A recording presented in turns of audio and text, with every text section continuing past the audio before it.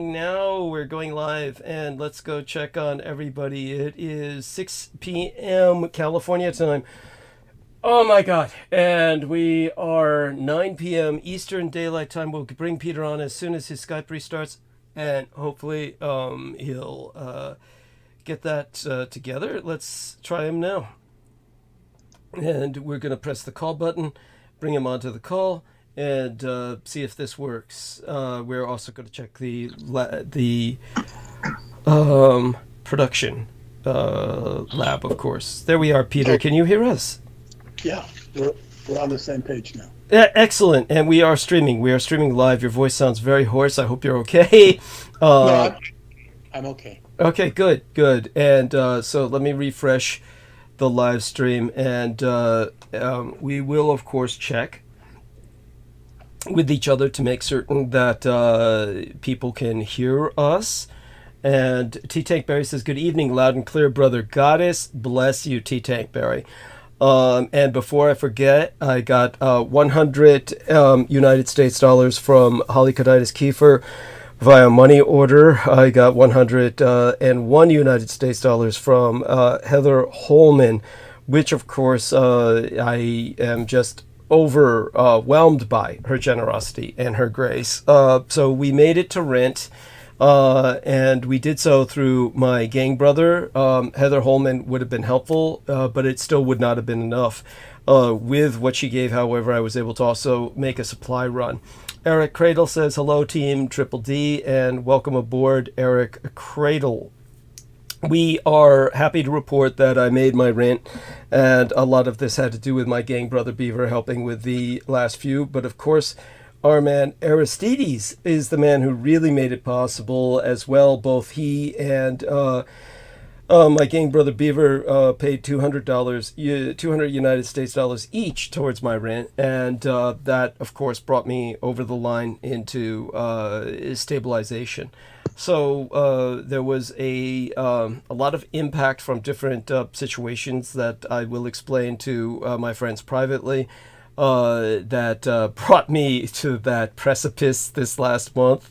And we'll try and avoid such things again in the future. But all such said, we made it through and made it to the deadline, so I can stay off the radar of my landlady, which is the best way to play it. And now, all I can say is that I'm happy enough that I'll probably do a full show tonight. Now, the one thing I did not get the chance to do was just kind of take the number of vitamins and supplements that I normally do before showtime, which I kind of do just as like a habit, so that I take them about 2 or 3 times during the week and just keep them flowing through my body, so to speak, because of course blood is great, and I do get a lot of it on holiday seasons like this.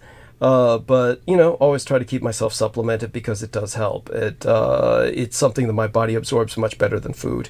However, because I neglected to do that, I'll be doing that during break time. And I will probably just be gnawing on a few tidbits, morsels here and there of just edibles, digestibles, as they would say in England.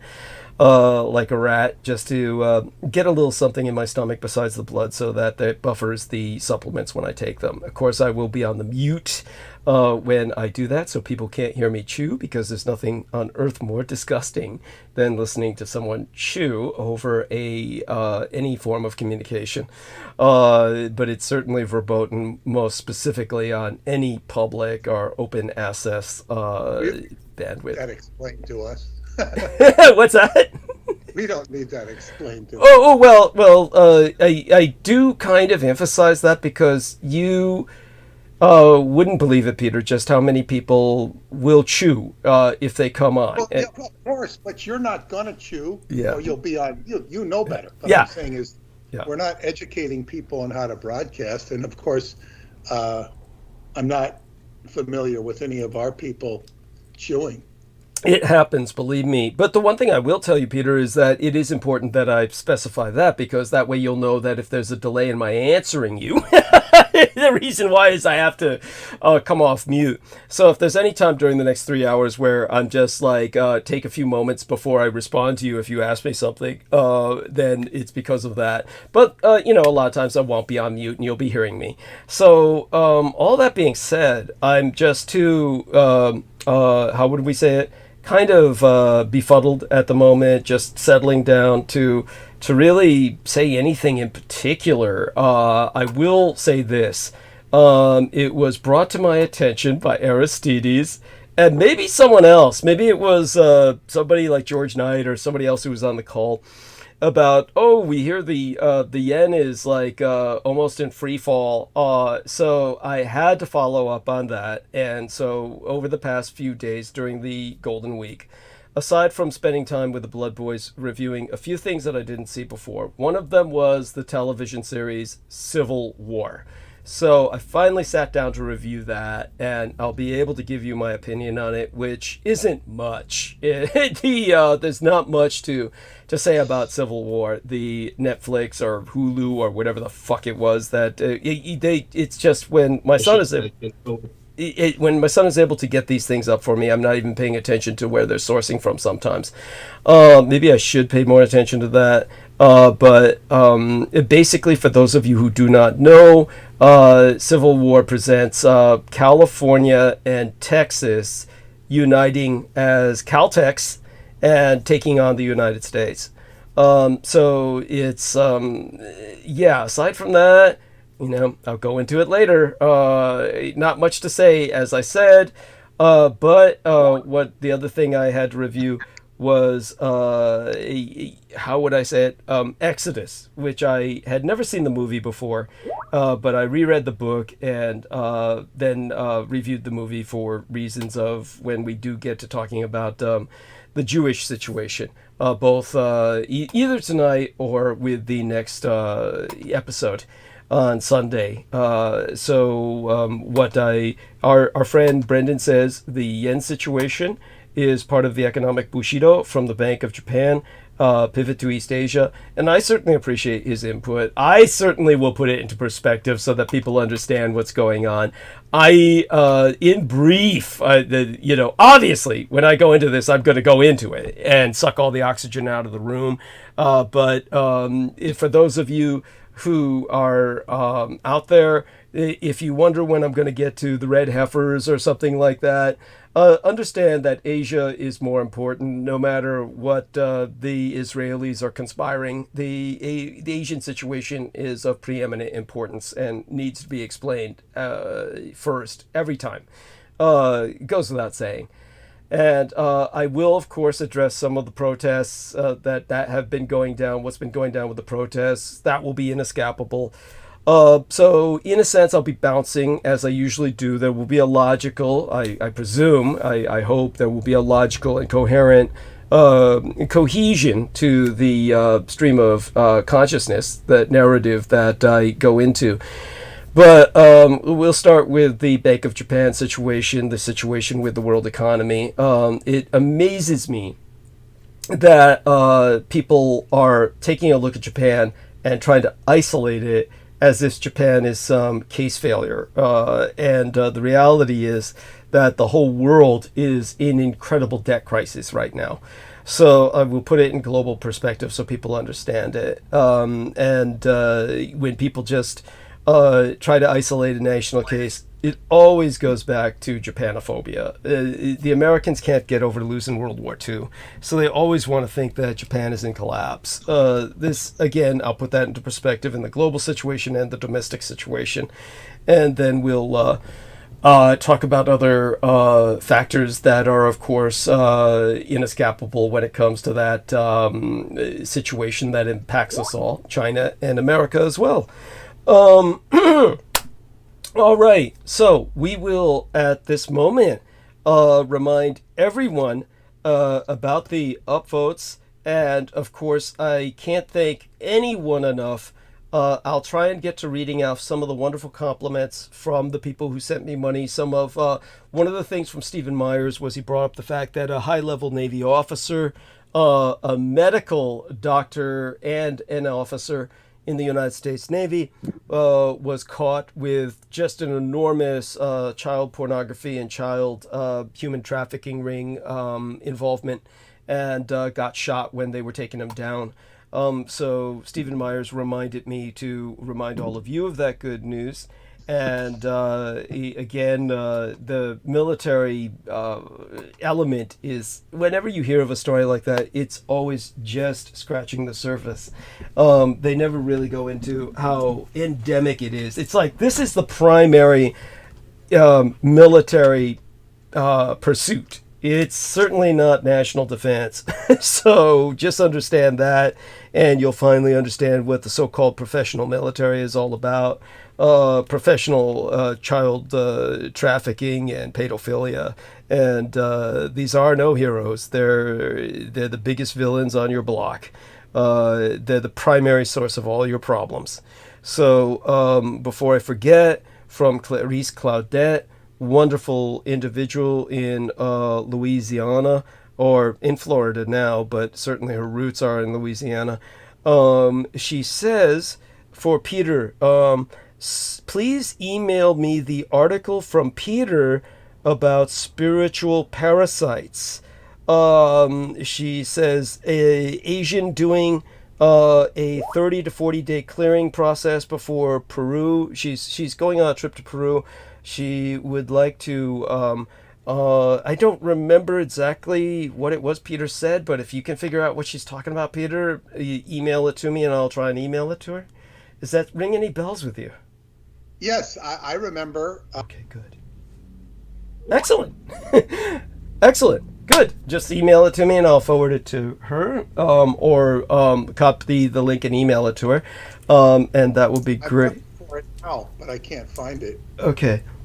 But she can look it online herself. It's that's what I suggest you do. This was, I think, in Taoism. I mean, I'm looking for it, but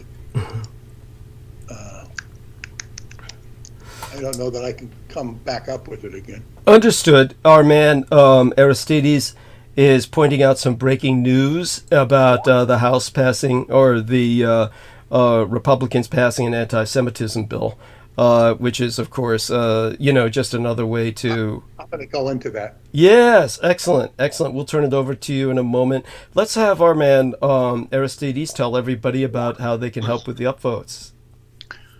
Sure. To upvote reliably, you need to be signed into a YouTube account, and you can create one if you don't have one. And once you have an account, you can upvote videos. You can also create sub-channels to your main account, and you can use them to provide separate upvotes, although they will be blank channels. And just please use them to upvote. And if you talk to us, just talk to us from your main account, so we know that that's you.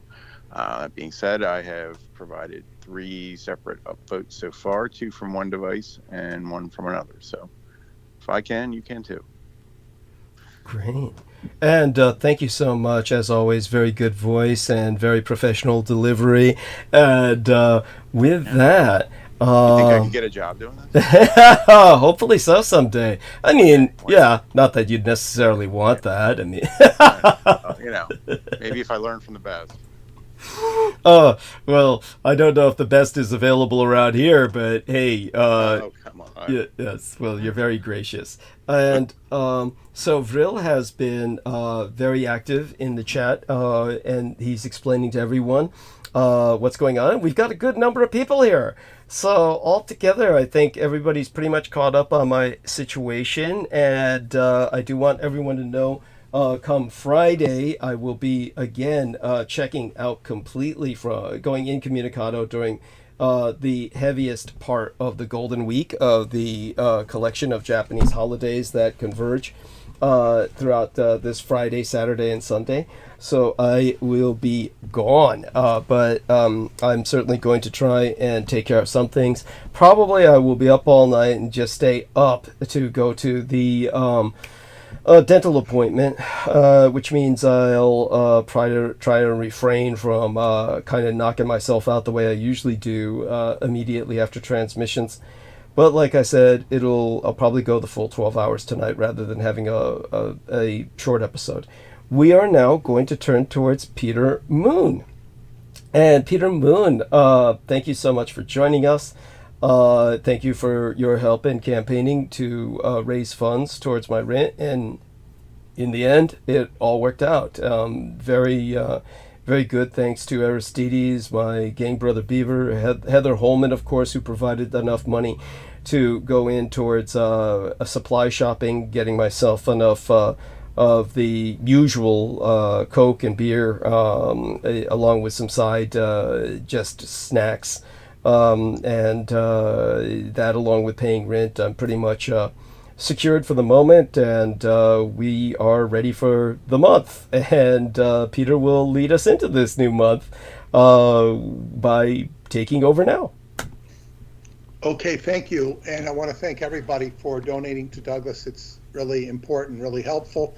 And right now, we're having such a, at least if you're watching TV, if you're not watching TV, you might not notice it, or perhaps watching the internet, but it's much more impactful on TV. Headlines on the internet don't quite make it. Even watching YouTubes of current stuff doesn't make it. There's something about television and this consistent, repetitive showing of demonstrations at the campuses. It's like the coverage, they don't say much new, they just keep repeating it. And then, the story progresses along very slowly. They don't go into the deeper issues. And it's very important. Our book is so important to resolving these issues. Thank you. Because the right, Biden is the one who's so good at putting his foot in his mouth. Both feet. Trump has now put his foot in his mouth over this issue, although he does qualify what he says, saying that, you just, this stuff has to be wiped up. Hamas just has to be wiped out, and it has to be done fast. It's a horrible thing to have to do, but you got to do it. Fighting, his position is fighting the, he doesn't say it this way, but, fighting, doing the lesser evil from his perspective. And of course, he's very close with Benjamin Netanyahu, which is probably the biggest reason to not like him. Thank you. Most people don't like him for other reasons. Understood. But that's the most important one, not to like him. Yes, thank you. If there's any reason, it would be that. Yeah. Yes. But this book, and the diatribe that many of you have heard already, that these are the crucial issues. Now, the Republican talking point, or Fox News talking point, is that they keep trying to get the pro-Palestinians to say, oh, do you believe this? Do you believe, that these people that killed, they're killing the babies, the raping the old women, whatever it is? It's like there's no room for debating this topic. There's no room for saying maybe it's not quite the way the press reported it. There's no room for talking about the Arabic journalists who were killed by the Mossad. These issues are not open for consideration. Well, they're not open for inspection or for perusal, let alone, consideration or debate. Now, so much of this, and they keep talking about anti-Semite, and nobody brings up the issue that Palestinians are Semitic. And Aristides alluded to a bill that the Senate had passed, Republicans, but I'm going to backtrack this, because even before I heard that, I was already going to bring this issue up. And we're going to go a little bit earlier. This article's a few years old, but it says, this is 3 years old. A group of 122 Palestinian and Arab academics, journalists, and intellectuals expressed their concern about the IHRA definition of anti-Semitism. To clarify what IHRA is, it's the International Holocaust Remembrance Alliance. So the Alliance to Remember the Holocaust has said they have defined anti-Semitism.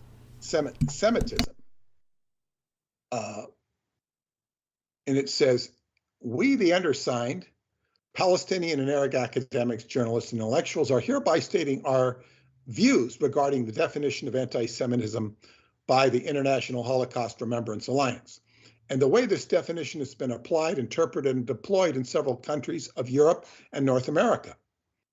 In recent years, the fight against anti-Semitism has been increasingly instrumentalized by the Israeli government and its supporters in an effort to delegitimize the Palestinian cause and to silence defenders of Palestinian rights. Diverting the necessary struggle against anti-Semitism to serve such an agenda threatens to debase the struggle and hence to discredit and weaken it. So basically, to reiterate what's being said, or to rephrase it in more simple language, the Israelis, or I shouldn't say the Israelis, I should say the IHRA, the International Holocaust Remembrance Alliance, Yes. says that Semites have nothing to do with Palestinians. So we're going to go more into the definition, but it's basically saying it only applies to the Jews. Of course. And now all of a sudden, well, you don't have a word, you have anti-Palestinian. You never hear the word anti-Palestinian. You never hear it. Thank you. It's like, this is like newspeak. Yes. Anti-Semitism, this is the article again, must be debunked and combated. Regardless of pretense, no expression of hatreds for Jews as Jews should be tolerated anywhere in the world. Anti-Semitism manifests itself in sweeping generalizations and stereotypes about Jews regarding power and money in particular, along with conspiracy theories and Holocaust denial. We regard as legitimate and necessary the fight against such attitudes. We also believe that the lessons of the Holocaust, as well as those of other genocides of modern times, must be part of the education of new generations. The fight against anti-Semitism must, however, be approached in a principled manner lest it defeat its purpose. Through examples that it provides, the IHRA definition conflates Judaism with Zionism in assuming that all Jews are Zionists and that the state of Israel in its current reality embodies that self-determination of all Jews. We profoundly disagree with this. This is the crux of the whole matter.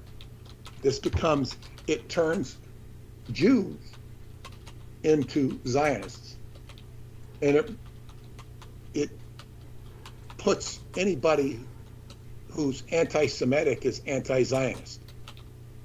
And of course, Zionism is the main enemy of the Palestinians, Yes. not Jews.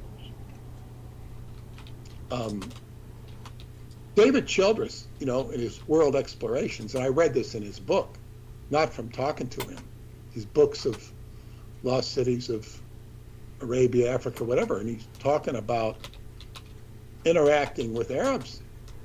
They don't have issues with Jews, but they hate Israel. They distinguish it. They've always distinguished it. So he says, this article says, the fight against anti-Semitism should not be turned into a stratagem to delegitimize the fight against the oppression of the Palestinians, the denial of their rights, and the continued occupation of their land. We regard the following principles as crucial in that regard. The fight against anti-Semitism must be deployed within the frame of international law and human rights. It should be part and parcel of the fight against all forms of racism, racism and xenophobia, including Islamophobia and anti-Arab and anti-Palestinian racism. The aim of this struggle is to guarantee freedom and emancipation for all oppressed groups. It is deeply distorted when geared towards the defense of an oppressive and predatory state. 2, there is a huge difference between a condition where Jews are singled out, oppressed, and suppressed as a minority by anti-Semitic regimes or groups, and a condition where the self-determination of a Jewish population in Palestine, Israel, has been implemented in the form of an ethnic, exclusivist, and territorial expansionist state. As it currently exists, the state of Israel is based on uprooting the vast majority of the natives, what Palestinians and Arabs refer to as the Nakba, and on subjugating those natives who still live on the territory of historical Palestine as either second-class citizens or people under occupation, denying them their rights to self-determination. This, by the way, this taking of the land is the same concept as Karl Hausover talked about as Lebensraum. You've got to have living space if you're going to expand your territory. And it's true, you need living space. So this is what happens. So it's ironic that the Zionists and the colonization of Israel are actually, it's the same principle, basic principle as the Germans used, but I don't know that Germans were necessarily seizing occupied lands in the same way. It wasn't quite the same thing, but it's similar. There is a huge difference. This is number 3. The IHRA definition of anti-Semitism and the related legal measures adopted in several countries have been deployed mostly against left-wing and human rights groups supporting Palestinian rights and the boycott, divestment, and sanctions campaign, sidelining the very real threat to Jews coming from right-wing white nationalistic movements in Europe and the US. The portrayal of the BDS, which is the boycott, divestment, and sanctions campaign, as anti-Semitic is a gross distortion of what is fundamentally a legitimate, nonviolent means of struggle for Palestinian rights. Number 4, the IHRA definition's statement that an example of anti-Semitism is, quote, denying the Jewish people their right to self-determination, for example, by claiming that the existence of a state of Israel is a racist endeavor, is quite odd. So right there, the saying,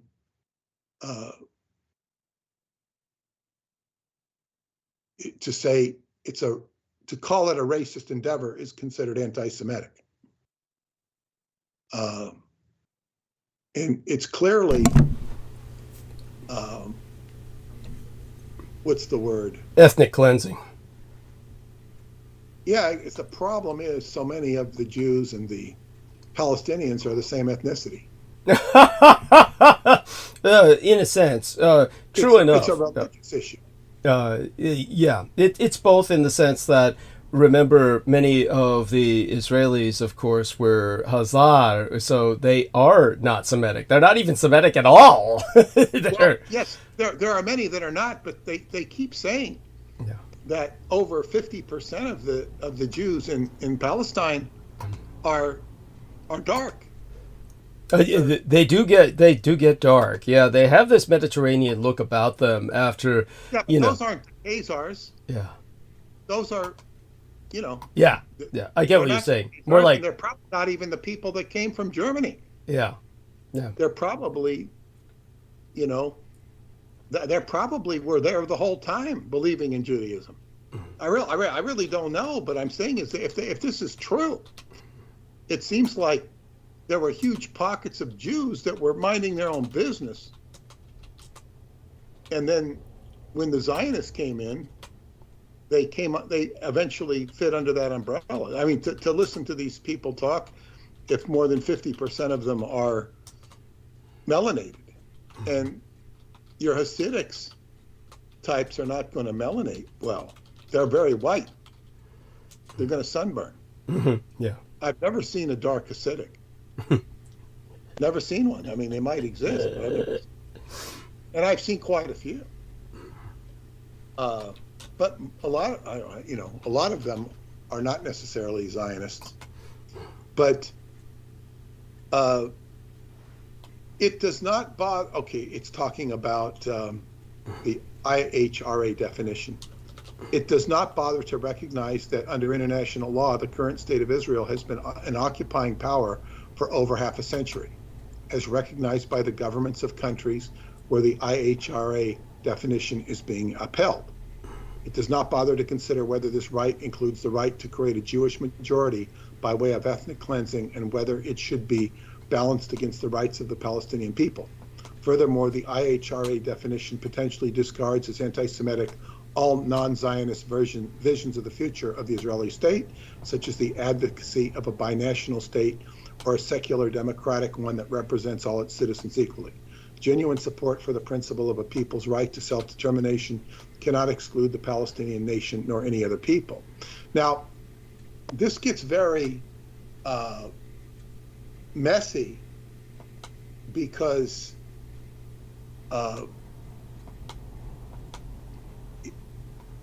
this is something that you have a human rights issue that is just not being addressed. Of course, the World Court has stated that there is genocide going on. Yes. Now, the World Court has made its proclamation, its edict. But this is like,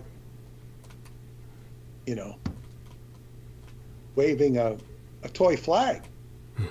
That's how much power the World Court has. Mm-hmm.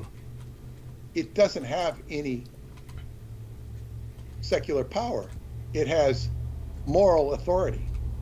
And it completely flunked its moral authority in the case of Slobodan Milosevic. Yes. Completely flunked it. But nevertheless, in this case, it does have moral authority and a certain amount of agreement. But you have a refusal to acknowledge, as I was saying in the last transmission, to grant beingness to the Palestinians.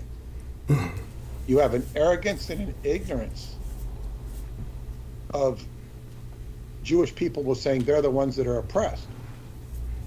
They don't seem very oppressed.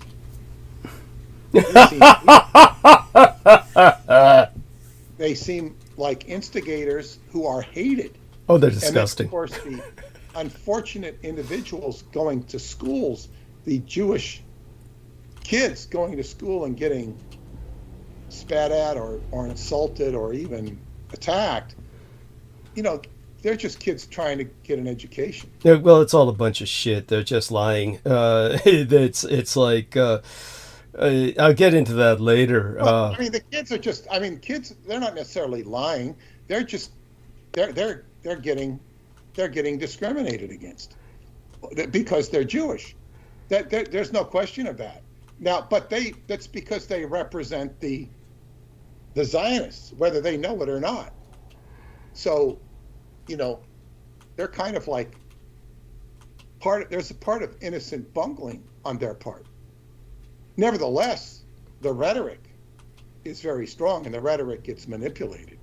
I think you're being too generous, really. I'm not generous. These people aren't all. Jewish people are just people. They really are.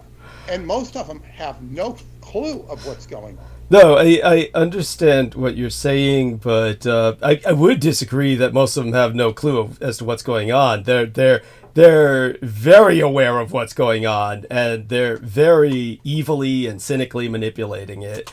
It's just they play the victim card just because this is what they're indoctrinated to do from the moment they're born. Well, you're talking about most of the Jewish people I know are clueless about any of this stuff. They're going to side with the Jewish people because that's their group.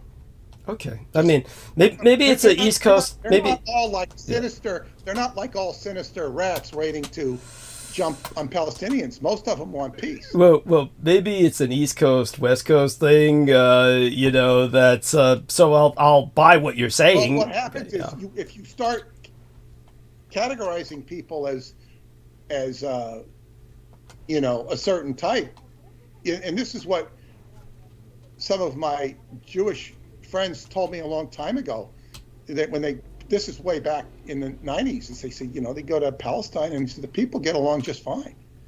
The Palestinians with, like just on a day-to-day basis. It's so much in the government and so much in the Knesset that would argue. And, you cannot, they're human beings. And the problem is the Palestinians are human beings too. And you don't need to, I guess what you'd say, be virulent against the Jews, because you don't need to do it. I'm saying this to you personally, because there is so much virulence against them. Let the other people do the work. You don't need to put your own head out there, shooting bullets at them, because there's so many bullets, you don't need to do it. I'm saying those bullets are there, and they're going to keep being fired. No, I know what you're saying, and definitely appreciate it. I'll explain myself, of course, later. But continue. Yeah, I'm just making it. It's like, because, as they say, let these demonic entities do the work. Yes. Let them do the work, because they are doing it, and it's not pleasant. This is the Taoist principle of Wu Wei, is doing nothing. Let them do it, because it's in motion, it's happening.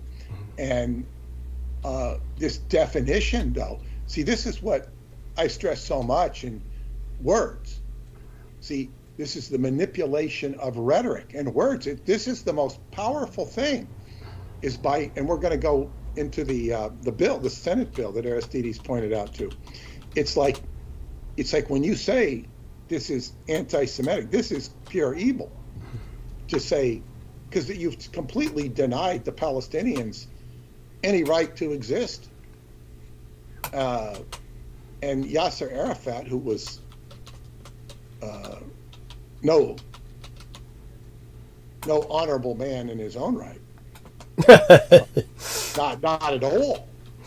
But as he said, he would refuse, and he was more moderate than a lot of these extremists. Yes. But he said that he refused Israel's right to exist, and that's because Israel refuses their right to exist. Mm-hmm. So this is all coming on a collision course. Yes. And of course, it can't resolve itself without the esoteric factors that Douglas has shared with us over the years now. Yes. It cannot be resolved without recognizing that, see, this is the problem. It's Jewish people, they're not unique in this, but they're a hive mind. When I worked with Jewish people in the computer industry, we had all sorts of different people in there. Chinese, Hispanic, Jewish. And one of the Jewish salesmen wrote on a note to me, goes, he's MOT. Now this was with a client of ours. Mm-hmm.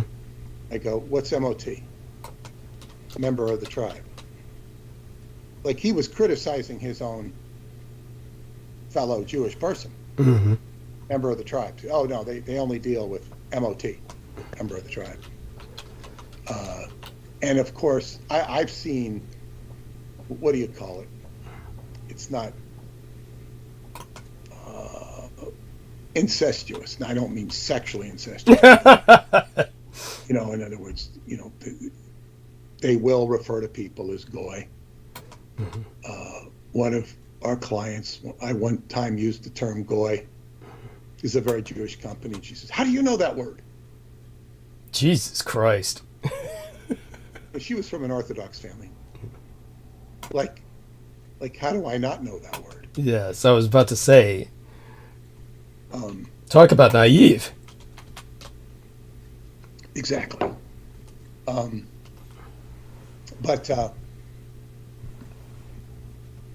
the one thing I really enjoyed about Jewish people is that they didn't have Christian programming.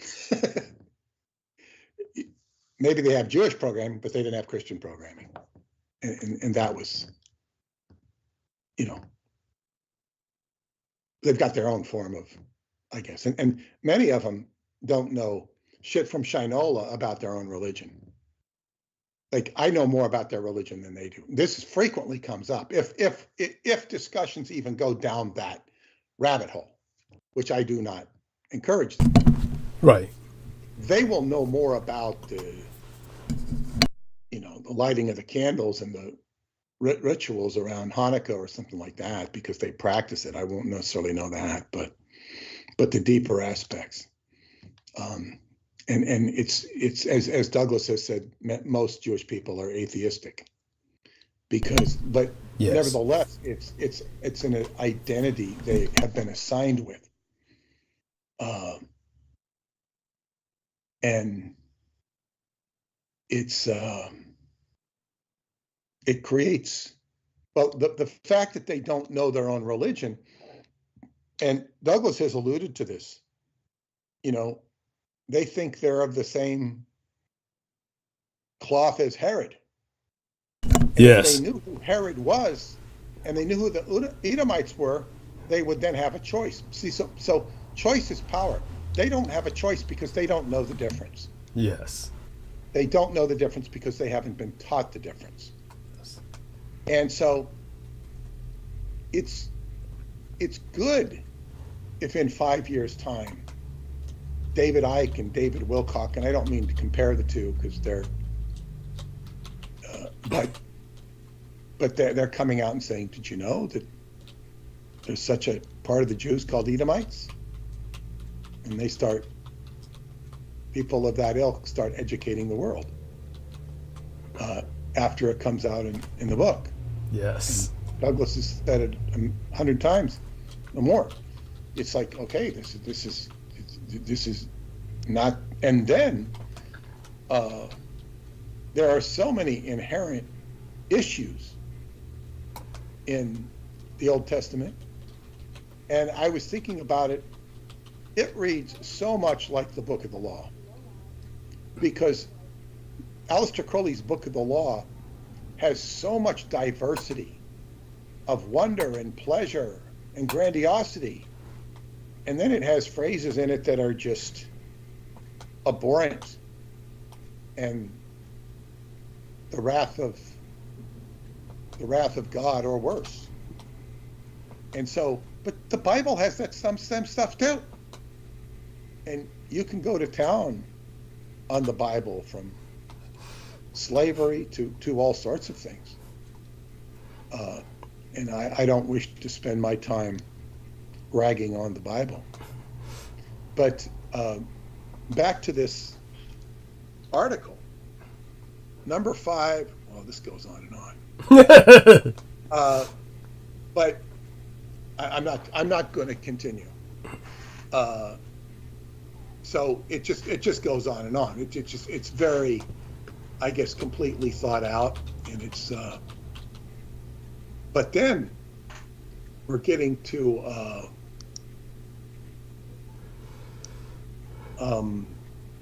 this article, which article. It's what happened in the House. The Senate has passed a. Okay, this is brand new article. U.S. House I don't know if the Senate's passed it too. U.S. House passes controversial bill that expands definition of anti-Semitism. We're going to see what it says, because I don't know the exact wording. Rights group warned that the definition could further chill freedom of speech as protests continue on college campuses. The United States House of Representatives has overwhelmingly passed a bill that would expand the federal definition of anti-Semitism, despite opposition from civil liberties groups. The bill passed the House on Wednesday by a margin of 320 to 91, overwhelming, and it's largely seen as a reaction to the ongoing anti-war protests unfolding on U.S. university campuses. It now goes to the Senate for consideration.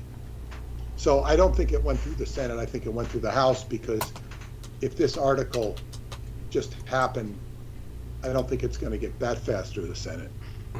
But it's possible I'm wrong. I don't think so. If the bill were to become a law, it would codify a definition of anti-Semitism created by the International Holocaust Remembrance Alliance in Title VI of the Civil Rights Act of 1964. Mm-hmm. This is a federal anti-discrimination law that bars discrimination based on shared ancestry, ethnic characteristics, or national origin. Adding IHRA's definition to the law would allow the Federal Department of Education to restrict funding and other resources to campuses perceived as tolerating anti-Semitism. But critics warn IHRA's definition could be used to stifle campus protests against Israel's war in Gaza, which has claimed the lives of 34,568 Palestinians so far. What is the definition? IHRA's working definition of anti-Semitism is a certain perception of Jews, which may be expressed as hatred towards Jews. Rhetorical and physical manifestations of anti-Semitism are directed towards Jewish or non-Jewish individuals and or their property, towards Jewish community institutions and religious facilities. According to the IHRA, that definition also encompasses the targeting of the State of Israel, conceived as a Jewish collectivity. So I'm going to interrupt this article and state that if George Soros and other Jewish organizations are funding these protests, the protests then give a justification for this law passing, which only strengthens Israel. You see, you can't do anything that's anti-Israel. You can't even use rhetoric that's anti-Israel. Therefore, you're an anti-Semite. See, so this explains why George Soros would fund these protests. It has nothing to do with being left-wing. It creates a justification. Now, and this was the big secret that busted Scientology, was the idea of oppression. And I've talked about it before. And Hubbard employed his de-oppression technology, highly confidential. There were very few of us who read it.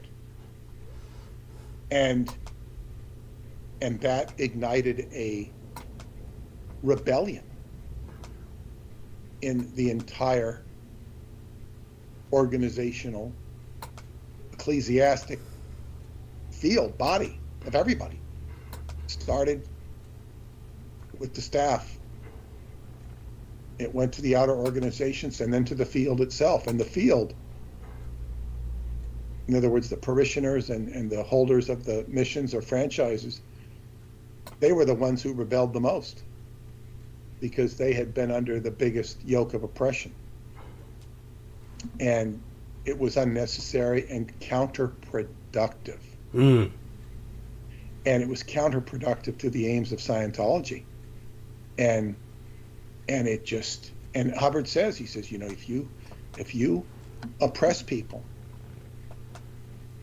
you know, you have to let up. But the more you let up, the more freedom you give them, the more freedom they'll feel and the more they'll rebel. So you have to, you know, what you call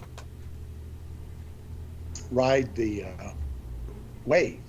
You got to jockey back and forth, and you give people a little freedom, they want more freedom. Now, let's take the Palestinians. Now, if you, let me just hypothesize here. If you give the Palestinians their own autonomous authority, you've immediately, I mean, Jewish police, military, whatever you want to, are all over the Palestinian, are all over the state of Israel. Like, you've got to be in lockstep if you're a Palestinian in that country. I mean, if you're just running a market and going about your business and staying within your Palestinian quarters, and, you know, and tourists come in, and, you know, Jews come in, and that's all fine. But if you get into any political framework, or you're moving about too much, and if you give Palestinians autonomy, I mean true autonomy in a region, they're, first off, you know, this is like, you know, Douglas, this is like the city of San Francisco coming to you and giving you a block on that corner down by the store and putting it off in chalk and saying, Douglas, this is your block. Nobody can come on this block without your permission. You know, it's kind of like, you know, F you. This is going to be your response. Yes. And it's not going to be enough. And they're going to take that freedom, and they're going to do everything they can to undermine the big guy. I'm not talking about Biden. I'm talking about the big bad person who runs Israel from their perspective. Yes. They're gonna, and they're not gonna like it. So if they give them any freedom that's a parceled out freedom, it's not gonna work, because they are viewed as invaders. They are viewed as occupiers, because they are. Yes. There's that cannot change. It's like, so you have to do what the Americans did with the Indians, is put them on a reservation. You put them on a reservation, and you punish them if they get off that reservation. That's kind of, I think if they did that mentality, they might have more success than they have. And I'm not suggesting they do that. But I think, you know, like, okay, you're on the Palestinian reservation. Just, you know, stay there, do what you want to do, but don't bother us. But then again, in today's, you know, the Native Americans of yesteryear didn't have, you know, incendiary explosives and stuff like that to an extent that we now have today. So it's different. Yes. It's not going to work so well today. So you would have to, if you, from Israeli's point, you'd have to really vet them and have to do probably exactly what they're doing today, is have them all go by checkpoints at gunpoint and highly regulate their traffic. Again, I'm not saying this is the right thing to do, but I'm saying it's the effective thing to do if you want to be able to hold your position of power. And this comes down to everything that the Democrats do to stay in power, or any other political body. The Democrats are in power right now. They will do everything they can to maintain their power. So it's the same with the Israelis. It's not because they're Israelis or Democrats, it's because they're playing the game of power. And the Republicans would do the same thing. They're just not as smart about it. But the Palestinian issue, so the most expedient solution from their perspective is what they're actually doing. ethnic cleansing, killing the opposition, because then there is no opposition. This is the mindset that's at work here. It's not. Yes. It's not. I'm not advocating at all. I'm just trying to explain the dynamics, because if you start to give them rope, they'll want more rope. And it's very difficult to assuage the Palestinian cause without the more they want, the more they want. And now you're getting back to what is the relief that they want. They want their country back. They want their autonomy back. Germany considers itself under occupation. The Native Americans of America consider themselves under occupation. Japan is not an occupied country. It never truly was. China, it's suffered occupation in the past. It's occupied by, you could even argue that the Jewish faction is occupying China. Yeah. You could argue that point. But the communists definitely are occupying China. And so it's, occupation is a big issue with countries. Romania is not occupied. Russia wouldn't say it's occupied, but that's a very problematic issue. Occupation is not the biggest problem sometimes in countries, or non-occupation. But so be it. So we have this bill before the Senate, and I'm going to go back to this article. It says, I'm going to read this again. According to the IHRA, that definition also accompanies the targeting of the State of Israel conceived as a Jewish collectivity. The group also includes certain examples in its definition to illustrate anti-Semitism, saying, for instance, that the, quote, the existence of a State of Israel is a racist endeavor, quote, would be deemed anti-Semitic under its terms. The definition also bars any comparison between, quote, contemporary Israeli policy, quote, and, quote, that of the Nazis, unquote. So a lot of the things I'm referring to here could be declared, I wouldn't be able to say if they passed this bill. It would be discrimination.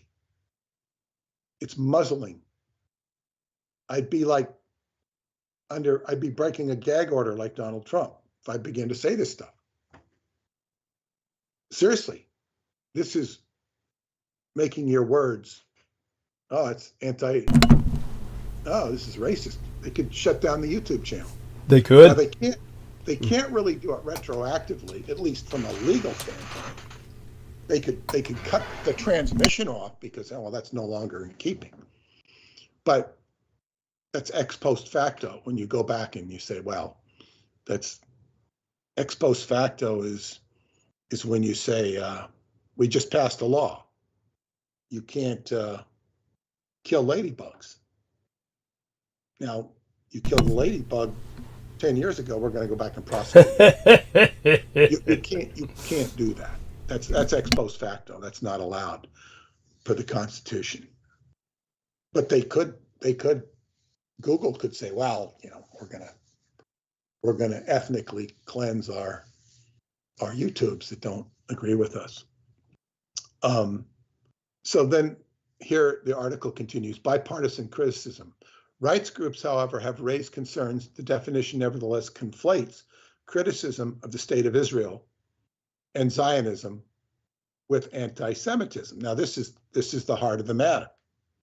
In a letter sent to lawmakers on Friday, the ACLU urged House members to vote against the legislation, saying federal law already prohibits anti-Semitic discrimination and harassment. The bill is therefore not needed to protect against anti-Semitic discrimination, the letter said. Instead, it would likely chill free speech and students on college campuses by incorrectly equating criticism of the Israeli government with anti-Semitism.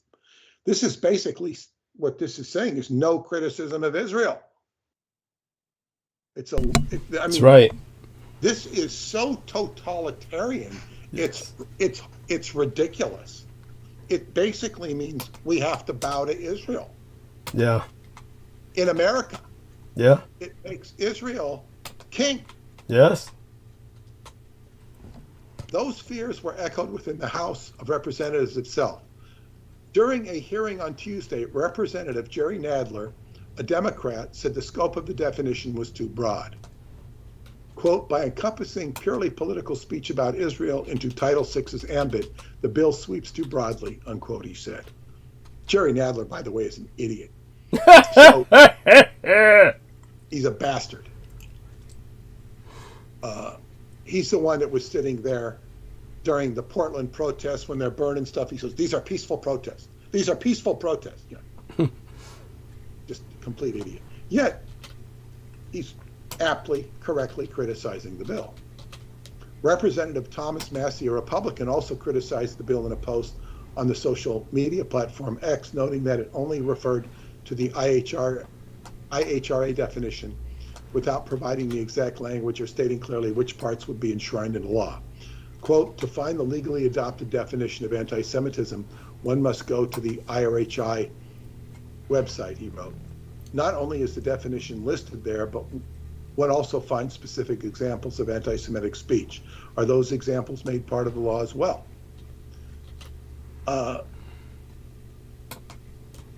Concerns on campus. The IHRA adopted its current definition of anti-Semitism in 2016, and its framing has been embraced by the U.S. State Department under President Joe Biden and his two predecessors. The vote on Wednesday comes as renewed protests have swept across college campuses in opposition to Israel's war in Gaza. April has seen the spread of encampments on university lawns as students call for university leaders to divest from Israel and for government officials to call for a ceasefire. The Biden administration and other top Washington officials have pledged steadfast support for Israel despite mounting humanitarian concerns over its military campaign. U.S. lawmakers have upped the pressure on university administrators to squash the protests, which they have portrayed as inherently anti-Semitic. Protest leaders across the country, however, have rejected that characterization. Instead, they accuse administrators and local officials of conflating support for Palestinians with anti-Semitism. They also have said their rights are being trampled by administrators who seek to appease lawmakers, prompting at times violent police crackdowns on the encampments. On Tuesday, House Speaker Mike Johnson announced that several House committees would be tasked with a probe into alleged campus anti-Semitism, but critics fear the investigation could ultimately threaten to withhold federal research grants and other government support from the universities where the protests are occurring. So that's the end of the article, and the language is uncomfortably vague. I don't know exactly. It's not really saying what it is, or that it's too broad. And the problem is, this is totalitarianism. Yes. And it's basically has a lot to do with rhetoric. But as they say, when you oppress people, they'll fight back harder. If they pass this law, I don't think it's going to be super meaningful. I think the protests will get stronger. The media is worried about them going into the streets rather than into universities. Now there's also, they keep talking about paid activists. They talk about universities giving students extra credit for activism by attending these protests. Cool. There's a lot of rhetoric going on. But it seems to me that there's a definite interest to change the law to make it harder to criticize Israel. But the question is, I think a lot of this anti-Israel sentiment is what would you call organic. It's very organic, independent of the manipulation by the university professors and the paid activists. There's a certain organic rage because there's actual people being killed unjustly. Yes. And this becomes a real issue that rhetoric and law will be overridden unless it gets ridiculous to the point where, just as the Nazis had Kristallnacht and things like that, they go into households and weed out every bit of Jewry they could find. This would be the opposite. This would be Jewish soldiers coming in, and I don't see that happening, where they're going to go out and, go through your house to find any anti-Semitic literature. Oh, believe me, they want it to get to that point. That's their ultimate objective. It'll never get to that point, in my opinion. Yeah. It's just too ridiculous. They don't have enough numbers. They won't have enough to execute something like that. You have to have popular support. Yeah. Otherwise, it just fails. Yes. They have support of the media. Yes. Well, They control of the media, not just support, but control. But go on. Yes. Yeah. So it's like what they're doing. And now what we have on our side is Pluto going backwards tomorrow, retrograding through Aquarius back into Capricorn, and Pluto in Capricorn in the 29th degree, which is the anaretic degree, the final degree. This is the resolution of tyranny and government. It will squeeze out what can be squeezed out to get a transformation. And this will probably be more relevant in Israel or Palestine than in any place. That's where you'll see the biggest gyrations. We'll see stuff in America too, because we have an election during that period, which is fascinating from an astrological viewpoint. And we're going to be living through it. This stuff could also apply to China and Russia. I keep seeing articles on how crummy the Chinese military is and how China's falling apart from within. That was the original problem. And, he bolstered himself up with all sorts of, PR and whatnot. He's got a lot of influence. But, his world seems to be crashing in around him, slowly but surely. Putin had the same problem. I know he's gotten some resurgence in recent times. It's... By the way, you're aware that Putin's brain, Alexander Dugin, was interviewed by Tucker Carlson just now. Oh, God.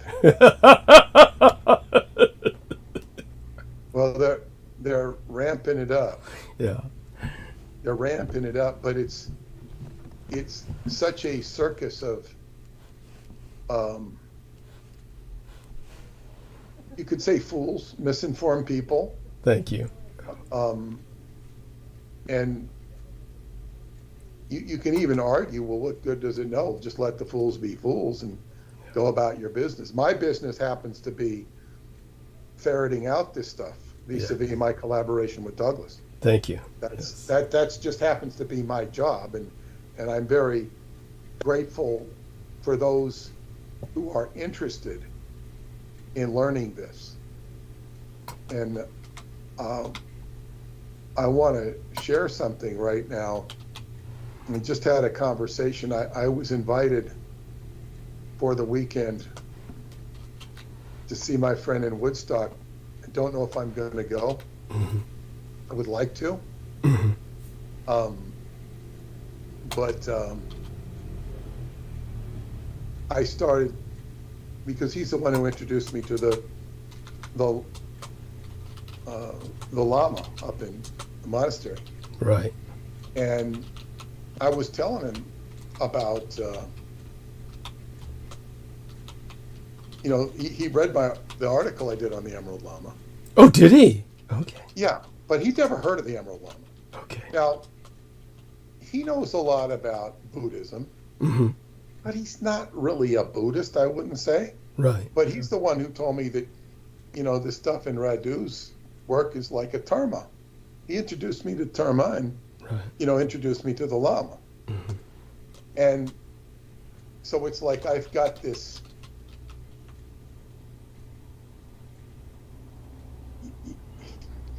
it's like I go to Romania and I know nothing about the Solomonari, their tradition, and I start living that tradition, and I know the tradition, I live the tradition more than the Romanians do. Right. Right. Even to the point where I'm educating the head of Freemasonry about it. Right. He comes back the next year and he says, I have looked into this. It is true. It is true. By the way, as you probably intuit, the overwhelming majority of Buddhists would know nothing about the Emerald Lama. I know that. And many of the things I'm learning about Japan from you and that we're learning collectively as a group, and you'll see it even more clearly when you read the book. Yes. These are things many Japanese would take for granted and not know. Yes. So it's like I have same with the Montauk's, Yes. It's like most of them didn't know about, virtually all of them didn't know about the pyramid. Right. And except for my friend Gail Evening Star, whose grandfather told her about them, and then the medicine man, he knew about them. So, I just have a way of going deeper than, and I could even say the same about Catholics and Jews, although I don't necessarily know all their rigmarole, because I have no use for the rigmarole. Yeah. But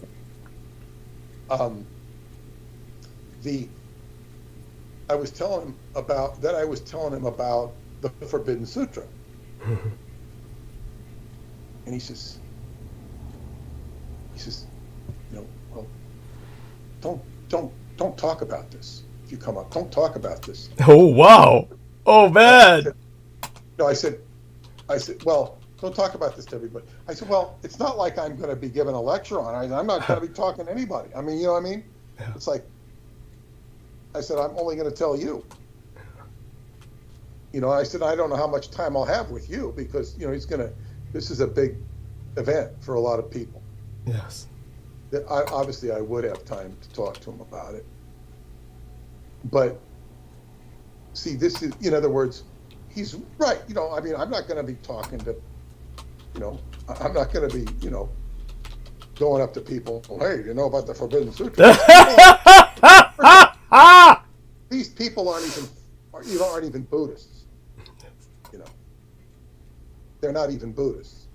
So number one is, it's not going to contradict their Buddhism. And he says, how can you be focused on, or he said something about me focused on such evil and dark things.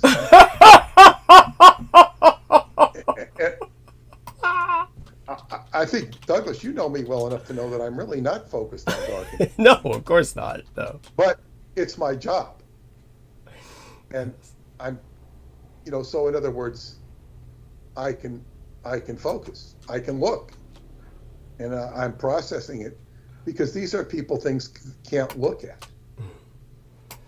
I'll never forget one of my friends in Scientology who was a kid, And he told me this after he left Scientology, that there was this, I guess we could call him a crazy guy. I knew the guy. He used to, when he was a kid, this guy was teaching him about Rasputin. This guy was Scientologist, was fascinated about Rasputin, and he says, he says, this guy, he said, like, it's like, why is he being subjected to learning about Rasputin? He's like only like a, probably a 12-year-old kid. I don't think you should be teaching a 12-year-old kid about Rasputin. No. I think it came up when we were at Busch Gardens, and he was really close to this glass in the gorilla exhibit, and this huge silverback just came up right and just banged the glass right in front of him, scared the living hell out of him. We thought it was kind of funny, but it was like he was so shaken. This gorilla scared the living daylights out of him. And this guy came up to him. He was a stranger, and was like, are you okay? Okay. And he had this big old beard, and he says, get the F away from me, Rasputin. Yeah, I think that's where it came up. It was pretty funny. And I think I asked him what he knew about Rasputin. But but yeah, it's like, see, people's what is it? Reality level and acceptance level is not conducive to confronting evil. You shouldn't be telling your kids scary stories. Yes. You shouldn't be exposing them to negative things. Now, where this kicks in is all of these people who have lurid interests in H.P. Lovecraft stuff for the wrong reason. They are in communion with the anti-gods. Yes. Most of your media is in communion with the anti-gods on varying levels, where they will just channel pure evil. Yes. So it's like, okay, let's all stand by and be silent and watch Netflix. Now, what are we supposed to do?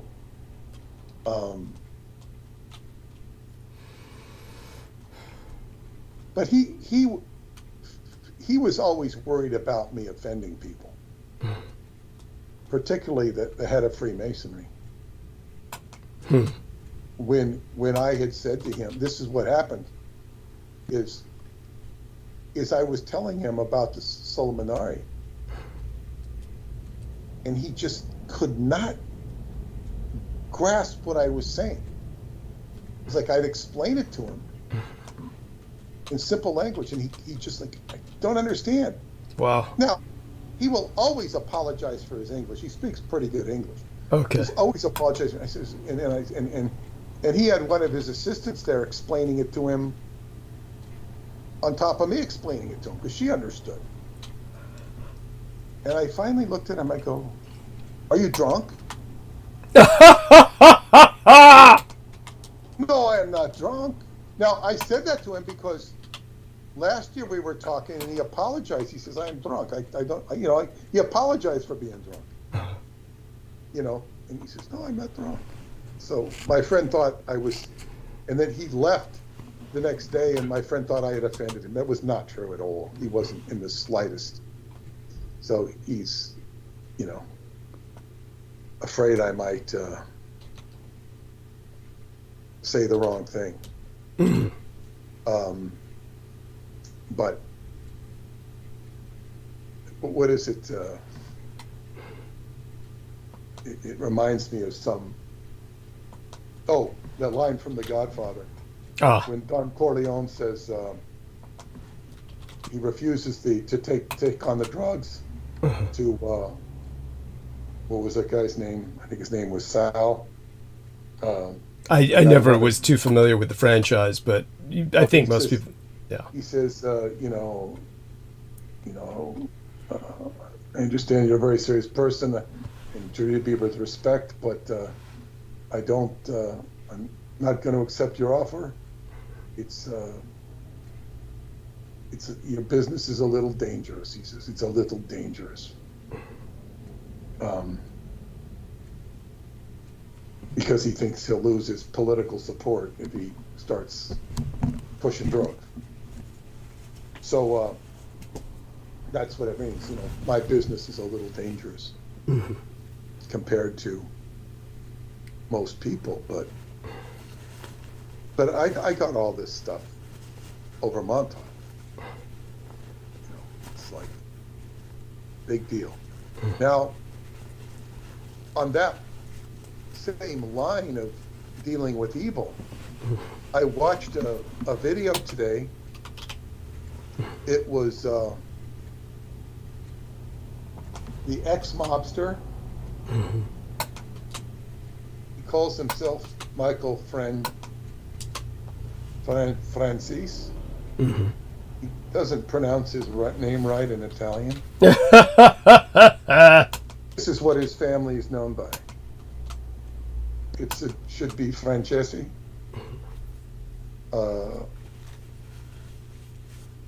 Something along that lines. But they call himself Francis. He's all over YouTube.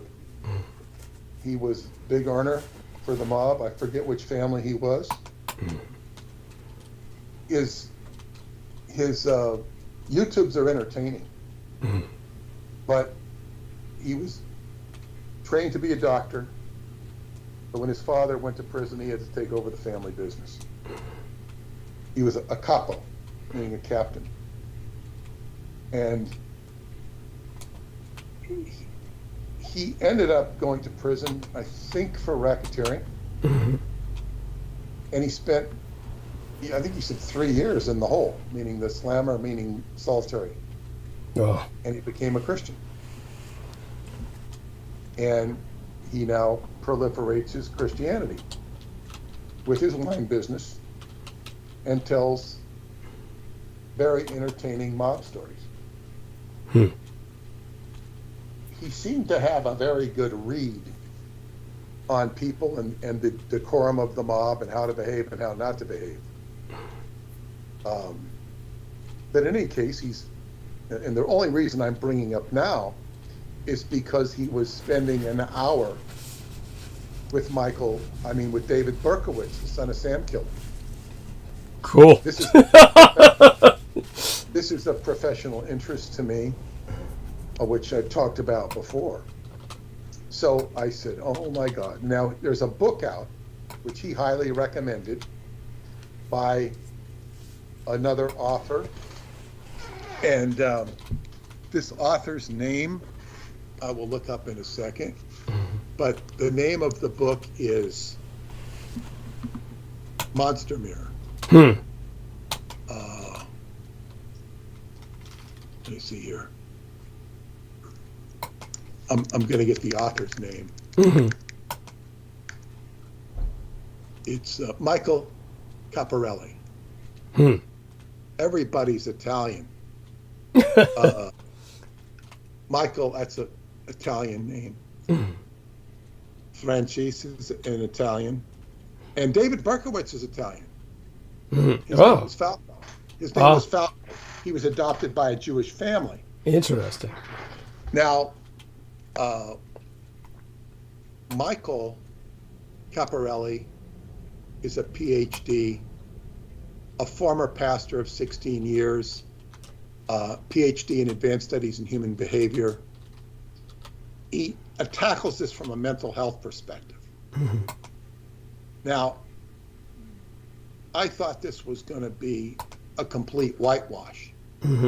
So I watched it, expecting a complete whitewash. I couldn't call it a complete whitewash, but it's in the 90% whitewash. And he doesn't mention, so he's interviewing Berkowitz. And Berkowitz is somebody who converted to Christianity. And of course, he's told many stories from prison that there was a cult involved. Yes. And so this guy, Dr. Caparelli, is doing a lot of the talking. So it's all three of them in the prison room. And they're going into Berkowitz's, he was adopted. But he doesn't really know it till about age 5. And his Jewish parents call him in and basically, we want to talk to you. And they tell him he was adopted. And he said he had what would now be recognized as hyperactivity and ADHD. He says, he didn't know it at the time, but he was a bit of a problem at school and stuff. But his parents told him that, and it really changed his psychology.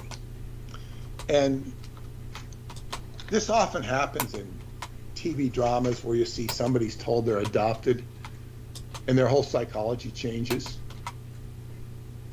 And if you've never been adopted, you can look at it and say, what's the big deal? Right. But how can you say that? You have no idea. If you haven't been adopted, you have no idea what it's like to be adopted. Right. Just so people understand, I actually know because, of course, my mother's sitting me down to tell me that I was the child of Adolf Hitler. So go on. It's a same kind of shock that one goes through, the same kind of paradigm shift. Yes. So go on. Yeah, well, your mother, at least you had a mother. Yeah.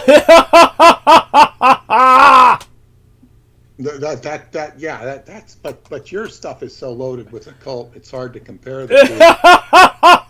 Yeah, that's way beyond any. Yours would be like, to the 10th power or something. Yeah. You have to deal with so many weird psychological factors.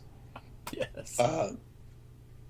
Vampire genetics, yeah, it's all so different. But Yes. But anyway, my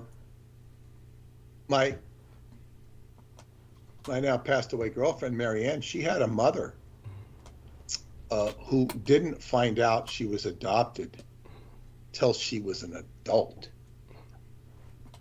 And Marianne was probably a teenager at the time. And when she found out she was adopted, I don't remember how it came up. She just went into this psychological funk and started saying, I'm nothing. I'm nothing. Wow. She became an alcoholic. Oh. It was, here she's grown up. She's got a husband. Oh. She's got 2 kids. I knew her when she was older. But she was pretty much done by that time. But she sounded like she had a lot of, positive characteristics. She was very beautiful when she was younger. But all of a sudden it's like, I'm nothing. Wow. Those of us who haven't been adopted, it's like you can't, like, how it's like, and in Berkowitz's case, it kicks in this abandonment. He was told that his mother died giving birth and that his father could not take responsibility for the baby. So he was adopted into this Jewish family. And they couldn't have children. They wanted him. When he found out later in life that, the doctor had a choice. he could let the baby live or the mother live. He chose to let the baby live. So you could argue that that doctor unleashed David Berkowitz on the world. Well, he couldn't argue, he did. You know, Yeah. you can't, like, you know, what a horrible decision to have to make. Kill the mother or kill the baby. We can't forget, though, that the baby came from the mother. So, and that the father was apparently seeing another woman. I don't think so. He was probably not wanted by the father. But in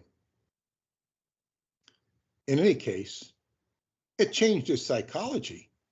But there's a part of him that was very social, into sports and stuff, and there was a part of him that was always off. But he never would have saw himself to describe himself as somebody who would have done what he did. Never. And he grows up, I guess, in the Bronx, and then his mother dies when he's 14, which can't help anything. His adopted mother. You know, she took good care of him and stuff. And then they moved to, or maybe by that time they've already moved to Co-op City in the Bronx, which is not a very nice place. I mean, it's maybe better than he was, but Co-op City is just like this big bunch of buildings. It's creepy. But he ends up graduating high school and going in, guess where? The U.S. Army. Now, that is so, of course, that's, of course, where it all, they put the sugar in his tank, as Sammy Romero would say. Go on. Exactly. You know, and he's like three years in the Army. And his, this human behavior doctor is basically pointing out all of these psychological mental factors. He's just harping on all of this stuff. He's doing a lot of the talking, and Berkowitz is talking about his own life, and it was interesting to hear his life. It sounds reasonably normal, but that he had a problem. He gave his teachers a hard time. He wasn't completely insufferable, but he said he had a lot of energy, you know, and he didn't want to go to school anymore, so he went into the Army. He wanted to go, he volunteered for the infantry. And I think the energy really had to express itself. And then he ends up in Korea. They weren't sending people to Vietnam at the time, so he wanted to go fight, but they sent him to Korea. And they told him he could transfer to Vietnam probably, but he couldn't. So he did his shift in the Army, and, you know, God knows what happened to him in the Army. But he came back and had to readjust. And of course, all of his old friends were now situated, so he had to find new friends. But he was getting along, and then he found some friends, and then he said he started to fall in with the wrong people. And finally, about 5 minutes before the end of the interview, he says, I started studying stuff in the occult, and I read the Satanic Bible, and earlier they were talking about demonic influence and liking the dark. That was part of his psychology, but it was all psychologically driven. They did talk about demons and devils, but there was no mention of you know, the Son of Sam cult. He did say that he ended up, I think, living in Yonkers, which is where the Son of Sam cult was. Mm-hmm.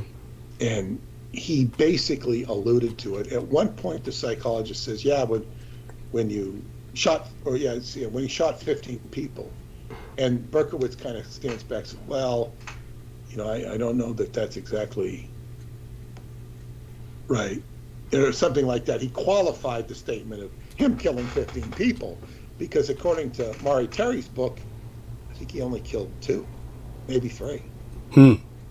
And the others were, you know, they had it was like a whole setup. Yeah. It wasn't just like one guy go out and kill everybody. It was a whole setup. And then of course and I think on the murder, when he screwed up on a parking ticket, I think they got him on a parking ticket, but he was just a lookout that night. But, you know, and then they start showing his journals with all these occult scribblings. They completely played down that this was, you know, it was actually served as a disinformation piece. Ah. And it's all in the guise of it's mental health, and, you know, they whitewashed the occult. They didn't mention it, finally, thankfully, but they don't probe into it. Just like Nicholas Schreck is, you know, poo-pooing the idea of Manson. Manson, yeah.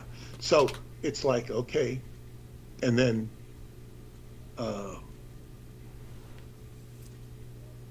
you know, this is a problem, and I don't think every Tom, Dick, and Harry should be out, you know, investigating the Manson murders, the occult murders. I think the fascination with it can be really self-destructive. Yes. And this is why I turned down Berkowitz's old friend to, you know, write the Son of Sam follow-up. And he offered to pay me for it at a time when I really could have used the money. Wow. Was this the same guy who wanted to meet me? No. Okay. No. This. I'd actually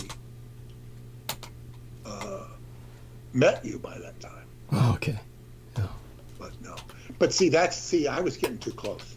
Yes. I'd met you, and Aquino could have put him onto me. Right. Yes, that makes sense. Energetically or otherwise. Yeah. I don't necessarily think that he was deliberately malevolent, but then again, he did offer to pay me. So, you know, he could have been a pawn. And then there was a big anarchy flag hung from the Montauk Tower right after that. Wow. You know, sending me a signal like, we're in charge here. You know, okay. Thank you. Thank you for your statement. I was very happy to be my new bride. I was very challenged at that time, financially. Yeah. But she actually, not that I would have expected it, actually eased the burden a bit. Okay. Just a bit. But it was a positive experience, and she really helped me with the time travel stuff, just by listening to me. Yeah. So help comes in strange ways and strange places. Yes. But this is one of the issues of the deep, dark aspects of what I deal with, and, you know, to say nothing of what Douglas hasn't dealt with. Now, I will now digress in another angle, is this has to do with the dreams. I had a very strong dream, another strong dream last night. And in this dream, I was with a group of people. The connection was loose. I was definitely with them, but how strong the connections were, I can't say. Just that I was with them. And then I found myself in a van. And I was in Romania. This is a presage to my trip to Romania this year. And I'm going in, because I shared the other dream I had with David Anderson in it. But I'm driving up, and I'm getting to an area, and I go, what's the name of this village? And They tell me the name of it, and it's the name of my ex-wife. And Wow. I said, this is near Brasov. And this lady's right next to me, and she's totally impressed that I know where it is. Now, there's no such, I don't think there's a village by that name. I'm going to look it up. And she's very impressed that I said, well, that I was familiar with the area. I said, well, I am somewhat familiar with this area. And Brasov is, of course, on the border of Transylvania. And when you come from the Eastern Carpathians up from Bushteni, which is where you get the tram to the Sphinx, you go up 45 minutes or so and you go into Brasov, and it's a nice little town, modern town, big town. And that's where the, Bran castle is, the Dracula's castle. And I go there, and the woman next to me who's so impressed, she's Romanian. Somehow she speaks English, and she looks very Romanian. She looks gypsy-esque. She's got a missing front tooth. And the tooth represents the shin, and it represents that somebody has misspoken.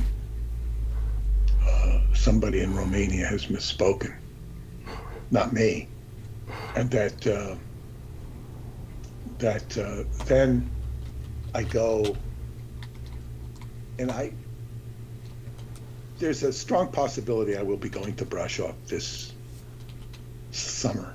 I don't know that. It's not part of my agenda, but I think I will be going. So usually you can cut, if you go up from Bucharest, you can cut straight north through the mountains, a little to the northwest, but pretty much straight to the mountains, or you can go up to Sinaia, beautiful city, and just go up through Bushteni, up this road, and then to Brasov, and then go to the west.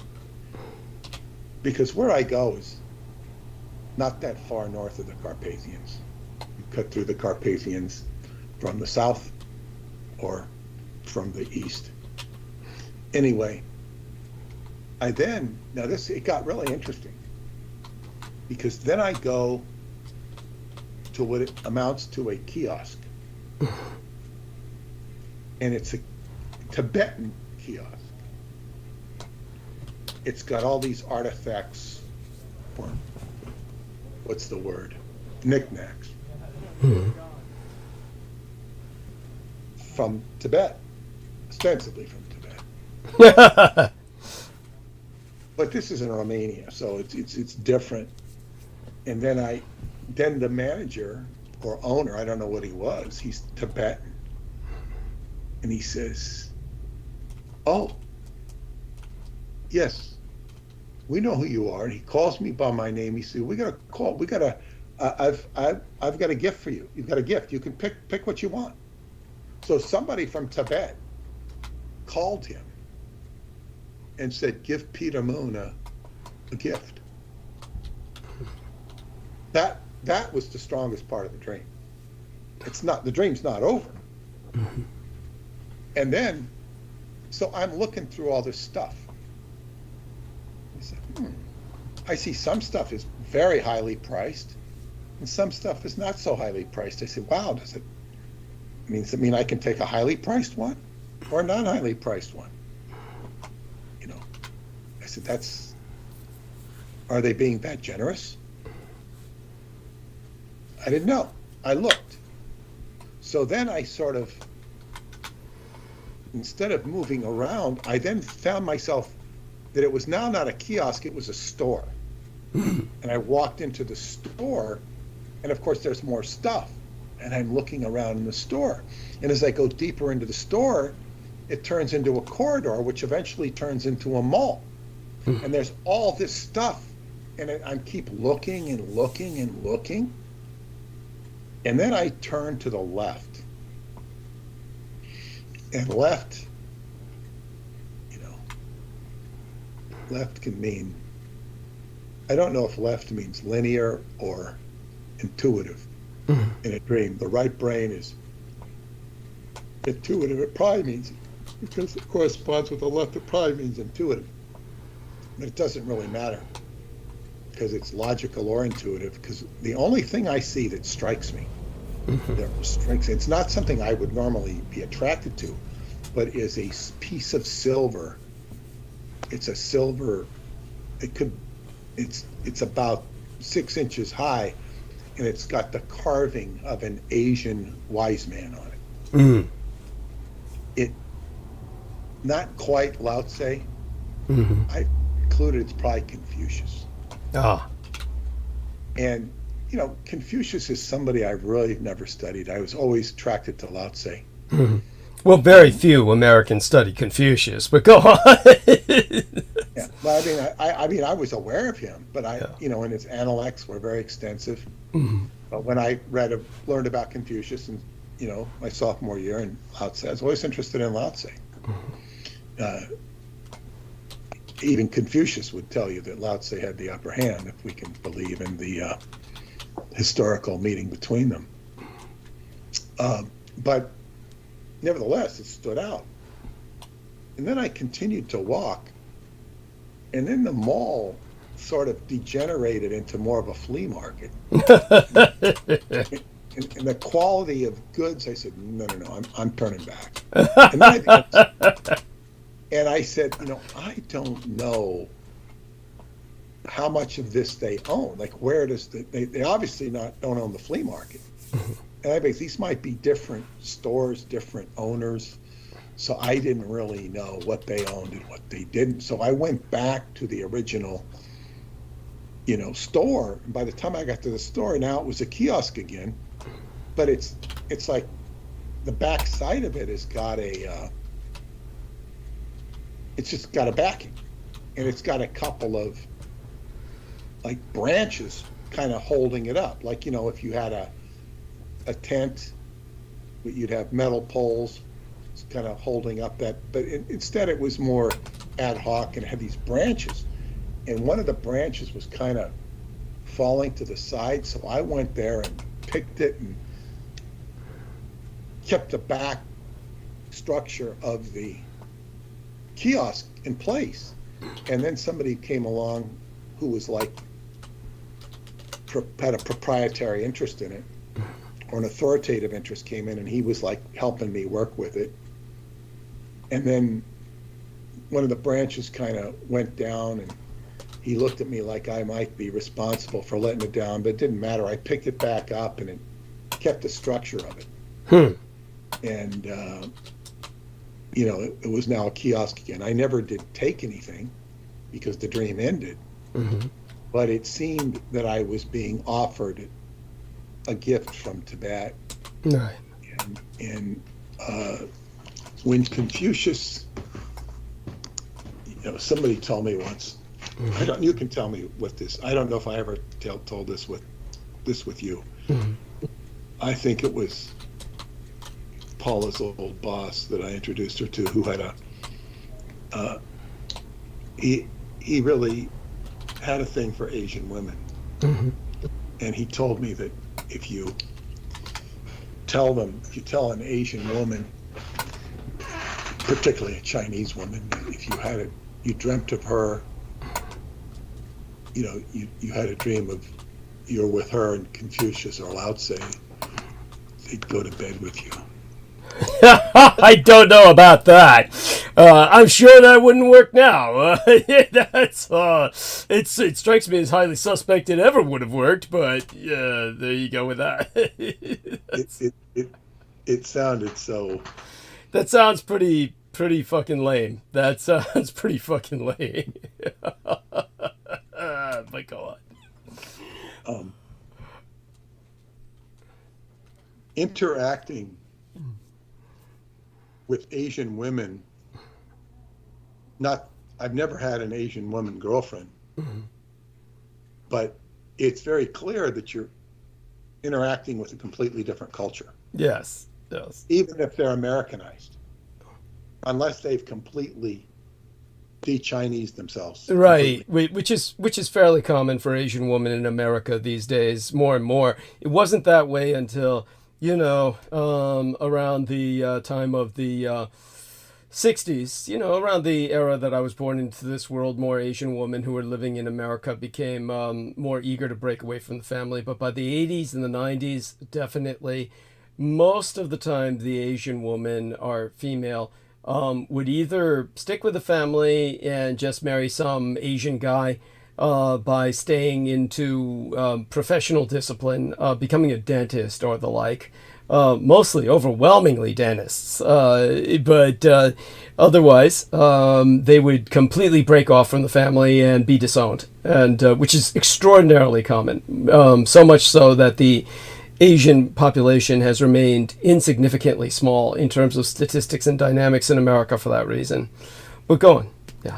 Well, this says to see Confucius in your dream indicates that you need to utilize your common sense. Yeah, there you go. Or you're acting stupid and need to wise up, perhaps. I like that. Or that it represents loyalty and duty to your family. But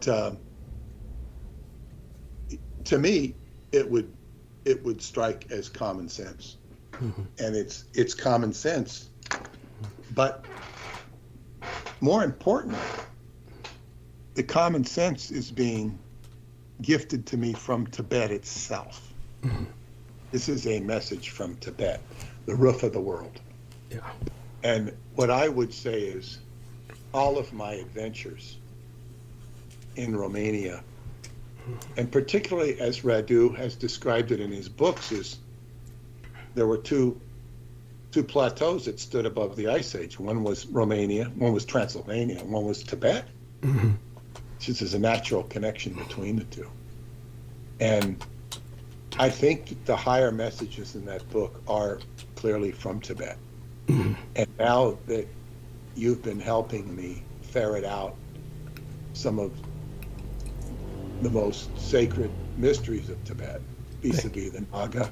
Yeah, thank you. And, the Naga can communicate slowly, deliberately. They're operating on an intelligence that's, it's going to, just like the dolphin has a brain that communicates with the whole world, the Naga is no different.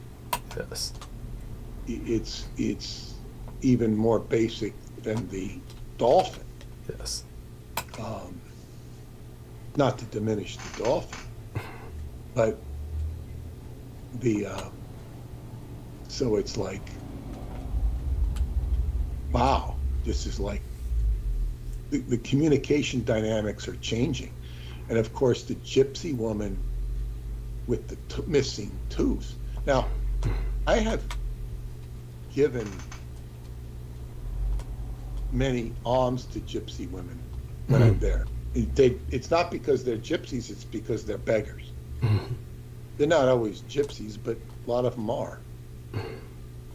And in fact, now that I think about it, the majority of them are, and they're women. So this was perhaps a gift, a sign, and of course the tooth represents the shin. This is the fundamental fulcrum of Freemasonry, Christianity, everything. This is the gift. It's the centerpiece of so much of my work, of what I've tried to talk about. It's also the fact that I'm in Brasov is where Dracula's castle is, which is suggestive of the vampire aspect of the white bat. Even though it's not Dracula's castle, it's still identified with that. You can't go there without knowing or hearing about it, practically, and I stay away from it because it's just not where you should go. Yes, thank you. I completely steered Jeanette Crowley's trip away from that. Completely steered her away from it, and she was so good. Yeah. She understood, Yeah. we didn't go there. We had a great trip. But it's like, what do you want to take people to all this and creep them out? because you will find a lot of memorabilia that evokes Lad Tepish. Read a lot of horrible things and see a lot of horrible things because they've brought Lad Tepish into the castle and tried to emulate some degree of horror. And Stuart Swerdlow told me, this is well before I was ever into Romania, he said they do rituals in that basement, he said. And they're not good rituals. Yeah. In the basement, I guess. So perhaps he's right. I wouldn't put it past him at all. Put it past people doing that stuff. So and there's also some future things that may transpire in that area that I just kind of realized. I'm not going to vocalize them at this time. It's not prudent, but it might compromise certain security factors. But nevertheless, so in other words, there could be some future stuff happening in that area. My favorite area in Brasov, it's not in Brasov, it's probably 40 minutes away, maybe a half hour, who knows, is a place called Shinkaveka. Shinkaveka is a waterfall, call it a water stream. It's a waterfall, I guess. It's like a grove. And you walk in and you see this water coming down, and it's just cascading down, and you walk up this long series of, partly steps, partly, uphill. It's at the top of a big mountain, I guess you'd say. It's not a big mountain, but you go up it, and there's all these groves and trees, and it's quite scenic. It's just utterly beautiful. And it's, you can drink the water, and there's these caves. Now, there's a monastery at the top, and the monastery has its own kiosk where you can buy religious stuff.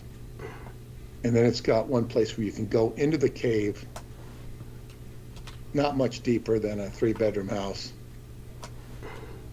And it's got all these mining shaft type things, and then there's a forbidden zone you can't go in, but it goes deep. It's a deep cave. It was my Freemason friend who told me about how deep it goes, but you can't go in there unless you sneak in and break the rules, and then you're putting your life at risk. You literally are. And it's I've been there many times, and this is where the ancient Dacians would be coming from Sarmisegetusa in Transylvania, which is probably a 5-hour drive, from 4 or 5 hour drive from there in a car. They'd be walking down. But what's a week walk? What's a week's worth of walking to them? Nothing. They would stop there on their way to the Sphinx, which is another week's worth of walking or something. And it was like a spot to rest. And then who knows where those underground locales went. But that's one of my favorite places there. There was a place where you could stand in I don't know if it was an altar or what, but it was a dome, and the light would come in, and my friend up in Woodstock had a real big experience there, the light coming in on him. Now, they had a Star of David or like a Merkaba sign or place, and they've covered a lot of this stuff up. Like every place that I go to in Romania has now been changed. it's been much more quote unquote modernized, which means they've taken out some of the esoteric aspects, so you can't see everything. It's like everything seemed more like if you can imagine going to Europe in the 1960s, and they'd have these books: go to Europe on $1 a day, go to Europe on $2 a day, Yeah. $5 a day, and then pretty soon Europe became just as expensive, if not more.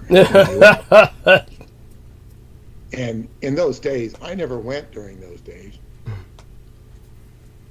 In the 60s, I was there in 72 in Portugal. But, and things were relatively cheap, relatively. But in some of the, I mean, you could go to these places and you could stay in youth hostels and stuff like this, and you could really do things very inexpensively.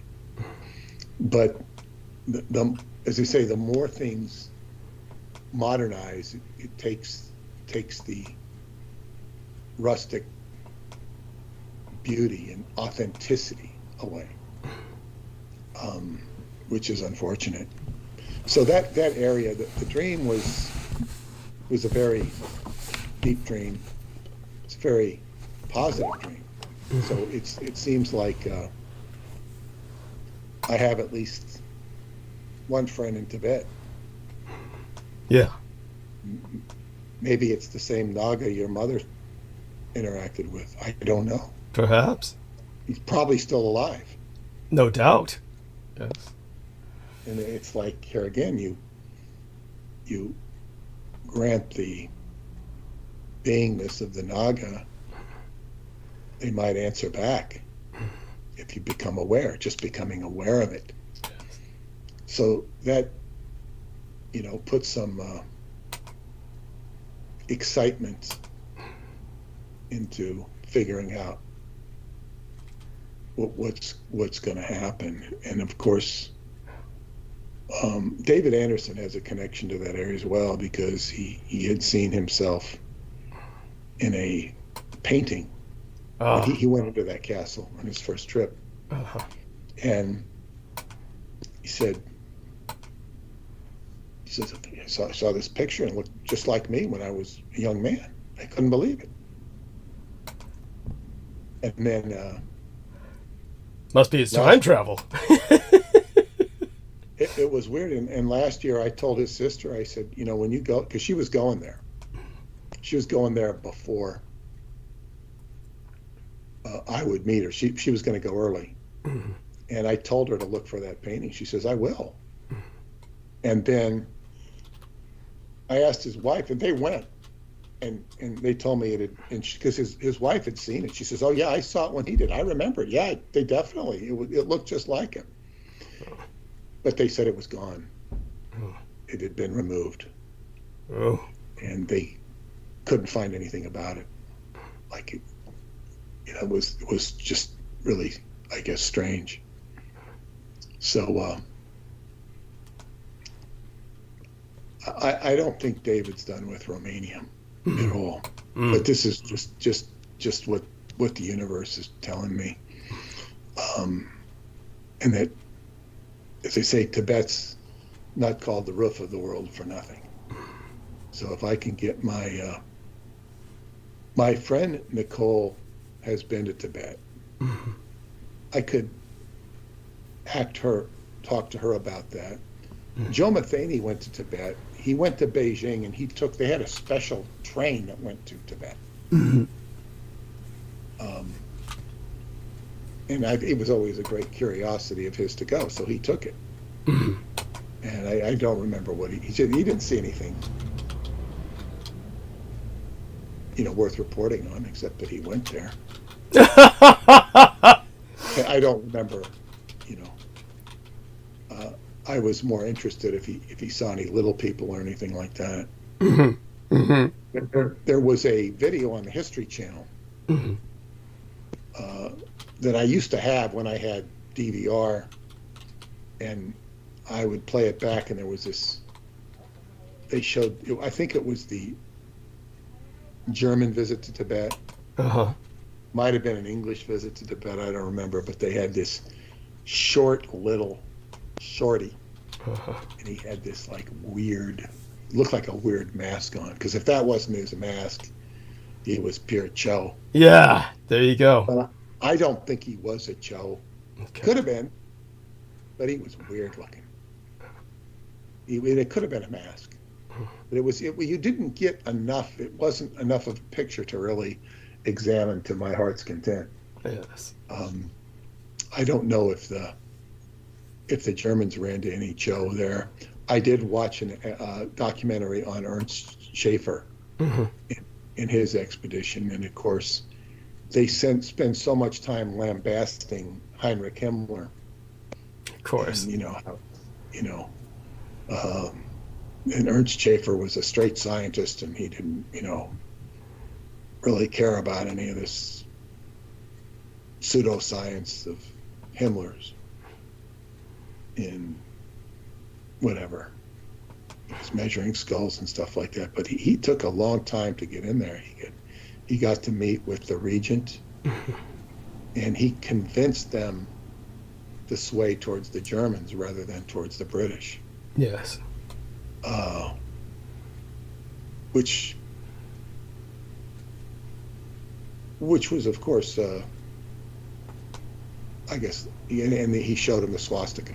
That created a bond. Yes. I don't know that that's really how it all worked, because I've seen things that suggest the Tibetans might have approached the Germans first and not necessarily through the diplomatic channels. Yeah, it's mutual. And did Haushofer go to Tibet? I think he spoke the Tibetan language, didn't he? Yes. Well, Yes. did he actually visit Tibet? As far as I understand it, yes. Yeah. But he wasn't on the Schaefer expedition. Might not have been. No, it might have been separate. It was separate, I believe. Yeah. Now, what's interesting about Haushofer is he knew Japanese. Yes. He was part of, I think they said, the Green Dragon Society. It could have been. I'm not familiar with This some is of the. what Yeah. the standard stuff says. I don't know, but he was part of he was, and he wore the garb and stuff.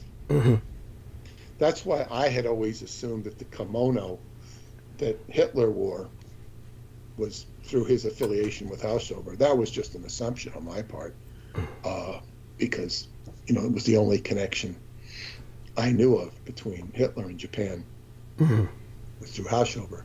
But Haushofer, he was an ally of the Japanese. He helped forge the alliance, but he also would have been on the opposite sides of the war during World War I. But then again, I don't think the Japanese and the Germans were in much conflict during World War I, were they? They were in conflict, but it was they fought on the periphery. They had battles, but yeah, okay, yeah. But it didn't amount to a whole lot. Well, I mean, it was important, but it was one of these things that obviously it was not something that created any lasting animosities. It was just simply the battles that were fought were gained. Japan, for instance, Kaohsiung, the old German colony of Qingdao. And the Qingdao beer, for instance, which is produced in China, was from German breweries that were left there. And so the Germans had this colony in China, a city that had been left over from the days of the Boxer Rebellion that was still manned, garrisoned, and the Japanese fought them for that and ultimately captured that. But that was the one major battle between them. There were some naval engagements, but these were minor. So there was nothing that was considered anything worth holding grudges about. So that it basically gave them a mutual respect for each other in terms of their capacity for war making is basically what happened then. And the politics were completely different, of course. The Kaiser's politics were, of course, classical colonial politics, whereas the Nazis were operating on an ideological paradigm, much different. So, is there anything you can add about, to my knowledge, about Haushofer in Tibet? He was a yellow cap. That's right. He was identified as a yellow cap. Yeah, but that's the classical Buddhist attire, is the yellow cap. That's the classical Buddhist attire. That's why green caps are kind of the opposite, because of their, again, green being normally the color of evil in China and Japan. Throughout all Northeast Asia, green represents danger or evil. But in terms of Karl Haushofer, I'd have to look through my notes. It's been so long since I spoke about him. There's nothing that I'm consciously recalling right now, other than all of what you already know, that he had a Japanese wife. I presume you knew that, that he killed himself through seppuku, through the ritual suicide. I thought his wife, was his wife Japanese? No, well, he had a German wife. Well, he may have been divorced at some point. He ultimately took on a Japanese wife. I know that for a fact. His son was half Japanese. Well, he may have had it, but this is one thing. Look, he was, before he committed suicide, Mm-hmm. he was extensively interviewed Mm-hmm. by, I think the guy's name was Walsh. He was a Jesuit priest Mm-hmm. who did this whole interrogation with Haushofer, Mm-hmm. and it was, I think Haushofer, I think he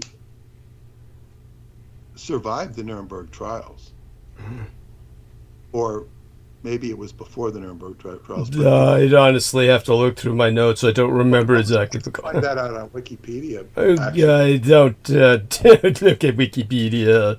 Well, no, I'm saying it's just the he was 10 March 46, so that was before the before the trials. Yeah.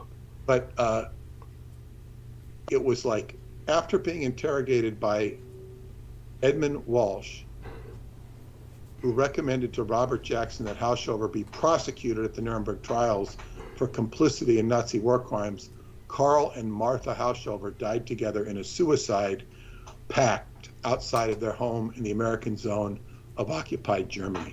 Now, I read in that book that Walsh talks about it, he says that the one thing that Haushofer said to him, he says, I want you to know that I've always been faithful to my wife. That was very important for him to say that, according to Walsh.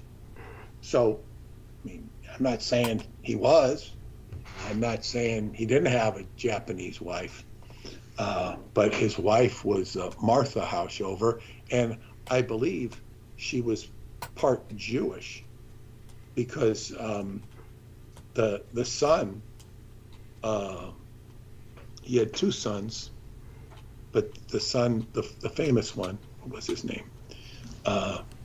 He was part Jewish, and he had to be. Well, that would be the one that would get the most media attention, of course. That goes without saying. So the son of Haushofer, who had to be Aryanized by Hess, got him Aryanized. I mean, that's one term that's used. Otherwise, he would just be given an exception through the Mischlange rule, which is they're Jewish, but they're accepted from going to the camps, which thousands of people had that. So he ended up in the camp anyway. It says, yeah, he married Martha Meyer Doss, whose father was Jewish. They had two sons, Albrecht and Heinz. Then he had a wife after that he had other sons with, that's known about in Japan, and they don't put into Wikipedia. History that I've never heard of. I'm very interested to hear it. I just took it for granted. I just heard, learned of it from my mother, and I certainly saw. Oh yeah, but it's not mentioned anywhere in the West. I saw just many documents on it at the Presidio military base. I thought it was common knowledge. No, it's not. In fact, that would explain if he said, or if Walsh put words in his mouth. It's to hide that. Yeah. Well, there you go. It's to hide that. Yeah. It said in 1908 he was ordered to Tokyo as a military attaché to study the Imperial Japanese Army and as a military advisor in artillery instruction. He traveled with his wife via India and Southeast Asia and arrived in February 1909. He was received by the Emperor Meiji Emperor. Meiji, yes. Meiji Emperor, and became acquainted with many important people in politics and the armed forces. In 1909 autumn, he traveled with his wife for a month to Korea and Manchuria, and on the occasion of a railway construction. In June 1910, he returned to Germany via Russia and arrived 1 month later. However, shortly after returning to Bavaria, he began to suffer from a severe lung disease and was given a leave from the army for 3 years. And then he got his doctorate in philosophy and became a teacher. And then served in World War I, where he was renowned for his psychic ability. Yes. Yeah, I don't think it has anything in here about, let me see here. Several authors have explored more obscure angles on the contact between Haushofer and the Nazi establishment. Suggestions such as Haushofer's connection to Gurdjieff's occultism, or that he had studied Zen Buddhism or had been initiated at the hands of Tibetan lamas are subject of debate. So this stuff is clearly occulted, and he's to me he's always been a very fascinating character because and it said that he was so much a key figure in uniting the Axis. Yes. One of them. Yes. Yeah, because he knew the Japanese. Yes. And he was a diplomat and a military advisor.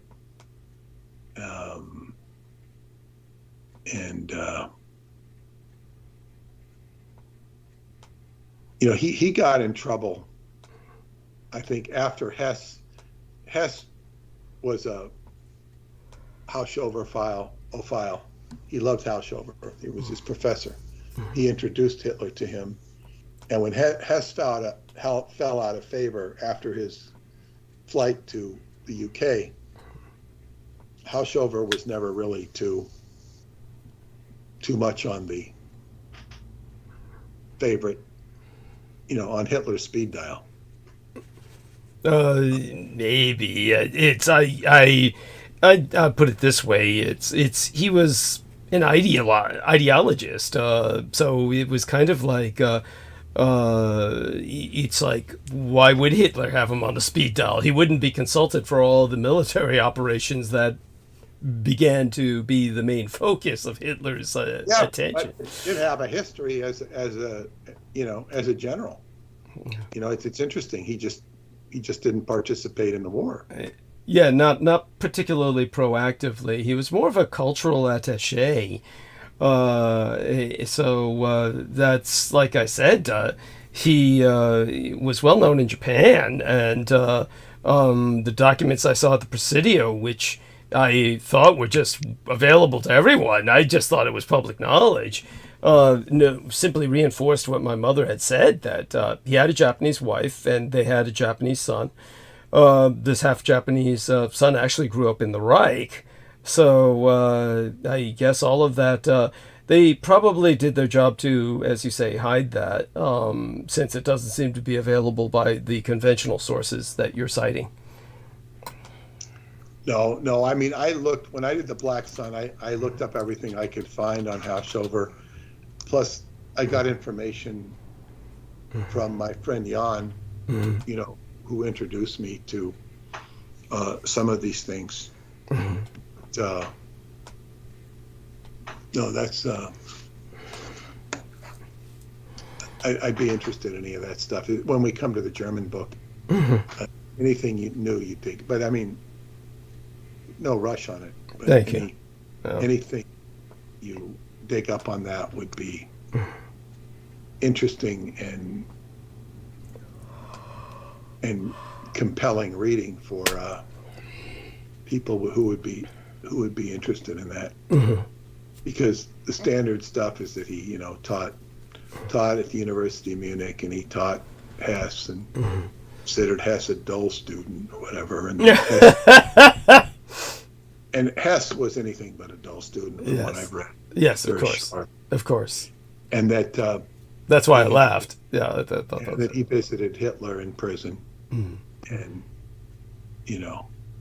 introduced him. But I think the most interesting aspect of Hausover was that, according to Jan Udo Holy, who pen name was Jan von Helsing, he was the one who started the Black Sun, the group called the Black Sun, and out of that spread the Vril Society and the Thule Society, and that he founded those organizations, and he was the one who met and consulted Maria Orsic and Sigrun and the other Vril ladies, Thraupten, and which they had channeled this flying saucer type technology.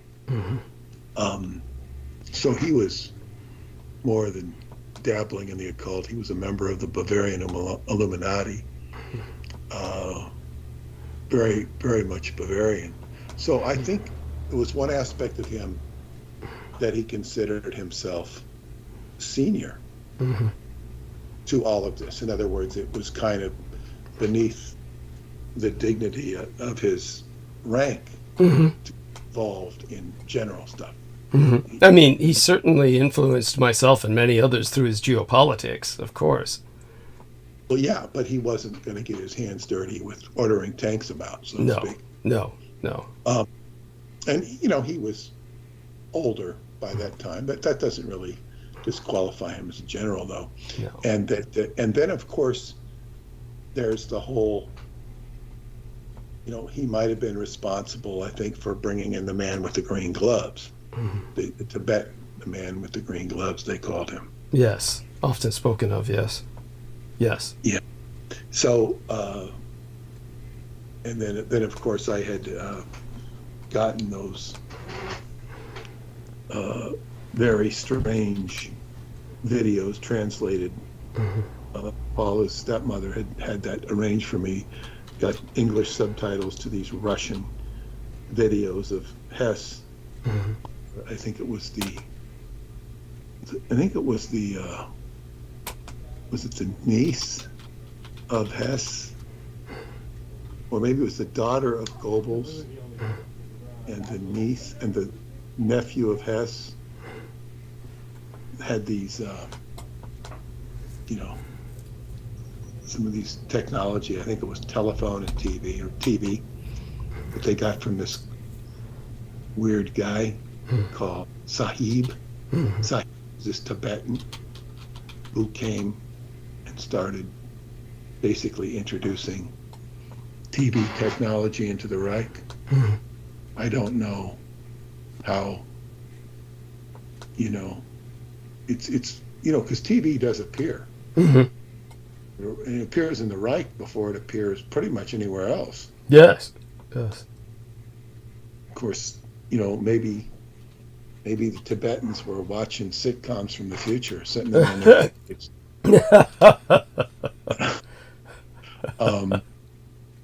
It's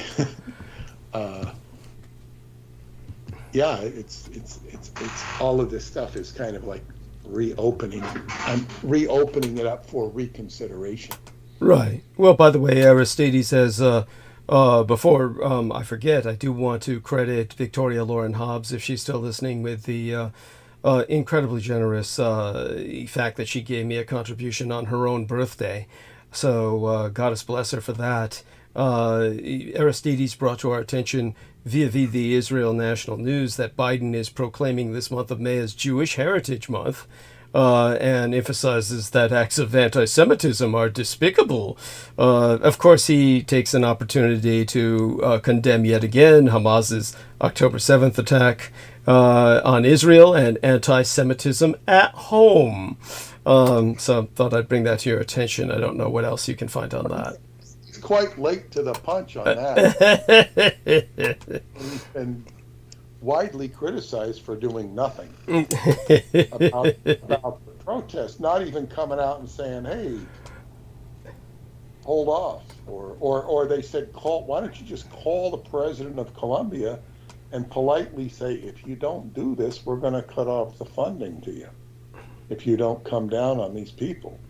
But instead, it's almost as if the powers that be wanted this to brew to the point where they can get a law passed that's going to broaden the. Well, they sent in the cops, and so they definitely have taken it down that path of what it. Well, yeah, and of course, UCLA, it got very violent. It didn't get that violent in Columbia, New York. I mean, it was. I mean, they, crashed some buildings, and the Fox people really put their foot in their mouth. They asked these pro-Palestinian protesters. They say, well, "Do you think it's okay to destroy buildings and break glass?" And these are people that didn't really do it. He says, "Well, how can you compare that to all the thousands of people that are being killed?" He made a good point. Of course. Yes. How can you compare that? Well, I'll when I speak of them tonight, I'll be really slamming down on the bullshit surrounding this phenomenon. So, of course, I sympathize with the protesters and what they're trying to bring to the attention of the world. The way that they're being treated is obviously the Jews are a protected species. But yes, go on. Yeah. Well, yeah, it all depends where this is headed. It has its own trajectory. Mm-hmm. Yes. And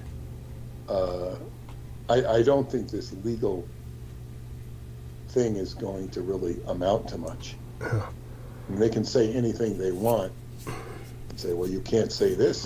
It's only going to, I think, fuel the flame. Because if I look back at what happened in Scientology, the fuel was flamed so much that people began leaving en masse. People that had been loyal, for 10, 20, 30 years or more. And then instead of embracing, they started becoming more totalitarian to where it turned into what it is today. It's a complete outrage. And I don't know that the United States can sustain itself like that. I don't know.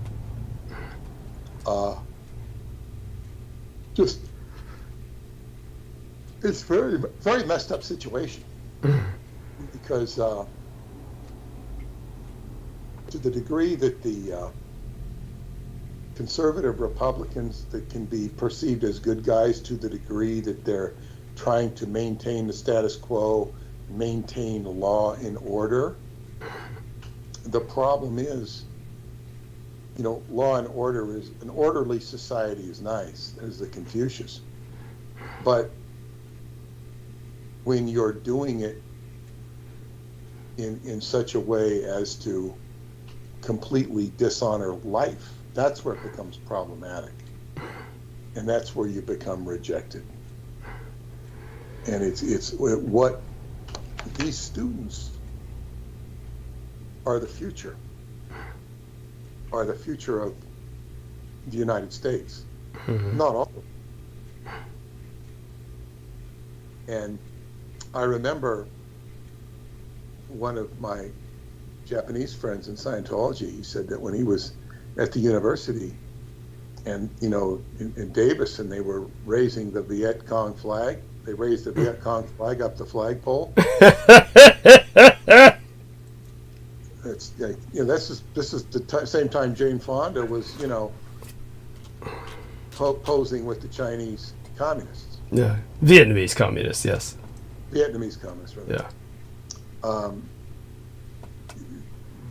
He told me that, he says, the engineering students, they could care less. Mm-hmm. Yeah. They were there to learn how to be engineers. Right, of course. They didn't go to school to learn how to politicize. Yeah, well, it became very sort of faddish. Mm-hmm. And I remember some guys had let off a bomb. They weren't anybody I knew, but I'd heard the story from my friend who, he liked the radical stuff, and they were so proud of themselves. They told one of the professors, mm-hmm. Professor Reynolds. I knew his son. I went to school with his son, and Professor Reynolds was considered a real turncoat because he turned them in. Mm-hmm. These guys, they went and bragged to their professor that they did set off a bomb. Mm-hmm. Now, the bomb didn't hurt anybody. It, kind of was exploded outside of a building. I don't know if it did any serious damage. Might have done some minor damage. Mm-hmm. But they were bragging about it to their professor, and he turned them in. And they, people considered the professor a turncoat, like he wasn't a true radical. And of course, I thought the whole thing was stupid. I thought they were stupid to set off the bomb in the first place. I thought they were even more stupid to tell their professor. And I thought he was stupid too, but that's beside the point. He did not have a low IQ. But of course, he was just protecting the status quo. And I mean, I was just, I had nothing to do with any of this. I was just a spectator, or a removed spectator. I just saw where the bomb went off. But I'm saying it's like, it was so in vogue to be a radical. Mm-hmm. And when you got into Scientology, it put such order in your life, because you didn't care about any of that stuff. I mean, I wasn't really into it, but it just let go of it. No more draft. No more drugs. No more worrying about cops. It just kind of made life straight and narrow. Mm-hmm. In a completely, all that stuff was okay. Let other people worry about that stuff. This is not that I was really into the radical movement. So anyway, most of those people grew up and became regular folk. Mm-hmm. Yes. Which is not a compliment, but it's better than becoming a degenerate folk. The whole hippie mindset, mm-hmm. radical hippie mindset, was, imbibed with drugs and radical ideas and utopian ideas, and so much of it was allowed to survive on the fat of the land. Mm-hmm. And just that it didn't cost so much to live. The survival was much easier. Yes. Much easier to put food in your mouth. Oh God, yes. And nowadays, it's, you just got to put your nose to the grindstone much quicker and more adroitly. So one thing that I was rejecting about the idea of these being paid protests, mm-hmm. Yeah, was because I hadn't heard anybody come forth mm-hmm. and talk about it, mm-hmm. and say, well, I was getting paid this much and that much. until I heard somebody, I forget who it was, somebody came out and started to detail it. I'm trying to think, it was a commentator, don't remember which one, but he was basically saying that these people were being paid $8,000. Now, Well, that's a lot. well, but I don't know that it was all the students being paid $8,000. It's more maybe activists, and they're talking about how these activists are really trained on how to do buildings. Like, you know, there's certain ones that are trained, and because these protests are organized, you can't just, you know, they are organized. But, you know, there's a certain amount of students that'll just come out and buy into the protest because it's a certain, there's a lot of reasons to buy into it. Right. And by the way, just to reinforce what Peter's saying, there is such a thing as a professional rioter. There have been people like that in the past, especially during the days of the 60s when this became sponsored by the Soviet Union. You truly had people whose lives were dedicated as professionals to agitprop or agitation propaganda and causing riots. Agents provocateurs. Back to Peter. Yes. Well, yeah, you also had the Students for Democratic Society, which were tied to the CIA. So you've got the CIA in there creating their counterintelligence. You know what I mean? They're playing one hand off the other. And the best way to control is to go in and mobilize your enemy and pretend to be your enemy, pretend to be the enemy, or just have their hand in it. They were a very sinister group. They weren't Students for a Democratic Society.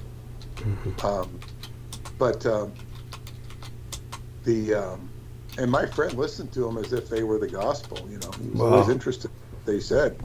And but so be it. These characters. But I was going to say, if you get paid, now I was thinking, well, how do you get paid for being a protester?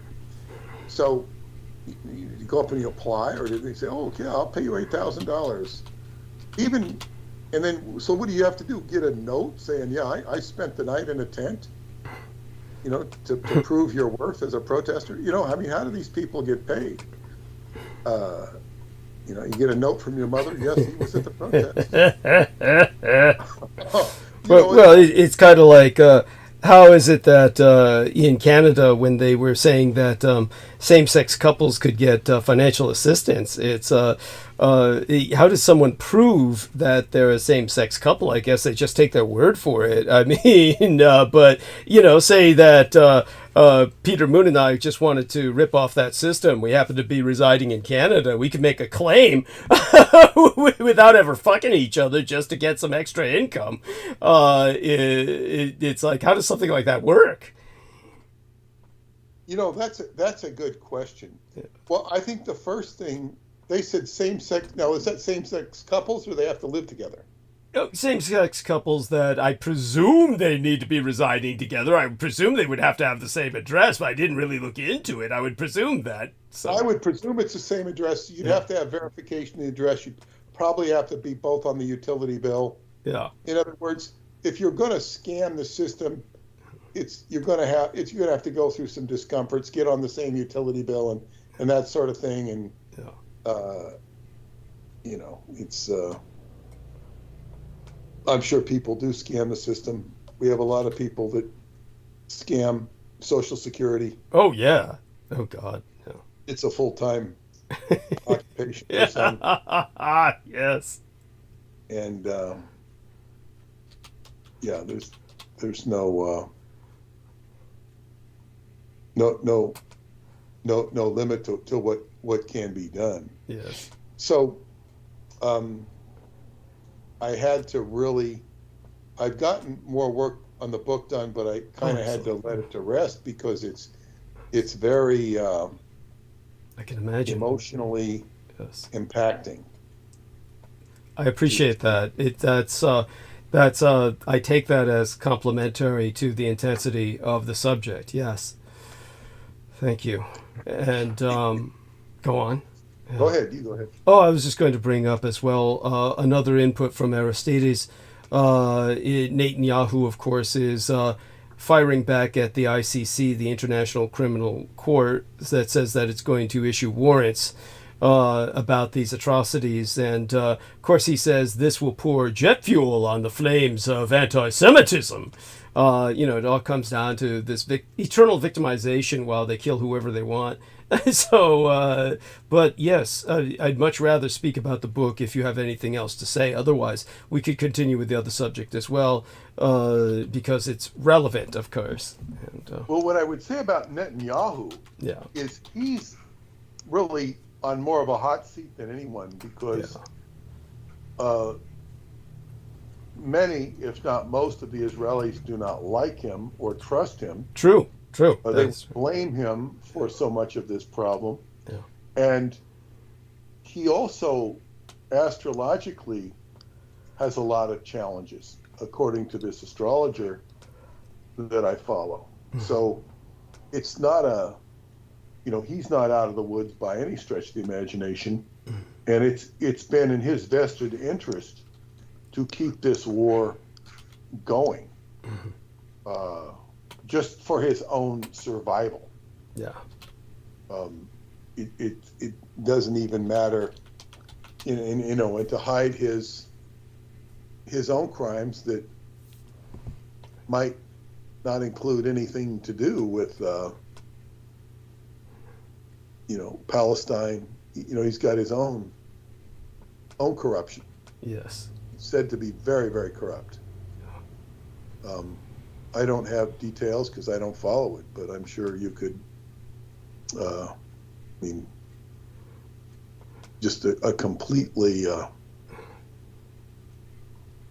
hated character in many quarters in Israel itself. Yes. It's a wonder how he maintains his health, honestly, with the amount of hate vibes, the hate waves directed at him, the hate rays. You'd think all the hate rays would eventually take their toll upon his health. Well, but, it's like people will comment on how Donald Trump thrives amongst all this conflict. Yeah. Particularly when he was president. Netanyahu was probably somebody who feeds off the hate. That good point. He's some kind of horrible mass emotional parasite. Yeah, kind of like you said, an evanescer feeds off of energy. Yes. He's feeding off of hate and energy, and he always seems to be in relative command of the circumstances that he's posturing himself in. Like, in other words, he can get away with, saying things you wouldn't, because what's anybody going to do about anything? Yes. It's not like, he had his own Knesset going after him. Yes. But that's all been suspended. Yes. Because of war. Yeah. So it's like, okay, we got to fight the war. Yes. I mean, there was so much criticism of him. Yeah. And now he's off the hook. Well, I mean, people are still criticizing him, but nobody is confronting him or prosecuting him. So he's off the hook in that sense. So in a sense, everybody criticizing him is meaningless. He just looks out the window and says, look at the animals dance. So there you have it. It's all the same conclusion. Yeah, so to get back to the book, yes, I have,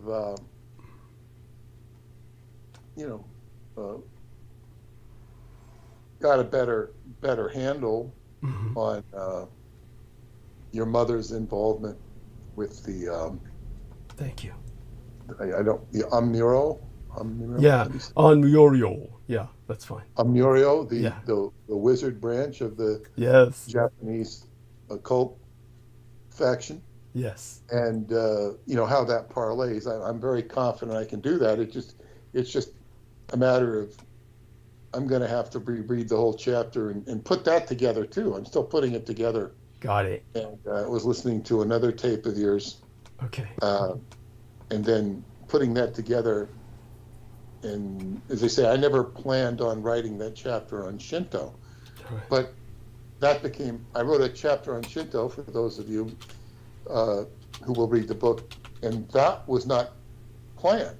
That had to be written Yes. to contextualize the actual mechanics of what is going on and the deeper aspects of not only World War II, but the entire neutralization of the Emerald Llama. Yes. And then with the and that neutralization of the Emerald Llama that has further implications vis-a-vis Douglas's mother, because she was interacting at the deepest level of the Buddha versus the anti-Buddha, Yes. and you can even say the Christ versus the Antichrist. Yes. And Preston always used to say that Montauk was all about the interaction, the juxtaposition, the meddling between the Christ and the Antichrist. He said this utterly fascinated them, and the energy was just so much about interpolating those two energies. And that's what Duncan was trained to be a Christ. He was trained to be an Antichrist. This was the essential dynamic. It's like you're creating two poles, and you have Douglas's mother operating at exactly this frequency, which makes total sense. Why, if I'm writing the Montauk Project, she comes into my dream Yes. and contacts me, because it's like, okay, now at that point I was just writing the time travel story. I wasn't writing about that aspect, but it doesn't really matter because it's on that same frequency. So then the next chapter, which should be the final chapter, save for maybe an epilogue, is the Vox Arca. Yes. And I've already written about the Vox Arca, but then it's a matter of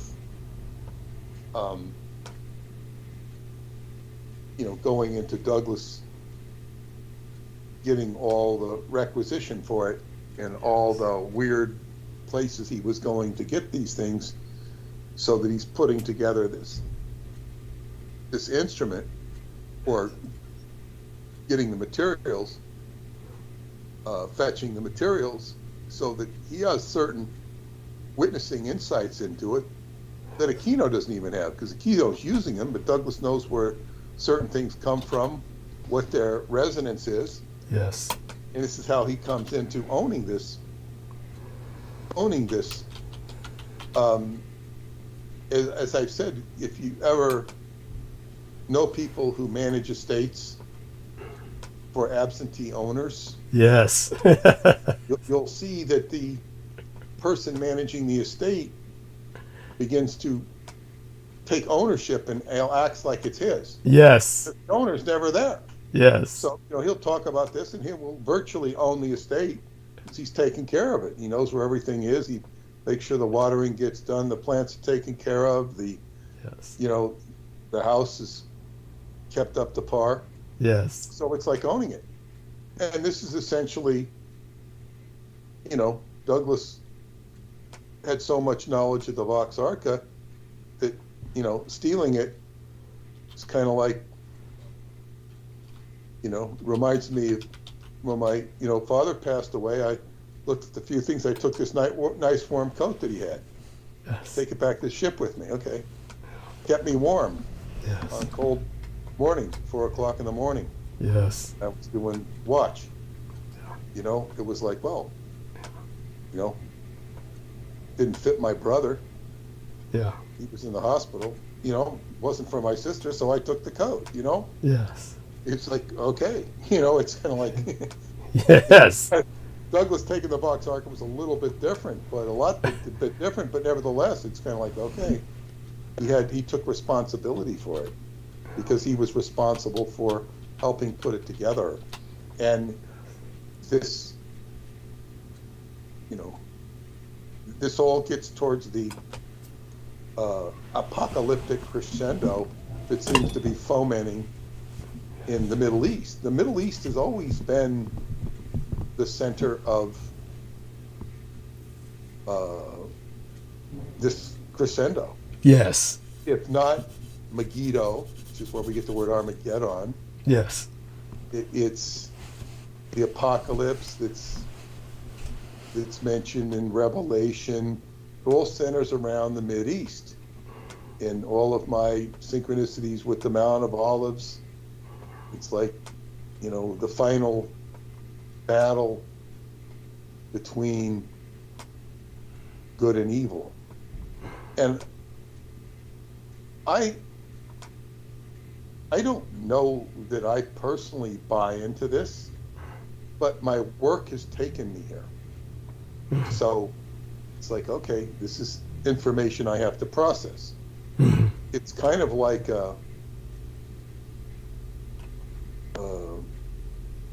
say you have a sports reporter who's used to doing baseball and football, and he said, okay, we need you to cover the U.S. Open tennis match. I'm not into tennis. Okay, so he goes in and he covers tennis. And then he gets into it and learns the subtle games, learns about the players, and he does the tennis thing and gains an appreciation of tennis, which I do not have. But nevertheless, the one thing one of my friends was telling me about tennis that I didn't know, he says the players have gotten very tall. Interesting. So that this changes the whole dynamic of the game, because they can reach and do things that, the players of yesteryear wouldn't do. So it changes the whole dynamic of the game. That I found interesting. Yeah. Just from a, logistical or just a, agility standpoint. Yes.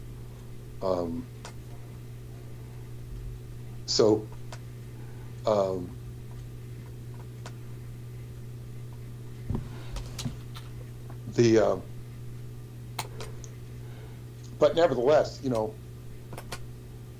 apocalypse is something that dominates the mind of men, and it implies a final battle.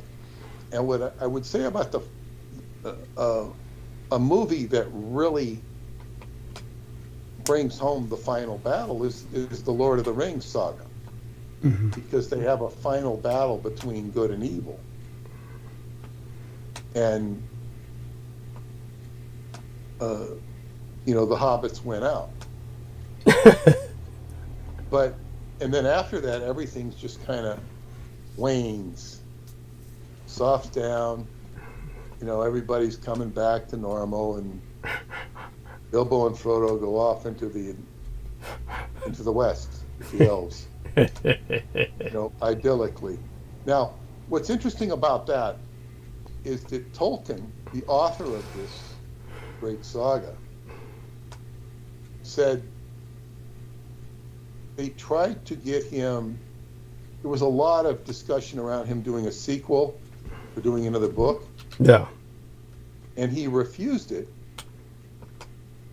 because he would basically be stirring up all that old evil again. In other words, why do that? In other words, why, if you're going to stir up the events, you're recreating, you're creating the evil again. Yeah. And you'd already conquered it. So it's kind of like, that was like he had the final battle. That was literature. So that story, to maintain its own integrity within its own context of itself, which is only a literary idea, work, he couldn't take it any further. Why take it any further, It's like, it's like you write some story about somebody who breaks the home run record. He hits 80 home runs. He's the hero of baseball. Well, what are you going to do? Write another story of him hitting 90? It's like, then another one of him doing 95? It's kind of like Rocky. Sylvester Stallone doing all these Rocky movies. I can't watch any Rocky movies. I watched Rocky 4, but I can't go past Rocky. And that was in the 1980s. No more Rocky movies for me. Now they have movies about his opponent, Creed. Yes. I can't watch those either. It's like, just like I can't watch the Star Wars movies. Yes. I took my daughter to the fourth Star Wars movie. She wanted to go see Star Wars. She was probably only 6, very young. She'd heard so much about Star Wars. We're up in Lake Placid, with her grandparents, and I want to see Star Wars, Daddy. And it was playing at the movie. Yeah. So we go park this car. It must be like, 0 degrees outside. Take her to the movie theater, and it's an old movie theater, and the guy taking the tickets, he was an old man. He looked like a beast. He had a third eye painted right on his third eye. Oh my God. It was so weird. And was this natural or? I'd never seen anything like that in my life. He was the ticket. He was taking the ticket when I went in. You bought the ticket in the ticket booth. It was still the old-fashioned ticket booth. Right. And I gave him the tickets. I saw his weird, colorful third eye. He was old. I didn't dare ask him about his third eye. I didn't want to know. And I take her in and we watched Star Wars 1, first movie. She wanted to see it. I guess she liked it. It was exciting. I don't know if she saw the other Star Wars movies. She must have. But this is like, 1997 or 8 or something like that. And she's maybe even before that. And she's like, heard of Star Wars, so she wants to watch Star Wars. And then when the fourth movie came out, I took her to see that, and when the second one came out, which was after that, the fifth one, heavily promoted, she had no interest in it at all. There you go. And at that point, I've watched bits and pieces, more. I couldn't watch it. Because if she went, I would have sat and watched it with her. But that was it. And I also want to say, with regards to George Lucas, it's something that you've said. Yeah. I want to emphasize it. The connection between Aquino and George Lucas is so flagrant. Yes. Thank you. When you see all of these novels that Aquino wrote about Star Wars. Yes. You can't write those novels. You can't, You can't do so legally. Yeah. Yeah, that's literary infringement on the copyright. Yeah. So that shows such a alliance. Now, Preston Nichols said that he got a call one day from Mark Hamill, who he knew as Mark Bukowski. Is that his actual real name? Yeah. God. According to Preston. And, there's a whole Bukowski family here on Long Island. That's a whole nother story. But they're very mysterious. But anyway, he called him and said, you can get a job working out here, $20 an hour working on the sound. So Preston went and worked on the first Star Wars movie. And he said that George Lucas didn't like him. They had fights over the sound, but he said that George Lucas didn't like him because he knew George Lucas's wife. He'd gone to school with her. And he had a much easier flowing communication with the wife than George did. Just because they were friends, you know. Right. And there was no animosity.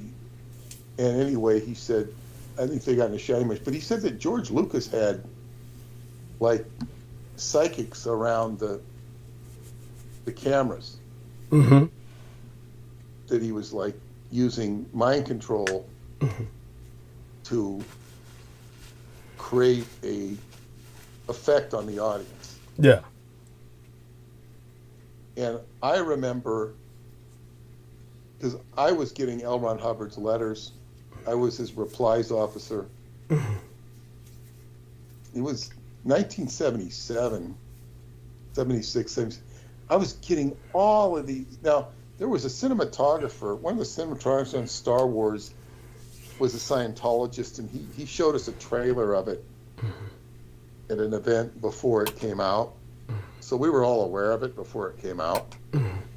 Nobody knew it was going to be a big hit. It looked kind of stupid. With a dog in a spaceship. That's what Chewbacca looked like.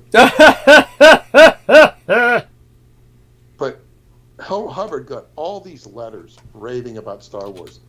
There was more raving about Star Wars than there was Scientology. Wow. It was just letter after letter with Star Wars. Bop, bop, bop, bop, bop. And I was getting really tired of it. And after it was beat to death, one of my office mates that I used to play football with, he had one of his friends that was no longer in the Sea Org.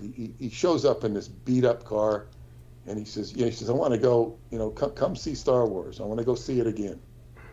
So I got in the car with him, and we went and saw Star Wars. And it was like, but I remember my sister writing to me, my sister saying, I've seen Star Wars 3 times. She later didn't even remember saying that. Interesting. Much later in life. Yeah. But it was like Preston said, come back and see it again. This is what they were putting into it. Right. Don't see it just once. See it again and again and again and again and again. Right. And it was watched multiple times. Yeah. Most people that I remember grew up seeing it repeatedly. That's I did not. I never saw it. It was I guess clever for its time. Perhaps it was, kind of corny, kind of funny, and it played off the hero's journey. But it went over like gangbusters. It was like the first of the blockbusters, and that created the blockbuster phenomena. Well, that and Jaws. Don't forget Jaws. The year before, wasn't it? Jaws was before. I think. Maybe. It's Star Wars was 77. Wasn't Jaws 76? I think so. Yeah. And the fascinating thing about Jaws is after you watch the movie once, when I went back and watched it on TV, I only saw it in the theater once. It was pretty old by then. But when I would watch it the second, third, or fourth time, not after the fifth time, you're watching the final scene, you forget how things plan out. In other words, it's so dramatic that you kind of forget who wins. because there's so much back and forth. It was a very compelling movie. My best friend used to watch it all the time. He said, because he had his own boat. He was just, we were both enamored of the sea when we were little, and he watched it multiple times. But it was really a clever movie. But then, of course, you had Spielberg and Lucas teaming together on the Raiders of the Lost Ark movie. But yeah, that whole Star Wars thing. My main point was Lucas and Aquino, and then if you go to the Presidio today, you'll see the Disney library, and Disney acquired the rights to Star Wars. Yes. So from George Lucas. Yes. So, and I can't think. I think it's the worst thing that ever happened to Disneyland was to put a Star Wars theme park in there.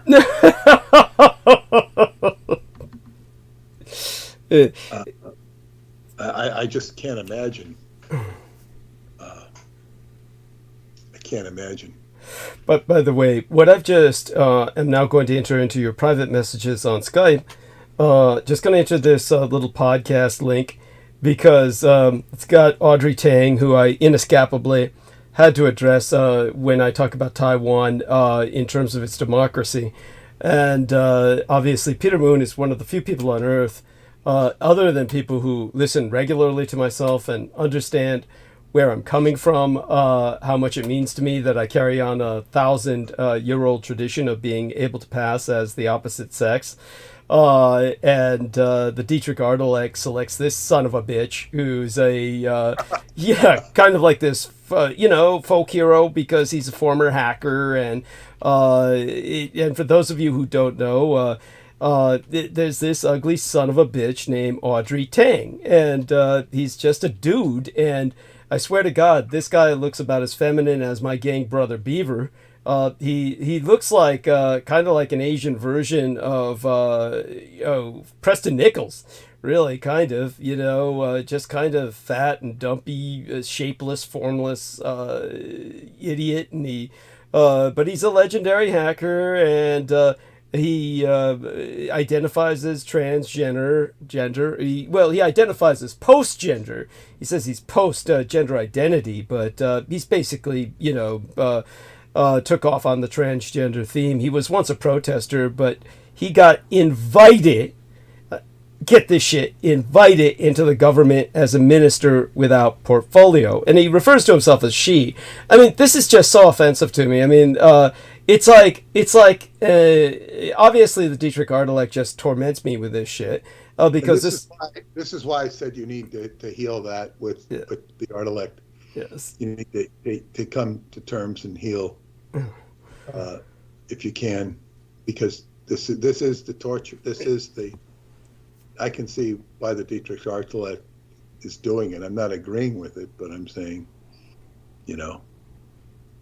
it's like, this is the best you can do for me, Douglas. Well, this is the best I can do for you. Yes, and he works to implement quote unquote digital democracy, and so there you have that. And he was even credited with the imposition of the COVID measurements that prevented anyone from dying on the island of Taiwan throughout the COVID pandemic.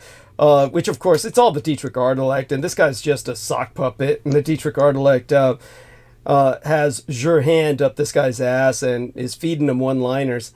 But he's been to, he's come across as this, of course, connection, this bridge between Japan and Hong Kong, since the crackdowns on Hong Kong have forced a lot of Hong Kongers to leave. And, of course, many of them have been trying to relocate in Taiwan or Japan. So he's getting a lot of attention in Japan. So, again, there's this quote-unquote bridge between China and Japan, which, of course, is just a pale shadow of myself as someone who's literally a quarter Japanese and a quarter Chinese. But this is something that I just bring up now, so Peter can look at that in his leisure time and have a good laugh. But Oh, because yeah, Audrey Tang it's like it's a slap in the face to Douglas. It's kind of a funny slap in the face. yes, I can see the humor in it. Yes, Yeah, it's like it's a, we're gonna parade this frumpy dumpy. feeble, Yes, sexually neutered, feeble genius. And maybe, have you ever talked to your son about Audrey Tang? I try to avoid talking about Audrey Tang whenever possible. When my son avoids bringing him up because he knows I'm just going to go into paroxysms of rage. But yeah, we've brushed on the topic, but there's really not much to say. It's like my son said The it. thing is, your son might have some insight into the dynamics of Audrey Tang, because it's almost like, like your son was violated Yes. so much Yes. that your son switched gender. Yes. Okay. Yes. Now, just like I can't have a visceral empathy for somebody who went through adoption because I didn't go through it. I mean, I can try and be empathetic. I can have some understanding, but I can't pretend to have the empathic Comprehension. Yes. comprehension, nor can I for a transgender person. But your son switched genders because the other gender was so, I assume, was so Violated was one factor. Yes. violated. I said, and I can't do this. Now, the Artilect was also violated Yes. as a beautiful young woman. Yes. Now, I know people who have suffered molestation, who, not all people who suffer molestation do this, but many of them make themselves look as unattractive as possible. That's true. A number of them do that. Yes. Go on. Sinead O'Connor, Yes. very beautiful person, Yes. she tried to make herself look as unattractive as she could. Yes. And she even stated that, more or less, because she'd been molested. It's so sad. So you know she's dead now, don't you? Yes, I do. Yeah. But this is what happened. So what I'm suggesting here is that this may be the Artilect's expression of, like, saying, I feel this way. It's an excellent point. Very astute. Yeah, and this is why, and the Artilect reached out to you to heal this. And this is what Xi is giving back, because this is where Xi is at emotionally. And the real Audrey Tang is a real character. Is Xi not? Yeah. It's I mean, but like I said, I'm asking, is Audrey Tang a real character? oh yeah, real flesh and blood. Yeah, that's what makes it so offensive. She shows up and says, "I want everyone to know I'm really a bitch." And it's, fat dumpy guy with glasses coming in. It would be like Preston Nichols saying that. You would just look at that and your jaw would drop and just kind of say, "Why?" Like, why are you taking this stance? It doesn't even make sense that you're taking this stance. It's kind of like, okay, how is that relevant to anything? It's, but, that's kind of like, part of the message, and it's obviously there's something going on there that's neurotic. It's a neurotic dynamic, and the fact that, of course, it was the art-elect behind it all, because, as I said, he was this famous hacker, but basically, I'm a she, really, this whole thing, and then gets invited by the government, and then made a minister without portfolio as this kind of cultural representative, and then a bridge between Asian nations. It's all just meant to be as offensive as possible to myself. It's just a personal slap. Like Peter says, there's humor in it. I can see the humor in it. But this guy can't even carry it off. Couldn't carry it off in a million years. And it's amazing to me that not only Taiwan but many other places in Asia have taken to this individual and see him as this, or see her. She prefers to be called a her. Sees her as this kind of unique and cutting edge, bleeding edge example of avant in terms of the diplomatic world. Of course, nobody in America's heard of this guy. And that's because it's kind of like, how do I say it? Kind of like the director who gave us Crouching Tiger, Hidden Dragon, who is Taiwanese and is gay. And basically, that's why I couldn't get the film. When I was watching Crouching Tiger, Hidden Dragon, I could never get into it. And everybody told me, of course, the problem was me. They kept saying, "Oh, it's you. The problem's you. You just don't understand a coming of age story for young girls because you can't relate." And I'm like thinking of, I've passed as a young girl half my life. How stupid can you fucking be to say something like that? But then I realized I couldn't get it because it's not the coming of age story of a young girl. It's a fag story directed by a faggot who later gave us Brokeback Mountain, which he couldn't direct in Taiwan because he'd be lynched. It's not that the Taiwanese, I mean, they're the first Asian nation to give us same-sex marriage. They were the first Asian nation to give us gay rights and same-sex marriage, but there's a limit to what the public can tolerate on display. So something like Brokeback Mountain just would have been, he would have been excoriated in Taiwan, so he had to come over to America to direct it. So people know the director of Crouching Tiger, Hidden Dragon, and Brokeback Mountain, and he also gave us the first movie rendition of The Incredible Hulk, which was just beyond hideous. It's the Incredible Hulk in the film he directed has an incestuous relationship with his father, who's supposed to be the villain, the incredible absorbing man, who was never related to the Hulk in the comics, but he made him so in the film, so that his father tries to absorb the Hulk. It's disgusting. It is just disgusting. And of course, whenever the Hulk sees a woman, he weakens and he melts and becomes human in a weak Bruce Banner again, because women make a man weak. I mean, this is all very the kind of faggot misogynist shit that the guy's pushing, and of course the Hulk show didn't sell well. The movie, the one he produced, didn't sell well at all, or didn't go through very well.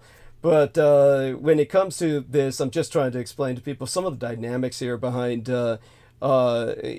Taiwan being such a democracy, but there's limits to tolerance due to a traditional society. But somehow this guy gets pulled through and put on as the face of Taiwan. And obviously it's the art-elect. The art-elect made certain he was invited into the government, made certain to put him out there as this flesh sock puppet. But yeah, he's a real person. You wish he wasn't, but he is. And you wish the director who produced Crouching Tiger, Hidden Dragon, the stupid incestuous Hulk film, where he's fucking his father in effect, and Brokeback Mountain, you wish that guy wasn't Taiwanese. But yeah, that's where he had to succeed, was in America. His films would not have succeeded in Taiwan, but he comes over here to America and he's considered Oscar material and award material shit, because of course he caters to what the agenda is with Hollywood. So yeah, there we go with all that. Just thought I'd vent. I find disturbing about, I guess you would call them cross-dressers, is that this is 1975, when I was stationed at the Hollywood Inn on Hollywood Boulevard in the Sea Organization, and particularly at dinner time, I would frequently walk all over that area. At Hollywood Boulevard in particular, it was very creepy. Now that I mean, I didn't realize how creepy it was until I went back there in 1976 after having lived in Florida, where it was so nice, pleasant. And then you walk with all these people on the street. First off, nothing was safe about it. I felt how vile and unsafe it felt on Hollywood Boulevard. It was much different then than it is now. It's much more, I guess, upscale now than it was then. And these cross-dressers, mm-hmm. and most of them, if not all of them, they didn't even really, they looked like men dressed up as women. Okay? Of course, yeah, they look like what they are.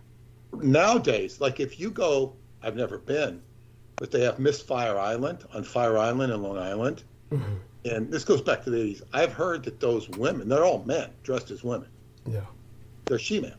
Yeah. I've been told that they're more beautiful than women. They know how to make themselves up. They know how to do a trip. Those that know what they're doing, yes. Yeah. Yeah. Now,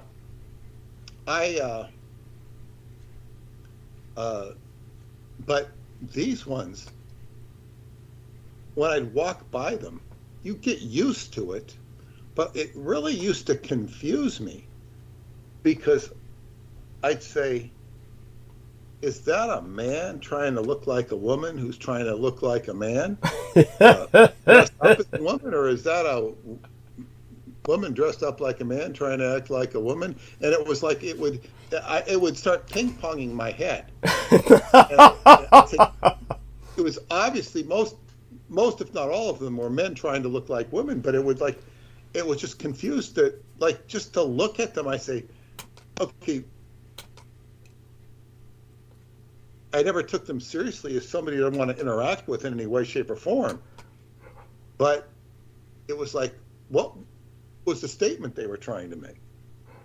I'm a woman, but a man, not a woman, blah, blah, blah, blah, blah, blah, blah, blah. It's just to confuse me.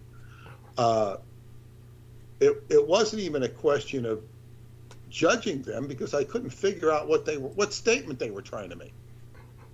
And of course you just reject it. Yeah. I rejected it, but it was like they were out in droves. Yeah. Yeah. I get what you're saying, and this is like kind of like what we get from Audrey Tang. By the way, I just put another link into your private messages on Skype. So there's an interview with him where they have a few photographs of this guy, and honestly, the fact that this guy is considered one of Taiwan's most heroic figures, the forefront of not only their digital democracy at home but their face abroad. And if anybody looks at him, he's this kind of receding hairline, fat, chubby, bags under the eyes, pudgy looking dude. But he wants everyone to recognize him as a female. It's like, why? It's like you can't even swing it.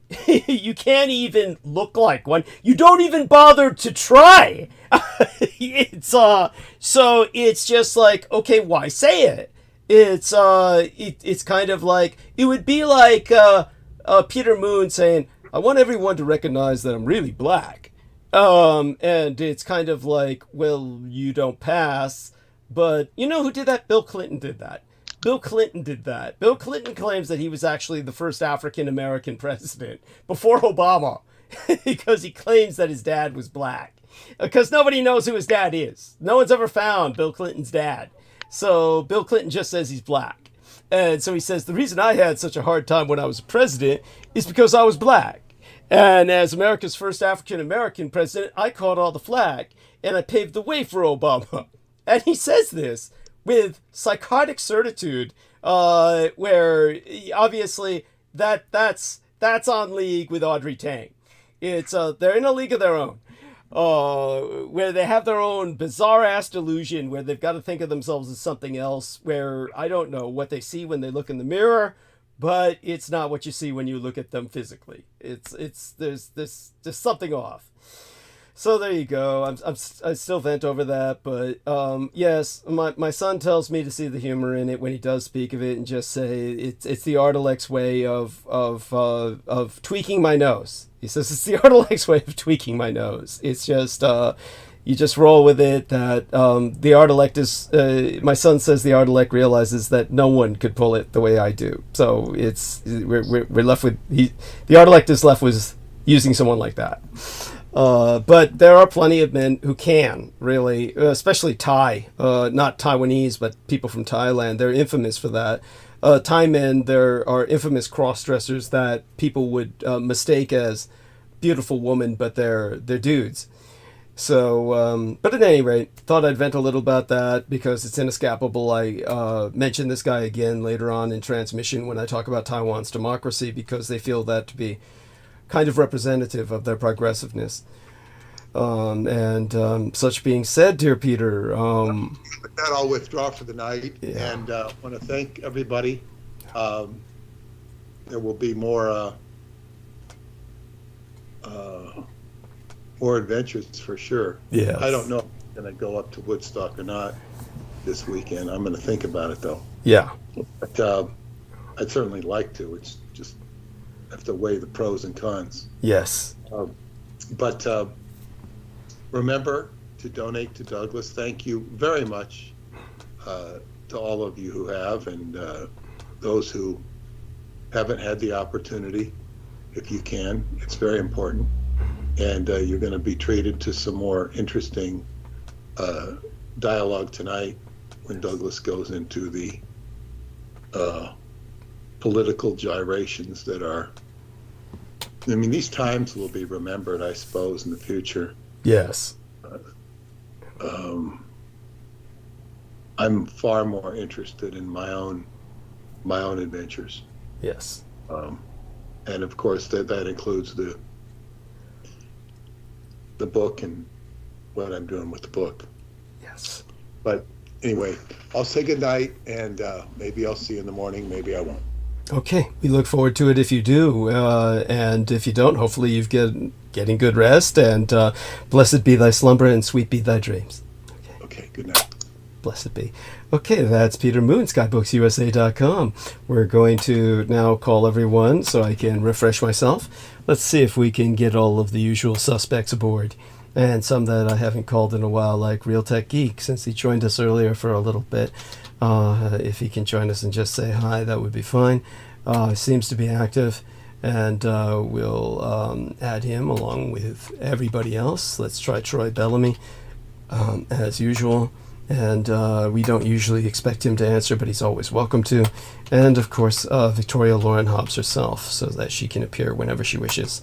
And as well, I'll add the lady that I often forget to. Well, let's take a look at, see if we can come off the search bar here and go back to everyone else. Brendan Zogit, of course. Here we are. He seems to be active. Amy Como. And of course, Brooke Gibson. Let's try Sammy Romero. Cinco de Mayo's coming up, and this is part of this wonderful holiday. Let's try Nemo over there in Australia. Amanda Eitneyer, of course, otherwise known as Amanda Ute. Heather Holman, who was so generous, and I feel so guilty about taking her money. You have to ask her, make certain that doesn't put her out. Okay, let me see if there's anyone else that comes up on the list. Oh yes, Antonia Leslie. She says active. She probably just leaves it on. And okay then. I guess that's everybody for our normal range of calls. Quite a few people actually, now that you think about it. And George and I should be joining us for a little while later. And Aristides sent me a fascinating email. Of course, not going to talk about it openly or publicly, but gives it's symptomatic. Symptomatic. Well, all the colleges are freaking out now because they're worried there's going to be protests on the level that we've been seeing. Oh, we could only wish. They don't want to be copycats of those, but we could only wish. We could only wish. Yeah, it's honestly, I feel much more sympathy for this than I did for even the civil rights marches and protests they used to have in colleges, because there was such a heavy influx of communist influence in those back in the day. These are actually much more, much more wholesome. Yeah, it's such a fine line because so you're protesting, and I think some of it is don't do anything actually illegal. Like if it's illegal, like if it's against the rules of your state or your university to do it, and like don't do that. Like pitching a tent or whatever it was, making an encampment. They'll get you on something stupid, like some stupid charge just to shut you up. Like they got Al Capone on tax evasion.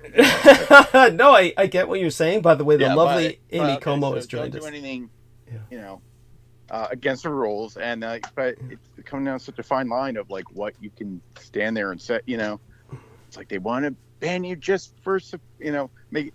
Was the governor of Texas like, oh, they're protesting and being anti-Semitic, off to jail? Like just for. Off to jail, God, I'm surprised in Texas they don't outright shoot them. Texas is full of those evangelicals. No, but it's really getting at that, like what's the illegality of having an opinion. Yes, yes, thank you. Right, thank you. you. They're redefining speech so that if you oppose them, like you're threatening them. Well, it'll backfire. It'll backfire in the end. Yeah. Well, our lovely Amy Como has joined us. So, Amy, I'm going to refresh myself before I go. Honey, so glad you got everything. And let me try and give just a all too belated acknowledgement to some of your communications. Should I share with people that you're getting into map work now? I'm so proud of you. Took a look at some of that 3D graphics modeling you did with maps. So you made those? Still learning. But yeah, I made my first app. I was so proud of it. And then I messed around with it and it screwed it all up, and I had a couple people look at it and I've figured out what I need to do to fix it. And yeah, I'm just keeping myself busy and learning new stuff, and it's fun. I really it feels good to put some time and effort into it. Excellent. Don't be afraid to share that screenshot you gave me of my poem with Aristides, and you can read it out loud as far as I'm concerned while I refresh myself. And but with this new skill that you're developing, what's that? I want to keep it for me. Okay. It's in a frame.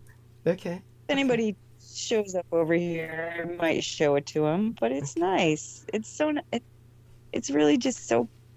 It's just like a piece out of time. It's so. I have to tell you, I'm really struck by the way that you structured everything to fit so perfectly on the page. Thank you. Like the whole thing is so like the stanzas, yes, and the way that you carried a theme through. It's gorgeous. Nice work. I just am so humbled. Thank you. I'm really I like it so much. Thank you so much. And in case anybody doesn't know what we're talking about, he sent me a birthday present, and I am no longer celebrating my birthday, handing it over to everybody else who has birthdays in the spring.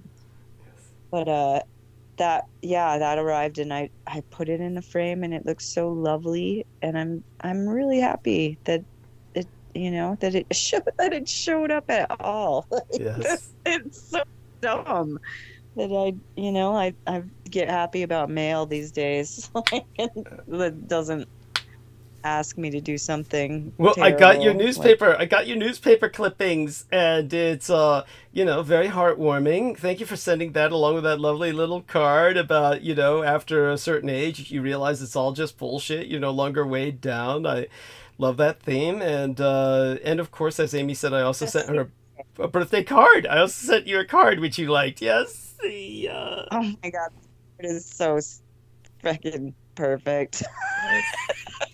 Yes. The card was a little purse on a chain. It was so, but it was an actual card that like still unfolded, except it had a little chain purse thing. It was very good. Yeah.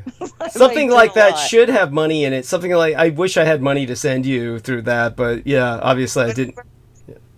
I know, but like one day you will. One Yes. day we'll just blow up each other's bank accounts, all Yes. of us. Like Yes. Aristides can be in charge of, reprimands for not spending enough. Yeah. Yes. Uh, Okay. that's- Go do your business okay. over. Wonderful. So I'll be back. I'm going to indulge myself, and all of you just, you're talkers. Both of you are good at this, and both of you can bounce off each other. And I'll be back in about 10 minutes or so. And everybody, I will be back. So do listen to these wonderful people. They have so much to share and educate you about. And of course, dear Amy's been through so much lately. And Aristides, of course, maintains a stable life, but both of them can hold a conversation real well. And when I come back, probably around that time, George will be joining us. And shortly after George leaves tonight, or if he doesn't show up, then I'll go into monologue. And so it'll be a fairly long episode, probably at least. Probably the remainder of the 12 hours I could handle, simply because there's always so much to talk about. And I will put some of the links that I gave to Peter Moon in the chat room so people can see what I was bitching about with Audrey Tang again. And I think Peter understands where I'm coming from with that, but a lot of people wouldn't unless they know the full story.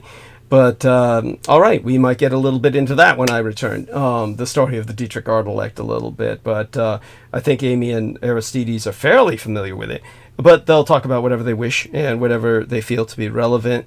And okay, I'm going to go mute now, and thank you both. All right. Okay, Amy. very good. Good. How are the dogs, Aristides? Oh, they're fine. They're fine. Yep. Good, good, good. What? Oh no. Um, Yeah.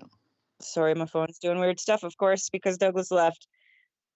So I've been making these maps, Yeah. Tell me which about that. I heard you talking about it. it's through this ESRI.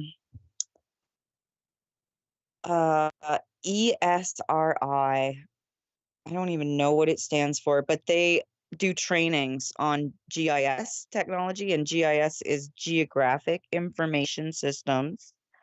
Okay. So I was doing a bunch of classes for them. My thought was that I was going to get certified in some kind of GIS technical thing. Mm-hmm. Expensive. It's just like I thought I could do it, and then I Oh. was like, it's Are going to you doing cost it? Are thousands. you doing it now, or the certification? But are you still I doing? just, You still doing the job thing? Making the oh map? no, I don't have a job yet. Nobody is paying me to do any of this. Well, Everything is volunteer. You oh, all right. couldn't believe the number of volunteer jobs that get handed to me with the idea that one day I might get paid and then I never do. It's Amazing. it's fantastic. It's awesome. It's What are you really doing just maps thing for? the maps thing is something that I'm really interested in because I used to work at the Natural Resource School Mhm. at the University of Vermont, and they had a team of researchers doing remote sensing, Mhm. which at the time I was working there, I didn't even know what it was. I didn't have any idea. And then I started looking into LiDAR when Douglas mentioned something about the self-driving vehicles in San Francisco. And so I started looking at like LiDAR tech, and there were all these patents for stuff and things that I don't really know much about, but they sounded like fun. And me having an interest in photography, I thought, well, this kind of aligns with like imaging, you know, like coming up with prints, like putting chemicals on paper and like letting stuff happen so that you can see something that once was and never will be again. That, you know, that Okay. kind of thing interested me. Okay. So this is something you've been doing just from your own interest. It wasn't a job that somebody, you're trying out. Well, no, it's like You did on your they own. keep saying that like there's all this need for this particular um line of study, that like the applications for mapping at this point in time are so vast, like especially applying them towards the climate emergencies that are ongoing everywhere, and also in a public safety thing, which is how I originally got interested in the mapping. Because when I was in New Mexico, I would go onto the, I didn't know anything about Albuquerque, so I was like working in an admin job in front of a computer all day. Couldn't, I was kind of chained to the desk. Like you couldn't really take a break for more than an hour. Like I mean, you had to be at your desk to answer the phone and be available. So I would get on the maps and try to figure out what part of the city, like either I didn't know anything about or like maybe I'd want to move to. And that was when I got really interested in like throwing layers over, you know, base maps and finding just different information about places in Albuquerque. And mainly it was crime statistics was what I was looking at. Like what kind of crimes happen in this area and what kind of crimes happen in this area. And so Right. that's first started doing a bunch of maps. Okay. And now the technology is so much better. The mapping with the LiDAR tech, they can pick up different types of vegetation in the landscape. I'm so interested in it, and I know so little. And the first app I made was on the Acadian deportation in the 1750s or so out of Nova Scotia. Like it was being contested between France and England. Like they kept throwing up rival fortresses on the island of Nova Scotia. So I put it all together in this little self-made app, and I was so proud of myself. I really didn't realize, I didn't even think I could do it. I didn't realize like I already had all the skills. Like I'm sitting Wow. Yeah, that's pretty cool. Maybe that. Yeah, I could all see that self-taught. for custom. Yeah. So you're just custom filling like certain information in a map to make it useful for something. Well, and that's just it, is like they've really, this ESRI, they've really nailed it down. They've been at it for 50 years and they understand the context part of it. Like that maps can be used for virtually every area of science. Like they have a whole, I've just started, they call it a MOOC, an MOOC. All of these stupid acronyms drive me crazy. But the MOOC is designed, it's for the next 6 weeks. We're going to be looking at how to use maps for climate change. And I pulled up some really interesting, great ones about the coral reefs, like the global oceans that have the coral reef issues.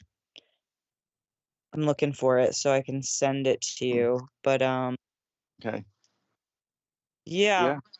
It's a lot of information. I've seen there's some channels that just like all they have is like different maps, and they'll be like basically painting this statistic or that onto the map, you know.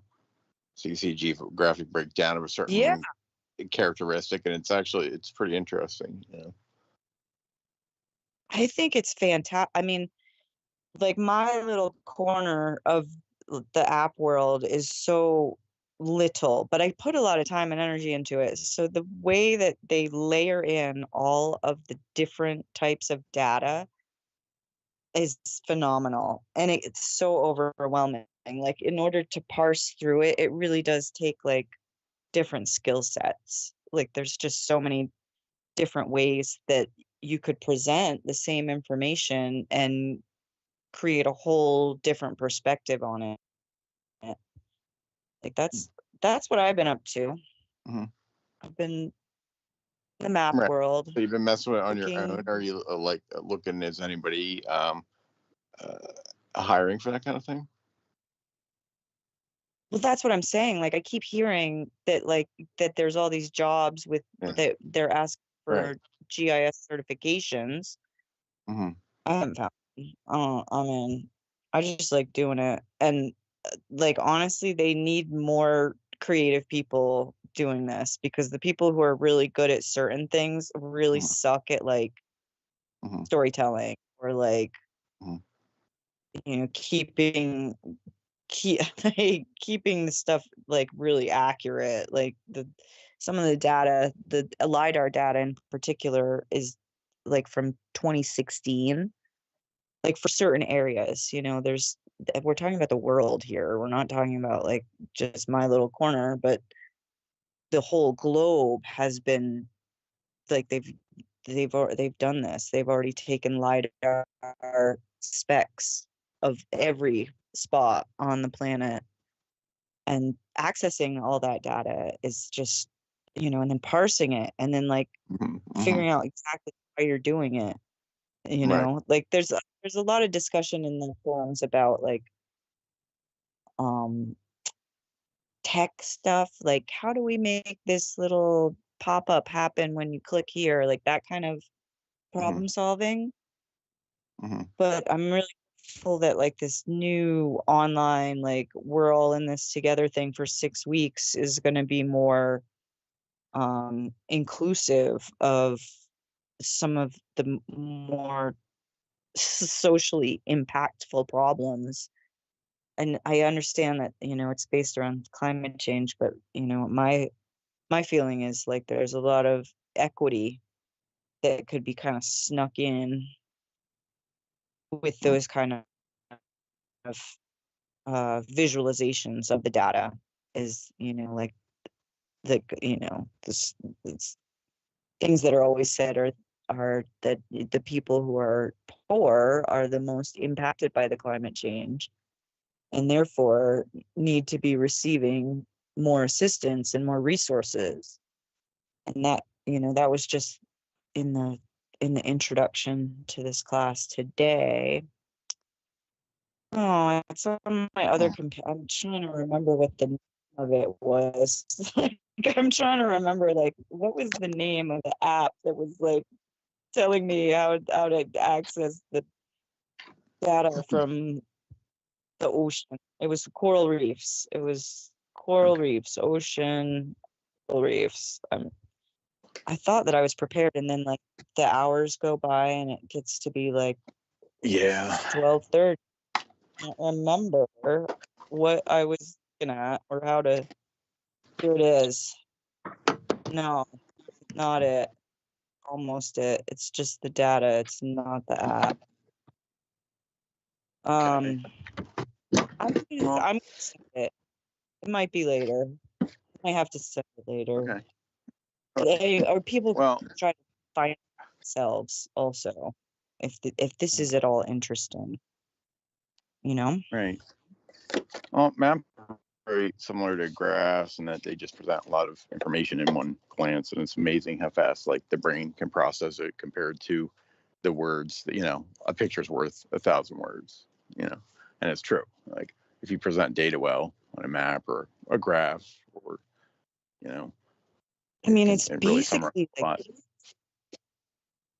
you want to learn the tools, like all that is like so like it's in there, like somebody was thoughtful enough to put a widget that will graph your data for you. You just have to be clever enough to have a CSV file Mhm. or a Yep. Okay. I know what JSON that is. file. Uh, Do you?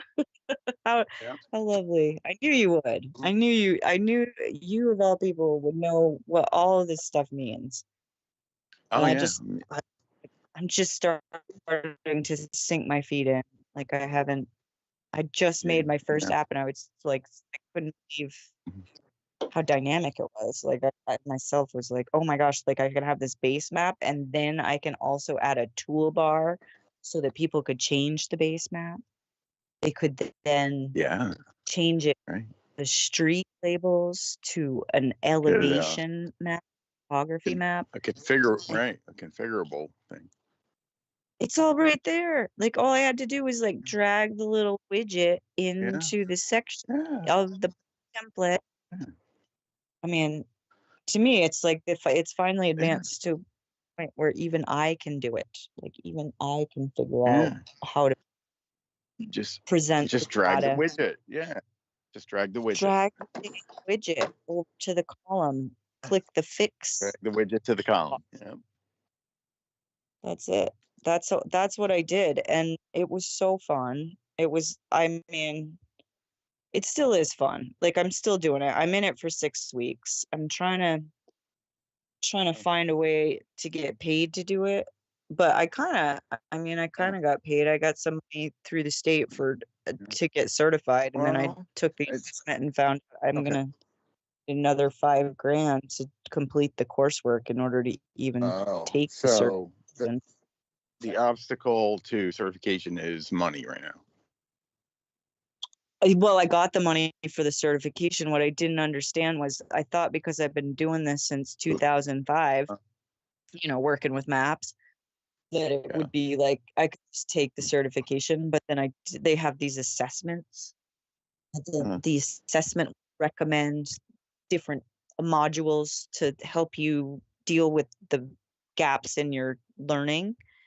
Okay. And like, I mean, the So you have courses to that take I a needed. class. You have to. Okay. Yeah. So you have to take classes. Well, and I've been Is taking the what you're free saying, class. kind of. Right, but I you have to get take free paid classes. these classes they tell me I need are like $3,000. Right. Okay, I get it. Yeah. That's why I'm like, okay, well, do I really need this certification? Shouldn't somebody pay me to do the cert? Like, Right. that's the way I feel. Ideally. Right? You might have to have a job. The They're job here. first. Right. Like, I feel like there's like part of a gender Well, equity thing that happens like that. Like, well, women okay. will always have to take more classes. Men just get the job. Okay. Well, it sounds with the class thing or the job or whatever. It sounds like kind of chicken and the egg thing. But at least you got something you like, you're interested in, and you're good at. It seems. Thank God. I know. I wish I was better at it. I do. Mm-hmm. What's Heather good at? Maybe Are you she can there? tell us. She's sleeping.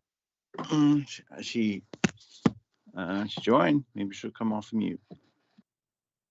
Is she on? I can't tell if she's on I am mute. good at making beds. You're What's that? good? Bed making. She's sleeping? Yeah. See, she's doing a throne of pillows. She knows the rules. You come on this show, you need to have a throne of pillows. Something. You need How are you? a little. I'm good. I'm so glad you decided to join us. I have such a hard time seeing. It's sorry if I cause issues, like distortion or reverb, something like that. You sounded pretty good. Pretty good all you. so far. I don't have a computer anymore, so I haven't had one in a long time. Well, I bet you don't miss it. Not really. Not at all. I mean, I did not have a TV for a long time, and now we have a TV, and I just like a dark mirror before me. I feel the same way. Yeah. I do. We were watching movies earlier and they sucked. And I was like, this is like I could have done something good for 3 hours instead of Time is watching. valuable. People don't give it its worth, you know. I know. And it's true. Like to spend all your time like doing something you hate. I mean, to me that sounds like a worse fate than death.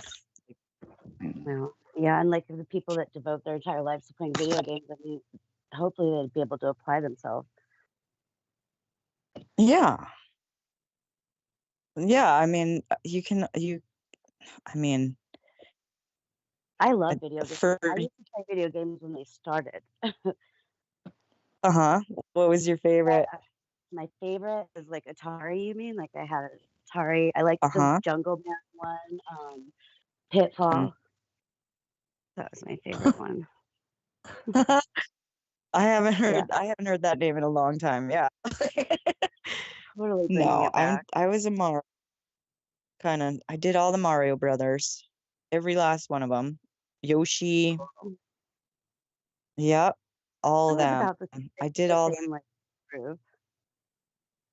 Wait, say that again. They were like the same time frame. You know, Mario Brothers was around Yeah. then. Yeah. Hubert. We were talking Hubert. Mike Tyson's Punch Out. That was what we were talking about the other day. Oh my gosh, I forgot Mike about that. Tyson's Punch Out. That one was on the Arizona sex offenders website. If you Google, or if you go on Google and go to that, he's on there in my zip code. He doesn't actually live near you, though, does he? He must live in my area. I mean, I don't know why it's posted like that, but who knows? I know, it's funny. Another one. It's not him. I don't think of him as a bad person. I like him kind of, you know. It's like, he's a good entertainer. He really did transform into an entertainer, didn't he? Like he found a way to turn away from the boxing. So yeah. So I guess he is.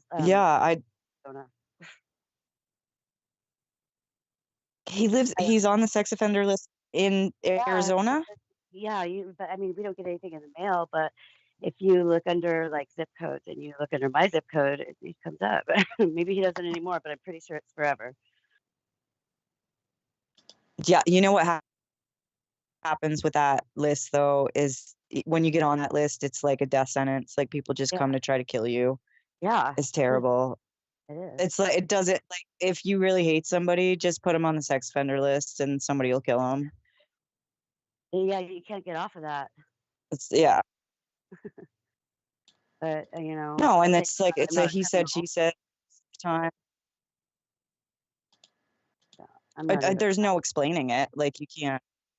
Yeah, I don't know. I definitely have had some people in my life who suffered because of being on that list. Oh, the wanted list. Like you're gonna get killed.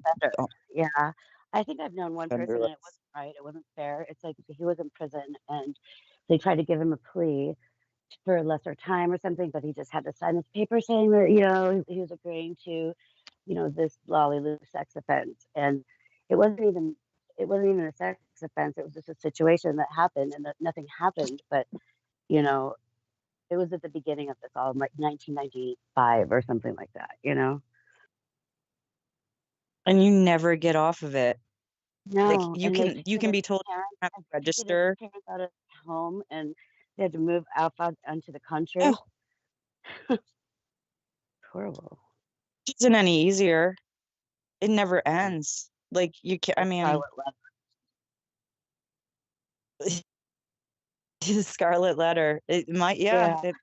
Anyway, no. That I didn't realize that Mike Tyson lived in Arizona. I think that's probably a different Mike Tyson.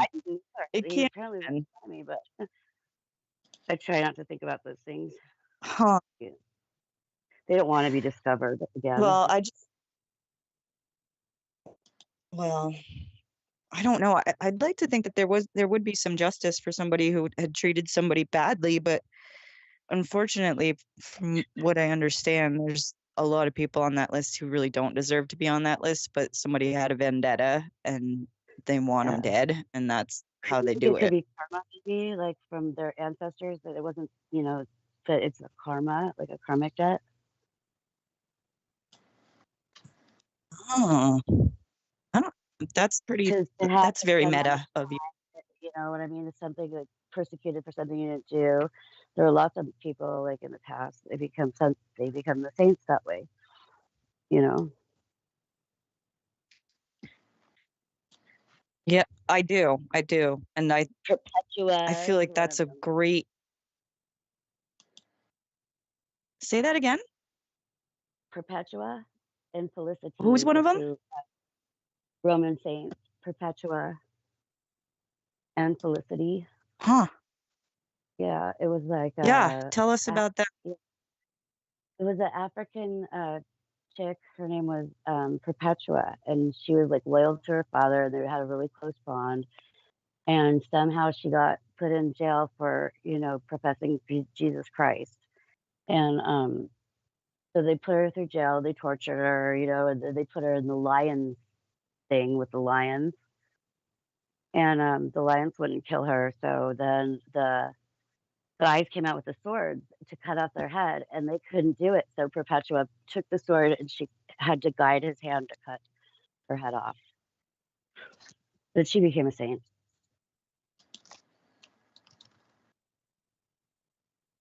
Yeah. That She's the patron that saint would for be mothers and prisoners, something like that. And I haven't so thought about that kind of situation would be repeated and repeated until there was some kind of symbiosis between the characters involved. Like, I'm not sure. Like, I think it's how would that work as far as like typical. transmuting all that ancestrally? Maybe we're the same person every time. We just don't realize it, you know?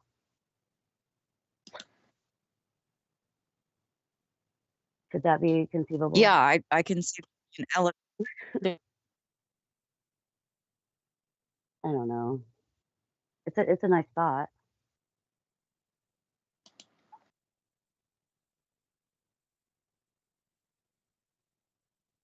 On Very any of this, or simple. I can't hear. Am I breaking up, or are you breaking up? I think we lost him. Oh no. What? I can No? hear both of you. Okay. Yeah, I'm sitting here with my phone Did you up, but lose I don't me? think I'm holding my phone. Maybe. Hang on.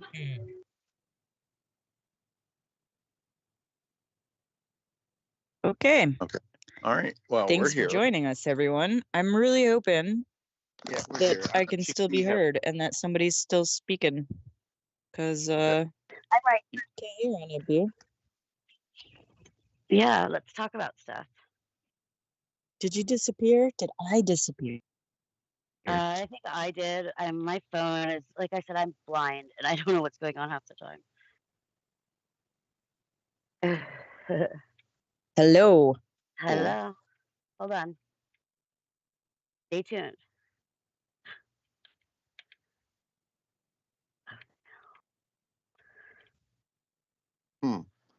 I'm sorry. Here we go. Maybe can you hear me? Yes. Okay. Maybe she'll try to rejoin. Maybe she couldn't hear it. Yeah. Sometimes you do have to like leave and I'm back. talking to Amy Tomo. Yeah. Okay. And Aristides. Yeah. Okay. Yeah, but Amy dropped off, and hopefully she'll come back. I wonder if Troy Bellamy is listening. There we go. She's back. Got it. I'm back. Sorry, I'm gonna shut that off. It's off. You're back. Can you hear everybody now? Yeah, everybody's good. I don't know. It said call ended, so something. Didn't like what I was saying. Yeah, it's happened to me. You just gotta try to rejoin. Anyway. So did Peter and Douglas, did I hear them talking tonight about colors of caps?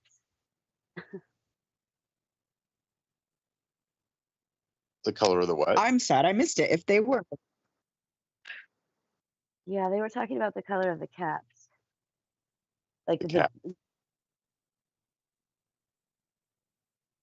like as having a meaning, like, or they had to be special cats, or I was watching movies. I didn't get to hear it. I'm gonna have to listen because I'm a cat lady without any cats right now, which is probably the way it should be. But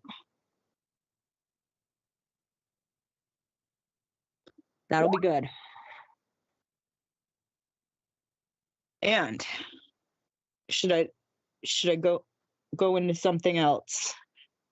Yeah, Heather's on mute. It's weird. It's like people are coming through. Can you still hear me? I can still hear you. Okay. I can. Yep. Good. You're no. All right. You got cut off now. All right. Yeah, she got cut off. So this is still going here. Very good. Still, we're still talking about cats for when she gets back, right? No, we're not. We're not talking about cats. Okay. Yeah. Well, I was just wondering if talk about red caps. Red or like orange?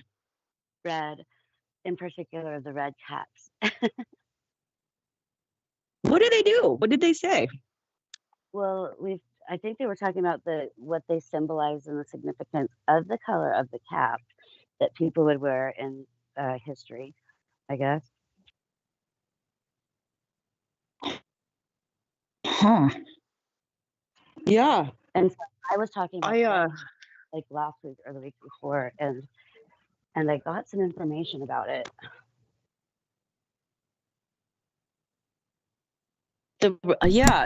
That's cool. Like the little red tiger cats are cool. I like them. Caps, like Santa Claus hats. Yeah. What? Cats. Yeah. Oh my God. So I just got back. Yes. What's going on? Were you guys talking about cats? Well, What is there like? cats. Yes. Wonderful. Good. Right. Okay. What did I miss? Hi, Douglas. Yeah. Hi, Heather. Oh yes. Oh my God. Yes, that's right. Oh, Heather, thank you so much for your contribution. So, are you sure that doesn't put you out? Yeah, I'm okay. Okay. Okay. So when you were talking about caps, of colors of hats with Peter Moon earlier, was that correct? I was. I don't remember that consciously. Green hat, like a green hat and a yellow hat. Oh yes, the Buddhist trip. Yeah. So tell me about that. Yeah, what about it? The red hats. We were talking about the red hats a couple weeks ago. Right. That's right. You brought that up. Yes. Mm-hmm. So I got some information about it. Okay. Yeah. And you're welcome for that. yes. Please share it with us. Yes, by all means. Okay. And because I don't know, I missed what you guys have said, so I don't want to be like. Nothing was said of any substance, I assure you. It was Okay. just, some have yellow hats, some have green hats. It's pretty much as far as it went. I mean, as far as I understand it, the yellow hats are the most common, and they're kind of like the baseline. So, in Asia. huh? In Asia. Yeah. So far as I know, yeah. Yeah. So tell us more. Okay, so the Moors were the red hat wearers. Uh-huh. And this is a story about how Santa Claus is the red-hatted king of the North. He's a time traveler, I think. All right. Red and white hats, Tudors and the Moors in the Palatine family. Have you heard of the Palatine family or something? Mm-hmm. Mm-hmm. Yeah, Okay. yeah. Is that what you guys would talk about? Oh, that was way too deep for us. You're going deeper than we did, but that's fine. I mean, come on, people must find this fascinating. Yeah, continue. They were the Knights of Templar. I'm sure because Peter knows about those kinds of things that he pointed that out. To a degree, yeah. Yeah. And, yeah, so you're really good with this sort of thing and have a real knack for bringing up obscure information. I mean, believe me, you're wonderful, and Amy does too, right? Aristides does too. He can help us find some of this stuff too when Heather provides these leads. Yeah, and Douglas, you're the best too. It's not just your voice, but it's the words, and your intent, I mean, I think that you attract a group of really intelligent individuals. Well, thank you. You're very kind. Like on a different level of intelligence, like not everybody gets. Because if I'm listening to you and like somebody comes around and they've never heard you, they like, it's like they don't hear what I hear at all. They're not that, they're not as smart as I am either. So I like that. That's cute. That's yeah. yeah. Well, so when people like hear me when you're listening to me, what do you think how do they respond usually? How do they respond? Yeah. They just can't even listen. They can't even process the words. Like you just say it in a way that people that aren't really as intelligent as you are, they can't like understand it. It's like it makes their brain hurt. That's cute. Not in a bad way. Not in a bad way. But I'm like, listen, and they can't even comprehend what you're saying because it's like it's knowledge. It's it's stuff that they can't even pack in their brain that fast of a time frame. Right. Cool. Yeah. No, I appreciate. Yeah. You're so smart. Oh, honey, you're just too kind. Honestly, your flattery will get you everywhere. Believe me, honey. But you're such a wonderful person, and both Amy contributed heavily earlier last month, and you contributed this month so much. I mean, this is why I felt I owed Amy, and I forgot your birthday. Did I miss your birthday, or is your birthday coming up, Heather? Mine is in June. Okay.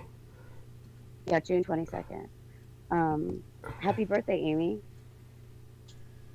Thank you.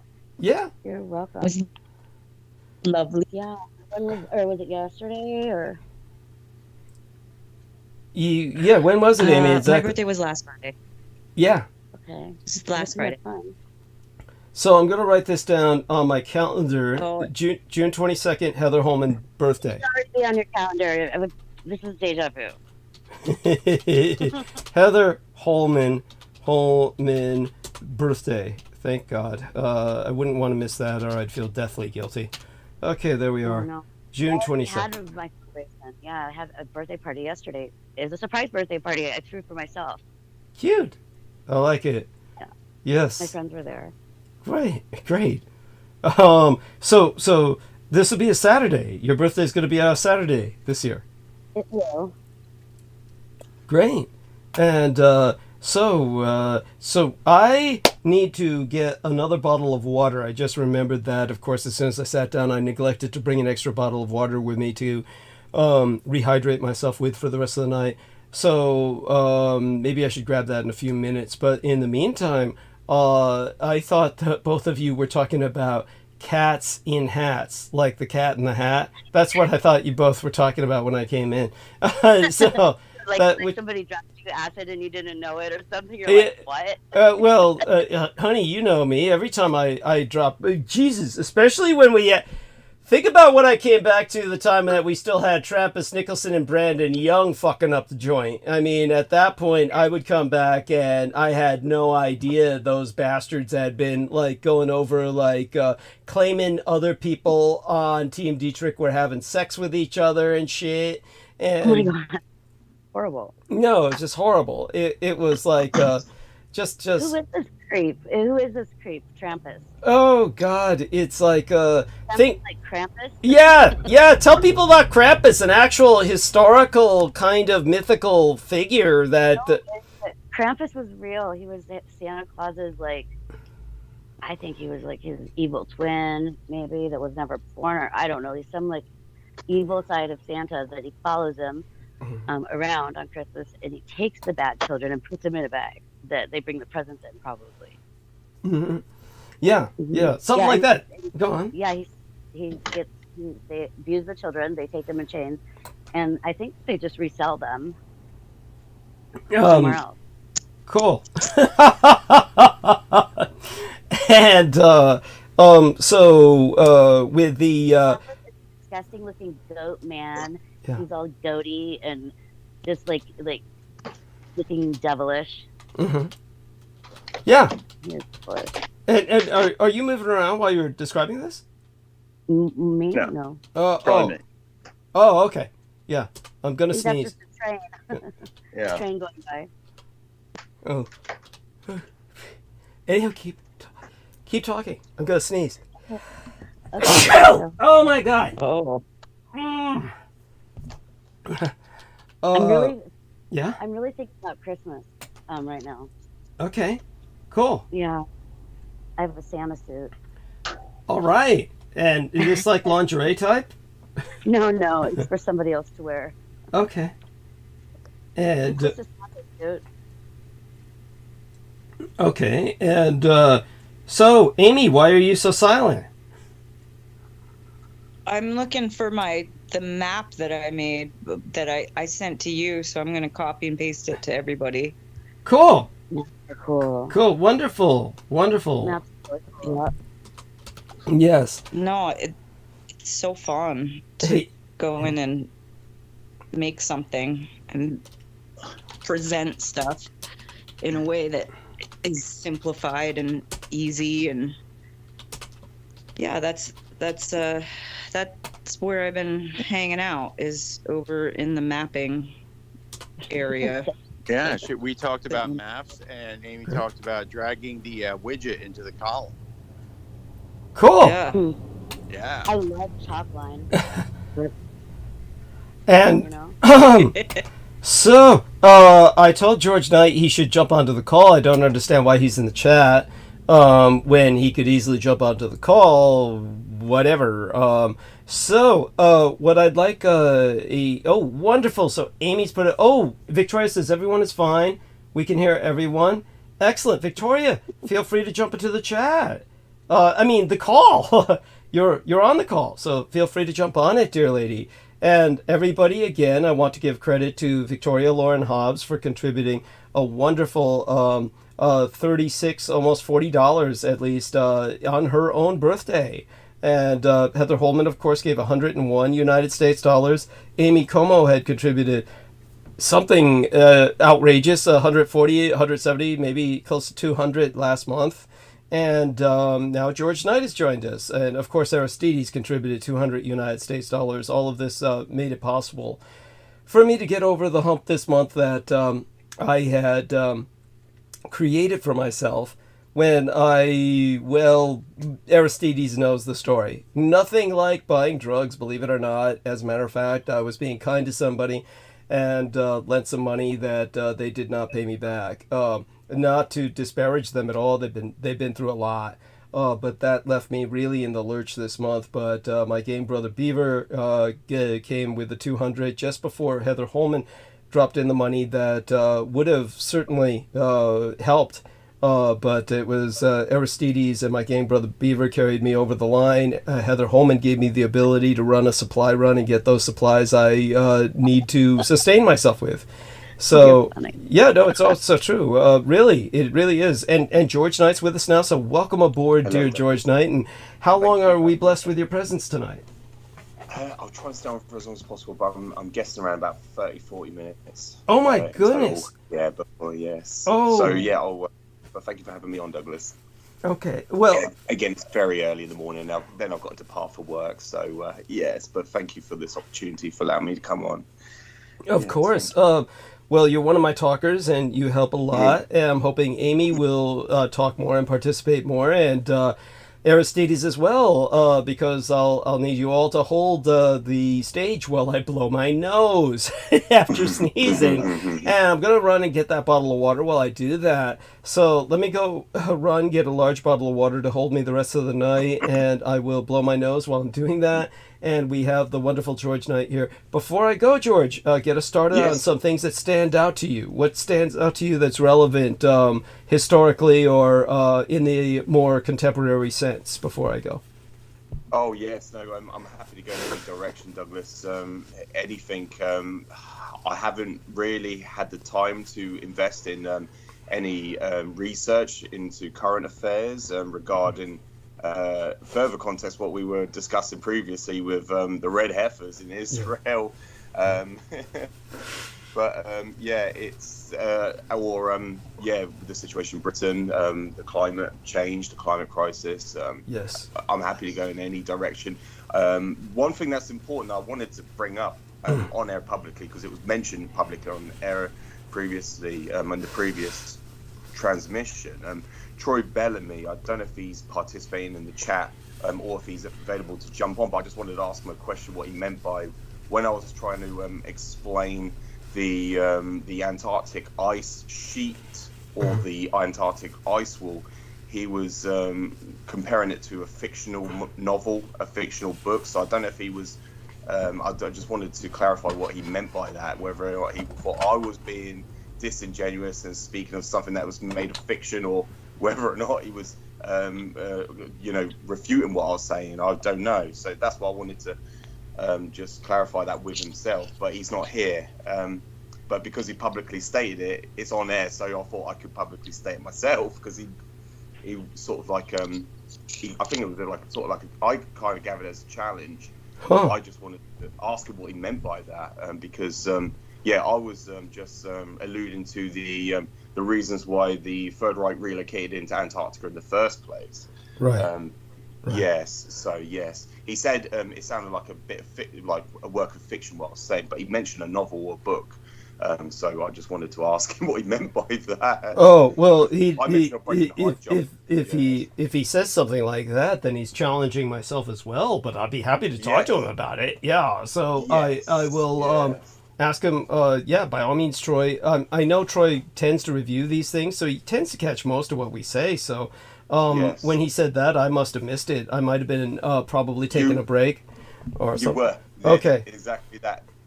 People could go back and review it, but I just wanted to ask him to see if he was available, so just have this opportunity to discuss it with him. But I don't think he's here, so we could wait for another time. I just wanted to. I remember that conversation. Yeah. So what do you what do you remember? Yeah. What do you remember about it, Heather? Different pages. Yeah. You think that they were both on different pages? Yeah, like they were on. There was like some kind of communication. It wasn't clear. I was probably interrupting everyone. No, you wasn't. No. I was speaking about the Antarctic expeditions, including the army response with the Operation High Jump, the military operation that was conducted by the Navy, which failed. And I said to you and Troy, this is a historical fact. I can bring up so many references. And so I wanted to make a comment, but then it got kind of tense. So I was like, it did? It got tense? Yeah, it was just like there was like a bad communication, and like it went one way and then it went the other way, and it kind of just like, they both were like passionate about what they were saying. Well, George wasn't here. I mean, at the time he did this, you weren't here, right, George? I was there. Yeah. So it got tense. I'm sorry. What? Was that with myself, Heather? Is that what you're referring to? Yeah. I just said to him, this is historical fact. I didn't need to go in any. So Troy and you were both here while I was gone, but it wasn't really resolved. Right. No. So what we can do is hopefully Troy will come on sometime soon, and we can resolve it. I'll be happy to do that. And Aristides. Do you remember any of this? What was your impression? Do you remember any of this? I'm trying to. Which can you describe the conversation more? It was like apparently Troy and George were both here, and while George was describing something about Operation High Jump, apparently Troy was saying that, well, that sounds like a fictional, like fiction, and then he brought up the title of perhaps a work of fiction, a novel or two, or maybe a movie. Yes. Then, so then what happened was Heather says she felt that it got kind of tense between them, and then the conversation just kind of moved on. By the time I got back, nobody brought it up. What's funny? I'm sorry to interrupt you, Douglas. Yeah. What I was going to mention when I was going to interject about the ice wall, I don't know if I'm the one that even brought it up, but and then Bellamy's response kind of ties in, because on TikTok I saw a TikTok of somebody who said, they went over the ice wall, and it shows the video of the phone or something. Yes, that's what and you're saying. It shows like the other side of the ice wall is like you're in a cartoon. What the hell?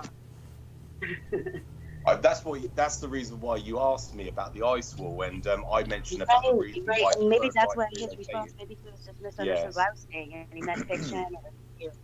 Oh, that would make sense. Yes, that would make sense that he was kind of like still stuck on responding to Heather. Maybe. Yes. Yeah. Yes. Right. Right. Is this ringing And any? then Troy interjected, and he said it sounds like a work of fiction, or it sounds like it's fictional. Either what I was saying or what Heather was saying. So I'm not sure. That's what I wanted to clarify with him. I'm pretty sure he was talking about the TikTok thing Heather was relating. That was a fake video. I think that's where the miscommunication was. It was because he interjected whilst I was explaining it about right. But bear in mind also that Troy is he was kind of like sneaking on because his wife was kind of like vacationing elsewhere, and he had the opportunity to jump on and join us, and he doesn't often have the time to do that.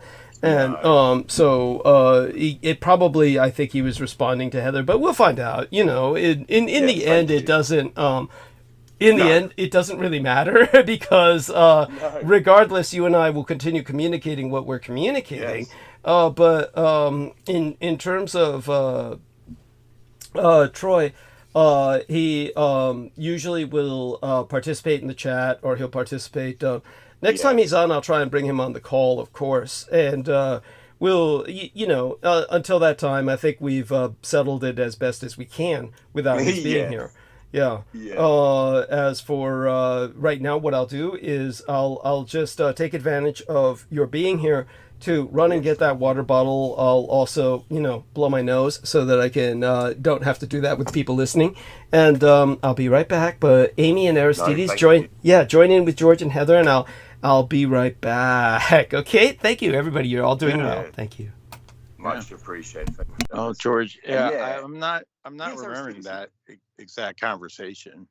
No, it was that period where Douglas was on a break. He did depart for his break at that point in time. So yeah, Douglas wasn't there. If people go back, it was kind of like one of those things that just kind of like breezed over, sort of thing. It just it's something that is not to think it's happened there.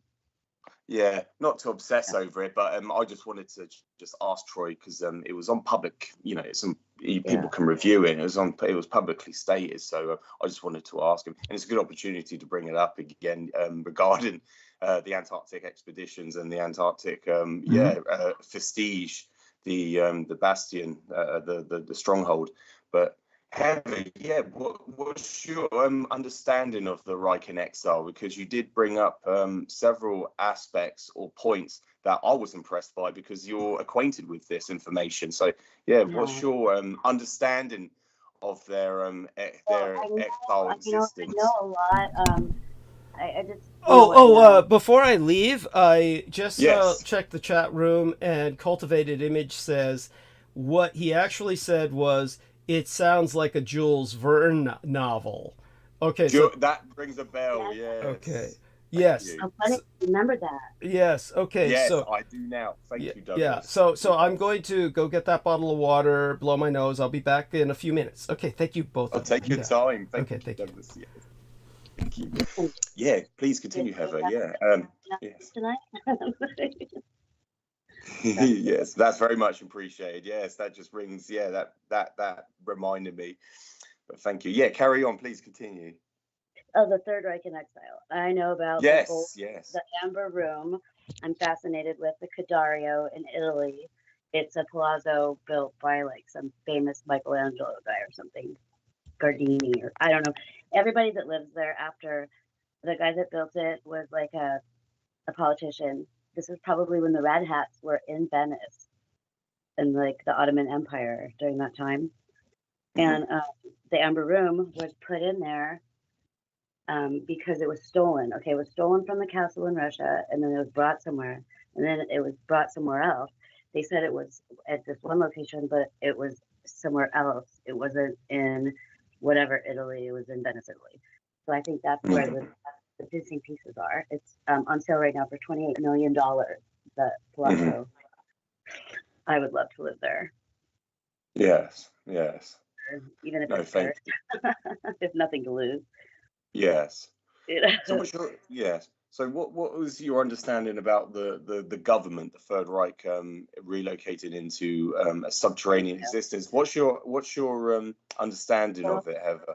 My understanding is probably a little distorted in a personalized way. I'll tell you, my dad was in a motorcycle gang, and this is when I was little, right after my mom passed away. So my dad got affiliated with the Dirty Dozen. And he was a motorcycle like rider, gang, biker, whatever. And he has a tattoo on his arm. It was always like a motorcycle tattoo, is what I was under the impression of, with the eagles and stuff. But I said, what does this represent? You know, what does this mean? And he's like, oh, that's so, like, but it was like he was how should I, like, he wasn't bragging about it. He's like, Third Reich, you know. Oh, okay. Yeah. And so I'm like wondering how that had to do with me and how that had to do with my family and why he would be into that. I was really a young kid, so I have probably like a really narrow perspective of it. Mm-hmm. Yeah, I know. Right. Weirdo. I know that, and I know that he was kind of misunderstood, kind of like Charles Manson. We've talked about that. I've heard you talk about that, but yeah, Third Reich in exile. I don't know why they went away or why they would go away. I don't think it's because they had extraterrestrial contact or anything like that. No, thank you. No, I don't think that's how. I think that they went into wherever they went in exile, and they okay. I think the Bell thing that they were working on that they said was extraterrestrial spacecraft or something. The displacement weapon, yes. No, I think that what it was is it was a centrifuge. And that is when they were learning how to manufacture and mass market artificial diamonds. I think that's what that was. And I think that's when Zales started, you know, the diamond place and all of the, you know, regional conglomerates of diamonds still here today, you know. I think that's what they're doing is manufacturing artificial diamonds. And they had more money than anything. And they had Vedic knowledge and Shastra's way to work things without the modern way of working things. Right, yeah. Are you referring to the Die Glock, the Bell bomb? Is that what you're referring to? I'm referring to the mana and such like mirrors and stuff like that. Really simple, yeah. I don't know about I'm sorry. I heard Peter Moon mention about the like Brill and some other like culture that has lived through there. I don't know much about it. I just wonder if it's Atlantis. Yeah, the Vril and Tool, the Tool of Society. Is that what you're alluding? Well, paraphrasing from Peter Moon. I don't think it's Nibiru. I do not think it has anything to do with Nibiru, and maybe that's who they're hiding from. Never know. Yeah, the PSYOP campaign out there today tries to allude that the Third Reich had some form of connection or communication with an extraterrestrial intelligence from out there. And of course, that was the under the auspice of the propaganda Reichsminister, Dr. Paul Joseph Goebbels. He was able to convince the Allies that they were the first nation state on Earth to make contact with an extraterrestrial race, and this was a PSYOP campaign, which proved functionally very conducive or very viable and the Allies were susceptible to this propaganda, and they bought and they buy this information. And what convinced them and what brought credence to these claims was of the Krautballs or the Führerballs, which is the German in the Deutsche Sprache. The Führerballs is the pronunciation or the term used to describe these elongated nautical mines. These are radio remote controlled, and these were under the auspice of the Dr. Paul Joseph Goebbels' Reichsministry Department of Propaganda and Enlightenment. Are these the scientists, the paperclip scientists? Excuse me, sorry, Heather, could you please repeat that? Sorry. Are those paperclip scientists? Is that what technology and what you're saying? No, I don't. None of the what you would call them, the echelons or the prominent scientists or engineers that were part of that program none of them gave the Allies or the Americans or the Soviets, because every nation on earth took them into their homeland, and none of them were able to give them anything. Even Winfried Otto Schumann himself never gave the Allies the blueprints or the schematics for his Schumann levitational device. They were never able to have the information or know how it works or how it operates. Is that where the Schumann resonance comes from? Yeah, that's where the Schumann resonance comes from. It was pioneered by Winfried, however you want to pronounce it, Otto Schumann. He was the man who, because when the Schutzstaffel took over the Schumann group, they were able to utilize his technology that he pioneered for the Schumann levitational devices, which is what people would attribute to anti-gravitic technology. And so this is how they were able to innovate and how they were able to become so advanced with their technology in terms. Yeah. Yeah, it was this. It was the individual, and he lived in the United States after World War II, and he never gave. Did they change their name when they moved? Oh, what the identities? Well, they were given. Okay, I'm back. I'm back. Oh, what are we talking about? Thank you, Douglas. Yes. Oh, mentioned about. We were talking about the Third Reich in exile, and we were talking about, and Heather brought up paperclip, and just asked a question about where they relocated in the United States, were they given identity, and they were, just alluded to that question. I was going to respond that they were given estates, they were given locations to live in. Of course, the whole program was to try and extract as much technology and information from them as possible. And of course, they never gave it to the Allies. Mm-hmm. I mentioned about Winfried Otto Schumann never gave them the blueprints or the schematics in order to replicate the Schumann levitational devices, which is what went into the Reichskraft, yes, to give them the anti-gravitic technology, which enabled them to conduct or emulate anti-gravitic capability. I'm sorry, in 1945, 1944, 1943, that's what they were doing. I think at Van Nuys Airport. Mm-hmm. It's called the Metropolitan Airport at the time, because when it was under the Army, Army was running it. It was called the other one, Metropolitan Airport, but otherwise known as Van Nuys Airport. Okay, and that's where they were doing, I think, the research and things here in America. I think because that's where my grandpa was in Hollywood doing his service. So that might have been one place, definitely one place that, that makes sense. Where Ronald Reagan was. I'm sorry? Where Ronald Reagan was. Right. I mean, that makes a certain level of sense. Sure. But thank you for that. Amy, are you getting sleepy, or are you still with us, or? I'm still with you, but I'm just sort of like, I'm You're sleepy. so cute. Oh, I love you. So, honey, take your time. Stay with us as long as you want, and then when you're ready to fade out, don't ever be afraid to say goodnight. Just interject yourself. Make certain to be more self-assertive. Be a bit more assertive. Okay? Yeah. Right. I will. Yeah, and so such being said, yeah. Did she produce for you, Douglas? What's that? Did she produce for you? Produce for me? I do you, Amy? Do I? Yeah.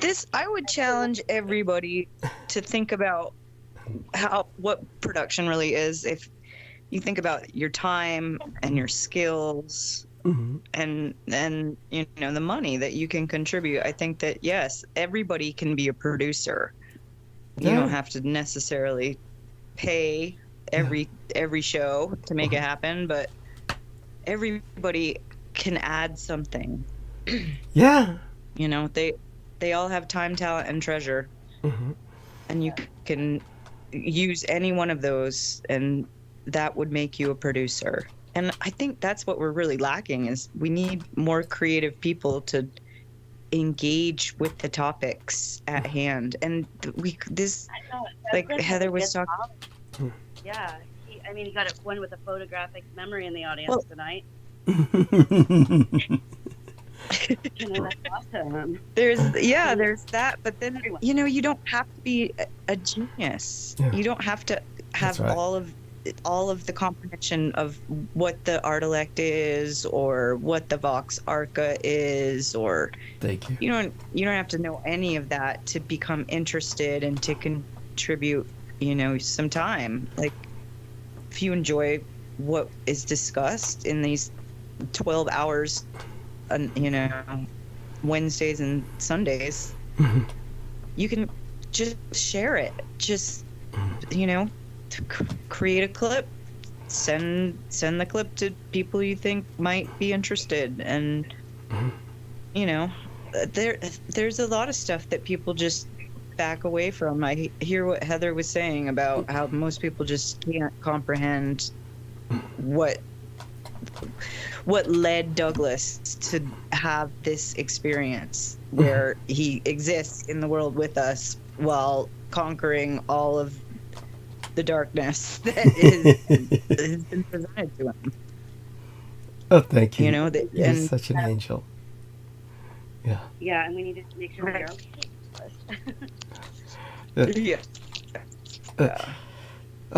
Well, darling, that was beautiful, and thank you so much, Amy, mon ami, and so our lovely Heather Holvid. Thank you for what you do as well, and continue, George, with what else comes to your mind when you're when you were speaking to Heather about this. Shall we say? I guess you were talking about what people generally speak of as Operation Paperclip, I believe, something like that. Yes. So continue. Yes. Yeah. Oh God, yes, thank you, Douglas. And the other thing is I did ask Heather what's her understanding of the Reich in exile, and she did mention, which I really appreciated, is that most people have that notion or doctrine that they had some form of contact with an extraterrestrial intelligence. And I went into the propaganda campaign under the Reich's propaganda ministry of Dr. Paul Joseph Goebbels of his Department of Propaganda and Enlightenment. He convinced the Allies that they were the first nation state to make contact, and they convinced the Allies that they were the first ones that had communication and a collaboration with a intelligence out there. And I used the Führerbals as the example how they convinced them. The Führerbals is the Deutsches Reich for fireballs. That's the German. They referred to them as the Führerbals, and the Allies called them Krautballs. Krautballs. The Foo Fighters for Krautballs, and because they resembled like balls on a Christmas tree, so that's why they were given the name Krautballs. And these were to buzz and to basically confuse Allied bombers in the European and Pacific theaters of war. So the Americans would tell you through what Douglas was able to ascertain from the Department of Defense researches of their documents, that they blamed the British for being more susceptible to this propaganda.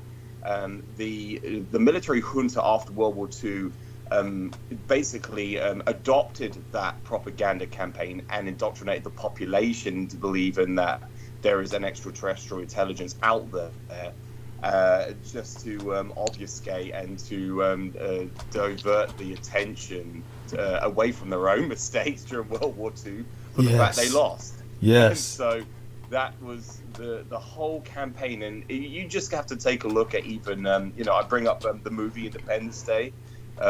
This is a historical fact. If anyone wants to look this up, they invited the film crew of that movie Independence Day the year that they brought out the Roswell autopsy video, 1995, when the William Jefferson Clinton administration were in charge of the White House, when they're in power in the administration in the United States.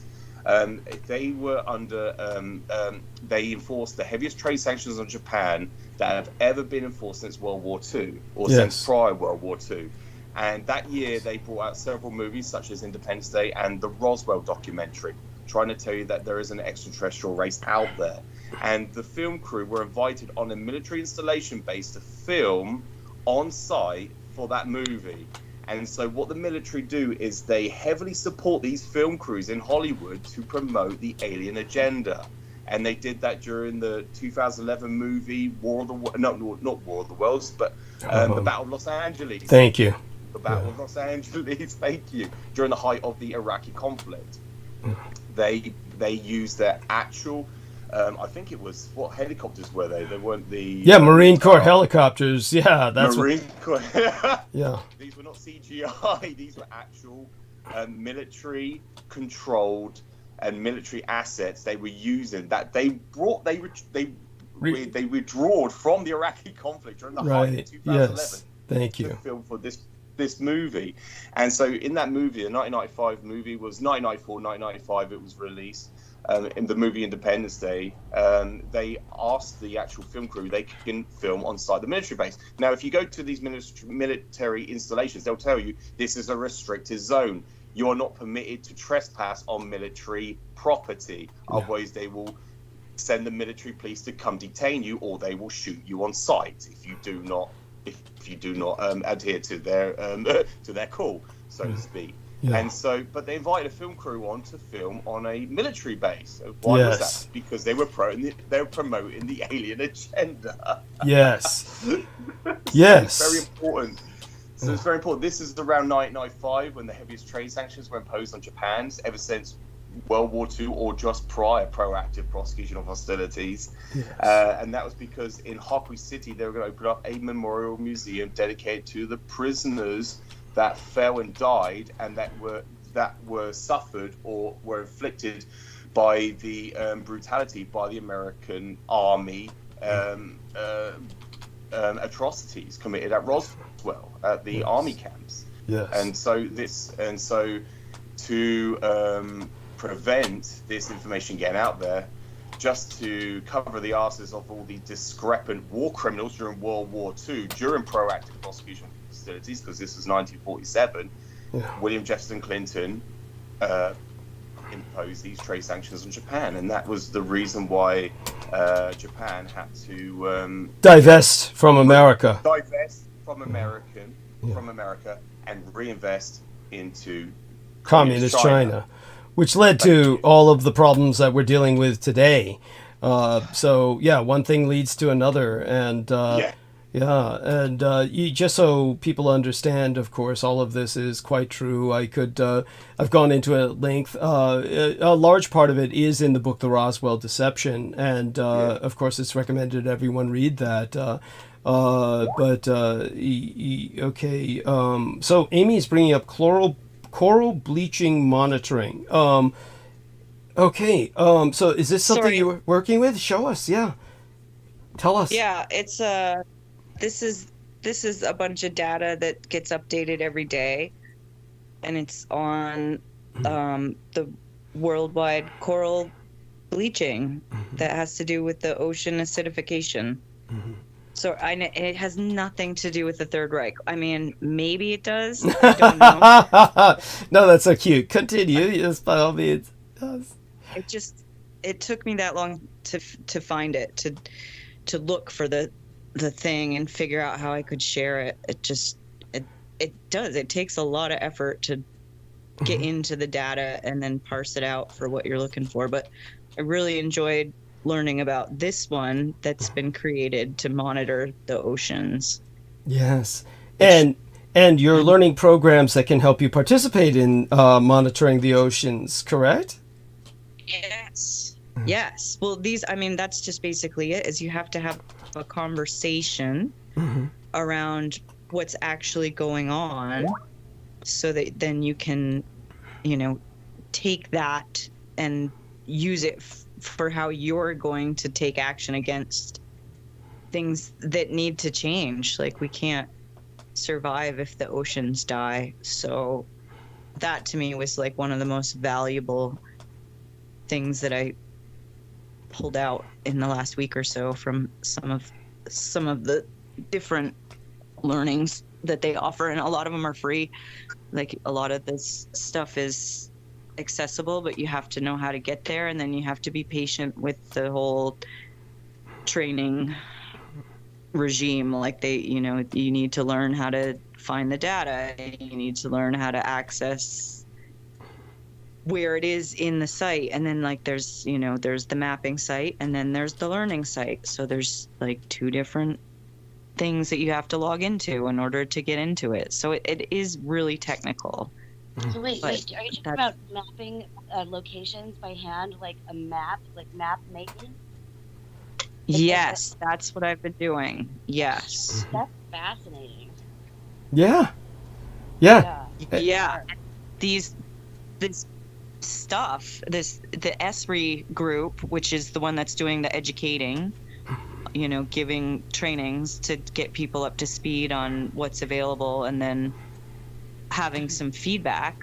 It's mainly communications. It's mainly, if you have a problem, you post it in the forum, and then somebody in the group, in the community, can then propose a solution, and then you're given kudos for participating. Like you don't even really have to do anything, and they'll give you a kudo for just saying thanks to somebody else. Like it's very reward based training. Like they want you engaged, they want you doing it. I get multiple updates every day of how things have changed. But yeah, that was the one I was looking for because it's a lot more dynamic than what I've created.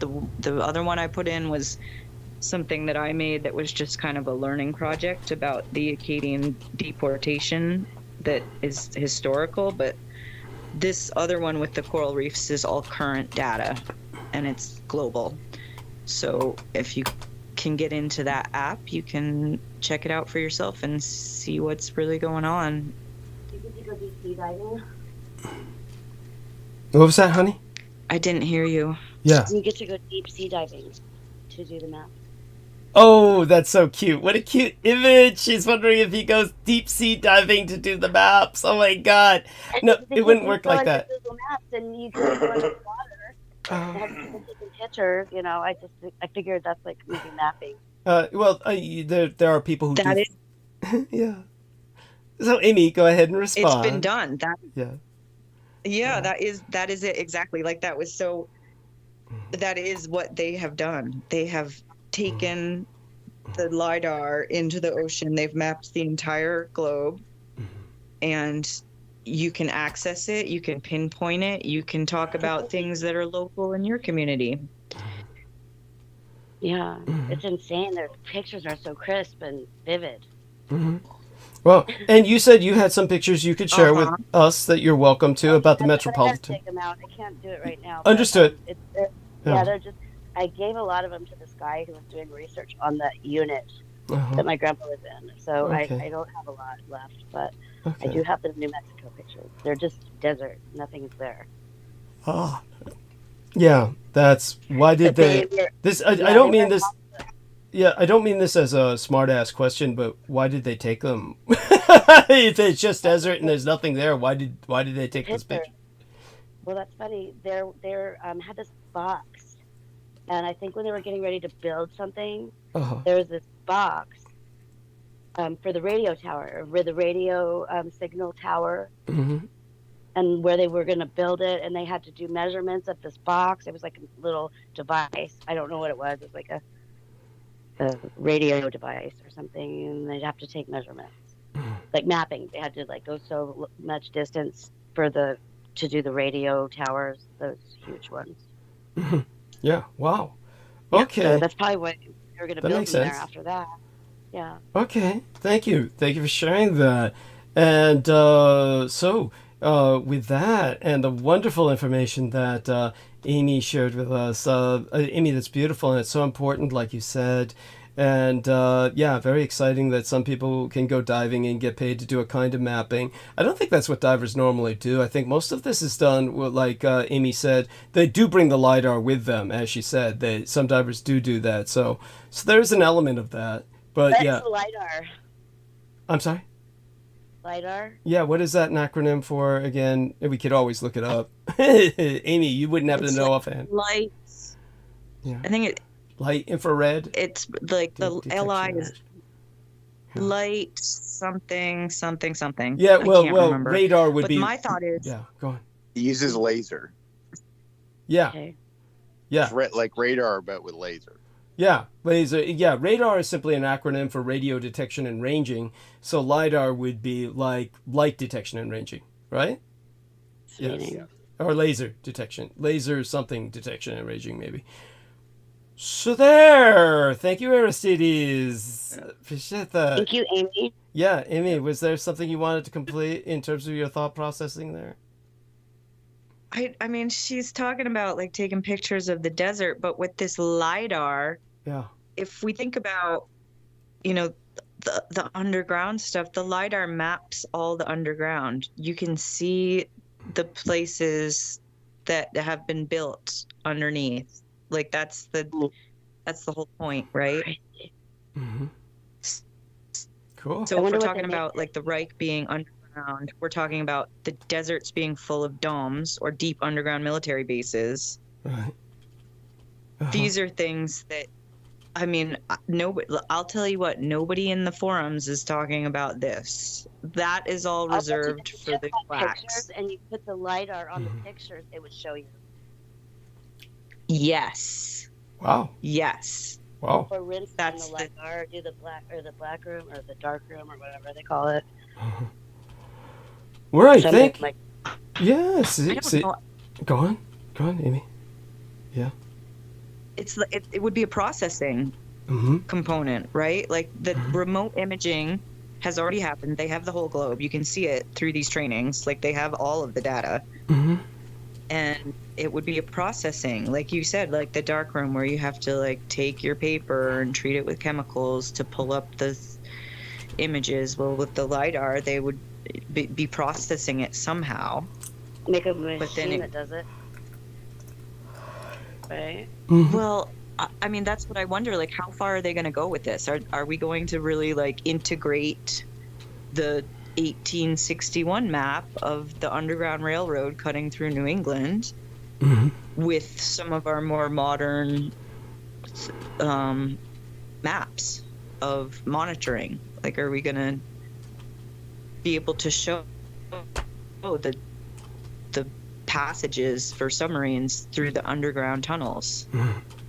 I don't know. Like, that's not being talked about. Except I'm sure that there is some corner of the dark web that is completely devoted to it. That's Where right. Wow. we're not getting there yet. We're not quite talking about it in a way that like I could, go into the store and get my cream and sugar, and then the person behind the counter would be, fully aware that everything is mapped under the ground and above the ground. I don't think it is something that. Right. Now, I have something to bring up to George. George, are you still there with us? I am, Douglas. Thank you. Yeah, now I know you have to go to work soon, but I do want you to check into something. Putin's brain, Alexander Dugin, was just interviewed by Tucker Carlson, but I don't hear anybody talking about it. Oh my god. So let me know what you can find out, okay? Oh my god. Yeah. That's and Alexander Dugin was all excited about it. He said it was a big success. So it can't be maybe it's a success in the sense that people in Russia are hearing it, but Yes. Yeah, I haven't heard anybody in America speaking about it. So I haven't either. No. Thank you for bringing that to my attention, Douglas. Yeah. I'm going to look into that later. Yes. Yeah, thank you. Yes. So yes. Thank you.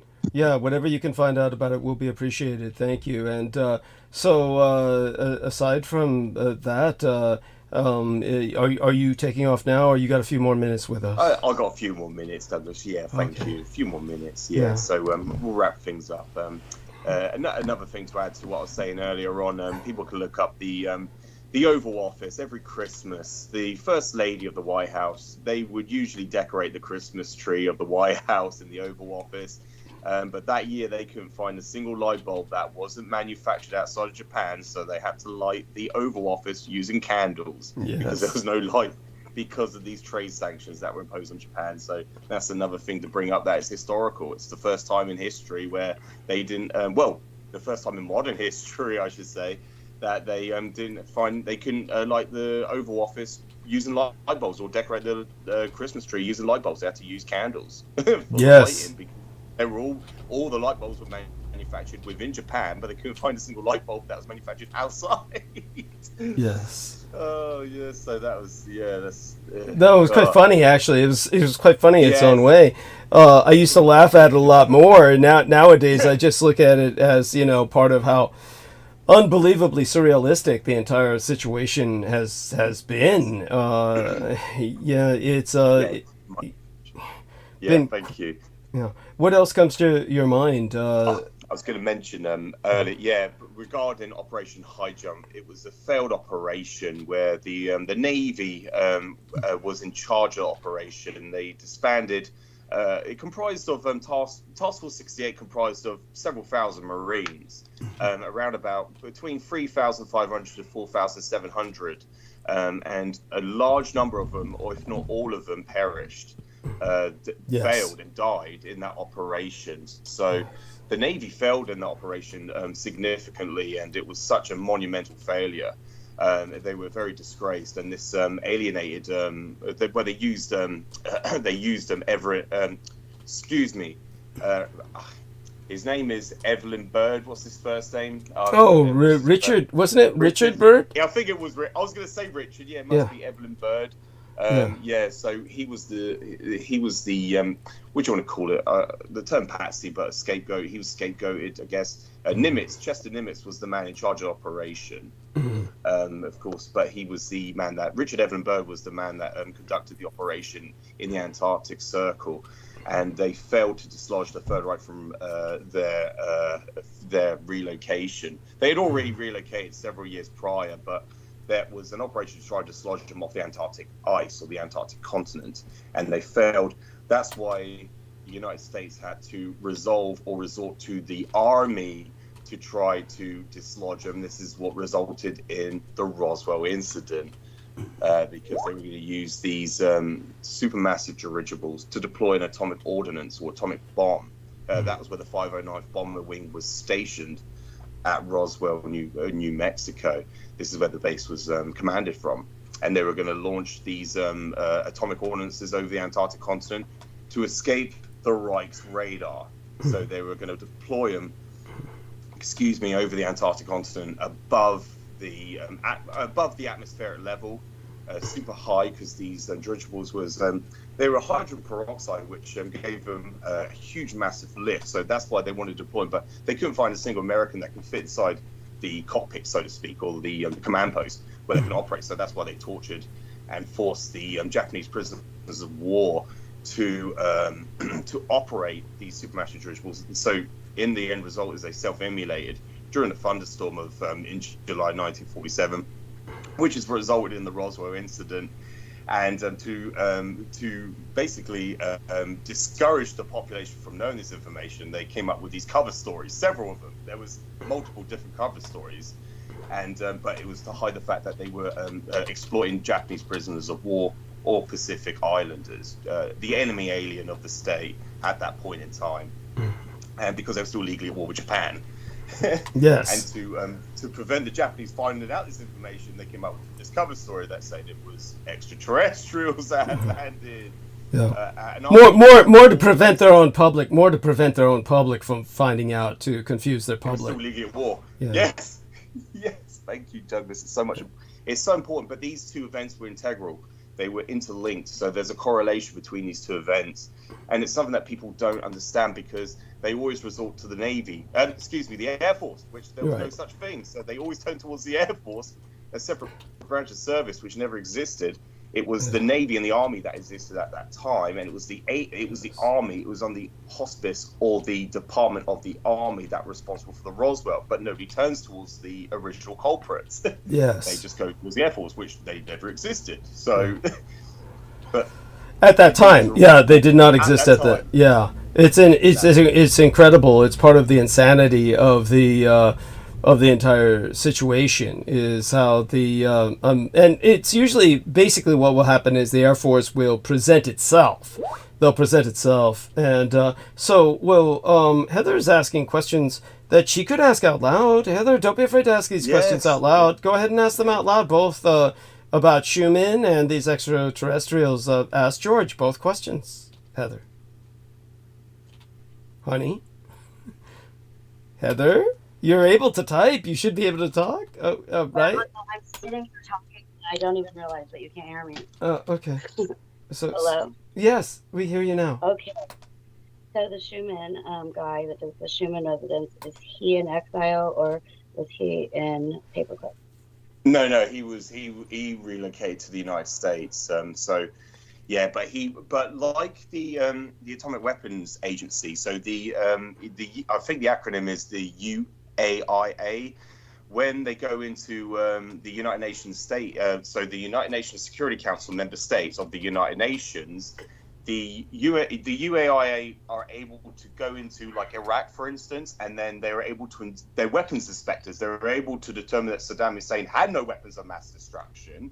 So they're able to go in there and they can say, well, you can use your resources for these purposes, but you cannot use them for weapons of mass destruction.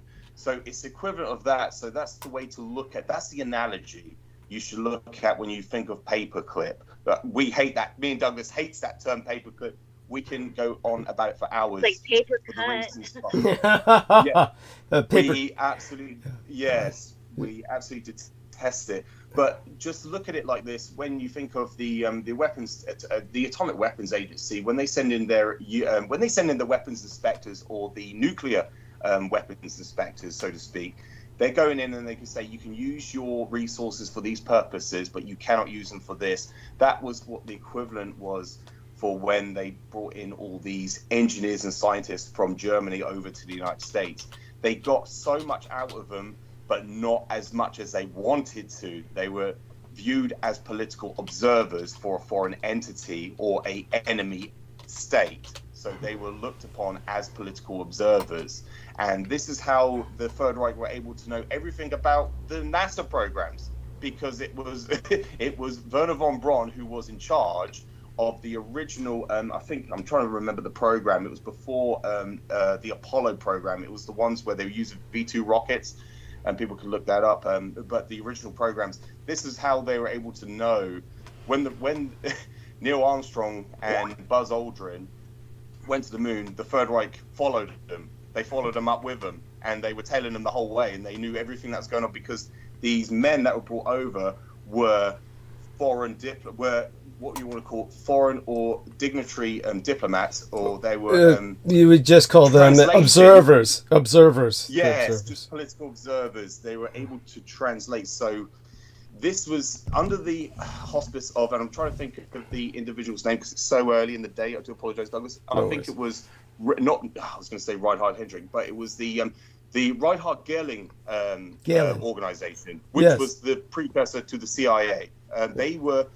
He was a, you want to call it, he was in charge of the intelligence agency, but he was also feeding the information back to the Reich in exile. Yes. He was viewed as a political observer, so this is how they got all their intelligences. They knew exactly where all these nuclear facilities are in these land strips, and all these air bases are all land strip. The Reich knew where every location was, because these were considered foreign operatives or observers that were within the government or within military branches of service in the United States, and they were able to feed the Third Reich and exile all their intelligences, all the information. So this is important to know also. This is because they were still legally at war. They were still legally at war, but these men that were brought over, they gave them only so much. So like the Apollo programs, for instance, but they didn't give them the technology so they were able to conduct interstellar space travel. They were using primitive technology such as rocket fuel or which is combustible, using fossil fuel, as opposed to what the Reich were working with. Yes, so they weren't giving them anything that they wanted. This is why when they were when you had the scouter runs over the United States during the height of the Sheep's Creek, the Disc War period, the Americans had to respond to it by trying to shoot them down. Because they were not only in a legal state war, but they wanted to retrieve the technology, and the only way they could do that is to shoot these down. So they weren't in any form of collaboration with each other. Not like that Vladimir Jablonski, whatever his name is, the individual that's trying to say that there was a program where they collaborated, they were best friends. That's completely far-fetched and completely a farce, fabricated. I haven't even heard of this guy. Is he new, this Jabotinsky guy? He's the one that that Peter Moon's aware of. He's the one that me and Peter Moon have spoke about in the past. Oh, okay. And I think he knew him. He knew him personally, but he disappeared. Went into I think in the late 1980s, or into the very early 1990s. This individual disappeared off the face of the earth. They suspect that he was killed off because of what he knew, but he was trying to he was promoting that they were in form of collaboration with each other. He wasn't aware of the fact that they were still legally in a state of war, but he knew about the Reichskraft. He knew that this was German technology, but he tried to say that there was a sophisticated program going on, or a joint meet, or a form of they were basically in hand with each other. But he was always expressing it like, oh, the right hand doesn't know what the right hand's doing all the time. So this is why they were shooting them down, completely try to obfuscate the reality. The reality is the response. The Americans, the Air Force at the time was responding to the Reichskraft violating national airspace. So because they wanted to retrieve the technology to try to reverse it, to try to understand it. Of course, they have failed to do so over the several decades preceding the Disc War period. The height of the Disc War period, or the height of the UFO sightings. Yes, which was in the 1950s. And when you speak to people that remember, they'll tell you that it was going on all the time in the 1950s, and they'll tell you about the 1960s and the 70s. They were being sighted all the time. Nowadays, it's less occurrent. They don't need to really do it so much nowadays, but during this period of time, during preceding and proactive advent of proactive prosecution hostilities, it was so apparent and so, what do you want to call it, relentless, or it was just completely it was they were on tip. And everybody culture. Yeah, it was called a UFO flap. It was a state of confusion where they were under intense pressure to try to hide this information from the public. They didn't want the public to find this out. So they were under extreme scrutiny from the public to demand what's going on. And of course, they've never ever explained it to the public. And they were under enormous pressure from the government, the military. So they had to hide their own asses. So I could go on about this for hours and try to explain it to try and make it make sense. But yes, I do. I have to kind of wrap up there, Douglas. I do have to make a move on, but thank you. And I will discuss this further. It's so important. Excellent. Excellent. And of course, whenever you find time, I've timestamped the last episode, and I'll timestamp tonight's as well. So do review my monologues as much as you can, during what time you have, okay? Thank you, Douglas. Yes, I will want to regarding Israel. Yes. Though I'm concentrating more on Asia for these two episodes, we will cover Israel, to a degree. Because is this your dentist appointment, Dave? I'll probably go through the whole episode tonight anyway. I'm kind of celebrating the fact that I made rent, so thanks Happy to day. thanks. It's a golden week. Yes. Yes, I will be gone during the weekend. Yes, I'll be completely locked out and just incommunicado from Friday through until next Sunday episode. Yeah, I'll come back, of course, to host Sunday. Hopefully you can join us for a while then. Yeah. I was going to say, I'll speak to you then, Douglas. I look forward to it, and have a great weekend to yourself, and look after yourself. And it's been a pleasure being and talking to everyone. Thank you for being with us, Heather and Amy and Aristides. And please donate any donations you can. Thank you. No, pleasure. Thank you. Much appreciated. And please donate anything you can to Douglas, whoever's listening in right now. And please look after yourselves. Thank you for having me on, Douglas. And I'll look forward to joining you on Sunday. Excellent. We love you dearly. Stay safe and be well, okay? Bye-bye. Yes, bye for now. And so that was George Knight, and with the lovely ladies that we're left with, along with Aristides. Hope you're both participating. Let's see if Amy's fallen asleep yet. Heather says I'll be right back. Yeah, honey. Yeah. I'm looking at Yeah. other maps, Douglas. Cool. I can't stop. Oh, it's like eating potato chips or peanuts. Yes, yes, I get it. Hells yes. Very addictive. Just like that. Yes. It is. And, It is. That last one is the nuclear facilities and hospitals near the nuclear facilities in, I think it's the world. Wow. I think it's a global one. All right, and Yeah. and those would be. You go on, honey. Go on. Keep talking, darling. I'd like to hear what you were going to say. Oh, I was just going to say that, of course, just one thing so that people understand, I've never understood nuclear facilities in the sense that I understand, of course, the need for energy, but at the same time, these make excellent weapons of war if they're ever captured by the enemy or targeted by the enemy. I'm not quite sure that striking a nuclear power plant with a missile would cause it to go into meltdown. I really don't know if that's how it works, but I do know that if the enemy captures one, they could certainly put it into meltdown. If you capture a nuclear facility, you can generate a meltdown just internally. So it's they're such incredibly vulnerable. Yeah, so go on, honey. Yeah. I can't forget what you were talking about, Transnistria. Yes.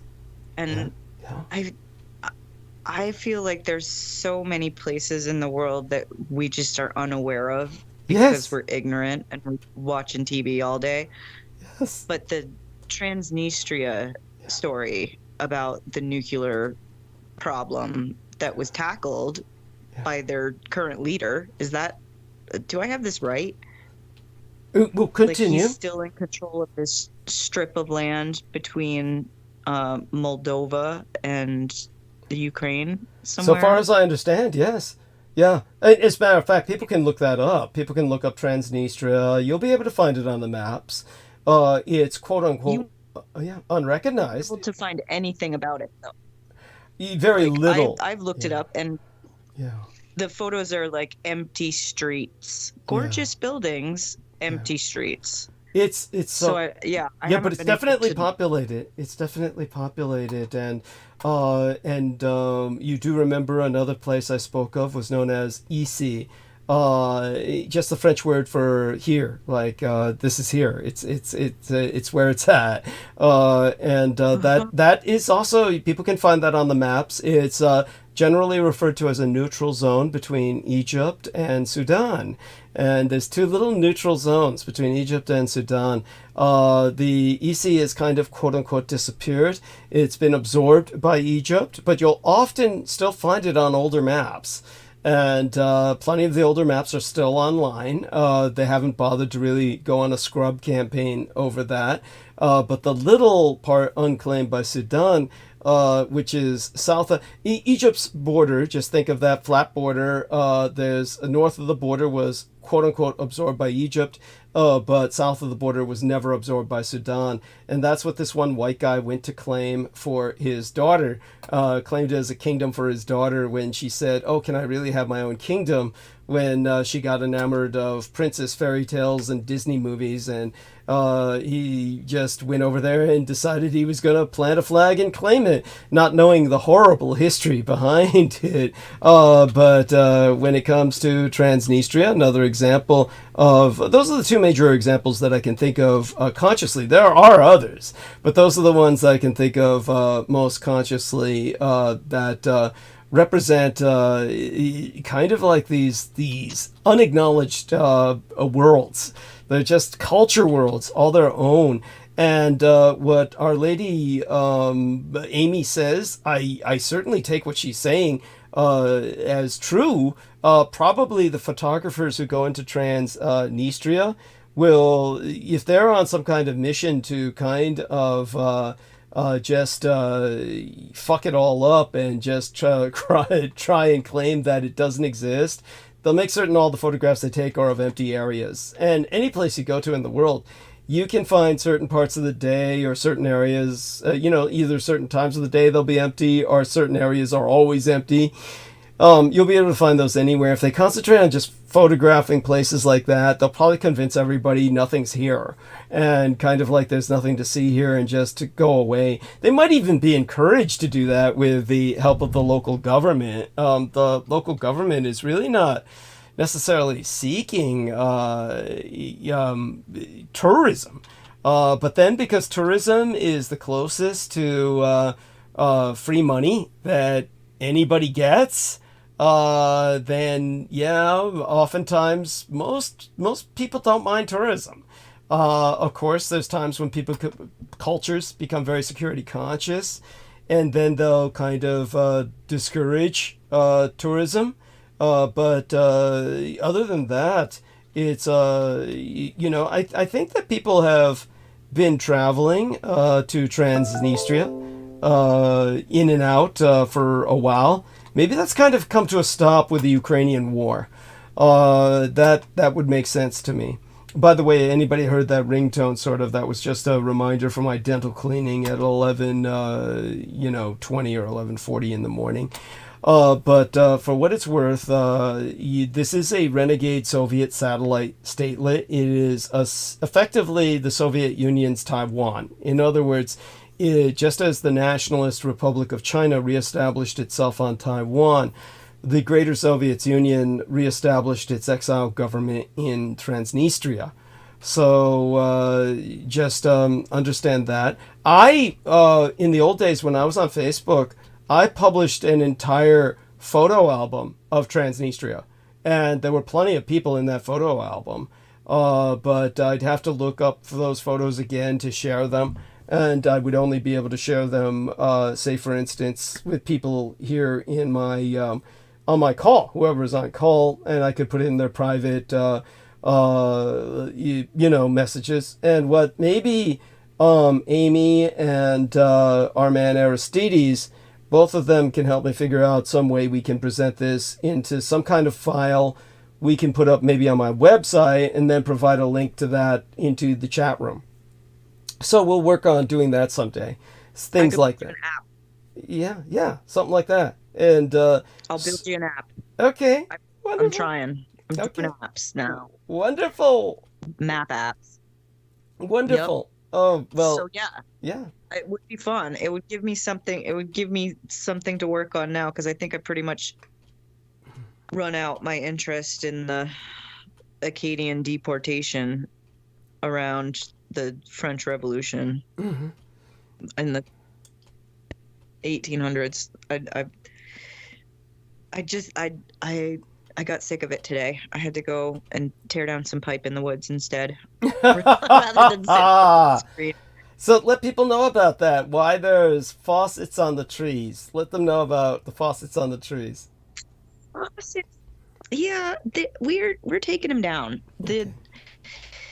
It happened, and it's up. And tonight was the first night where we went and actually pulled some of the pipe out and got it wrapped up and ready to cart out of the woods, because it was just excessive. Like, he had so many trees tapped that it's really just all over his woods. Like, we could be just hiking around in woods, except they're full of pipe. So yeah, it's just this is kind of a Vermont thing where we do this sugaring, and this place has birch wood, so he had tapped up some birch trees, and nobody had collected it for 2 years, and we didn't actually do anything with it this year either. And I don't know if it's running at all yet. I mean, it's been pretty warm, so once the trees get their buds, like once the leaves start to bud out, then the sap stops running. So that's what I've been up to, is mapping. I'm sorry to hear you have to tear down pipe in the woods, because I figure it'd be better to be laying pipe in the woods. No. No, we had too much. Like he had tapped like 1,000 trees, which apparently the birch trees run faster and harder than the maple. And so really we don't need that much. And and he's done this, so he knows, and we're only gonna keep some of the taps. So we're gonna keep it up on the side that's closer to the river. And then the rest of the woods, we're going to tear it down, because then it'll be nicer to walk and picnic in the woods when there's no pipe everywhere. So there's a plan. We're going to keep some pipe. We're still going to keep pipe up in the woods, but a lot of it's coming down. A lot of it's just not getting used, and it's too much to manage for a couple people. So there's a limit to how much pipe you can handle up in Well, we know where Aristides' mind is at, but Aristides and Amy. We're talking about like maple syrup. Yeah, there's other spunky fluids that also come out of pipe as well. Yes, such being said, because I couldn't resist that pun. What are you talking about? Yes, he says he's asking me what I'm talking about, because we need to educate him all about the birds and the bees. Honey, you're gonna help me educate him in this, right, Amy? We'll play the role of parents. No comment. Aristides is so innocent. He is. He's so innocent. He is. He would never go where Douglas's mind goes. Never. Yes. So both of you can see the cursor moving. I'm sharing screen. Can both of you see this, Amy? Aristides? Okay. Yeah. Okay. Now, I'm Aristides, before I take us on this little journey, Aristides, do you remember anything about Transnistria at all? Or know anything about it? I do know what it is. Okay. It's kind of its little breakaway region. So like a disputed region, right? Kind of. So one of the major reasons for the Ukrainian war, there's many factors.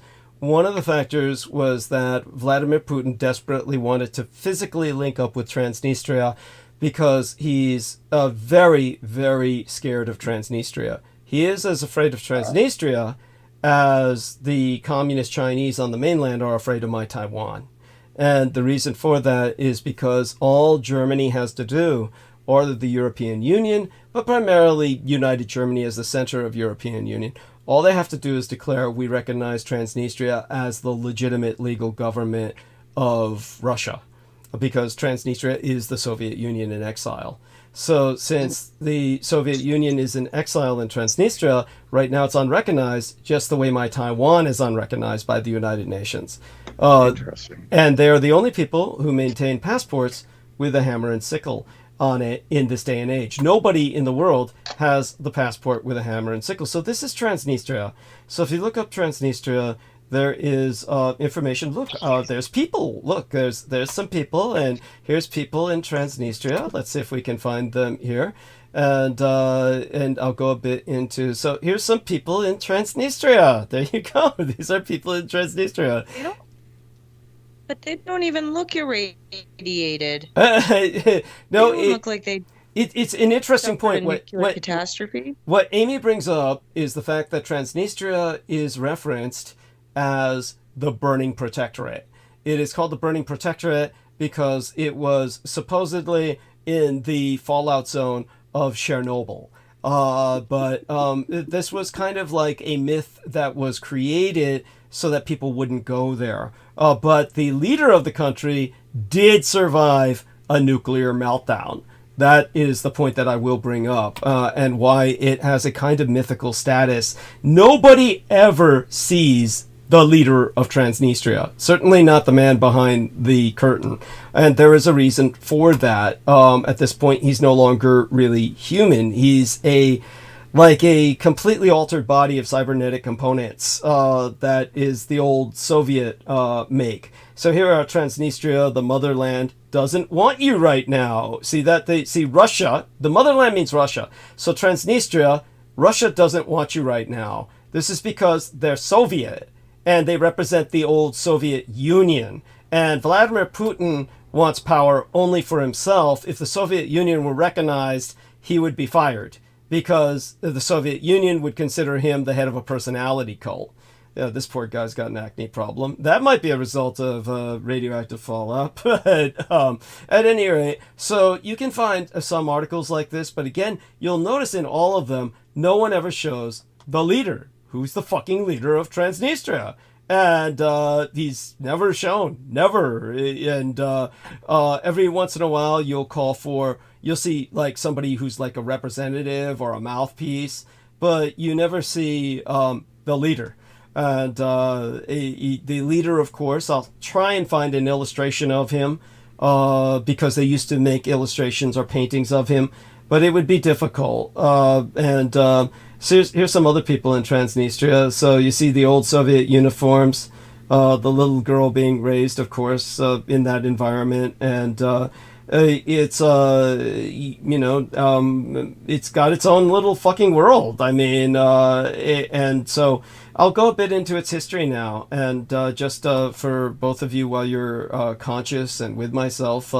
Understand that basically when the Soviet Union began to fragment, what happened was that Moldova, which was of course a kind of one of the breakaway republics, it effectively had independence thrust upon it, and a growing sense of nationalism saw a number of new laws proposed, including a motion to make Moldovan the new nation's official language.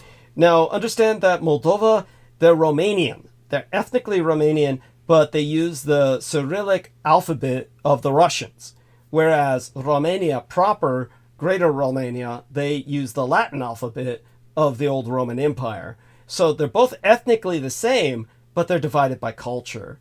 And what happened was when Moldova decided to make Moldovan the only official language, the Russians broke away and they started their own little breakaway republic across the Dniester River, hence the name Transnistria. And this self-declared nation became known as the Burning Protectorate because of supposedly being in the fallout of Chernobyl, which it actually was not. All the wind blew the radiation towards Europe. And so the territory was trying to keep tourists away because the Soviets were basically relocating there the old party members so that they would not be executed or prosecuted for crimes. And then in that place, you've got over 2 million souls who toil as unto serfs, and they serve the protectorate's military-industrial complex, which is ruled tyrannically by a man who's only referenced in whispers as the Kometsgar, a combination of Comet and Khazar, meaning Tsar, the Tsar. And so the Kometsar, the state palace he calls home, they brutally dispatch any internal unrest among the unfortunate populace of his rogue nation through a highly efficient secret police force called the Zvezdnoy Verdi, or Gvardi, the Stellar Guard. And so the Zvezdnoy Gvardi, or Stellar Guard, they're composed of the Kometskar's most trusted agents, and they form the nucleus of a militarized police state. And even though they're armed with less advanced technology than Western special forces, they remain a potential threat to anyone who ventures into their homeland or intervenes with their machinations abroad. In keeping with his contempt for humanity, the Kometsgar considers all of his minions expendable, but there's certain things that are strange about Transnistria.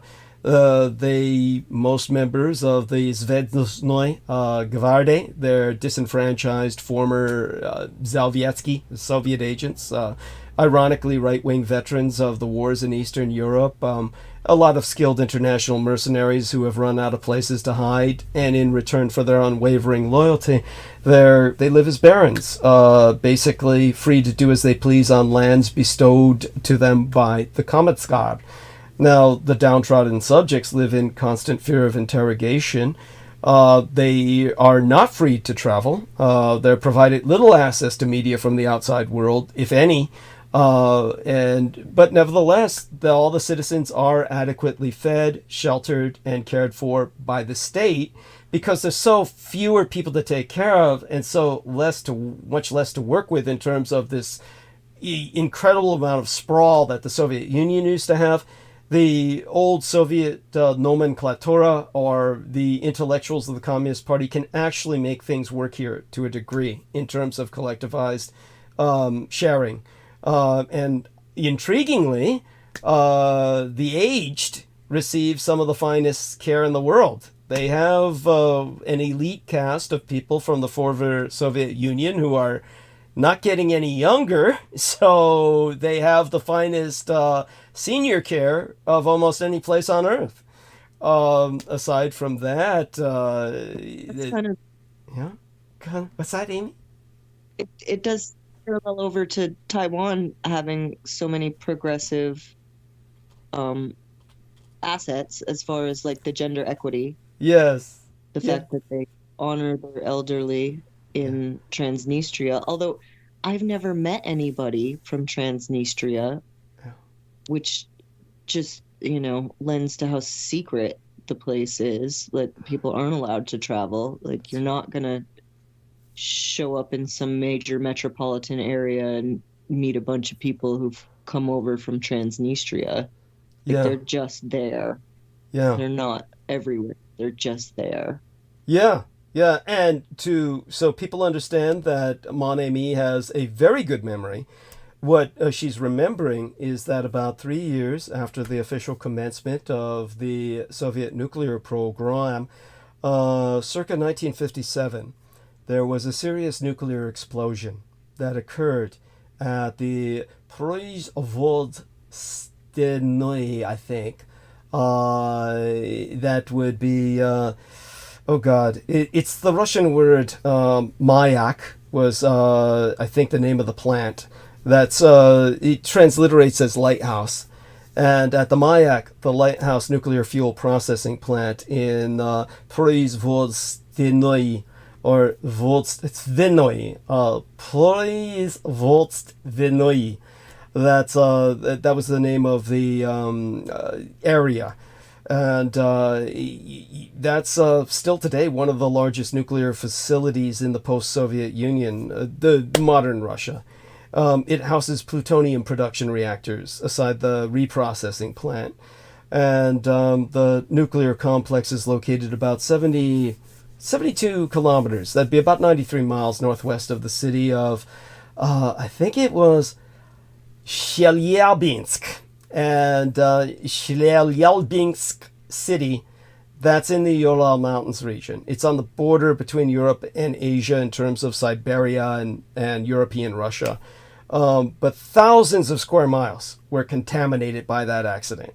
It caused the entire province to be closed to all foreigners until 1992, after the collapse of the Soviet Union. From 1957 until a year after the Soviet Union collapsed, any foreigner would be shot on sight.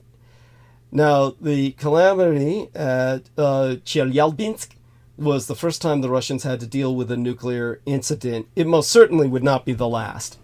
Now, the last one, thus far, was the Tomsk 7 catastrophe.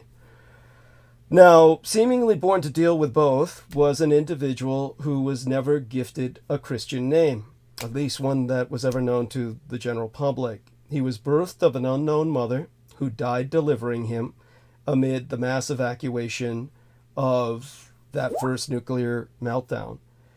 And the individual was codenamed Plemya, or literally flame or blaze. He came into this world out of a womb thoroughly saturated with the very Rontgens emitted from the meltdown of the Mayak, the lighthouse facility that killed his biological mother, among so many others. Himself apparently born immune to the effects of massive radioactivation.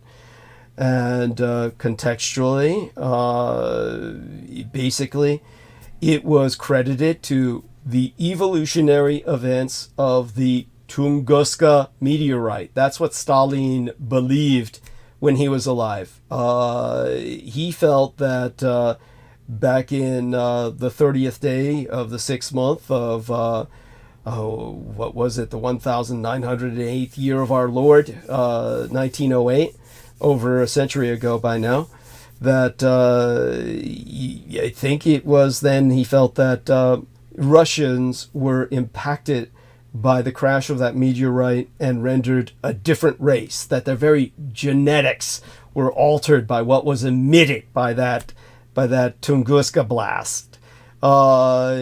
Certainly Plamia, the flame or the blaze, he was but one of many among tens of thousands of parahuman mutants born over the decades in the Union of Soviet Socialist Republics. That's That bears repeating. I'm sorry, honey? Could you just repeat that for everybody's sake about So Stalin was convinced that in 1908, when the Tunguska blast occurred that flattened miles of forest in Siberia, a patently obvious nuclear blast from the comet exploding before it hit the Earth. And there's a conflation of events that take place here. They led ultimately to the destruction of the life or the loss of opportunity for Nikola Tesla, because Nikola Tesla was active in the United States. He was dating the daughter of J.P. Morgan, and she was going to change his entire life. She was going to give him an opportunity to change the world with wireless power, wireless energy. And the man who was going to finance him financed that Wycliffe Tower, or Wardenclyffe Tower. And what happened was, when the comet was spotted, the Tunguska event is named after the comet, I believe, or maybe the comet was never given a name. But when it was spotted heading towards the Earth, it was on a trajectory to plow into Moscow and would have eliminated Russia as a world power effectively through the 20th and into the 21st century. It would have wiped out Moscow. And Tesla intervened. He turned on all the power at Wardenclyffe, and he neutralized the bolide by disintegrating it in midair. There's no other reason that it would have blown before it hit the Earth. Tesla claimed the credit for that, but all of that was hidden by J.P. Morgan because he was so incensed, so enraged, that Tesla did not tell him the tower was operational. Tesla kept that from him. Tesla was obviously playing games with J.P. Morgan, where he was going to make the tower operational and claim credit for it himself in some kind of stunt, whereas J.P. Morgan was paying for it all. He had every right to be angry, and he was angry at not being consulted. There was enough time between the comet being identified and Tesla turning on the tower for J.P. Morgan to be notified. He was not brought into the decision. Tesla wanted to be the hero all by himself, and therefore J.P. Morgan forbade his daughter to continue seeing Tesla. This, of course, destroyed Tesla's future, and more than anything else he had ever done, this wiped out his potential for helping mankind. What happened at that point was he had saved the nation, but was unable to take any credit for it because the man who was sponsoring him made certain that the news was scrubbed. Such being said, the comet itself destroyed an enormous part of the Siberian forest. Stalin dispatched an expedition decades later to identify the phenomenon or try to research it. The expedition came across many anomalous phenomena that have never made it to the public. They were completely kept secret by the Soviet Union. We never found out about any of it until that brief moment in time when the Soviet Union collapsed and Yeltsin declassified all documents, and then Putin came in power and reclassified everything again. So what little was released was that it became understood that Stalin was convinced that the Russian people were biologically changed by the fallout from that comet blowing in the atmosphere. This is not an illogical conclusion, because the fallout from the comet blowing up before it hit the ground made certain that the dispersal of its debris in terms of particulate matter was far wider than the impact zone created by its explosion. This means that the impact zone was powerful enough to take down mile after mile of forest. The particulate matter that must have blown from the comet, which blew up in midair, literally was blown all over Russia. So, for this reason, Russia began to manifest parahuman mutations, people with gifted psychic powers in particular, and this is why the Soviets became the undisputed leader in psychic warfare throughout the Cold War, what I say should be known as the Third World War in effect. So hopefully people can understand what I'm saying with that. Now, because this individual, Plamia, who was born after the aftermath of that meltdown, was demonstrably capable of withstanding levels of radiation fatal to any baseline human specimen, the Plamia, the blazing flame as he would be known in the code files, or the coded files of the United States, he was raised what the Soviets would call a secret geroi, a secret hero of the Zelensky state, the Soviet state, a primary asset of the secret Soviet space program, repeatedly traversing the Van Allen radiation belt with impunity on hard vacuum assignments against the Americans in support of his people's covert armada of armed and armored military salutes, the first space stations of any kind. So people understand this. Everybody heard of Mir, M-Y-R. Mir is the Russian word for world, and it was a space station that was up in space forever. Everybody heard of Mir. Nobody seemed to know that there were many military Mirs, dozens of them, that were armed and armored. Everybody just paid attention to their civilian space station, as opposed to the secret Soviet space stations that were militarized. So he would often operate under conditions of suited. He was in a vacuum suit, but he was in suited exposure to direct solar rads that would have seared his comrades in arms alive. Nevertheless, the toll of mechanical, in disambiguation from radiological insults to his body, first off, he became overexposed to weightlessness. So every time he came back to Earth, the calcium loss in his bones would render his bones too brittle to walk in the heavy gravity of Earth. Eventually, his limbs were replaced with mechanical limbs.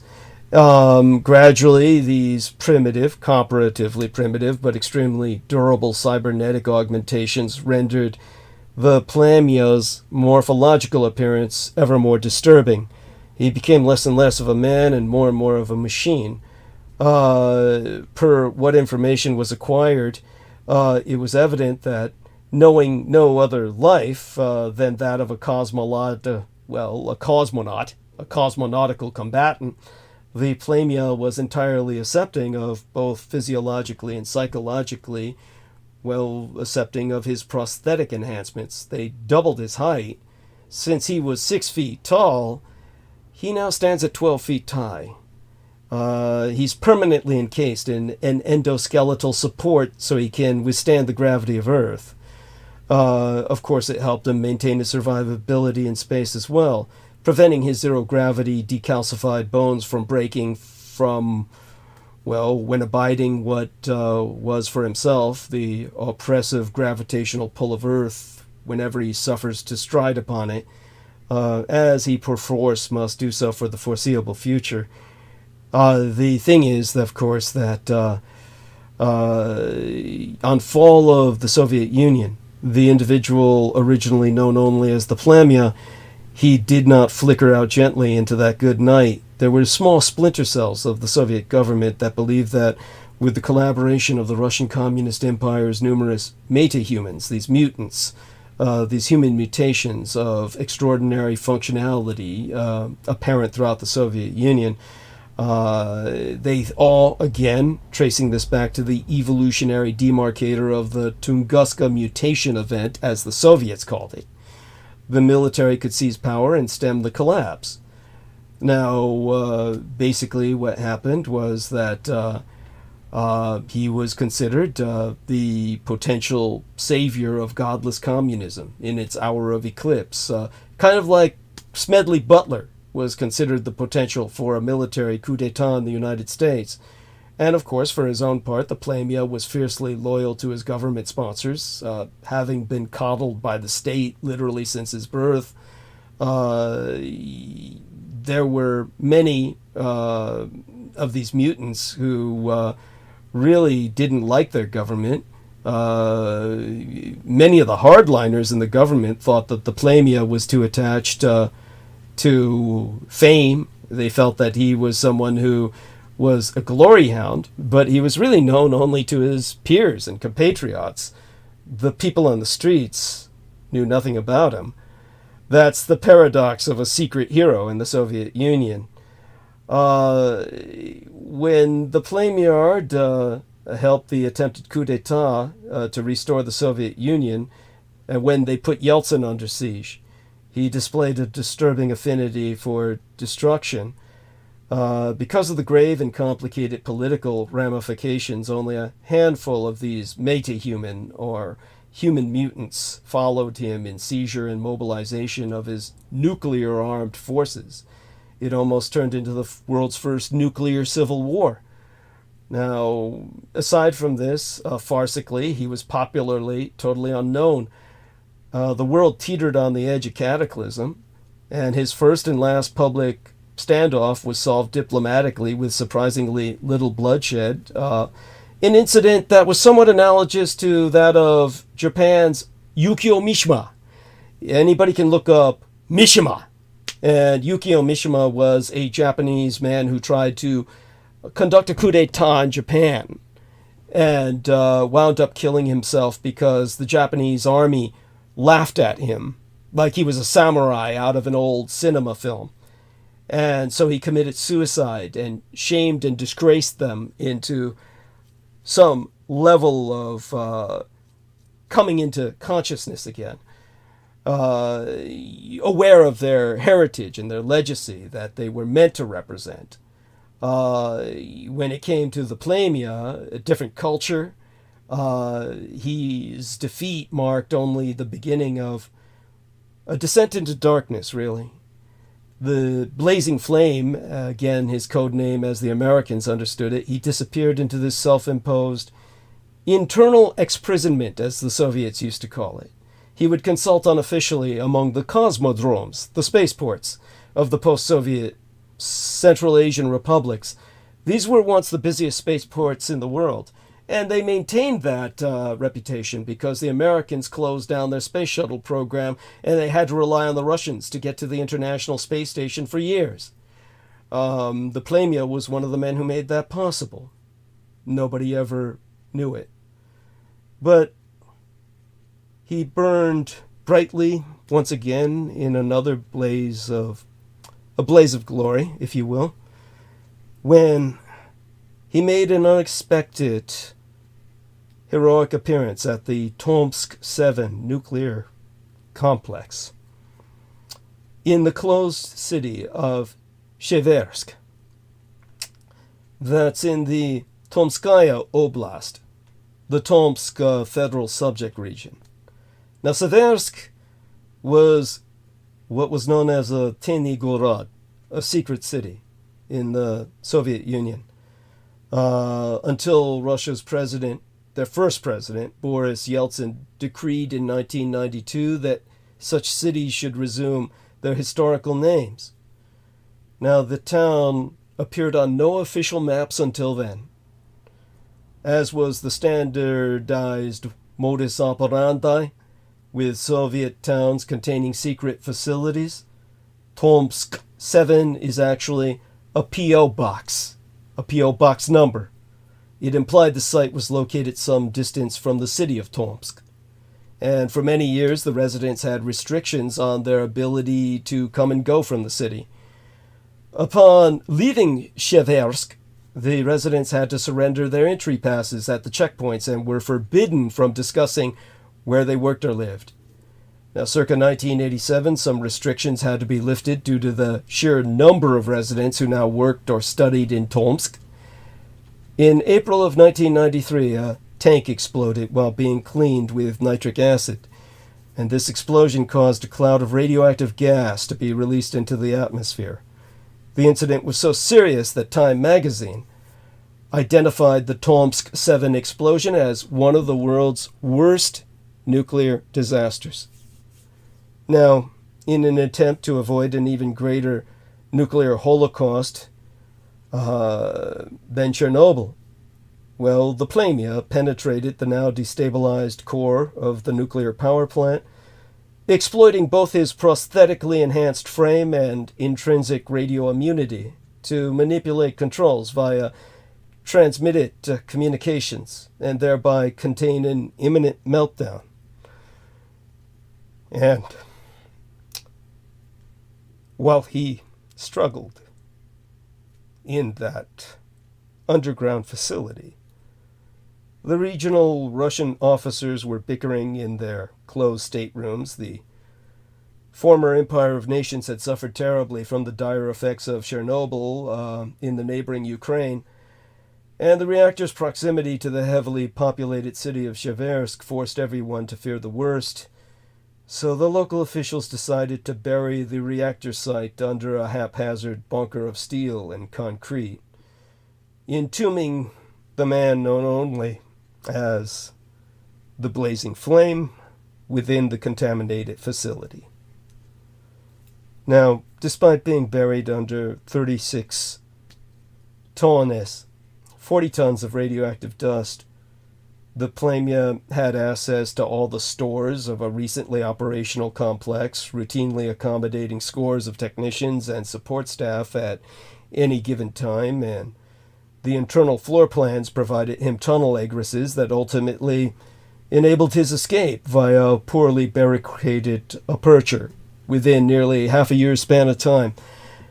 The man known as the Flame blazed silently, purposefully evading use of radio transception, no transmissions, no receptions, while seething over what he perceived as the ultimate betrayal. But for 5 months, the intense radiation twisted his mind as well as his body, seemingly awakening latent psionic abilities, even as he gathered explosive materials to expedite his breakout.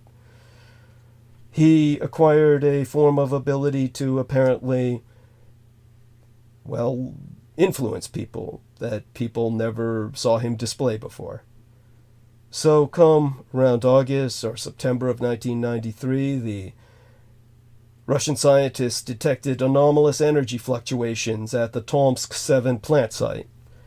And preparing for the worst, the government deployed a large specialized military force. They really shouldn't have bothered.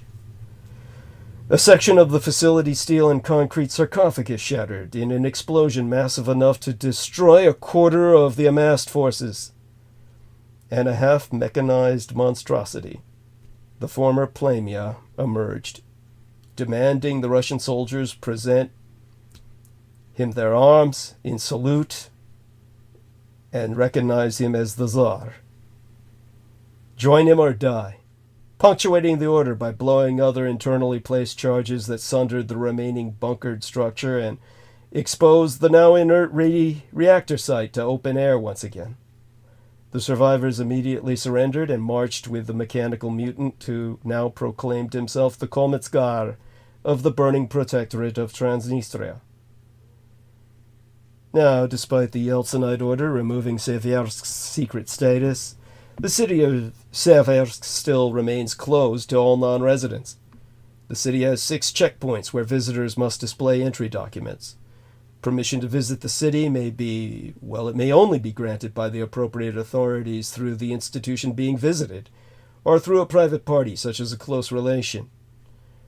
Prior May of 2007, the last time I myself checked into the area's accessibility, no visitors have ever applied for entry passes at the special office in Tomsk. Ever. And with the world's protest being received, all the world's protests about his formation of a microstatelet being received as little more than annoyances, the Komentsar has established himself as the conqueror of a well-defended state. The Shuzheny Protectorat Pridnistrovye, astride the Transnistrian riverbank betwixt eastern Moldavia and western Ukraine. Neither regional government can muster the unconventional forces necessary to depose the autocrat. In addition to his own incredible power as a cyberneticized mutation, the Komentsar fields a formidable conventional army composed of local thugs and mercenaries from the Balkans to the southeast. And he frequently offers sanctuary to the world's most loathsome criminals.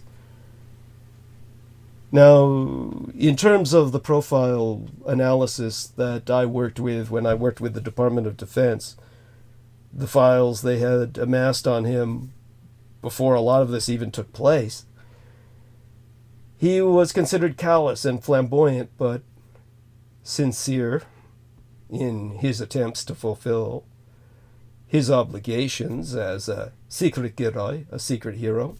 He strove to please his superiors. His honorable defeat by diplomatic stratagem forced him to confront his greater responsibility to the world. That was a spirit that manifested itself in his intervention at Tomsk 7. Today, he bears a staggering hatred of humanity for his people's fearful abandonment of him. In his greatest moment of heroism, he was left to contemplate that bitter moment for 5 months in a horrid, toxic tone, while undergoing nerve-shattering psychic mutations. It's warped him irrevocably. He's a former hero who's emotionally destroyed. He views himself now as beyond human. He seeks nothing less than to dominate man under his heel. He's deeply misanthropic. He barely tolerates his human minions. There's a post-traumatic storm that's been brewing within him, his only outlet for this fury being annihilation of his enemies. He's governed by anger. He endures no insult. He demands utter subservience. Any perceived insolence sends him into a berserker rage. In such a state, he's destroyed his palatial estate on more than one occasion, and they've had to rebuild it or relocate him. Though he's not particularly cruel by nature, he doesn't hesitate to deliver the most heinous and painful end to those he believes have wronged him.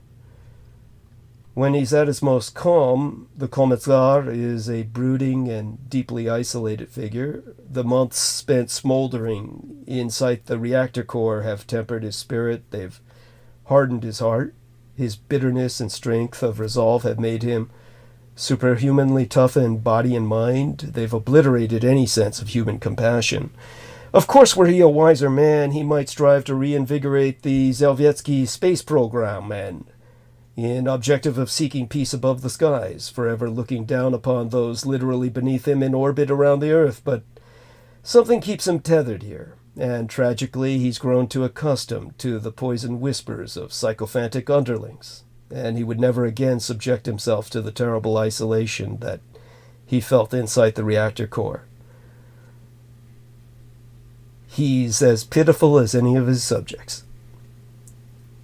And Vladimir Putin is more frightened of him than anything else on earth. Vladimir Putin seeks to invade Transnistria and destroy the Plemia. That was one of his motivations for invading Ukraine. If the European Union again declares the Komentsar as the rightful heir to the Soviet Union and recognizes the former Soviet Union as once again the legitimate government of Russia, well, of course, Vladimir Putin would be deposed in an instant, crushed like an insect. And that's why nobody knows anything about Transnistria. It's kept from the public. But I can certainly relate. Of course, if I were given an opportunity to speak to him, I think that something could be accomplished. But that opportunity has never been provided yet. I think that's about all I'll say about that subject for now. But I want to thank Amy for... Very good. Love you, Amy. Thank you. Oh, I love you too. And I hope that maybe someday I'll get invited to the party with Audrey Tang and this autocrat, the burning, the Plania. Maybe we could have like a golden ticket. We'll have a golden ticket party with all frickin' 4 of us. Jeez, that to me is one of my favorite stories of yours. And I appreciate so much you indulging me with that. I know that it's been spoken about before. But I need to go to bed. Yes. I need to cast away my consciousness into sleep. Love you. Love you. Take care. Good night, everybody. Good night, darling. Stay safe and be well. And we'll see you again on Sunday, most hopefully. Okay. Thanks. Okay. Bye. Okay. Bye-bye for now. Okay. My way. Yep. Yes. Sweet be thy dreams and blessed be thy slumber. Okay.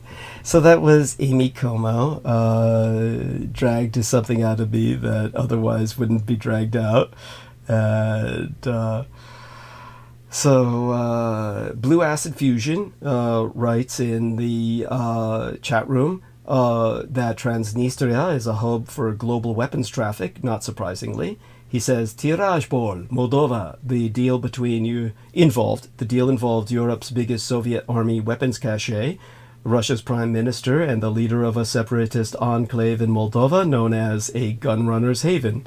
Then he asks, mutant mafia. Well, it's not so much that the mutants went to live there as much as the old Soviets nomenklatura, the Soviet Party elite, and their families. As I said, none of them getting any younger, so Transnistria has pioneered an incredible aged healthcare system. Healthcare for the aged, the likes of which most other nations haven't manifested. So such being said, okay then, in terms of, like Amy said, perhaps someday tea could be arranged between, well, I wouldn't want to have tea with Audrey Tang myself. I'm sorry, I'm just too petty for that. That's just, at any rate. I'm taking a look at our numbers right now. And unless we get some more numbers here, maybe I should just end the episode early tonight after all. The idea of my going into deep monologue with, well, we are gaining some numbers. So, okay. All right. I'd best head into monologue. And like to, of course, credit the wonderful people who have contributed. Aristides foremost among them. I'm going to take a look at some of the other wonderful people that Halikaditis Kiefer, of course, we'll never forget that. Wonderful human being who has done everything she could to help. $100 a month basically is what she's been contributing. And of course, I'll log into my PayPal account now and just thanks to this wonderful woman in England, I've always got about $6 United States there in the form of British pounds, which I don't know how to transfer to my bank account. So at least I've always got something in the account to maintain a minimum balance. In the meantime, Douglas Marks contributed $50 United States. And I'm not quite sure if he sent a message with that, but I'll check. And Here we are. Yes, no messages sent. Thank you so much for Douglas Marks. At least I was able to credit him at the time of the contribution. And aside from that, Stephen Myers, again, who brought the news of that naval officer who was killed in a raid concerning child pornography. Jesse Wienen, I believe is the pronunciation for his name, in Netherlands, 33 United States dollars. $10 from our dear friend Nemo Albano. And with that, we'll close that one account, open the other, make certain we give some credit to these wonderful people. And with that, we'll dive deep into monologue for tonight. And another wonderful person has contributed $30.42. Devon Bulldog has contributed. So Devon Bulldog contributed 25, a quarter of 100 United States dollars. Heather Holman, of course, had contributed 101 United States dollars. She also said outstanding mental emotional therapy and ongoing support. Top notch, many X's and O's. Goddess bless her. If you're listening, Heather Holman, you're an angel. And we are very fortunate to have you with us. And of course, the incredible Aristides contributed 200 United States dollars. We received 30 United States dollars from Victoria Lauren Hobbs on her own birthday, Goddess bless her, which happens to be the birthday of the Emperor of Japan, Emperor Hirohito, the World War II Emperor of Japan. And Goddess bless her. Okay, so with that, we go deep into monologue now. And let's take a look at our listenership once again. Good, it's climbing up. And with that, okay then, let's try and tackle these subjects. In brief, let's have this established. The Fitch Ratings. That's a leading provider of credit ratings, commentary and research for global capital markets. They affirm the Empire of Japan at A, as in Adam, outlook stable. They're grade A, outlook stable. So anything that anyone has heard about the yen falling, it's all a load of Japanophobic crap. I'll explain the conditions behind what people are seeing. But to quote the World Economic Forum president, in terms of global context, his words, "We haven't seen this kind of debt since the Napoleonic Wars." Now, the Japanese yen specifically, once a safe haven currency, is now the weakest it's been against the US dollar since 1990 due to a combination of global inflation, low domestic interest rates, and rising interest rates abroad. Facing a technical recession and weakened global economic position, the Japanese empire is managing a complex economic transition to a new normal, brought on by massive demographic change and an uncertain external environment. Now, 4 points to be made here. Borj Brende, president of the World Economic Forum, gave a stark outlook for the global economy. He said governments needed to consider how to reduce that debt and take the right fiscal measures without getting into a situation where it kicks off a recession. He also motioned persistent inflationary pressures and that generative artificial intelligence could be an opportunity for the developing world. To reiterate, in such global context, the Fitch, again the gold standard credit ratings and analysis for financial markets, has affirmed Japan's long-term foreign currency IDR, the issuer default rating, at A, which is the highest mark, like a grade in school with a stable outlook. Now, the key rating drivers are structural strengths, high debt. Japan's A ratings balance the strengths of an advanced, wealthy economy with correspondingly robust governance standards and public institutions against weak medium-term growth prospects and very high public debt. The central bank's monetary strategy and broad domestic investor base continue to support low bond yields and the government's financing capacity, despite gradual moves towards monetary policy tightening. Persistent current account surpluses, a large external asset position, and the yen's reserve currency status also support this highest of ratings. Now, also the end of negative interest rates. The BOJ, the Bank of Japan's decision on the 19th day in March to raise policy interest rates back to positive comes on the back of strengthening wage price dynamics reflected in the initial agreement for an overall strengthening overall wage increase of over 5% in the annual Shunto negotiations, as well as a pickup in services inflation and resilient core inflation and inflationary expectations. Japan's credit profile benefits from the modestly stronger inflation outlook, despite some pressure on public finances from higher interest rates. Now, let me try and put all that into plainer language for you. If it looks like intervention, well, that's what it is. The yen swung in holiday-thinned market conditions Monday, opening this work week, punching through 160 yen per dollar to touch its weakest in 34 years before erasing all its losses for the day and rebounding strongly. Now, after months of warnings that they might intervene in the currency market, Japan's finance authorities appeared to have finally made a move to curb the pace of the yen's decline. Not that they're admitting it. Japan's top currency diplomat has refused to say whether the government stepped in, although yesterday he said the finance ministry is ready to take action 24 hours a day. As the former chief currency strategist at Goldman Sachs, Robin Brooks, sees it, the government is wasting its time and reserves, himself telling Bloomberg that efforts to prop up the yen are doomed to fail thanks to one inconvenient truth: Japan's massive government debt. Now, the IMF, the International Monetary Fund, is also concerned. After the Bank of Japan finally raised interest rates out of negative territory in March, the IMF's fiscal affairs chief urged the state of Japan to now turn its attention to tackling its debt mountain, which amounts to some 250% of gross domestic product.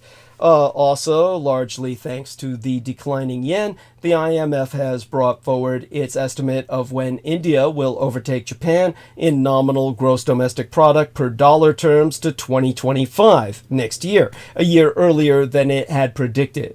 But to contextualize, Borje Brende, president of the World Economic Forum, gave a stark outlook for the global economy, saying the world faces a decade of low growth if the right economic measures are not applied. Now, speaking Sunday at the WEF, the World Economic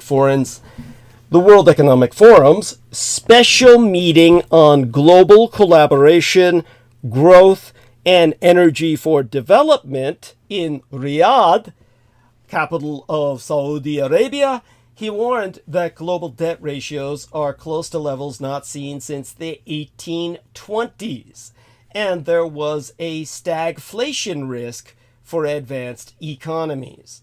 He said governments needed to consider how to reduce that debt and take the right fiscal measures without getting into a situation where it kicks off a recession.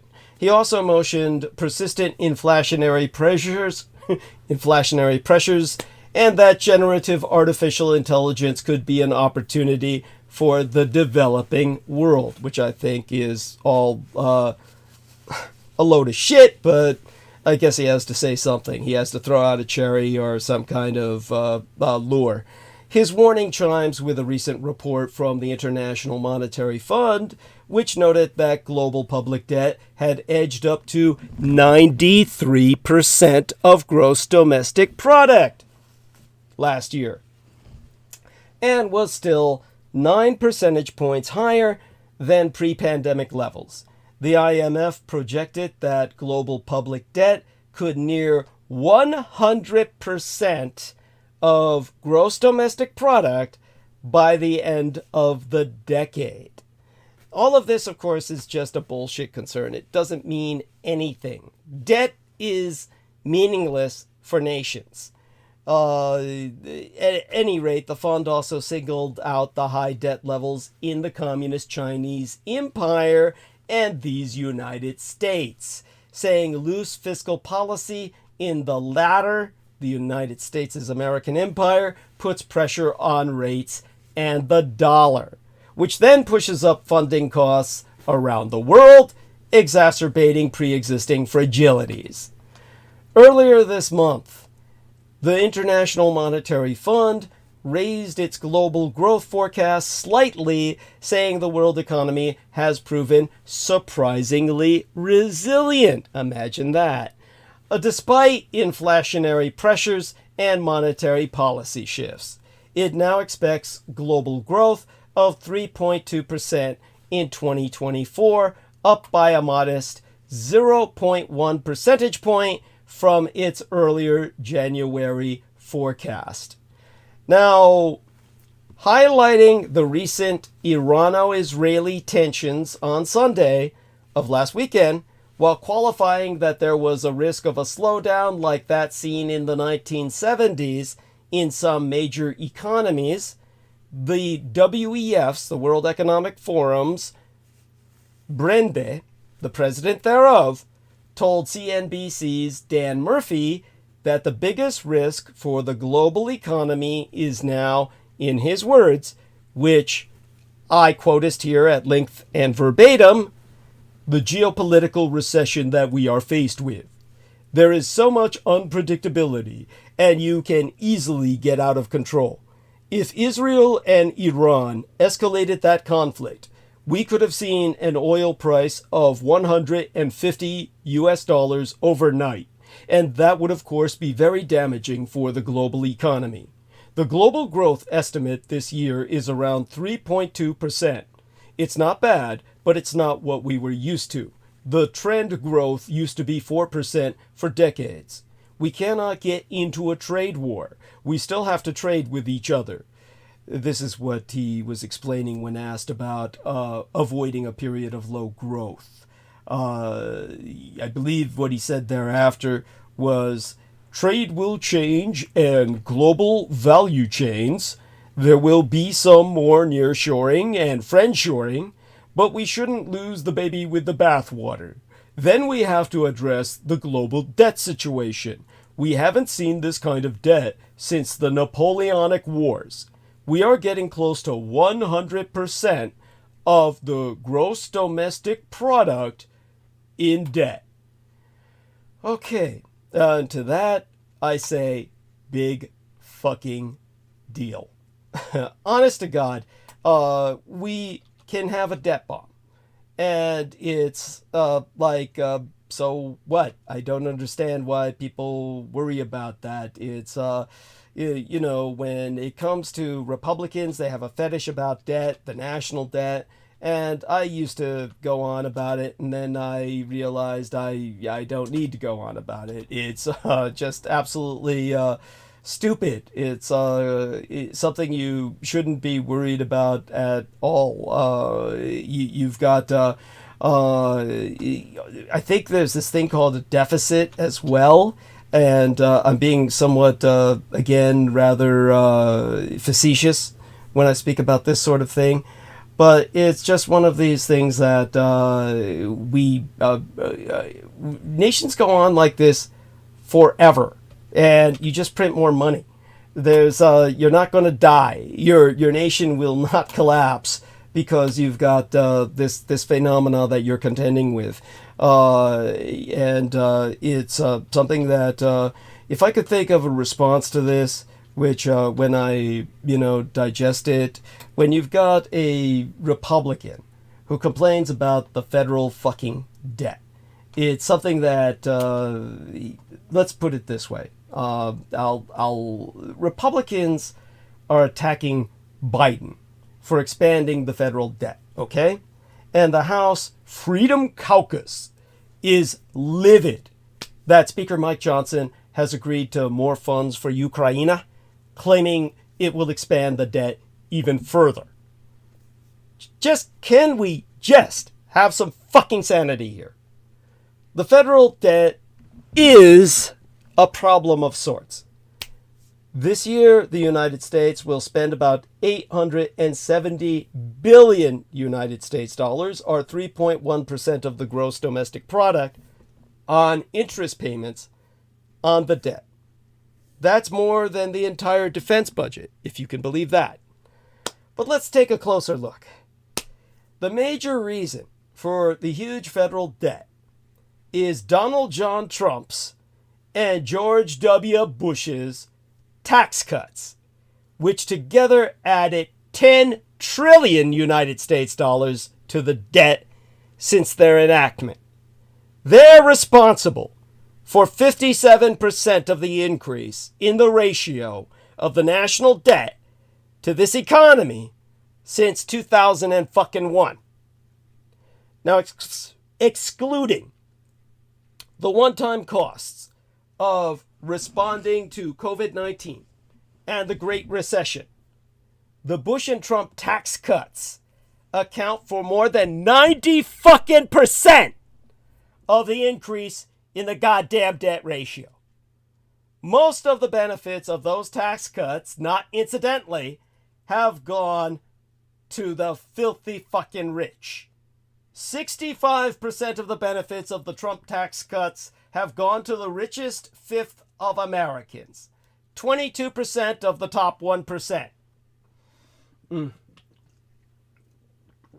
as the federal debt has risen, most of the interest payments on it have gone to the rich as well.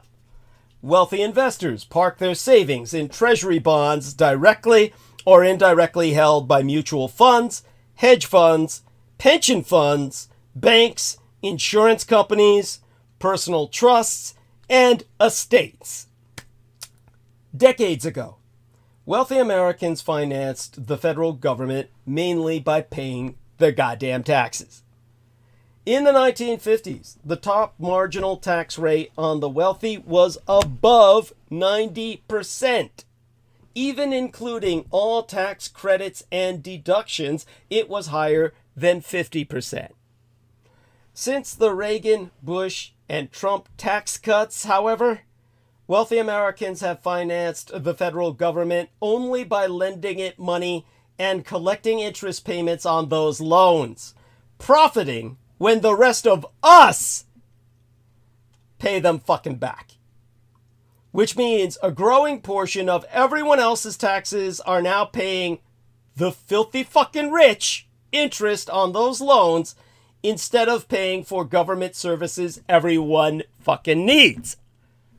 So the next time you hear some fucking Republican complaining about the federal debt and our swelling interest payments on it, remember that, one, the debt has grown almost only because of Republican tax cuts.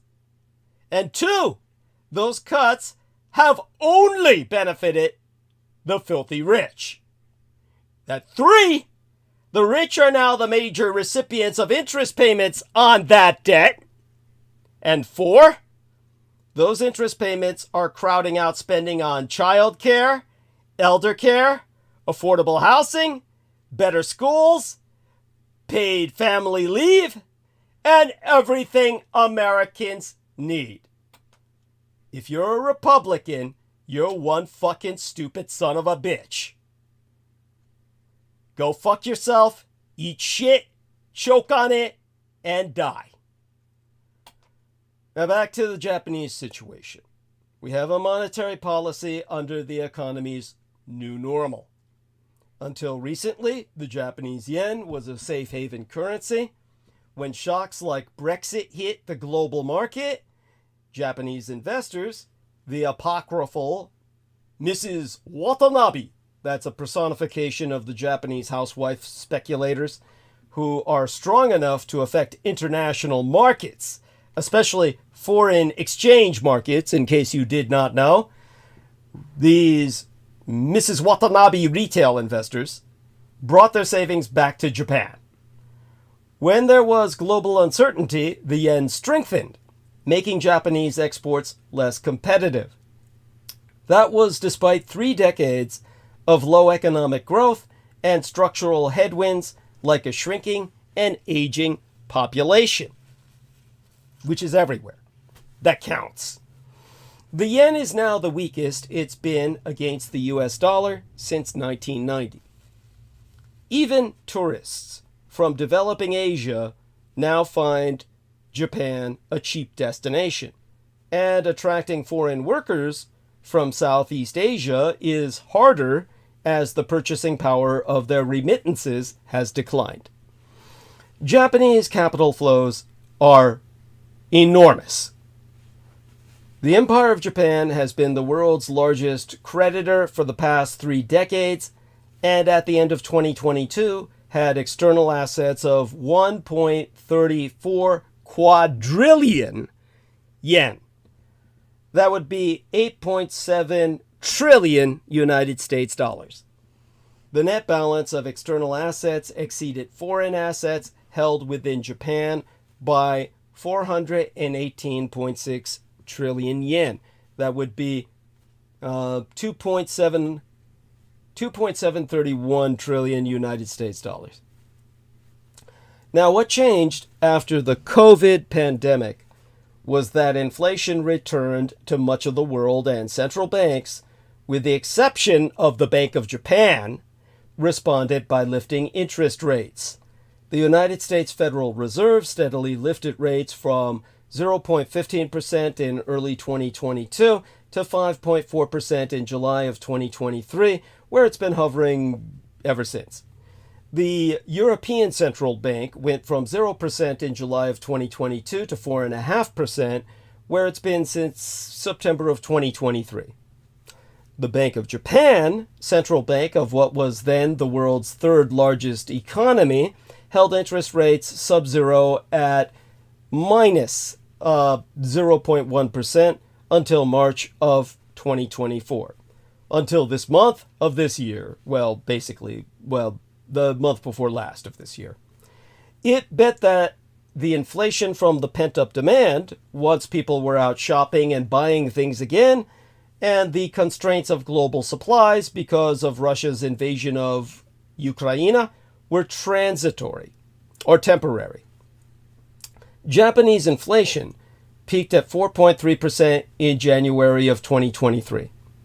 Wages were not rising in Japan, and there was no sign that inflationary expectations had significantly changed from the very low inflation and deflation the Japanese population had gotten used to for close to 2 decades. There was also the problem of the cost of servicing the record government debt at 263% of gross domestic product if interest rates were lifted. With low and stable interest rates domestically and rising rates abroad, Japanese capital earns higher returns in these United States, where the interest rates are higher. So the Mrs. Watanabes, again, in the context of the Japanese economy, this is a generic name for housewives who deal in foreign exchange, sold their yen to buy United States dollars to invest abroad, and the yen has ergo weakened. The Bank of Japan's decision to exit negative interest rates and lift rates for the first time in 17 years to between 0 and 0.1% has it's done nothing to change that yet.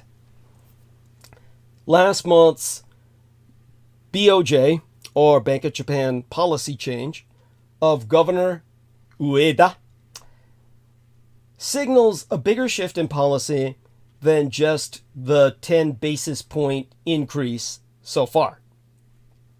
As Masahiko Takeda wrote in the lead article for Australia National University's East Asia Forum in mid-month April, a fortnight, literally 14 nights, it is 12 weeks ago.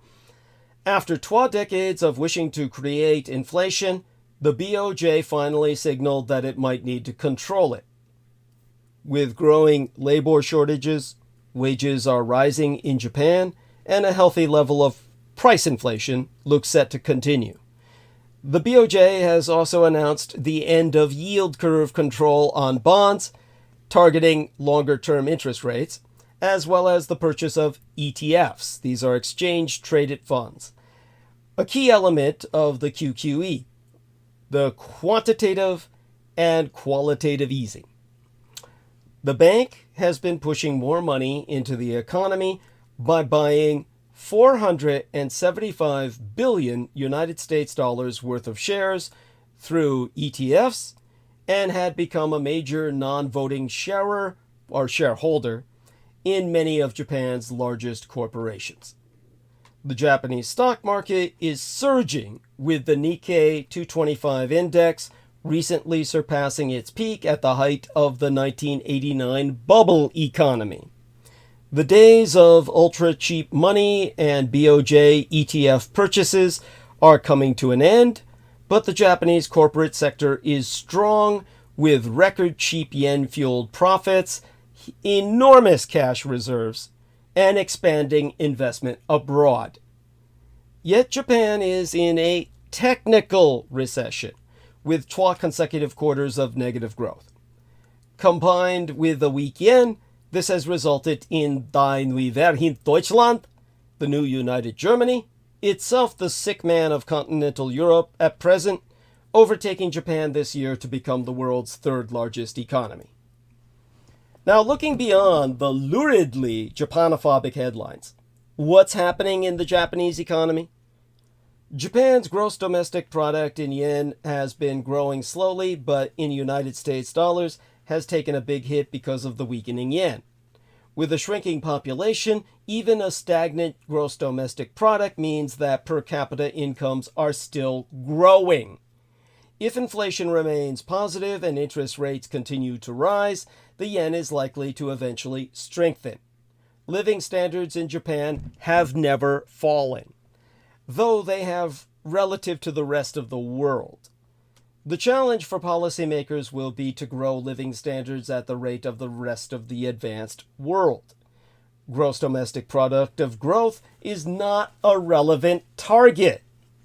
Gross domestic product per capita is more relevant as a single indicator of Japanese welfare.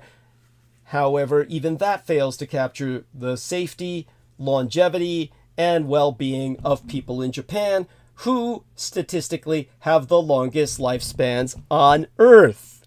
So eat that, people who think that somehow Japan has fallen on hard times. There are certainly major challenges on the horizon. As Takeda has pointed out, a credible fiscal strategy is needed now that the cost of government debt is no longer zero. But there are opportunities as well if policymakers are ambitious enough to grasp them.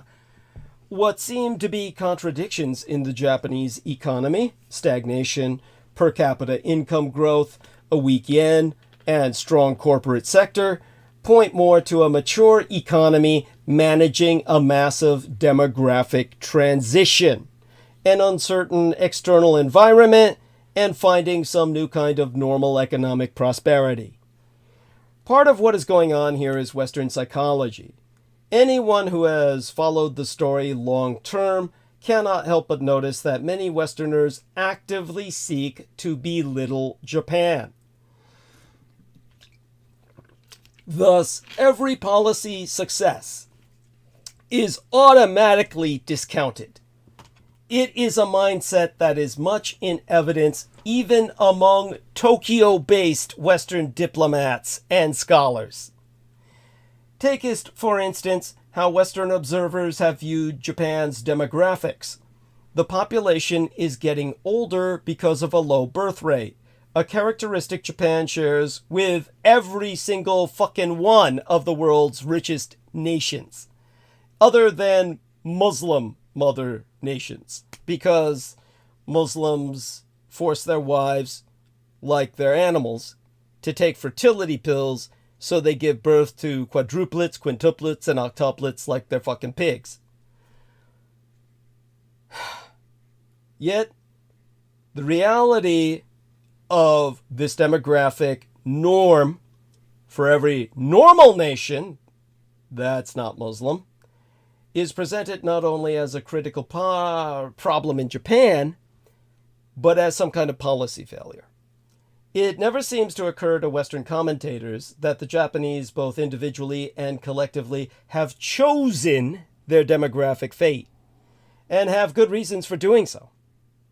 The story begins in that terrible winter of 1945 through 1946, when, having won the war, but newly bereft of their overseas territories that were taken in order to buy time to deliver that weapon which won the war, the Japanese dirigible system, and its submarine nuclear deployment system, which we describe in the book The Roswell Deception in great detail, the Japanese nearly starved to death.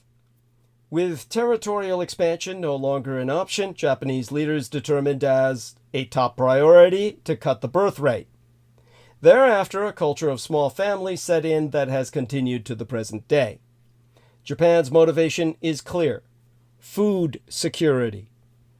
With only about 1/3 as much arable land per capita as the communist Chinese Empire, the Empire of Japan has long been the world's largest net food importer. While the birth control policy is the primary cause of Japan's aging demographics, the phenomenon also reflects improved health care and an increase of more than 20 years in life expectancy since 1950. Eat that, fuckers. Now, psychology aside, a major factor in the West's comprehension problem is that virtually everyone in Tokyo benefits from this doom and gloom story, a fabrication, a Gesprecht, a specter, a phantasm that Americans and Westerners love to hold on to. For foreign sales representatives, for instance, it has been the perfect get-out-of-jail card when they don't reach their quotas. For Japanese foundations, it is the perfect excuse in politely waving away solicitations from fuck you Yankee American universities and other needy nonprofits. Mr. Chapman, can you spare a dime? Oh no, we're in a recession. Now, even the Ministry of Foreign Affairs, in tempering expectations of foreign aid recipients, has taken advantage of this myth. Even American investment bankers have reasons to emphasize bad news. Most notably, they profit from the so-called yen carry trade, an arcane but powerful investment strategy in which the well-informed benefit from periodic bouts of weakness in the Japanese yen. Economic ideology has also played an unfortunate role. Many economists, particularly right-wing think tank types, are such staunch advocates of laissez-faire that they reflexively scorn Japan's very different economic system with its socialist medicine and ubiquitous government regulation. During the stock market bubble of the late 1980s, this mindset abated, but it came back after the crash. Japanese trade negotiators noticed an almost magical sweetening in the mood in foreign capitals after the stock market crashed in 1990. Although previously there had been much envy of Japan abroad and serious talk of protectionist measures, in the new circumstances, American and European trade negotiators switched to feeling sorry for the fallen giant. Nothing if not fast learners, Japanese trade negotiators have been appealing for sympathy ever since. The strategy seems to have been particularly effective in Washington. Believing that you should not kick a man when he's down, chivalrous American officials have largely given up pressing for the opening of Japan's markets. Yet the great United States trade complaints of the late 1980s concerning rice, financial services, cars, and car components were never remedied. The fallen giant story has also even been useful to other East Asian nations, particularly in their trade diplomacy with the United States. A striking instance of how the story has influenced American perceptions appears in the book titled The Next 100 Years by the consultant George Friedman, in a chapter headed China 2020. Subtitled Paper Tiger, Mr. Friedman argues that just as Japan failed in the 1990s, China will soon have its comeuppance. False talk of this sort powerfully fosters complacency and confusion in Washington in the face of a Sino-American trade relationship that is already arguably the most destructive in world history and certainly the most unbalanced. Now, this brings us to the delusion of peak China. Ever since the communist Chinese dictator Xi Jinping secured his third term in power in the fall of 2022, he has had a rough time. Shortly after his reappointment, street protests pushed him to abruptly abandon his signature zero COVID policy. After a quick reopening bump in early 2023, the economy has progressively slowed, revealing both cyclical and structural challenges. Investors are leaving in droves, with foreign direct investment and portfolio flows reaching record lows. Meanwhile, Xi has fired his hand-picked ministers for defense and foreign affairs in the wake of allegations of corruption, and worse, his military bungled its balloon intelligence collection program, precipitating an unwanted crises after a stray balloon floated over the continental United States for days in early 2023. And now Xi is conducting a historic purge of military and defense industry personnel linked to China's missile forces. Amid all this, the United States has continued to expand our alliances with Red China's neighbors and countries outside the region. These and other events have fueled the claim that communist China is stagnating, if not in permanent decline. Some scholars now argue that the world is witnessing peak China, and that the empire's accelerating decline may lead it to lash out. In 2021, the political scientists Hal Brands and Michael Beckley wrote in Foreign Affairs magazine, "Welcome to the age of peak China.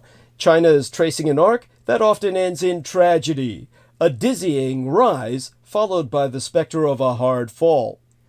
Commentators, including the investor Ruchir Sharma, have begun to speculate about a post-China world. Even United States President Joe Biden got in the game, stating in August of 2023 that China is a ticking time bomb that doesn't have the same capacity that it had before.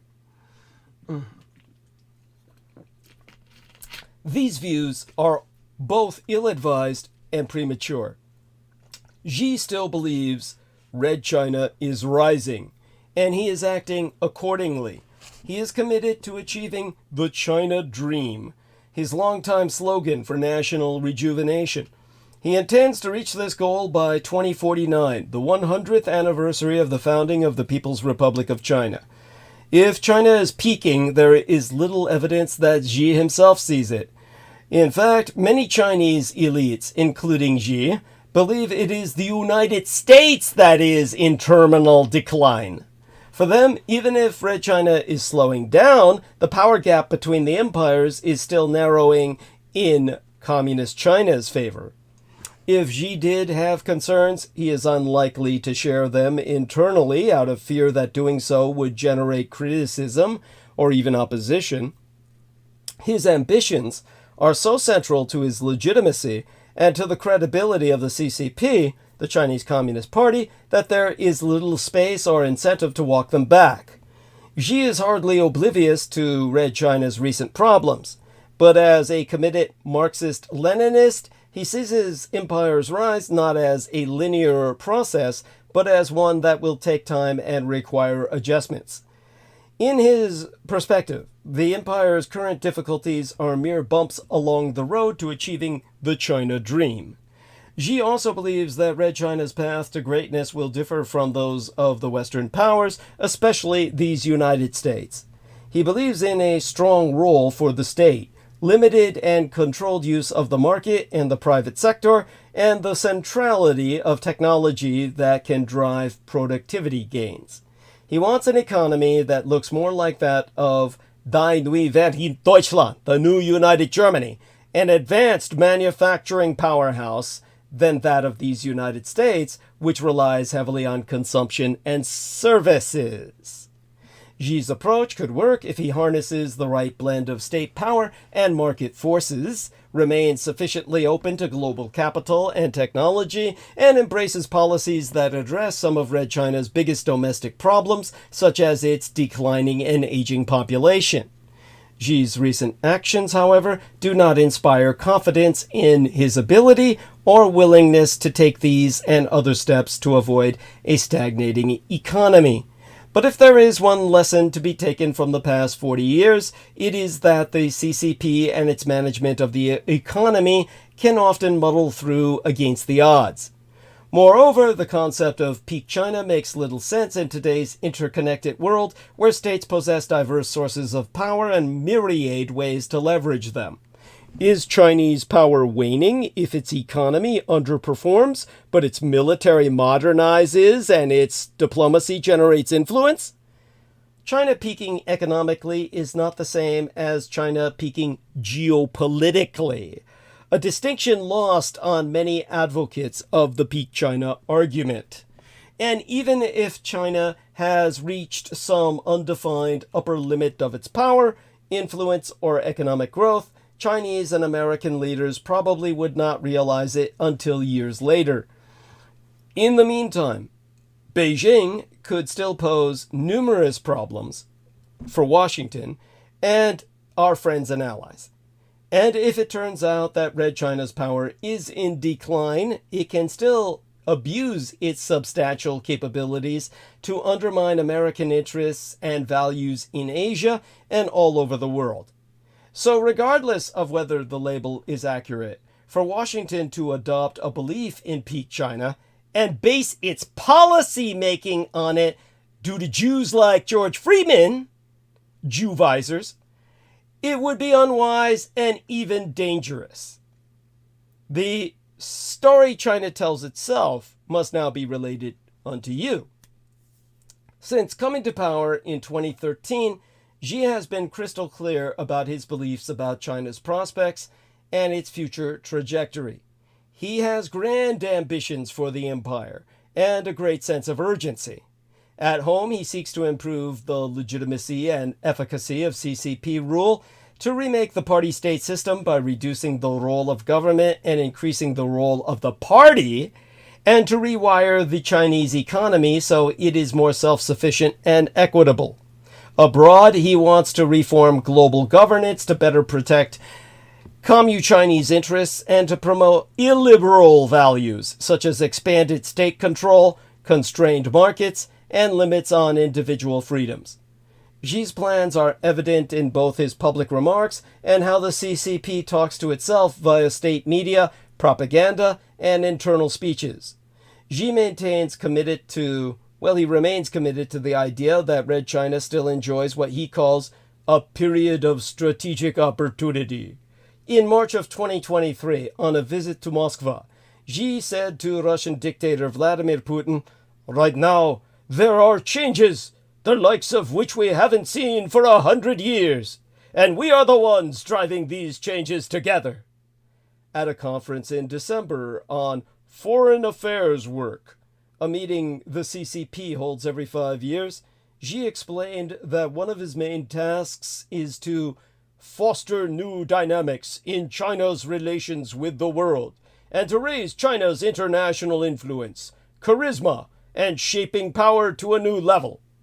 Although Xi has openly acknowledged the high winds and perilous stormy seas confronting China, he sees those risks as reasons not to pull back, but to keep forging ahead, to push harder and faster.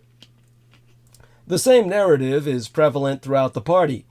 The CCP's official history of the last 100 years, released in 2021, stated that Red China is closer to the center of the world stage than it has ever been, and that it has never been closer to its own rebirth. Xi's current intelligence chief, Chen Yijin, gave a speech to CCP cadres in early 2021 in which he cataloged all the problems facing Western democracies and announced that the East is rising and the West is declining, a phrase that has become something of a CCP slogan. Xi echoes this sentiment whenever he highlights the growing appeal of what he calls the China solution, or China's wisdom. The CCP's ambitions are propelled by a mix of a complex mix of victimhood, grievance, and entitlement. It's like the perfect storm of shit and stupidity. Like other Commu Chinese leaders who have emerged from the CCP system, Xi was raised on tales of the century of shame and humiliation that China suffered under foreign domination. National security has emerged as an overriding priority, newly shaping a broad variety of policies, especially economic ones. Everywhere he looks, Xi sees threats to divide and westernize China and the danger of color revolutions. His fears have only intensified in recent years, driving Red China closer to the Russian Empire and other illiberal powers. In his December speech to Chinese diplomats, Xi noted that external forces have continuously escalated their suppression and containment against us. This fearful posture explains why the CCP now casts economic development and national security as priorities of equal importance, a position that would make former Chinese leader Deng Xiaoping turn over in his grave, given the overwhelming priority Deng put on growth and development. Actions speak louder than words. Xi's predecessors allowed the country's state council, the cabinet, and its provinces to play a greater role in policy formulation and implementation, and provided the political space for market forces, private capital, and individual entrepreneurs to drive much of the country's growth. To carry out his agenda, however, Xi has taken steps to put the CCP at the center of political, economic, and social life in China. With barely a hint of internal pushback, he secured a third term, positioned his confidants in top jobs, and marginalized and embarrassed his predecessor Hu Jintao. During the closing ceremony of the National Congress of the CCP in October of 2022, the elderly Hu was physically removed from his seat on the dais and escorted off stage. The sudden death of Premier Li Keqiang last fall has left Xi with no rivals within the party. Unlike Deng, Xi doesn't have to put up with a group of elders carping behind the scenes. To further consolidate his political power and advance his policy goals, Xi has carried out an aggressive, decade-long anti-corruption campaign, which today remains as intense as ever.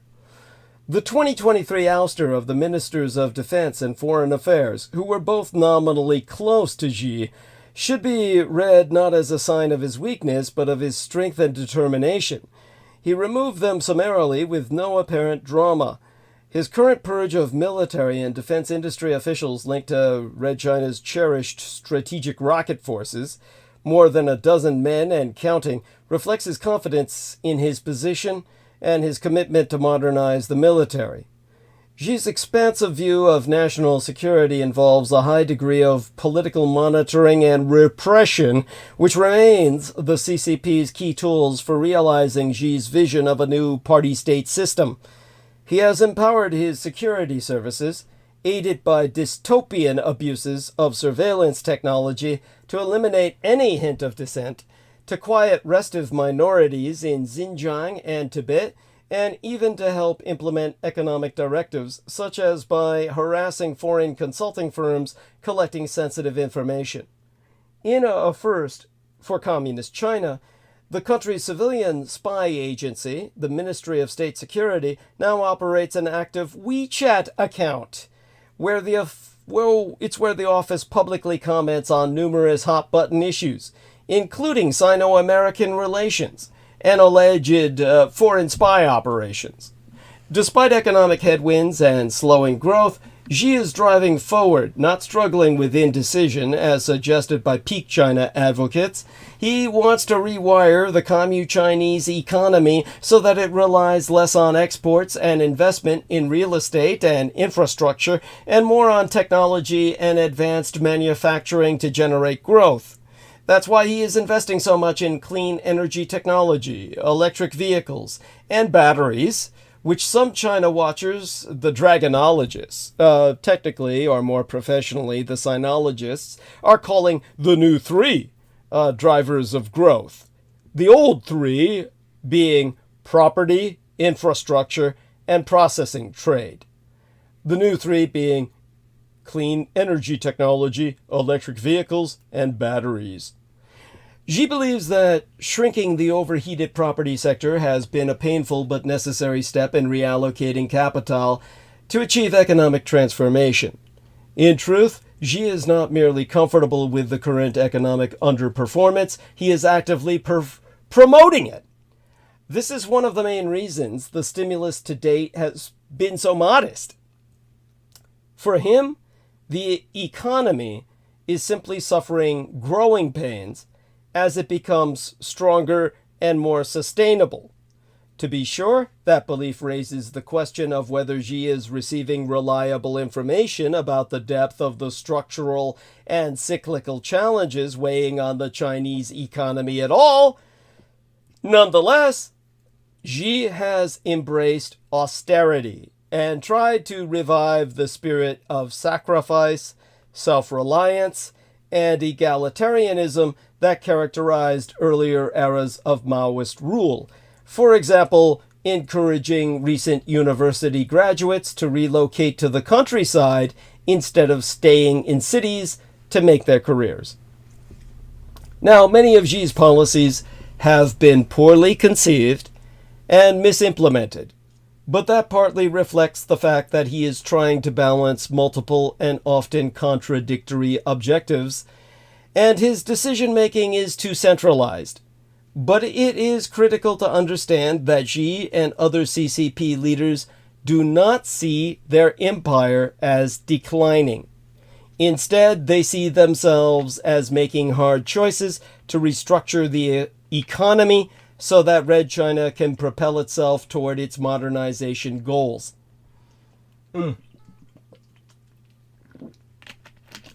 Which essentially can be summed up as go big or go home. Xi sees mainland China as ascendant globally and believes that now is the time to push for an even bigger role on the world stage. He is persisting with the Belt and Road Initiative, Beijing's enormous infrastructure and investment program, despite frequent financial losses that often generated local backlash. In 2023, the Communist Chinese Empire succeeded in expanding the BRICS, BRICS, an acronym all in the uppercase, which is the block of major emerging economies named after its initial members, Brazil, Russia, India, China, and South Africa. The BRICS, the BRICS, adding 5 new countries. This is part of Xi's efforts to provide an alternative to the West and our rules-based liberal international order. Xi is backing Putin in his war in Ukraine, helping him rebuild the Russian Empire's defense industry and civilian economy, albeit as a satrap. China is carefully navigating wars in Europe and the Middle East, avoiding Western sanctions and eschewing responsibility, all while maintaining influence in both regions. Xi now proudly promotes a somewhat inchoate, tripartite vision of global order that seeks to challenge American dominance and Western rules and norms. In the last 12 years, he has announced the Global Security Initiative, the Global Development Initiative, and the Global Civilization Initiative, the GSI, GDI, and GCI, respectively. Xi's goal is to make Red China the central actor in a transformed international system that is less liberal and less rules-based, and that accedes to Commu-Chinese preferences, especially on priority items such as My Taiwan, territorial disputes, and human rights. Xi is actively recruiting countries to adopt this anti-Western vision, which is the impetus behind the BRICS expansion and joint efforts with Brazil, the Russian Empire, and others to try to reduce the global influence of the United States dollar. When Xi has faced headwinds, his policy pullback has been minimal and the adjustments have been narrow and targeted. He abandoned zero COVID virtually overnight without any kind of new vaccination program, resulting in thousands of deaths, yet no political or social repercussions. The removal of the defense and foreign ministers yesteryear did not disrupt either ministry. After being halted by the spy balloon crises, Sino-American diplomatic and military talks are back on track. Despite the upheaval in the Red Chinese military's strategic rocket forces, Xi's plans to quadruple China's nuclear forces continue and could fundamentally alter Sino-American relations. On the economy, Xi reluctantly adopted more fiscal stimulus, including steps to boost consumption, but nothing close to the kind of Big Bang maneuvers that would derail his vision of Red China becoming an advanced manufacturing superpower. As he shrinks the property sector and pushes state-directed investment strategies, Xi has remained indifferent to the sentiments of foreign investors who push for more stimulus and structural reforms. The Communist Chinese government's effort to rescue their empire's tanking stock market by buying stocks is just the latest example of Xi's commitment to state-led development. His modest responses to some of the Chinese Communist Empire's biggest structural problems, such as its deeply indebted provinces and its growing demographic deficit, are worrisome. Still, there are policies he could adopt to address those problems. He just hasn't done so yet. After a particularly difficult period brought about by the COVID-19 pandemic and the war in Ukraine, Xi has stabilized his key relationships, including with the United States, the United Kingdom, and Australia. But he has not given away much to do so. The Communist Chinese Empire continues to thread the needle on Russia. It is boosting Russia's military capabilities with dual-use exports and helping to prop up its economy, whilst avoiding large-scale American sanctions. And mainland China remains a dominant economic and diplomatic force in many parts of the world. So far, Xi has made only tactical adjustments, a tried and tested CCP approach to justify policy maneuvers without being distracted from long-term objectives. So it's not just the economy, stupids. Beyond ignoring Xi's clear commitment to Red China's rise, embracing the idea of peak China is problematic for additional reasons. First, it is difficult to measure and understand what peak China means in practice. Is it an absolute term or a relative one? And if the latter, relative to what? It is unclear whether the term takes into account American power or Xi's perception thereof. Perhaps Communist China's leaders, their mad masters, are not worried about whether their empire is peaking, because they believe the gap with the United States will keep closing, even if at a slower pace. Also, Red China could peak in one area but advance in others, complicating the calculation. Proponents of the argument that Red China is now in decline point primarily to its economy. Yet, as the economy slows, which is partially by design, Communist China on the Asian mainland retains other sources of power and influence. The bottom line is that the Communist Chinese Empire will remain a global power even as its economy underperforms. It remains the world's largest exporter and creditor and is the second most populous country on Earth. It is also the center of innovation for some of the most important emerging industries, such as batteries and electric vehicles. It still produces or refines well over half the world's critical minerals. Red China possesses one of the largest and most advanced militaries in the world, with expeditionary capabilities and a growing overseas footprint. It is in the process of expanding its nuclear arsenal, supplementing it with conventional intercontinental ballistic missiles and advanced hypersonic missiles. The military may also be moving to a more aggressive launch-on-warning nuclear weapons posture.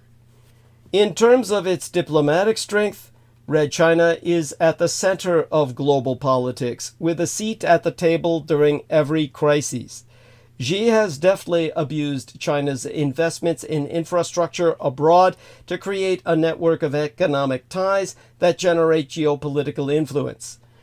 Red China's incipient alignment with Iran, North Korea, and the Russian Empire could determine the future of global stability. On almost every transnational challenge, Beijing can both contribute to progress and disrupt it, a position that it deftly leverages to advance its interests and avoid unwanted burdens. With the second largest economy in the world in terms of gross domestic product and deep ties to countries all over the world, Xi may make meaningful progress in shaping global rules and norms and undermining American influence even as China's economy slows.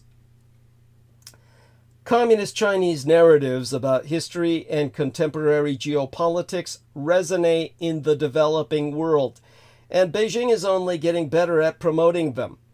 In short, either Red China is not peaking, or the idea of peak China doesn't explain much about the challenges posed by the Communist Chinese Empire in the 21st century.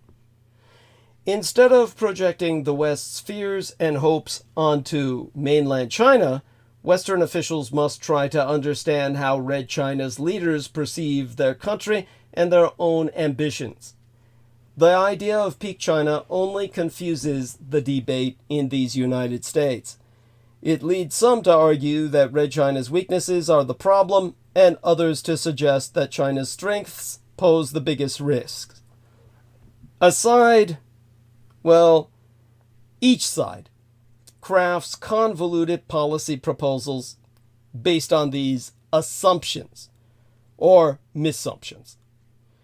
But seeing China through this simple lens ignores the fact that even a stagnant China can cause serious problems for Washington, economically and strategically. Such a confused debate distracts from the efforts needed to allocate resources to what is a much more complex competition with the Communist Chinese Empire. American policymakers still need to determine where and how to compete with Red China, and, equally important, what risks they are willing to take and what costs they are willing to pay. Today, these foundational questions remain unanswered, and they could become far more dire for American leaders if mishandled now. If the war in Ukraine has reminded us of anything about American strategy, it is that both clarity of purpose and political consensus are needed. On China, the biggest risk today is not that China's rise will fade away and Washington will have overreacted. Instead, it is the possibility that the American empire will fail to build and sustain support for a long-term competition across all dimensions of power. In such context, clearly the question of what is really happening in the Empire of Japan is of first-order geopolitical importance. In a stunning refutation of American conventional wisdom, Japan has not missed a beat in building an ever more sophisticated industrial base.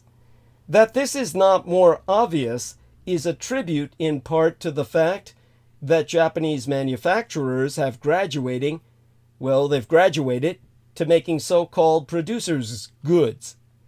These typically consist of advanced components or materials, or precision production equipment. They may be invisible to the consumer, yet without them, the modern world literally would not exist.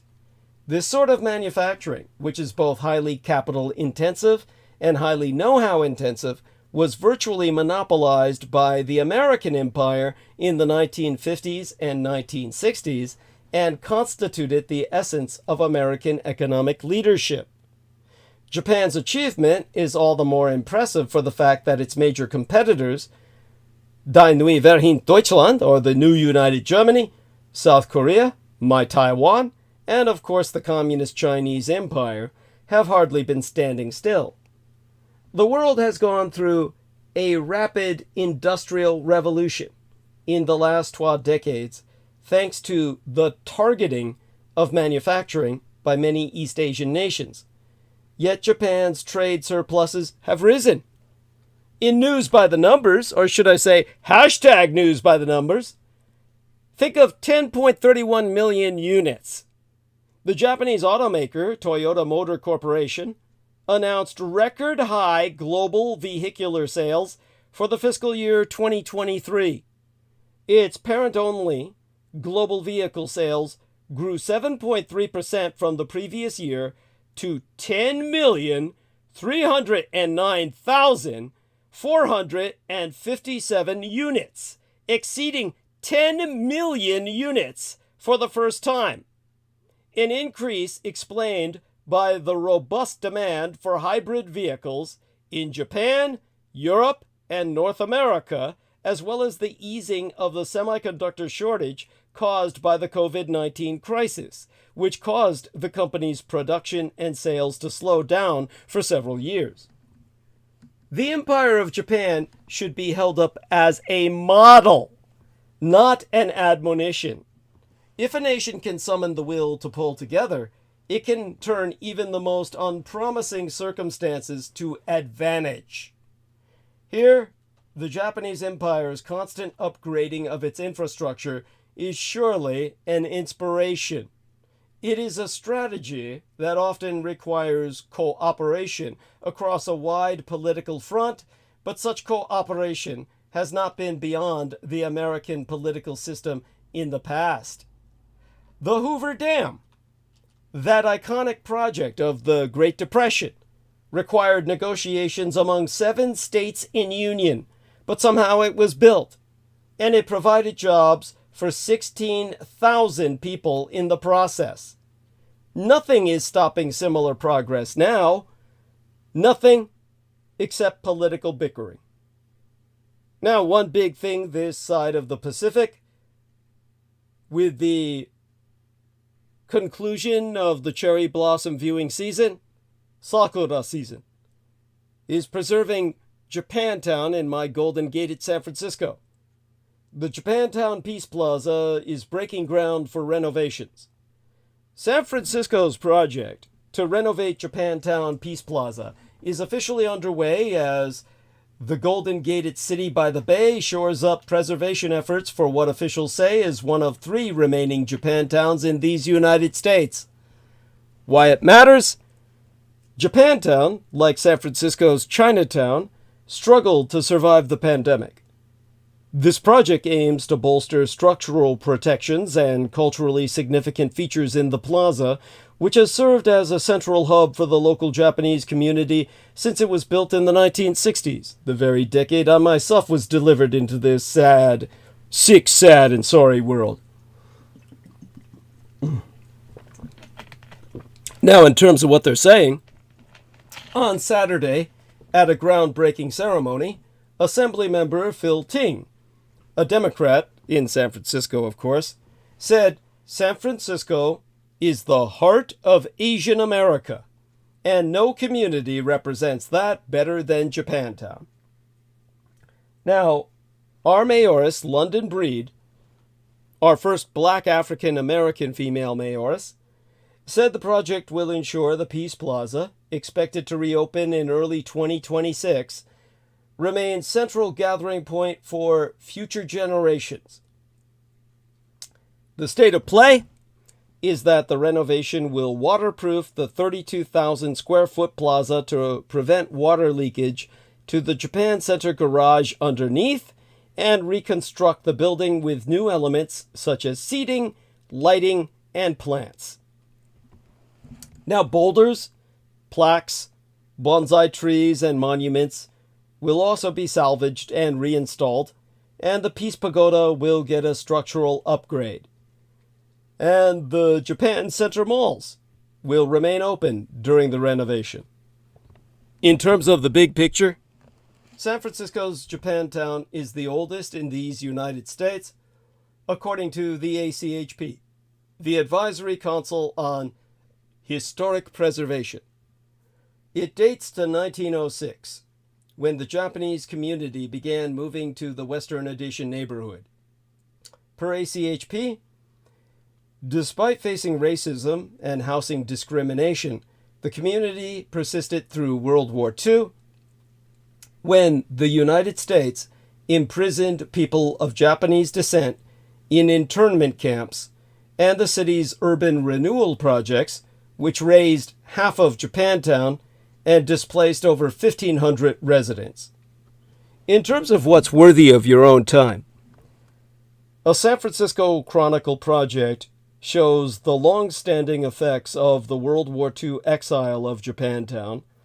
The number of Japanese people living in the core part of Japantown fell from over 1,300 in 1940 to 730 in 1950.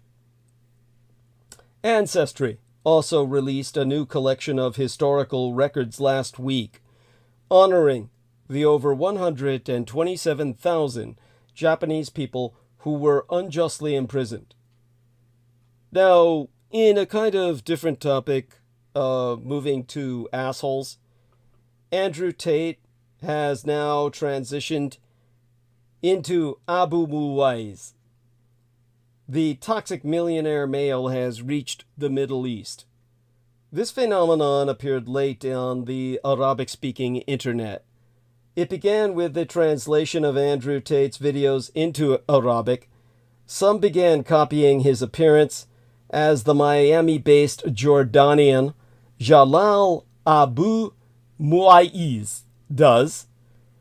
And basically I found this out because I can read the Arabic, and it was reported by Firaz Dalari in the Arabic language independent digital media Daraj.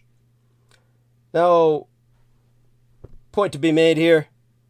Think of that little cell phone and the selfies all taken from it. With their toned bodies and tight shirts, the designer watches and luxury cars, the social media has been invaded by the phenomenon of young males who, with their short videos, present themselves as the one true standard of success. The phenomenon reached its peak in 2021 when the name of the British-American former boxer Andrew Tate topped lists as the most searched name around the world. The invasion of this phenomenon on the Arabic-speaking internet arrived a bit later, starting with the translation of Tate's videos into Arabic. Now think of the little money bag here, because these internet personalities share very similar stories. The self-made millionaire who used to work in bakeries and slept on the streets before he became wealthy. He does not have time for feelings, and he urges his followers to ignore them and focus on working harder, earn more money, and most important of all, to subscribe in his closed community online or buy his courses that help males, and males only, to become rich and powerful men just like him.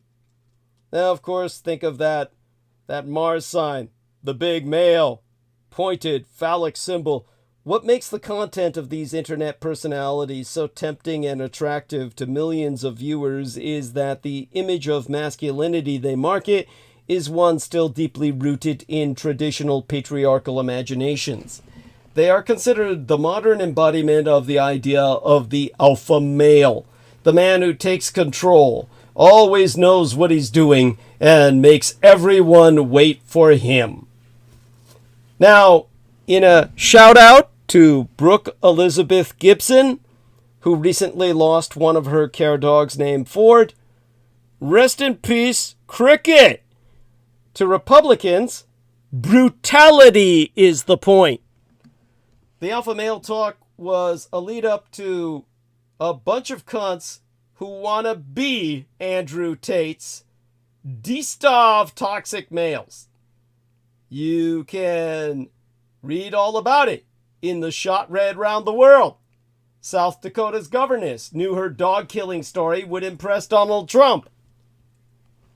In her new book titled No Going Back, subtitled The Truth on What's Wrong with Politics and How We Move America Forward, South Dakota governess Kristi Noem describes, in detail, the time she shot and killed a puppy on a farm.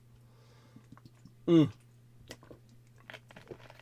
writes, I hated that dog. I had to put her down. Now, American voters have never been more polarized, except perhaps when it comes to the shared belief that shooting a puppy is wrong. Has Kristi Noem's admission of such an act doomed her her future political career? Critics of the far-right Republican governess, who is being mentioned as a possible running mate for presumptive 2024 Russo collaborationist Red Republican insurgent presidential nominee Donald John Trump, are wondering why she included that anecdote in her book. What was the point? During a Monday, April 29th appearance on MSNBC's Morning Joe, Never Trump conservative journalistic author Charlie Sykes offered the explanation to Morning Joe host Joe Scarborough and hostess Mika Brzezinski, confirming that Noem thought that the dog shooting story would impress Donald Trump. Sykes are explaining, and here I quote his tea at length and verbatim, I think that this is the most extraordinary part about all of this, that she thought this would be a plus for her.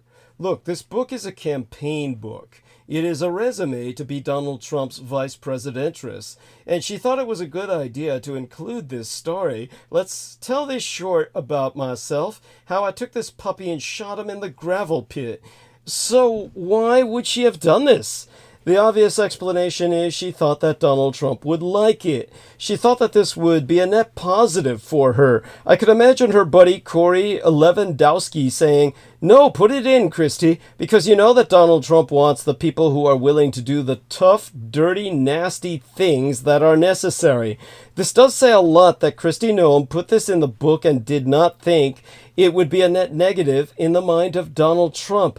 Why would she have thought that? Well, because, increasingly, brutality is the point. Not just cruelty, but brutality. Donald Trump has a fetish for this. He talks about shooting shoplifters, extrajudicial murders of drug dealers. Scarborough didn't disagree with Sykes's explanation. The former Russo collaborationist Red Republican insurgent congressman, also a Never Trump conservative, lamented that Noem's anecdote underscores the grotesqueness of the conservative movement in the age of Trump. Scarborough also told Brzezinski and Sykes, this is virtue signaling for Republicans. This is virtue signaling. I shot in cold blood a puppy in a gravel pit. Say this for Kristi Noem. She has an eye for literary detail. The South Dakota governess is 1 week out from the publication of her new book, No Going Back. More on that title later. On Friday into this last weekend, The Guardian reported on one of the anecdotes Noem shares with her readers. In the book, the governess recalls the day she realized that her puppy, Cricket, had crossed the line from poorly behaved menace to, well, a problem that needed solving. Noem led Cricket to a gravel pit. Then she pulled the trigger. The governess writes, it was not a pleasant job, but it had to be done. You know, we used to say that about the Jews in the extermination actions taken by the Einsatzgruppen. It's the phrase, gravel pit, that stands out most. Imagery fit for a Cormac McCarthy novel. Typically, campaign books don't scream literature. They're more or less marketing tools meant to showcase a politician's character and leadership skills. Noem likely believed that recounting this saga, in addition to a story about killing a goat, condemned to death for being smelly, that animal was not dispatched so easily, would serve as a testament to her courage and her rural bona fides, endearing her to millions of potential voters. Instead, Noam publishing these sentences may one day be remembered as the gravest mistake of her career. In the universal outrage over South Dakota governess Kristi Noem executing her wire-haired pointer cricket, another victim of her cruelty seems to have been forgotten, that male goat she dragged to the same gravel pit and shot dead. The public has been mainly fixated on the brutal death of Noam's dog, who was, after all, a domestic pet. The demise of the goat, meanwhile, has gotten relatively little attention. Perhaps people would care more if it had a name, like Cricket did. I suggest Veep, in recognition of a possibility that now seems to be as dead as a goat in a gravel pit. Based on Noam's own description of the incident in her upcoming memoir, it seems likely that the animal died a terrifying death. Its crime? It had a disgusting, musky, rancid smell and butted her children so they fell down and got their clothes dirty. It's unclear why Noam, who loves to talk about how she was raised on a farm, was surprised by this behavior. Male goats in rut, a state of arousal during breeding season, become more aggressive and urinate on themselves to generate a smell that only a female of its species could love. The killing of the goat did not go as smoothly as the shooting of Cricket just before it. Noam wrote that the first shot only caused the goat to jump, so she had to leave the injured animal and return to her truck to get another shell. That suggests she was using a shotgun and not a rifle, which would require a round or a cartridge, not a shell. Anybody who knows about goats can tell you that their skulls evolved for headbutting and are generally well able to withstand a shotgun blast. By Arkansas goat farmer Sarah Fish's considerable experience, a small caliber rifle in just the right spot does the job with one shot and no added suffering. She raises goats for food, and in 10 years, she only needed to fire twice on a single occasion. It's not known why Noam owned the goat, but Fish said it did not need to face the death penalty for chasing the human kids. If you then push away a young goat that's rubbing its head against your leg, its natural impulse is to come right back and butt. Fish suggested that goat's behavior may have resulted from Noam's failure to set boundaries for it early on, herself so noting that mother goats keep weaned little ones at a distance. To quote she, at length and verbatim, "They'll throw them in the air. It's basically tough love. It's teaching them boundaries. It's teaching them how to behave. I would recommend the goat be penned up away from the kids. As human beings, we're nurturing and caring, and oh, they're rubbing their head on my leg, and oh, that's cute, but it's actually teaching them bad manners.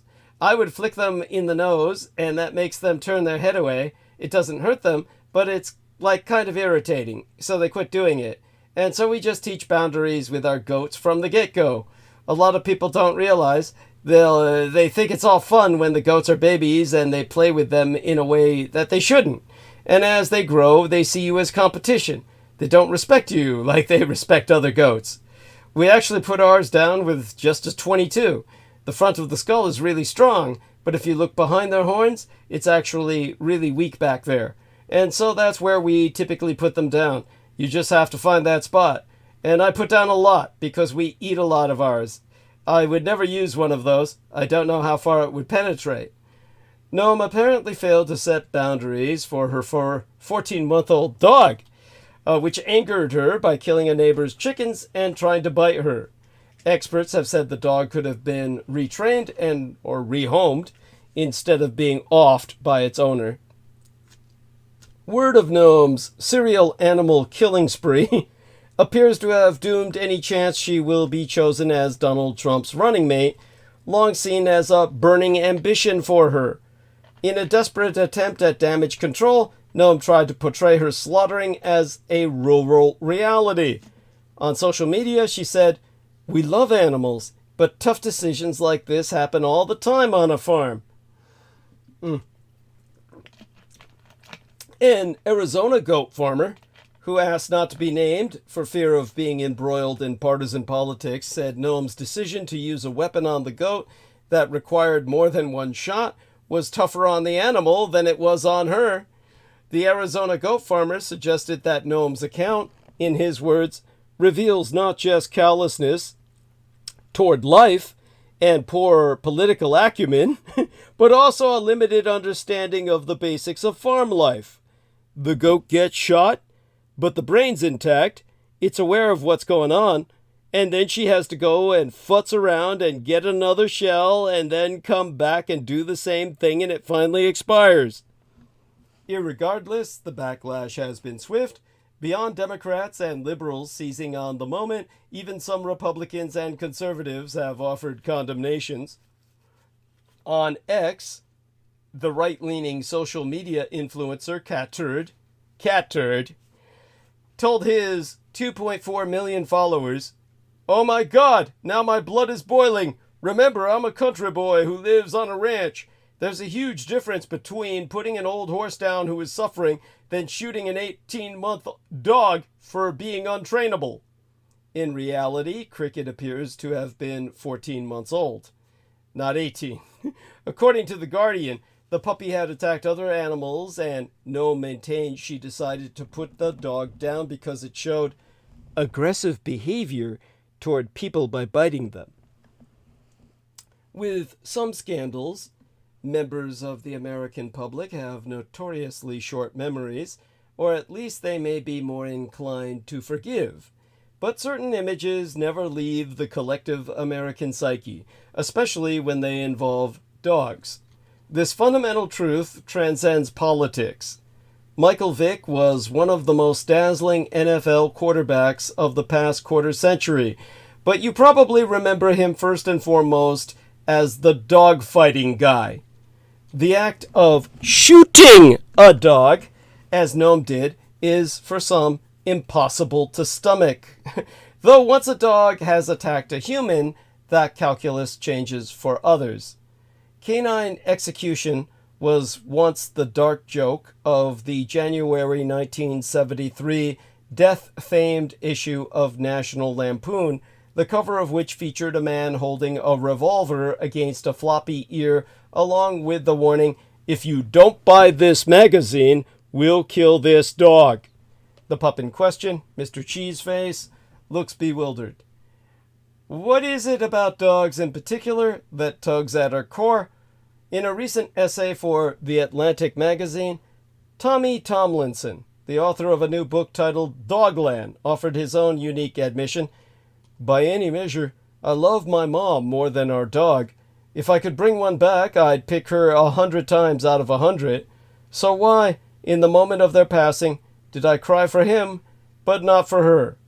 Well, many dogs, even the bad ones, are seen as unimpeachable. Elected officials, not so much. Noam was considered to be among former President Donald Trump's top prospects for a 2024 running mate.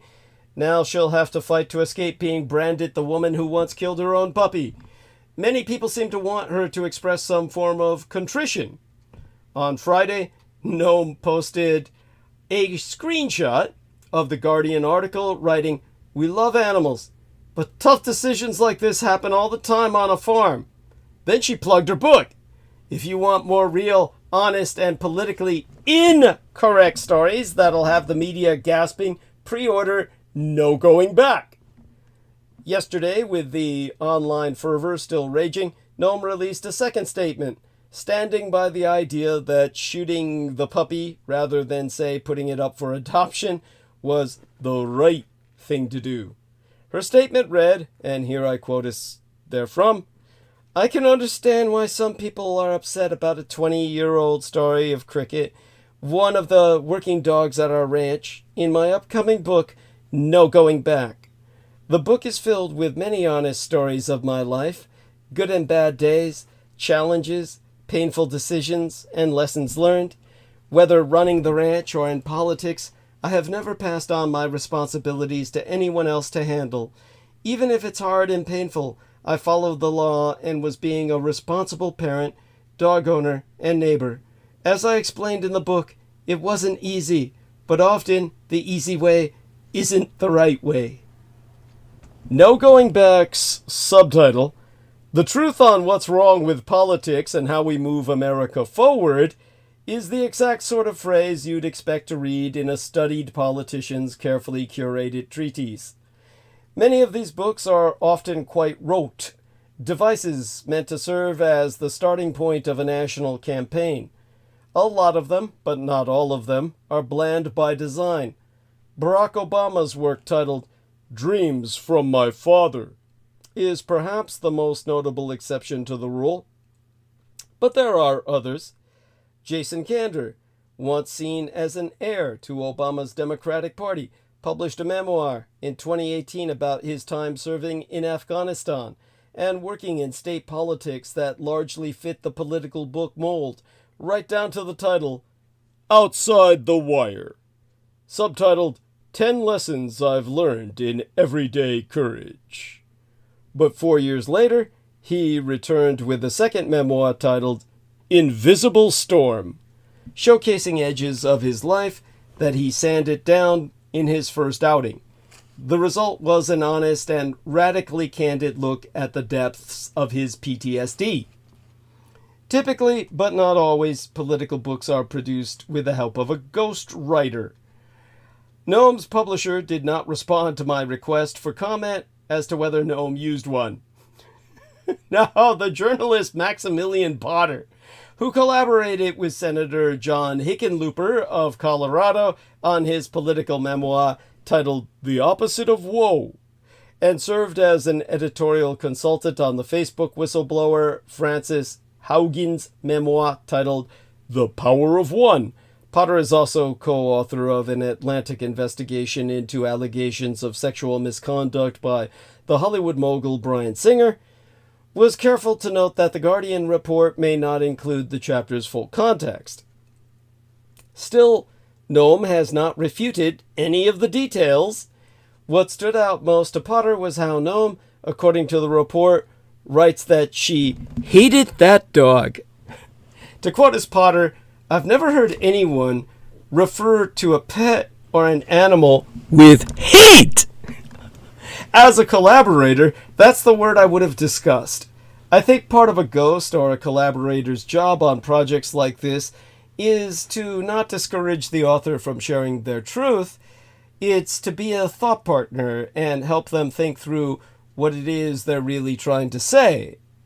Potter also brought up an old political idiom, often attributed to Robert F. Kennedy Sr., later popularized by Chris Matthews: "Hang a lantern on your problem."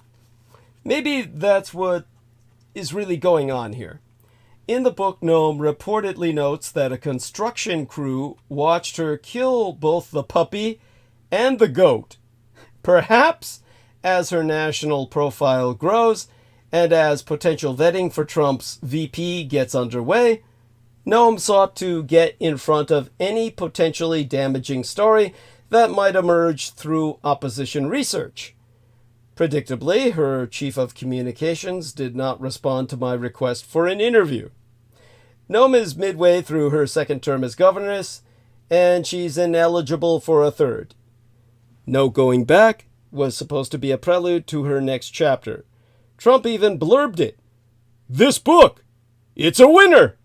But if he doesn't pick Gnome for VP, her new book's title may have prophesied the end of her political story. Now, in a shout out to Sammy Romero, here's some hashtag news by the numbers. 14,147 kilometers. China Southern Airlines is introducing the longest non-stop regular commercial flight to originate from China, connecting the southern megacity of Shenzhen to Mexico City. The flight covers a distance of 14,147 kilometers. That's 8,791 miles. The inaugural flight is scheduled for May 11th and will last 16 hours. The return journey, departing on May 12th, will take approximately 21 hours and 20 minutes. The route, operated by Airbus A350 aircraft, will overtake China Southern Airlines' Guangzhou to New York flight as the furthest non-stop commercial flight from a Chinese airport. Now, air travel is unbearable this summer and may be unsustainable forever. With the Ukrainian war, rising energy prices, and the scarcity of personnel, airplane prices are up by 30 to 50%. But there is something more structural that could bring a definitive end to low-cost options, like Ryanair and EasyJet, but also putting the entire industry's market model into doubt. The process of globalization around the world has largely been held together by the so-called GVCs, or global value chains. Many of these chains are now revealing themselves to be rusting, rigid, or otherwise unsuitable for our rapidly transforming way of life. The most recent addition to the list of deteriorating global chains is that of air transportation. The numbers speak for themselves. Not only have low-cost fares experienced estimated increases of 30 to 50%, but even with fares at their highest, punctuality is at its lowest. This is to the extent that Eurocontrol, the organization overseeing flights in European airspace, has issued a new warning following one in April about challenges for the industry of the upcoming summer holiday season. The reasons are a mix of global factors. The Ukrainian war has led to the modification of many air routes, and a major NATO aerial exercise last month severely reduced the usable airspace over Germany itself. In these more crowded skies, there has been an increase in clear air turbulence caused by climate change and atypical hurricanes, such as the one this week, which led to the cancellation of around 400 flights at Amsterdam's Schiphol airport. It was because of Polly, a type of hurricane never seen before in this season. Also, we've got a staffing crisis. On the other side of the Atlantic, things are not faring any better. In the days leading up to the July 4th Independence Day holiday, where Americans travel to celebrate with friends and family, 4,000 to 5,000 flights were canceled. The average number of people flying worldwide at any given moment is estimated to be around 500,000. It is a mass phenomenon that, in addition to climate and politics, calls into question the organization of airlines and airports, which are facing severe staff shortages. This scarcity of personnel extends not only to passenger services at airports and on board, but also, especially, to pilots and technicians involved in refueling. The staffing issues are partly a consequence of the pandemic years, when companies laid off significant numbers of surplus staff. The same companies continue engaging in the practice of overselling tickets, known as overbooking, which is driven by the fact that there are almost always people who do not show up for boarding. If everybody does show up and there is an excess, those passengers receive rushed apologies and are accommodated on a subsequent flight. But they're all addicted to subsidies. The pandemic was also a moment of massive state subsidies to airlines. The United States provided a staggering 54 billion United States dollars in aid to airlines to be repaid at low interest rates over a long period of time.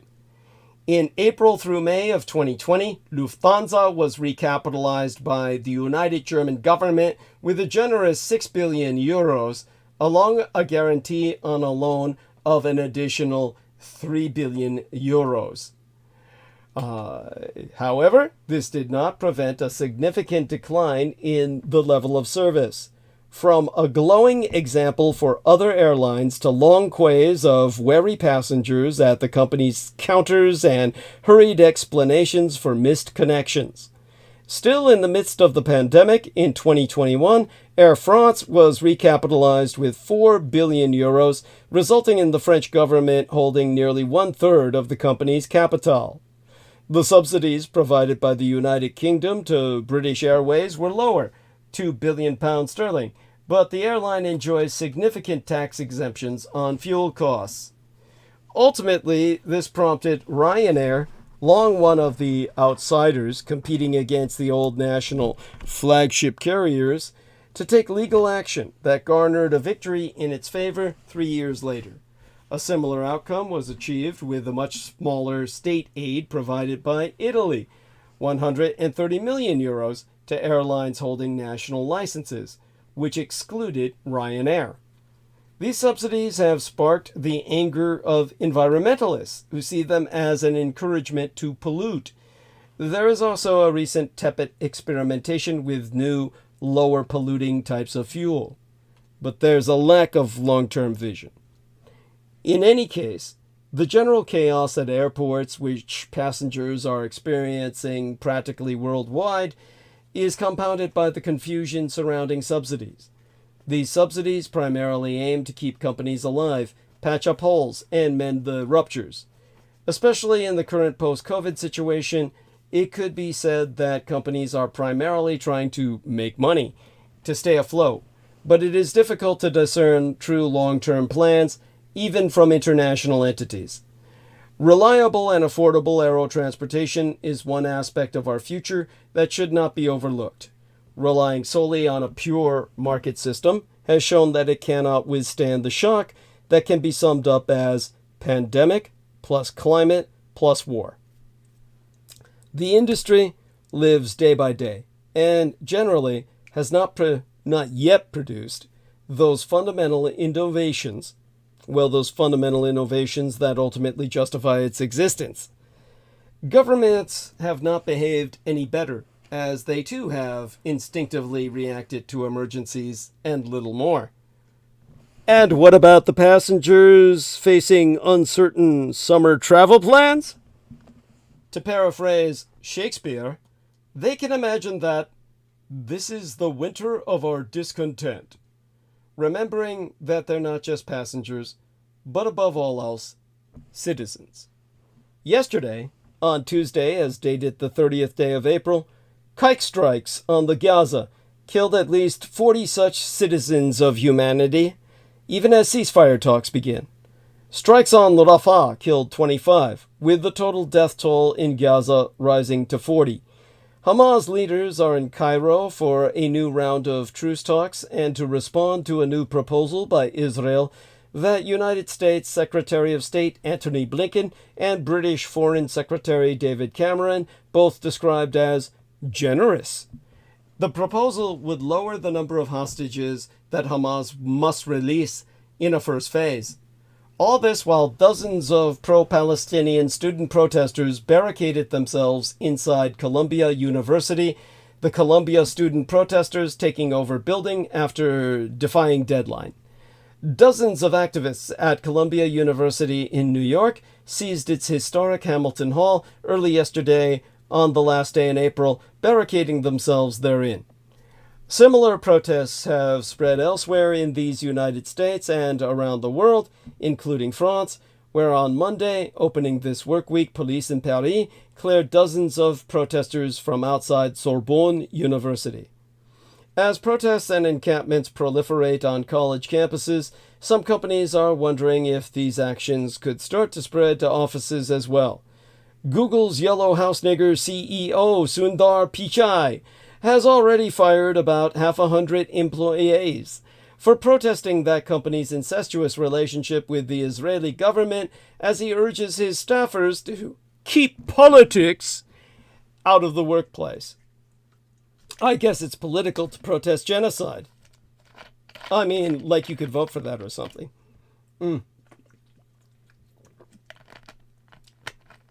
Now, in terms of university protests, it was described as horrific violence. which has been reported in Los Angeles as rival groups clashed while New York City police officers in riot gear stormed Columbia University campus and began making arrests. A group of Judeophiliac counter-protesters attacked a pro-Palestinian encampment on the University of California campus in Los Angeles, with running clashes continuing for hours in the absence of police. A large police presence finally arrived at the University of California, Los Angeles overnight after the violent confrontation broke out between pro-Palestinian protesters and Israel cultists. Hours earlier, police in riot gear entered Columbia University's I think it was Hamilton Hall, and used flashbangs when breaching the building in which pro-Palestinian protesters had barricaded themselves. Since April 18th, more than 1,000 people have been arrested on more than 250 campuses across at least 21 states. Analysts concur that the nationwide protests have become a test for President Joe Biden as he seeks re-election, with the Gaza genocide tearing deep rifts in his fragile coalition.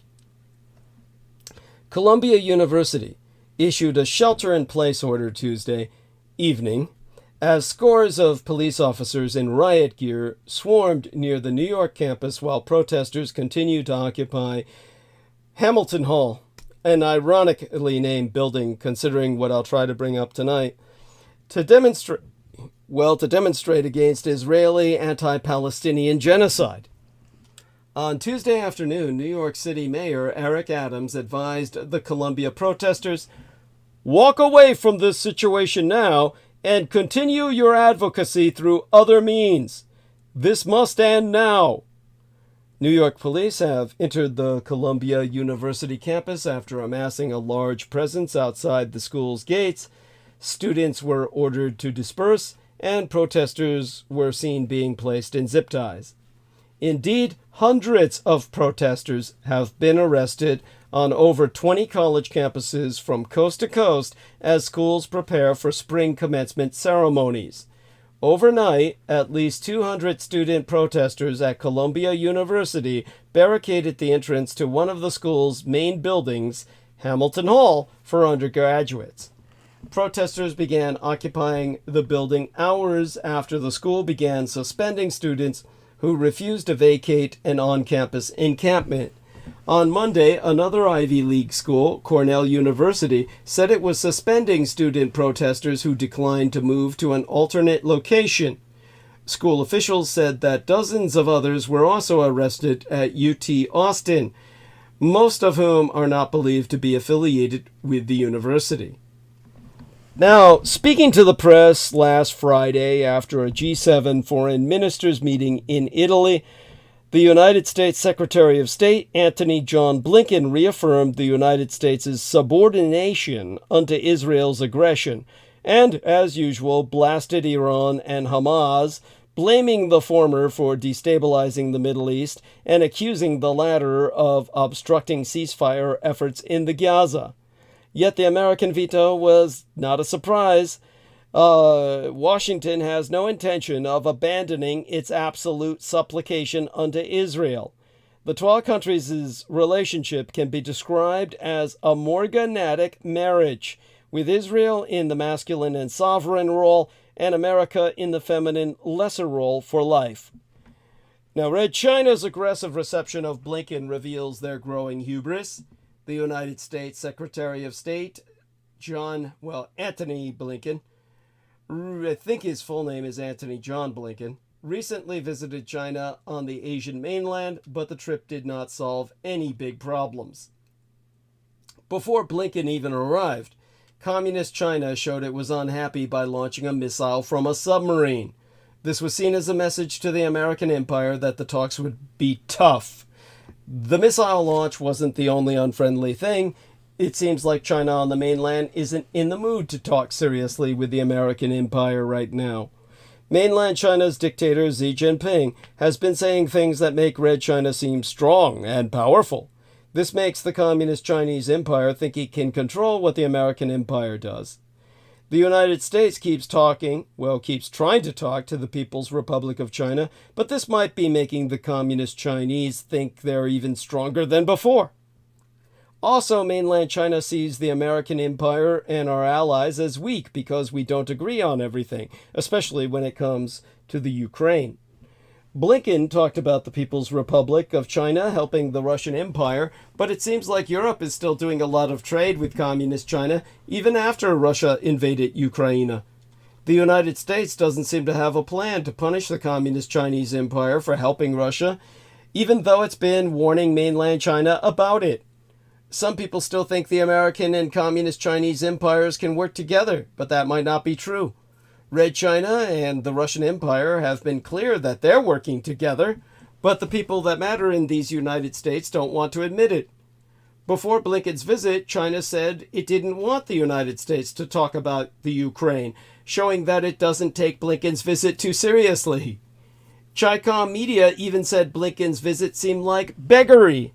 And Red China didn't give him any warm welcome at the airport. In fact, they didn't give him any welcome at all. And then, during Blinken's visit, mainland China launched a missile. This evinces that the Communist Chinese Empire wasn't in the least respectful to either Blinken or the United States he represents.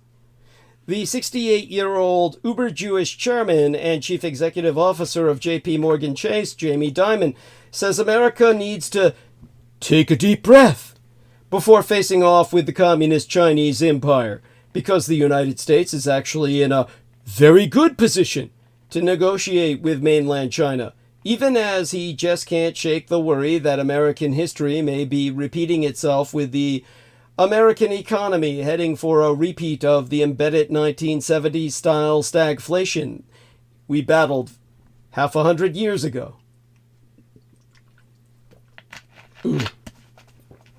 The J.P. Morgan Chase CEO, Jamie Dimon, might not be sleeping on the threat of the People's Republic of China, but he's not underestimating America's position at the negotiating table either, especially amidst, in his word, an unbelievable economy. And that's a message the billionaire Wall Street titan wants the United States to remember, saying America needs to take a deep breath when it comes to relations with Red China. Dimon pointing out that the Twa empires are separated by vast oceans with no wars in North or South America to add to geopolitical tensions. In a Wall Street Journal interview published this weekend, Dimon emphasized that while the American empire is self-sufficient for many of its own resources, China imports 11 million barrels of oil a day. They're a very complicated neighbor. Their own actions are causing all their neighbors to rearm. Their GDP per person is about $15,000 versus our 80,000. So we're in a very good position.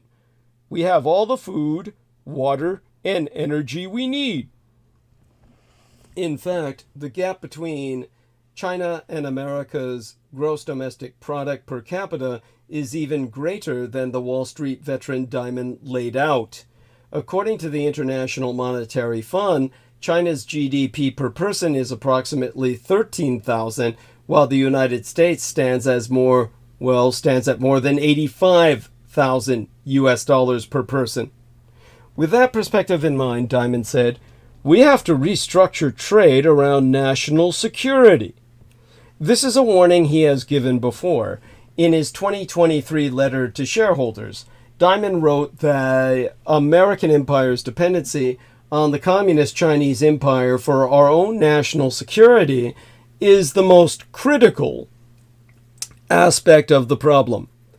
Qualifying that he was glad these United States seemed to be doing so, Dimon articulated the following, and here I quote his T: "The United States cannot rely on any potential adversaries for materials essential to our national security. Think rare earths, 5G, and semiconductors, penicillin, and materials critical to essential pharmaceuticals, among others. We also cannot be sharing vital technologies that can enhance an adversary's military capabilities. They need oil and gas, so I would negotiate them around all of that. But given certain geopolitical alliances, Diamond admitted that it is difficult for the American and Communist Chinese empires to have a great relationship at the moment. This week, Red China has been told by NATO's Secretary General Jens Stoltenberg that if it wants to have relationships in the West, it must stop supporting Russia's war in Ukraine. While on a visit to Berlin this week, Stoltenberg said Beijing was helping prop up the Russian Empire's economy by sharing technology like semiconductors. Per Reuters, Stoltenberg said Russia imported 90% of its microelectronics needed for missiles, tanks, and aircraft from communist China on the Asian mainland. The NATO Secretary General further adding that Beijing is also helping Russia with improved satellite and imaging capabilities. To quote Stoltenberg, China says it wants good relations with the West.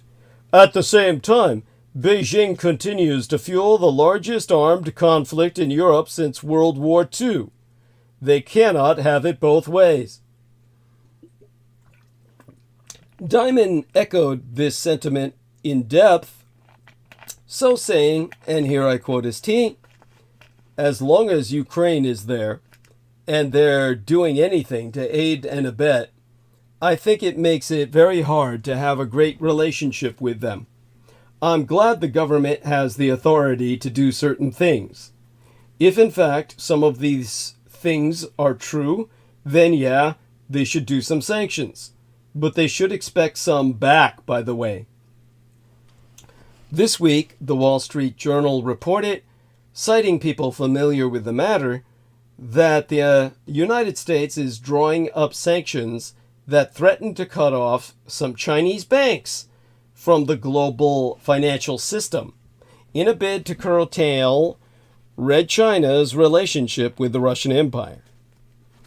And what if Russia wins? As I've been reviewing the potential for American defeat in our latest episode prior to tonight's, Diamond, who was paid 36 million United States dollars for his work in 2023, has repeatedly said the biggest threat to the world economy is geopolitics. In September of yesteryear, the Wall Street veteran told CNBC affiliate network CNBC TV 18, "We have dealt with inflation before. We dealt with deficits before. We have dealt with recessions before. And we haven't really seen something like Russia's war in Ukraine pretty much since World War II." Diamond has since concluded that a win for Russia could also realign global powers with other nations, questioning whether America will come to their aid, be it in a military or economic sense. This last week, Diamond went on record to say that if the Russian dictator Putin vanquishes over President Zelensky, it could be, in his words, a potential disaster.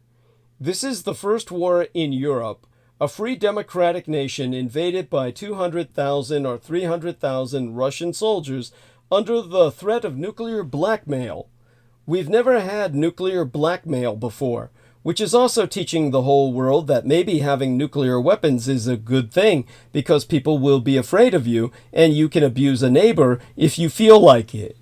I'm a little worried that if Russia wins that war, you're going to see the world enter a little bit of chaos as people realign alliances and economic relationships. That the massive burden of Red China's debt will drag their economy into recession is as obvious as the empty towers that rise on every landscape in mainland Asia. Precise estimates are difficult since the government's dedication to the optics of invincibility induces financial institutions to push debt into alternate, opaque channels. But on any metric, the amount of new lending each year grows faster than the economy, and the interest newly owed exceeds the incremental rise in gross domestic product. In other words, the entire Commu-Chinese economy is a Ponzi scheme. Many analysts point out that the Communist Chinese government owns everything, including the banks, and can just issue renminbi, their own national currency, to infinity to keep the economy solvent. The flaw in that argument is that the Communist Chinese Empire's role in the global economy, it's the world's biggest exporter and second biggest importer. The currency acts as the interface between the domestic and international economies, and its value is a matter of supply and demand. The Ponzi economy has been sustained by cheap dollars coming in through legitimate or illegitimate channels, and the problem now is that structural surpluses are disappearing and there is less hot money from these United States seeking yield. When dollars enter, the central bank buys them and issues renminbi. If it has to issue more than is justified by the amount of inflows, it creates inflation. And inflation, which has toppled or almost toppled governments from the Ming Dynasty to Tiananmen Square, is the third rail of communist Chinese politics. That brings us back to Joe Biden and the trade war Trump started. The fundamental idea underlying this salad of a trade agenda is an old one from the right wing of the Republican Party, which believes that these United States has paid too dearly for its post-war leadership role under the Bretton Woods regime. Putting America first means America marching alone. The dollar standard, and not trade policies, underpins the global system of commerce. The American empire runs trade deficits as a consequence of our desire to own the currency that dominates global commerce, not as a casualty of predatory policies by the communist Chinese. The result of the gold standard in the second half of the 19th century was the key foundation for the expansion of global trade. Its collapse, starting in 1913, just anticipating, even causing, the First World War, drove a trade implosion. After Bretton Woods, the dollar took over as a global standard, and when Stalinist stooge FDR made the greenback no longer redeemable for gold, it was freed to become a pure fiat currency. That meant that these United States could project any level of currency around the world to support our national economic growth and lifestyle improvements that exceeded productivity gains. No wonder Red China wishes the renminbi could do the same.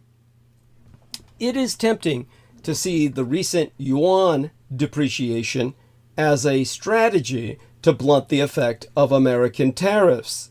But really, the capital account is of much greater import to Commu-China Incorporated than the current account. Commu-China's central bank will almost certainly try to pull back the exchange rate in the near term. Authorities care more about the pile of reserve gold, successful stock exchange debuts for Xiaomi Corp. And Ant Financial, and lucrative bond issues than about the private and largely foreign-owned companies that dominate exports. Just so people understand, the Communist Chinese Empire uses or abuses trois currencies. They have the yuan, which is what is traded internationally and used as an international currency, and the renminbi, which is produced for domestic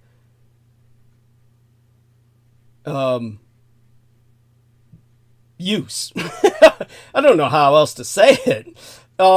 It's use or abuse by the government to fund state projects. It's basically, there's the domestic money used by the state, and there's the international money used by the Communist Chinese Empire for the world economy. So far, It's worked out in its own weird way and may even be something to emulate. The truth is that Red China has followed a mercantilist trading policy since Mao Zedong. This is a mercantile policy modeled on the Greater British Empire, where you have colonies and you basically rape the colonies. You make certain that they give you goods cheaper while you sell them crap they're forced to buy at the most expensive price imaginable. Most significantly, the investment splurge in the reform years helped political elites rake billions off the forced savings of the Chinese people. That was enabled by incoming capital, and there is no indication that will change. Until now, China has managed to keep its huge raft of non-performing debt afloat thanks to capital inflows, as successive waves of quantitative easing push dollars into the world. A tighter dollar would seem to make the bursting of Red China's credit bubble an inevitability. When that happens, the renminbi will have to depreciate sharply. This will have a deflationary impact on the world. It will also lead to a decline in Red China's share of the global gross domestic product, dramatically reduce the empire's demand for commodities, and diminish its role on the international political stage. Much about market-led mercantile Chinese trade practices is predatory and exploitive. But the inequity flows as much from American policy favoring big corporations at the expense of workers as it does from communist Chinese structural subsidies. Both are difficult problems to address, much harder than penalizing exports. No one will benefit when mainland China shrinks and turns inward. But Trump will never be careful what he wishes for. The Sino-American War will just have to wait. It's easy to imagine a doomsday World War III or IV scenario in which the People's Republic of China and these United States are the main belligerents. The Communist Chinese Empire is pouring resources into its armed forces and is militarizing the South China Sea. The primary objective is not to make Scarborough Shoal the 21st century Sudetenland, but to find weak points in the American-led Archipelagic Security Alliance, which is quickly becoming Asia's new NATO. The United States' primary response thus far has been economic, the occasional freedom of navigation operation notwithstanding. American strategy has evolved toward hitting mainland China where it hurts most, its bottom line. If history is any indicator, this may be the point of no return. After all, it was an American orchestrated Allied oil embargo in tandem with financial assets freeze and seizure that was one of the more overt combined machinations what led the Japanese Empire to conclude that war was its only option for dealing with the Anglian and American empires in 1941. Trade is still the lifeblood of the Chinese economy. Posterity may well remember the Trump tariffs as the first pitched battle in a much larger conflict. But this focus on each other obscures the truth, which is that the only collision course the People's Republic of China and these United States are on right now is with themselves. Wealth and income inequality in both countries have reached astronomical levels and show no signs of abating. The political institutions of both countries are struggling to tackle the problems facing their respective citizenries. The Communist Chinese and American empires may eventually become strategic competitors, but for now, both countries have far more pressing matters to deal with at home. Let's address the Communist Chinese Empire first. Communist China on the Asian mainland is a contradiction. It has the world's second largest economy, and yet 550 million people in China live on less than $5.50 a day. Its coastal provinces and cities are glittering beacons of the finest infrastructure 21st century technology has to offer, while much of its interior provinces remain positively third world. China presents itself as a guardian of the environment and upholder of the global trade regime, while its human rights record is abysmal and its trade practices are far from equitable. It is as easy to make a case that Red China is destined for world power as it is to make a case that Red China will collapse ignominiously into a collection of warring states. That is part of what makes China so hard to understand. And yet, for all of Red China's complexity, its long history is defined by a recurring trope. A strong dynasty emerges to unite the country in prosperity and governs until the economic interests of the coast and the interior become so mismatched that the country breaks down into civil war. Chaos, regionalism, and even foreign domination become the status quo until a new movement arises to unite the Chinese people and reclaim the glory of Middle Kingdom's past. American history is short compared to Chinese history, where a sample size of a few millennia shows the repetition of this pattern in era after era. China's future, then, boils down to a relatively simple question. Where is China currently in the cycle? The Communist Party dynasty has ruled China since 1948, and if it is on the verge of downfall, that would make the CPC one of the shortest-lived dynasties in Chinese history. The Tang, Ming, and Qing dynasties all ruled for centuries before collapsing. But the rapidity of the CPC's success is also unprecedented in China's history. At the end of World War II, China was little more than a backwater, a 19th century geopolitical island in a 20th century world.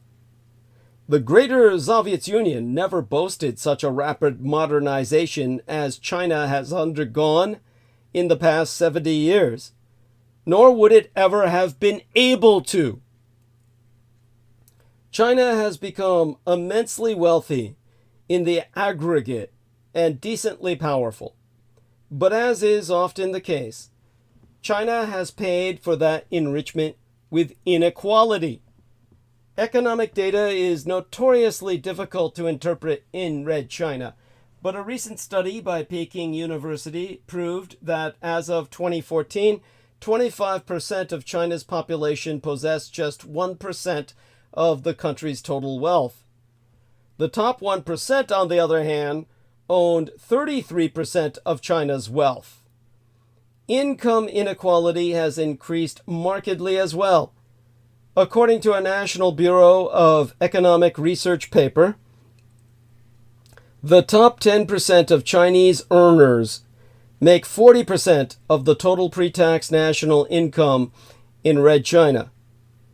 In 1978, by almost any indicator, collectivist China was poor but one of the most economically egalitarian countries in the world. Now Red China is rich and one of the most economically elitist countries in the world. The bulk of China's economic growth and concurrent increase in inequality came just after 1978, when China reformed and opened its economy to the world. The government, led by Deng Xiaoping, felt China could handle the stresses that capitalism would inflict upon the Chinese system, and perhaps also felt that the infusion of wealth was necessary to allow China to progress beyond its backwardness. Deng, in the end, was right. China enriched itself immensely, lifting hundreds of millions out of poverty. Deng's policies and the political conventions put in place after Mao constituted a mini political revolution inside China, and there was significant internal strife as a result, Tiananmen Square but being the most dramatic example. China has reached another such moment. When Xi Jinping came to power in 2013, he inherited a system that was as corrupt as it was rich. The problem was that Red China could not sustain its preternatural growth rates any longer. It was becoming too expensive, and foreign companies were finding cheaper and more advantageous places to do business. In addition, the scourge of inequality was beginning to tear the fabric of Chinese society apart. China's economy needed to be restructured. Its people needed ideology to make sense of the changes that were coming, and Xi needed more power than the political system offered him. And so Xi has been purging his rivals and building a cult of personality for 5 years and counting. Well, at this point, it feels like 20. He has been successful so far, but he is only at the beginning of a process that is already creating factions of dissent in Chinese society, from army veterans to coastal elites. Now, before I compare the American empire, let's just say this. The United States is also a contradiction. The American economy is the largest in the world by far, and yet over 43 million Americans live in poverty. The world's most powerful liberal democracy has seen 404 school shootings since Columbine, to the point where by 2019, gun injury became the leading cause of death among children aged from birth to 19 years. And we are in the throes of an opioid addiction crisis that killed over 64,000 in 2016 alone. From 1999 to 2021, nearly 645,000 people died from an overdose involving any opioid, including prescription and illicit opioids. And according to the United States Council of Economic Advisors, it has cost our empire $1.5 trillion United States dollars by 2020. The United States is one of the freest countries in the world in terms of individual rights, and yet we imprison a larger share of our population than any other nation in the world, far more than Red China or even the Russian Empire. American foreign policy is similarly disjointed. The United States is attempting to lessen its commitments abroad, and American strategic rivals and partners alike are talking about the emergence of a multipolar world, and yet any time a crisis breaks out, the first question asked is how the American empire will respond and when. American history is shorter than China's, so it is hard to speak as authoritatively about broad cycles in American politics. But the United States has faced similar challenges at least twice before. At the turn of the 20th century, the end of the so-called Gilded Age, and on the eve of the Great Depression, as the Roaring Twenties enjoyed their last gasps of fun. Both of these periods were defined by a large increase in wealth and income inequality in the United States, as well as uncertainty over what America's role in the world should be. Both resulted in intense social and political crises in American society that led to a complete redefinition of what the status quo political parties stood for. The Gilded Age gave way to progressivism, Teddy Roosevelt's square deal trust busting, and a host of labor reforms.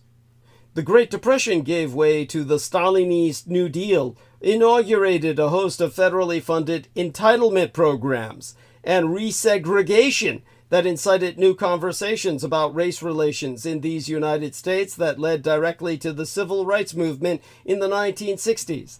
that very decade into which I myself was born.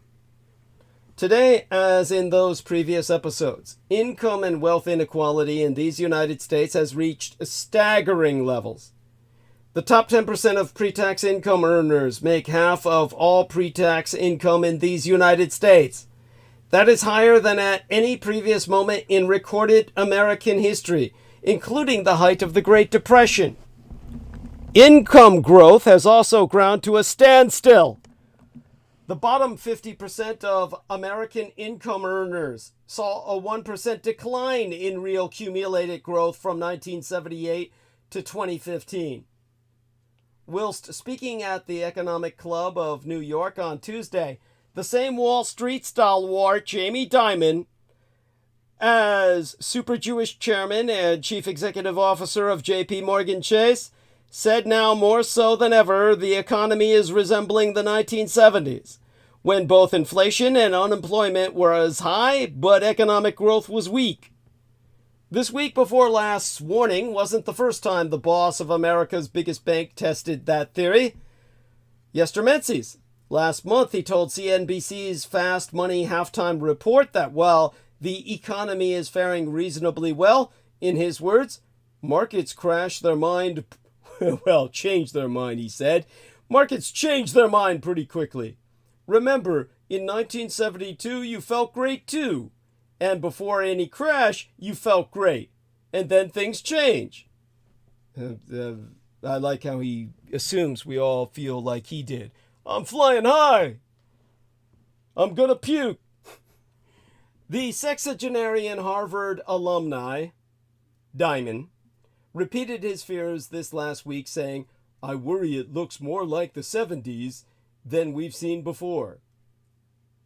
Yet the CEO, who was paid $36 million for his work in 2023, also hinted that some factors may be worse off in 2024 than they were in 1970. He explained, if you go back to the 70s, deficits were half of what they are today. The debt to GDP was 35%, not 100%. And so part of the reason I think we've had this strong growth is the fiscal spending. And why not spend another 2 trillion United States dollars? If we did, what would happen? You'll have more money. People would invest more money. People would hire more people. And you'd have more growth. Sound too good to be true? That's because it might be.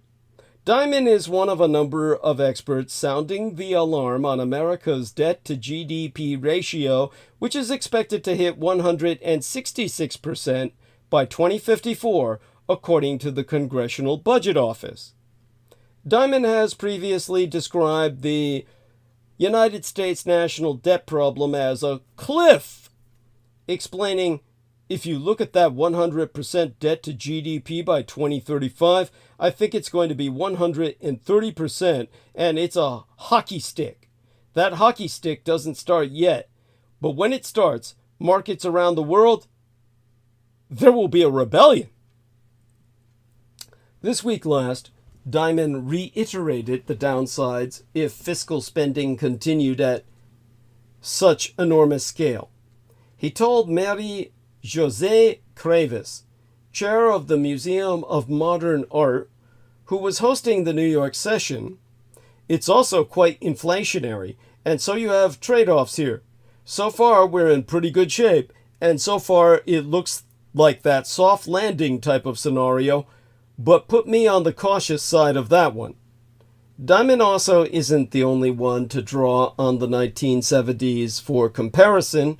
In October last year, Deutsche Bank released a note saying there are a striking number of parallels between that decade and our own time. Veteran strategist Henry Allen said that there have been a lot of promising signs that a return to the 1970s can be avoided. But the ongoing conflict in the Middle East means it is too early to sound the all clear. While Dimon, who is notorious for preparing J.P. Morgan for a range of economic outcomes, is nervous about a possible return to the 1970s, overall his outlook was positive. When asked about the resilience of the market, Diamond described it at length as unbelievable. Basically, it's booming. It's been booming for a while. Unemployment hit an all-time low. It's been under 4% now for the better part of 2 or 3 years. The American consumer, even if we go into a recession, is much wealthier than before. Their home prices are up. Their stock prices are up. Even if we go into a recession, the consumer is in good shape. Indeed, even without the massive spike caused by the pandemic, house prices in these United States have been steadily ticking up since 2020. Per the St. Louis Fed, house prices should, at an average of $374,500 United States dollars 4 years ago, that's where they stood, and have now ballooned to $492,300 United States dollars. While it's bad news for buyers trying to get a foot on the ladder, it's helping 6 out of 10 households who do own their own property. Elsewhere, the Standard & Poor's 500 is up approximately 7% for the year to date and 22.5% over the past 12 months. But the capitalists will sell us the rope with which we will hang them. That's by Vladimir Ilyich Lenin. Vladimir Ilyich Ulyanov being his real name, the first leader of the Greater Soviet Union, quotation thereafter, appropriated in credit to Joseph Stalin. Ludicrous! Just laughably ridiculous, everything I've just related.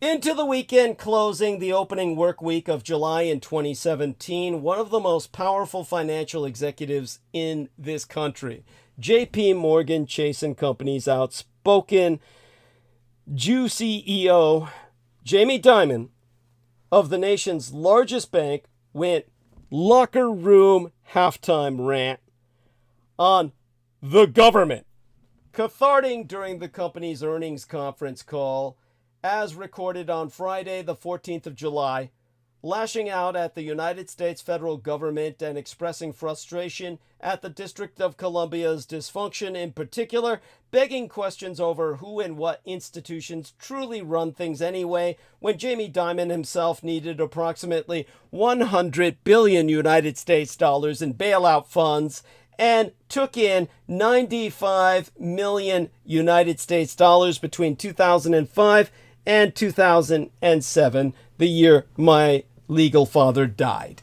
Yes, J.P. Morgan Chase was one of the big banks that got bailed out by TARP, if you remember that infamous acronym, which was, of course, used by, George W. Bush Jr. to commit the last great bank heist. And we'll call that a policy. Of course, it was an acronym for Troubled Asset Relief Program, if I remember, of all things, which allowed the United States Department of the Treasury to purchase or insure up to 700 billion United States dollars worth of troubled assets, defined as I can't remember what their definitions were, but they were just bailing out the rich, after the big banks contributed largely to causing the Great Recession.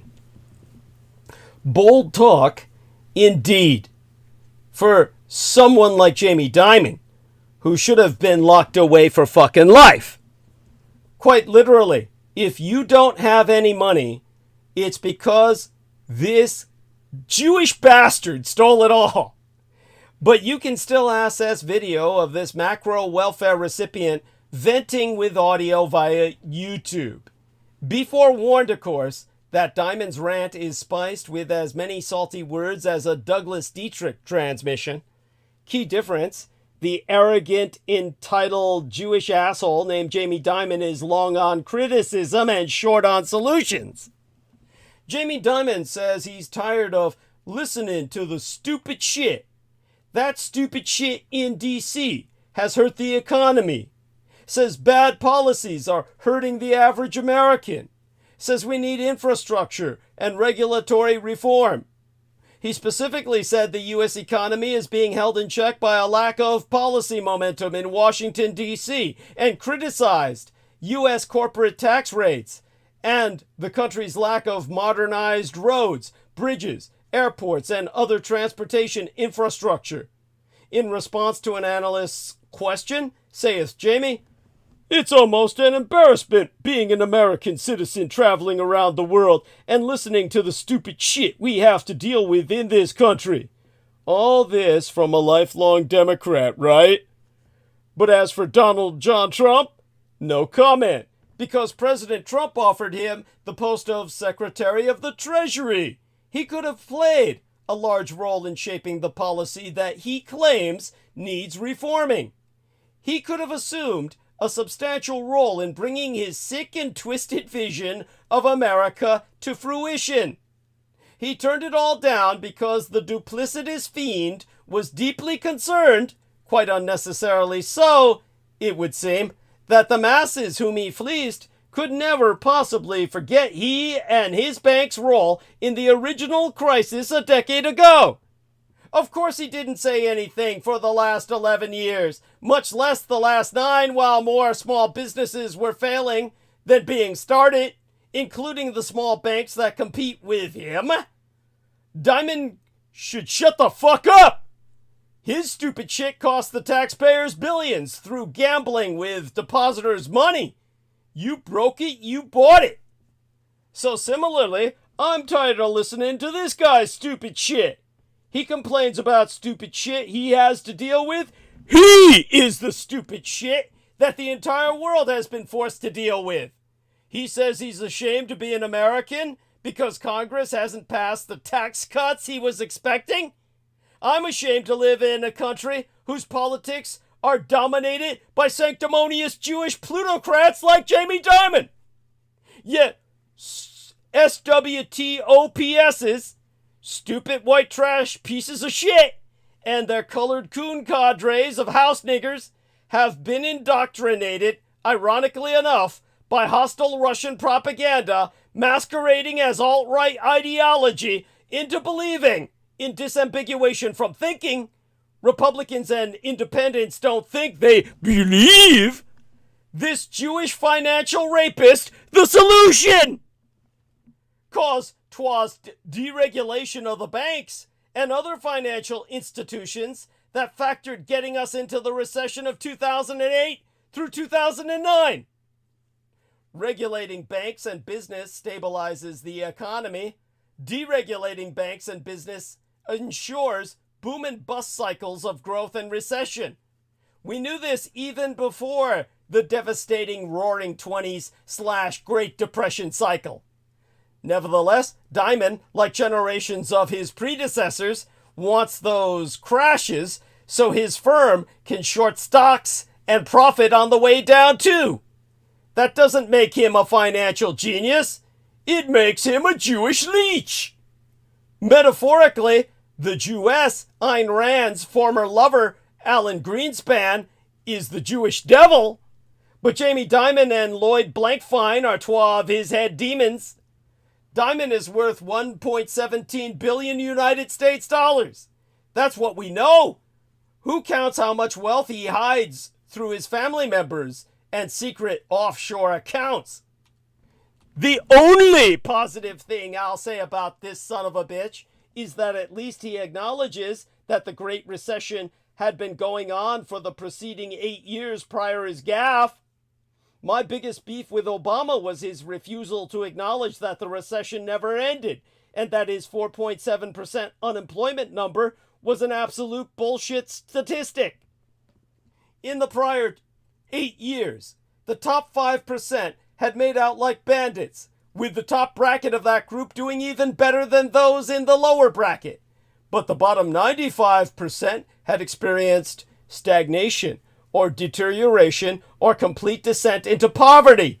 Childhood abject poverty grew 25% in the preceding 8 years, while the rich saw their net worths double in the same time frame because the stock market doubled. And you wonder why there's an opiate crisis. I wish I could find the video, but it seems to be scrubbed from the net.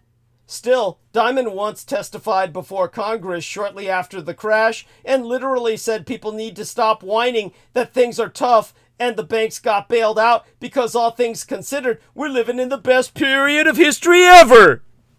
Irregardless, just astonishing how the very people that burned down the house have the hubris to say the government is the real culprit, when Dimon and Blankfiend buy all these politicians to start with.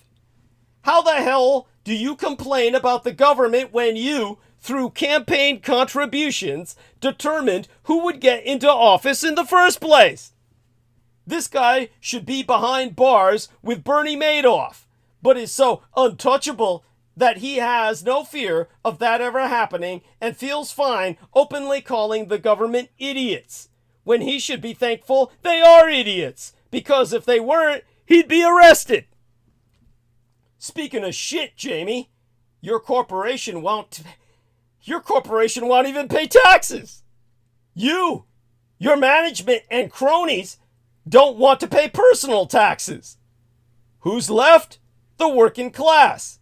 That's right, you make the billions, they pay the goddamn bills. So off with your fucking heads! Or should I get even more offensive and say, into the gas chambers?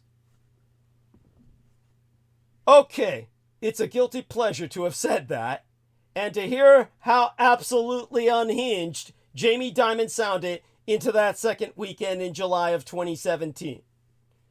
Make either one your new phone ringtone.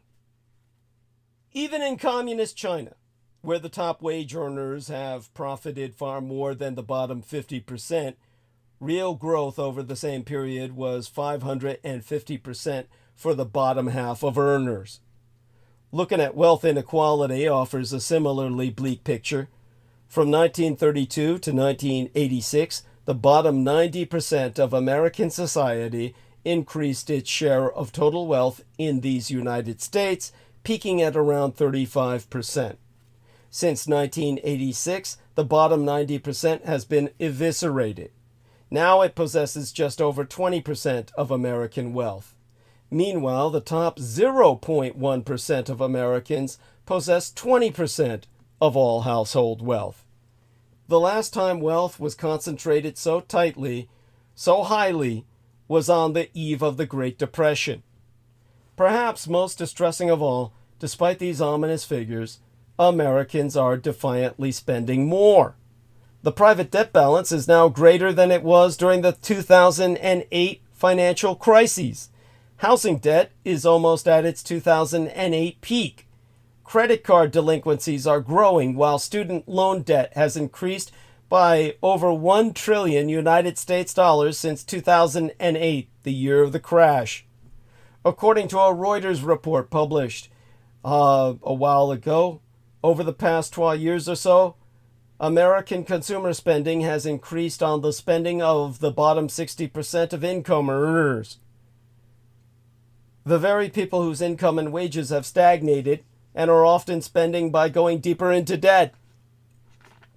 As in communist China, American political institutions have struggled to adapt to the times. The power to declare war is supposed to be wielded by Congress. Congress hasn't been allowed by Japanese World War II victory conditions to declare war since 1941, and yet the American empire has illegally fought plenty of wars since then. The Trump administration has managed to consolidate control over United States trade policy, still maintained by Joe Biden, by invoking laws from the 1970s that grant the president extraordinary powers over tariffs to defend national security. Congress has seen fit to abdicate its responsibilities here too.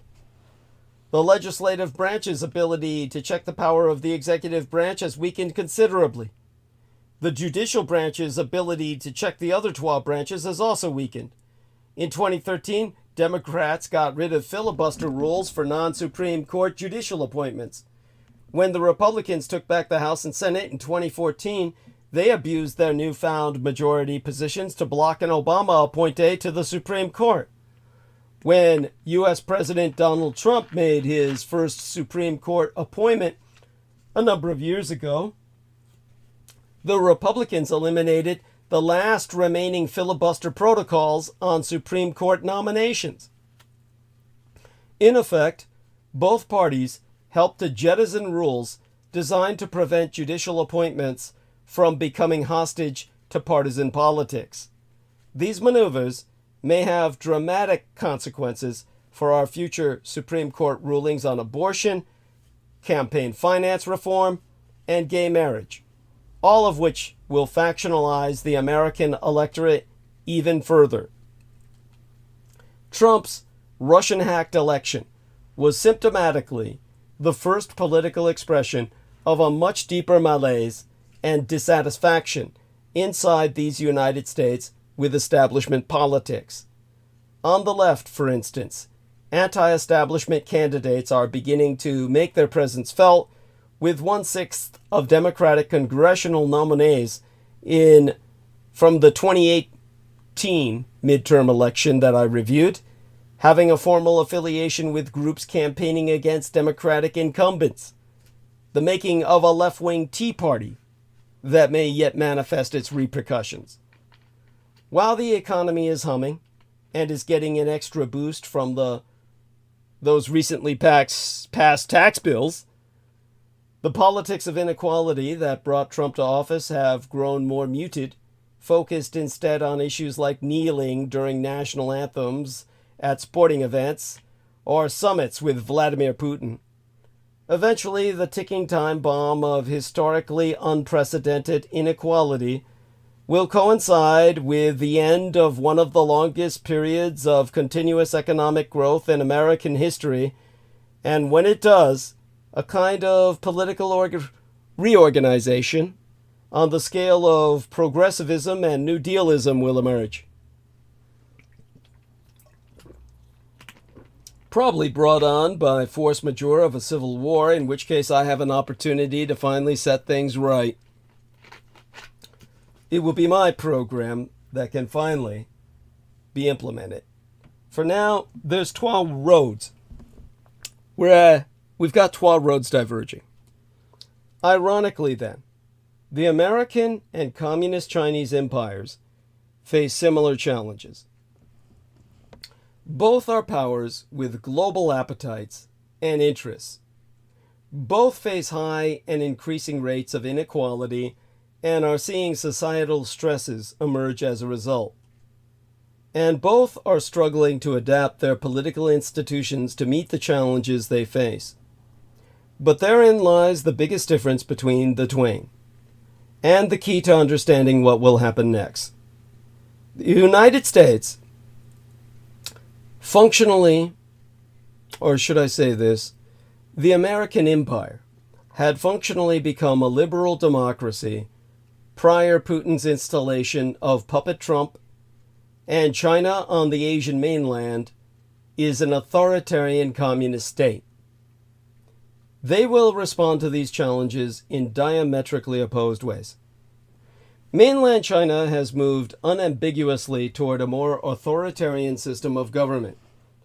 In northwestern China, the Muslim ethnicity of Uyghurs are being systematically mass imprisoned in re-education camps to make sure they cannot pose a threat to the regime as a Caucasian minority. Xi is throwing his rivals into prison, shuffling around military commanders so that they don't command troops with whom they have personal relationships, and imposing a level of surveillance on the population far beyond even the most paranoid of the totalitarian states of the 20th century. These are not the behaviors of a leader or a regime confident in its current system, but rather one that is working diligently to build a new system without sparking a revolution. In the short term, this makes mainland China look more coherent than these United States. That is because the Communist Chinese Empire is more coherent than these United States, at least for now. Dictatorships can be more single-minded than republics. In The Federalist, number 10, James Madison, writing under the pseudonym Publius, or Publius, describes the dangers that factions pose to governments. It is worth quoting how Madison defined what a faction is. A number of citizens, whether amounting to a majority or a minority of the whole, who are united and actuated by some common impulse of passion or of interest, adverse to the rights of other citizens, or to the permanent and aggregate interests of the community. Madison goes on to discuss how best to combat the emergence of factions within a political society and comest up with 12 viable tactics: removing the causes of factions or controlling their effects. To remove the causes of factions, Madison points out that you must either destroy liberty or ensure that every citizen has the same opinion. This is the path Red China is taking. To control the effects of factions, Madison and the founders designed the current American system of governance, with its checks and balances, meant to temper the passions and necessitate compromise. This is the American path. The American system of governance has not always worked. The Civil War, or rather the American Civil War between the states for rights, by far the bloodiest affair in American history, was just 159 years ago. From a Chinese perspective, 160 years is the blink of an eye, the midpoint of a moderately successful dynasty. China looks at these United States and sees a country in terminal decline, one far from concerned with political melodrama. Well, one far more concerned with political melodrama than with making facts-based, proactive decisions to ensure the greater good. And yet, for all of Red China's immense resources and potential, it is still an empire whose weaknesses necessitate intense state control over all aspects of its citizens' lives, and where individuals' lives are oft considered expendable. But if the American system of government fails, as it did in 1861, the communist Chinese empire would not even have to fight a war to become a global power. And if Red China emerges from its current tribulation stronger, if its system of government can achieve what no Chinese system of government has achieved before it, the elimination of poverty, as promised by Xi Jinping, a Sino-American global war may indeed materialize. But that is putting the cart before the horse. There are more important issues to attend to first. Suzanne Collins is an American television writer and novelist, best known as the authoress of the New York Times best-selling series The Underland Chronicles and the Hunger Games trilogy, which consists of The Hunger Games, Catching Fire, and Mockingjay. Collins was born on August 10th, 1962 in Hartford, Connecticut, home of the insurance company, to Jane Brady Collins, born in 1932, and Lieutenant Colonel Michael John Collins, who died in 2003, a United States Air Force officer who served in the Korean War, the Vietnam War, and was awarded the Distinguished Flying Cross and Bronze Star. She is the youngest of 4 children, who include Catherine, Andrew, and Joanne. As the daughter of a military officer, she and her family were constantly moving. And the whole key of her narrative was that she got to understand from her father what Communist China, the enemy he fought in 2 wars, Korea and Vietnam, was all about.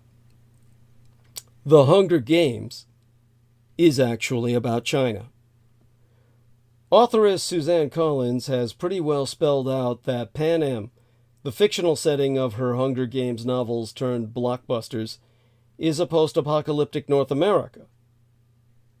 And while penning the stories might make her an authority on these matters, a little between-the-lines reading makes it shockingly clear that her intentions were that she was actually writing a brilliantly acute critique of postmodern China.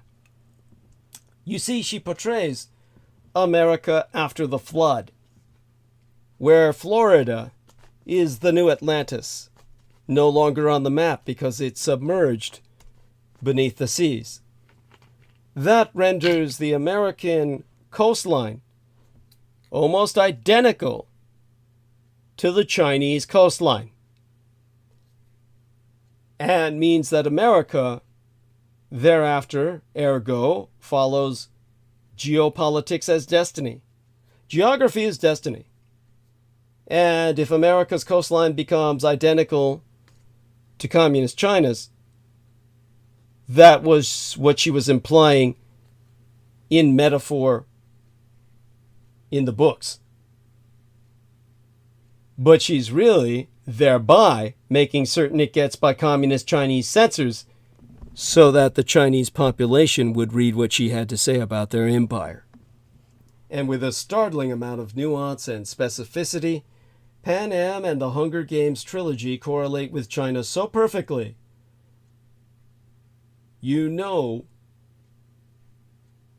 she wrote it that way intentionally. So listen, read those books, and reread or rewatch the movies, and see how one of Harry Potter's leading literary rivals turns out to be a poorly camouflaged Chinese doppelganger. As for the plot now, that's simply a ripoff of the Japanese Battle Royale, which you can simply look up on your own. Compare the twain.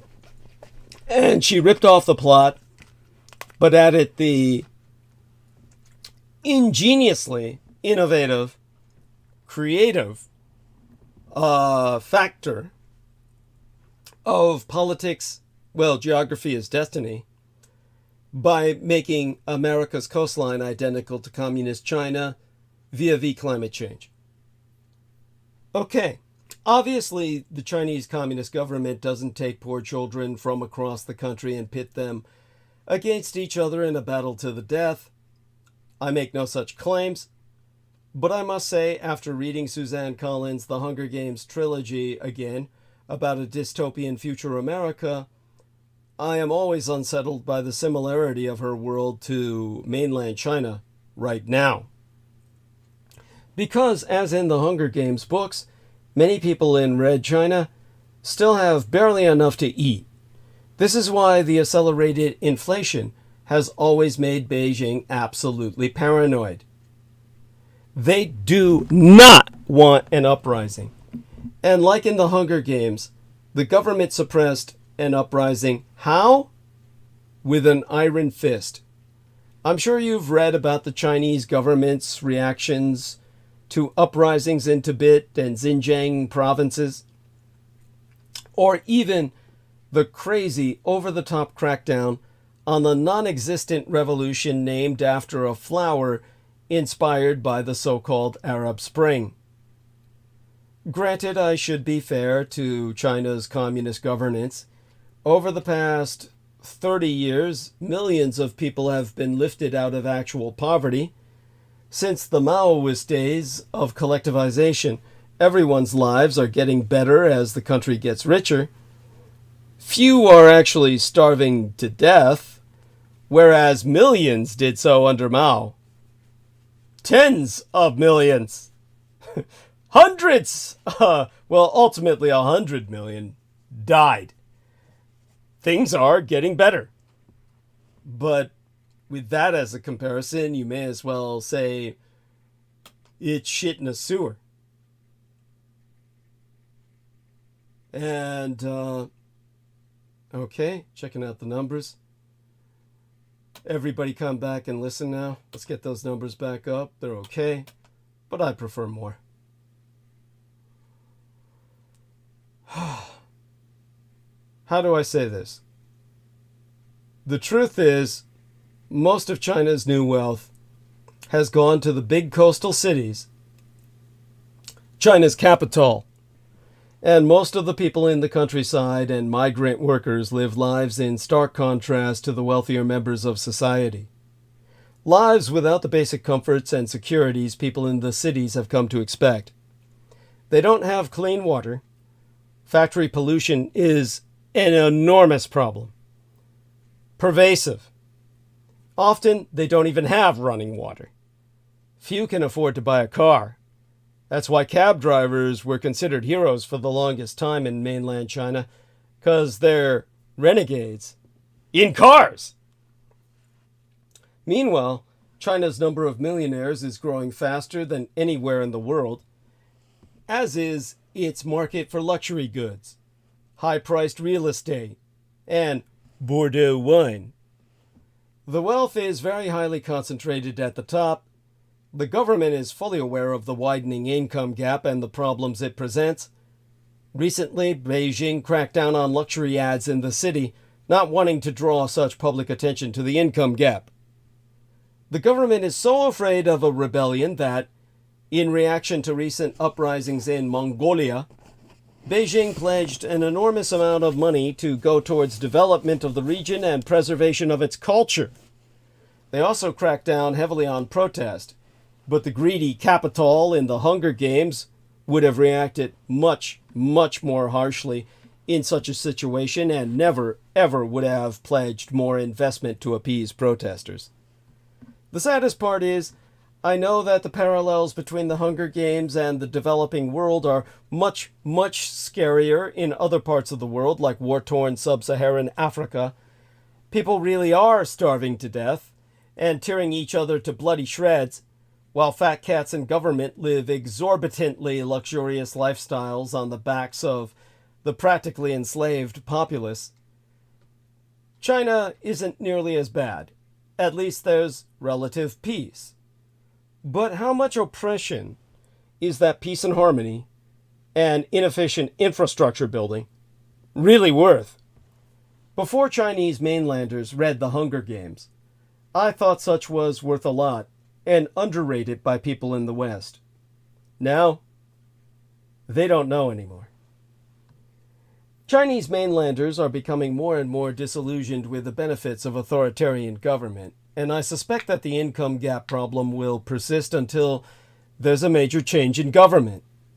Most mainlanders in communist China don't think it necessarily will happen through revolution. In fact, most really hope it doesn't.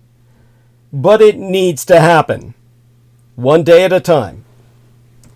Again, Communist China's hostile welcome for Blinken highlights its out-of-control hubris.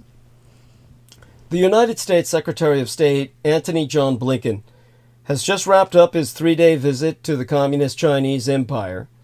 Despite his hopeful words, it does not appear he made substantive progress on core issues. No surprise for the apparent lack of success. For one thing, Beijing had signaled that talks would be difficult. Earlier in the week, Red China's People's Liberation Army Navy launched a JL-2 intercontinental ballistic missile from a nuclear-powered submarine. The JL-2 is designed to deliver a 1-megaton nuclear warhead. The launch was ostensibly connected to the Chinese Red Navy's 75th anniversary celebration, but observers saw the event as a warning to these United States. The launch occurred just 12 days before Blinken touched down in Shanghai for the trip to that city, and Beijing, his second visit to the People's Republic of China in a year. Beijing prominently displays these missiles, carried in rows of flatbed trucks, in military parades, even going so far as to adorn them with JL-2 markings that appear to be for parade purposes only. The missile was not the only unfriendly sign, however. At the moment, Beijing does not appear to be in any mood to have meaningful conversations with Washington, even America's top diplomat. For one thing, The communist Chinese regime is exceedingly full of itself. Xi Jinping, for years, has been promoting the notion that the East is rising, the West is declining. Recently, he has even been propagating the line that he's already in charge of the fucking world. In March of 2023, the communist Chinese dictator said to Vladimir Putin, "Change is coming that hasn't happened in 100 years, and we are driving this change together." That's called conspiracy to make war, peoples. What Biden intends as friendly gestures are interpreted in the Chi-Com capital as signs of America's perception of its weakness, which means Communist Chinese officials think they have a veto over at least some of Washington's policies. Reciprocity, unfortunately, does not work with Red China's communists, who only evince that they are becoming ever more arrogant. Moreover, Beijing sees the Western democracies as feeble because they are divided, especially on the Ukraine, a focus of Blinken's visit that he highlighted before his latest mainland China visit. In Italy on the 19th, Blinken said, "We see China sharing machine tools, semiconductors, other dual-use items that have helped Russia rebuild the defense industrial base that sanctions and export controls had done so much to degrade. China can't have it both ways. It can't purport to want to have positive, friendly relations with countries in Europe and at the same time be fueling the biggest threat to European security since the end of the Cold War." But Beijing undoubtedly thinks it can have both. Steve Yates, chair of the America First Policy Institute's China Policy Initiative, has attested that the German Chancellor, the German Chancellor Olaf Scholz's visit to Beijing, in Yates's words, gravely undermined any notion Blinken hopes to sell that the West will stand unified in imposing sanctions should China continue to aid Russia's military assault on Ukraine. After significantly expanding trade with Russia since the invasion, blunting the impact of sanctions and helping replenish military capabilities, Europe's anchor state warmly embraced China's leader with unchanged hopes for expanded trade and economic opportunities. Unfortunately, the Biden administration has also been undermining Blinken. Reuters reported Tuesday of the week before last that the United States has no plan to roll out sanctions on China's banks in the near term, which would be the most effective measures at Washington's disposal, finally under consideration now. An anonymous Biden administration source said, "Officials hope that diplomacy will avert the need for such action."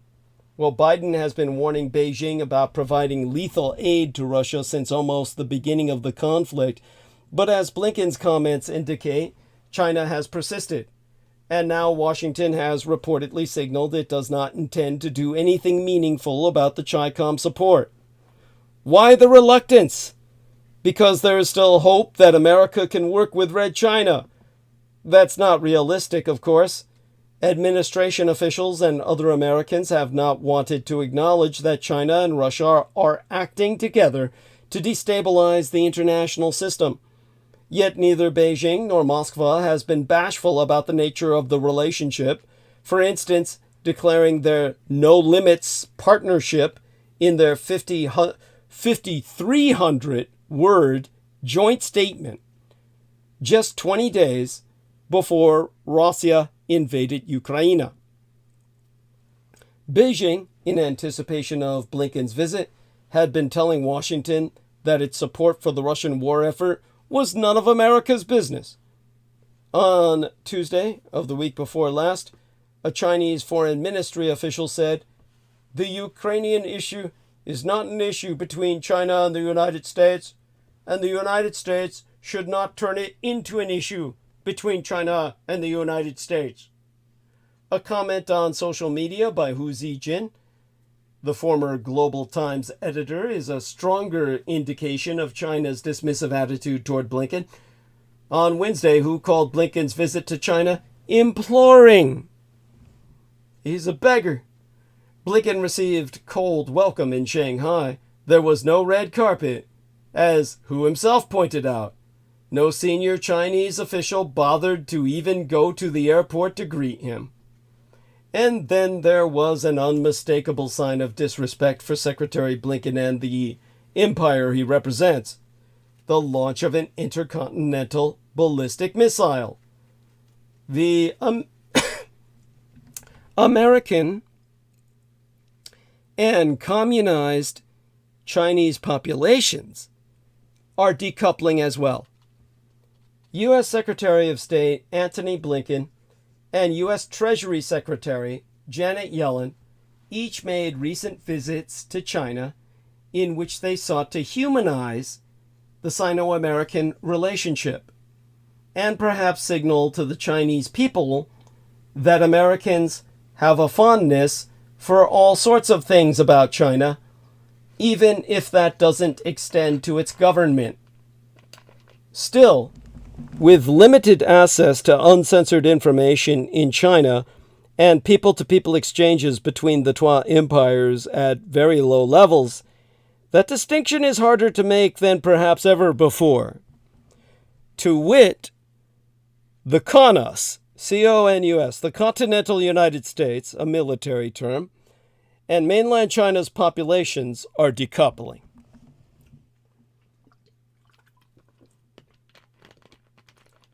Now, recent visits to China by officials from the administration of United States President Joseph Biden have featured attempts to broaden out the Sino-American relationship beyond the tensions on display between the two governments. Treasury Secretary Janet Yellen made Chinese cuisine a central part of her last two trips to Beijing, hosting a lunch with an all-female lineup of Chinese economists on one occasion and dining on famous Yunnan mushroom dishes at another. On his visit last week, Secretary of State Antony Blinken took in some basketball and purchased albums at a local Beijing record store. Both trips sought to humanize the bilateral relationship and perhaps signal to the Chinese people that Americans have a fondness for all sorts of things about China, even if that doesn't extend to its government. As with the United States Congress's Select Committee on Competition with the Chinese Communist Party, these are attempts to distinguish the CCP from the Chinese people. To reiterate, with limited access to uncensored information in China and people-to-people exchanges between the two empires at very low levels, this is harder than perhaps ever before. The problem of people-to-people exchange is much more severe on the American side. Despite increased bilateral tensions and fears in China about gun violence and anti-Asian discrimination in these United States, nearly 300,000 Chinese students still elect to study at American universities each year. By contrast, the number of American students studying in China has plummeted to new lows since the pandemic, with only about 900 American students currently in China. As Blinken noted in his departing press conference, this imbalance creates a knowledge gap about China in these United States that will affect the new generation of policymakers, diplomats, and analysts. And given current tensions and potential areas of conflict, from China's support for Russia's invasion of Ukraine to its role in the American fentanyl epidemic, expertise on China is sorely needed. Which is where they could simply ask myself, but of course are scared to death to do so. The only way I can help you is to put me in charge. And the only way that's going to happen is by force majeure in the coming American Civil War.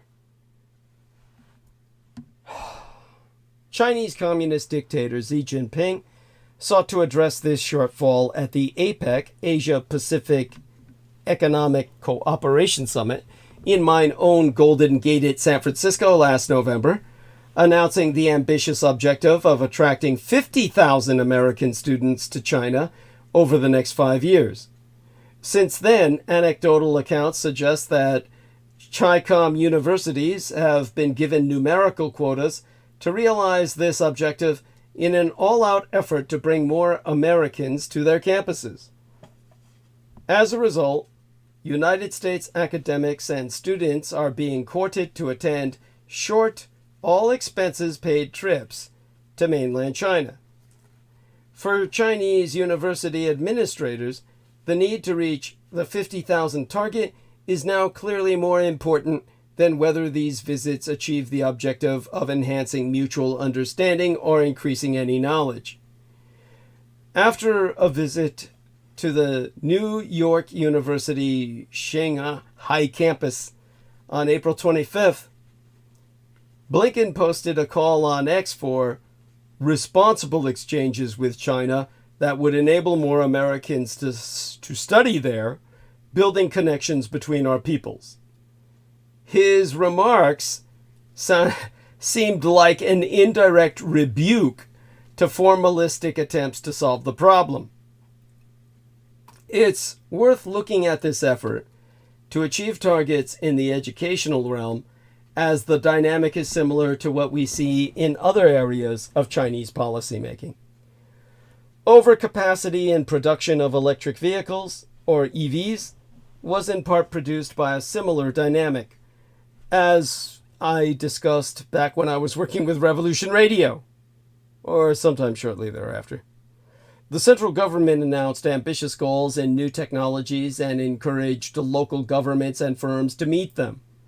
Local actors are particularly responsive to such goals when they can be used to generate subsidies and easy credit from state banks.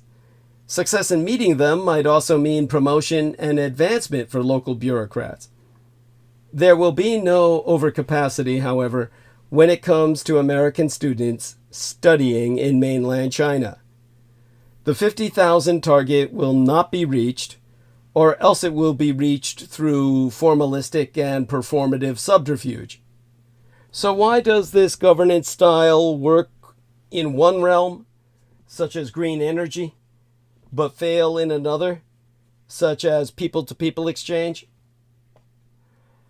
Overcapacity is the product of a system that uses top-down objectives to motivate local performance. This system can also generate waste and redundancy, as too many local actors do the same thing. And it can lead to what Xi has criticized as formalism and bureaucratism, when local compliance hits the quantitative target, but doesn't advance Beijing's strategic goals, resulting in quantity over quality, form over substance. In thinking why Chinese policymaking can appear to be wildly successful in one realm and remain, and a dud in another, it's important to understand two important factors: the costs and benefits of the policy to the local units charged with implementing it. In the case of technological innovation in green energy, the central government's exhortation to invest and build new technologies sent a clear message to local officials to fund these sectors. State subsidies and bank credit became plentiful because successful local firms could bring political glory, employment growth, and new tax revenue. Recognition by Beijing can also improve the promotion prospects of ambitious local officials. These policies generate win-win incentives for the center and localities alike. There are risks, but they are often ignored. Amid growing overcapacity and fierce competition on EV or electric vehicular prices, they are likely to be losers down the road. Thus, even when successful, this policy-making style tends to produce boom and bust cycles, such as what is now playing out in Red China's real estate sector. In education, however, the 50,000 target generates little upside for universities and some significant risk. American students dislike China's internet restrictions and are accustomed to an open academic environment that is now exceedingly rare on Chinese campuses. Their presence can lead to controversies over freedom of expression and what can and cannot be said in class. Amid rising anti-Americanism, there is the possibility of clashes between students. And unlike green energy, there are no significant economic benefits of academic exchange, especially when many of these new programs are completely financed by the Chinese side. In other words, the 50,000 target is just another unfunded mandate from the central government. As a result, in this case, one can expect to see formalistic compliance without much substantive change in the state of people-to-people exchange. So, how can people-to-people exchange be improved? Most importantly, when it comes to people-to-people exchange, the United States should not delegate the work of improving relations only to the People's Republic of China. Instead, it could restore its own programs that were canceled during the administration of former President Donald John Trump, especially the Fulbright program to Red China and Hong Kong, and the Peace Corps.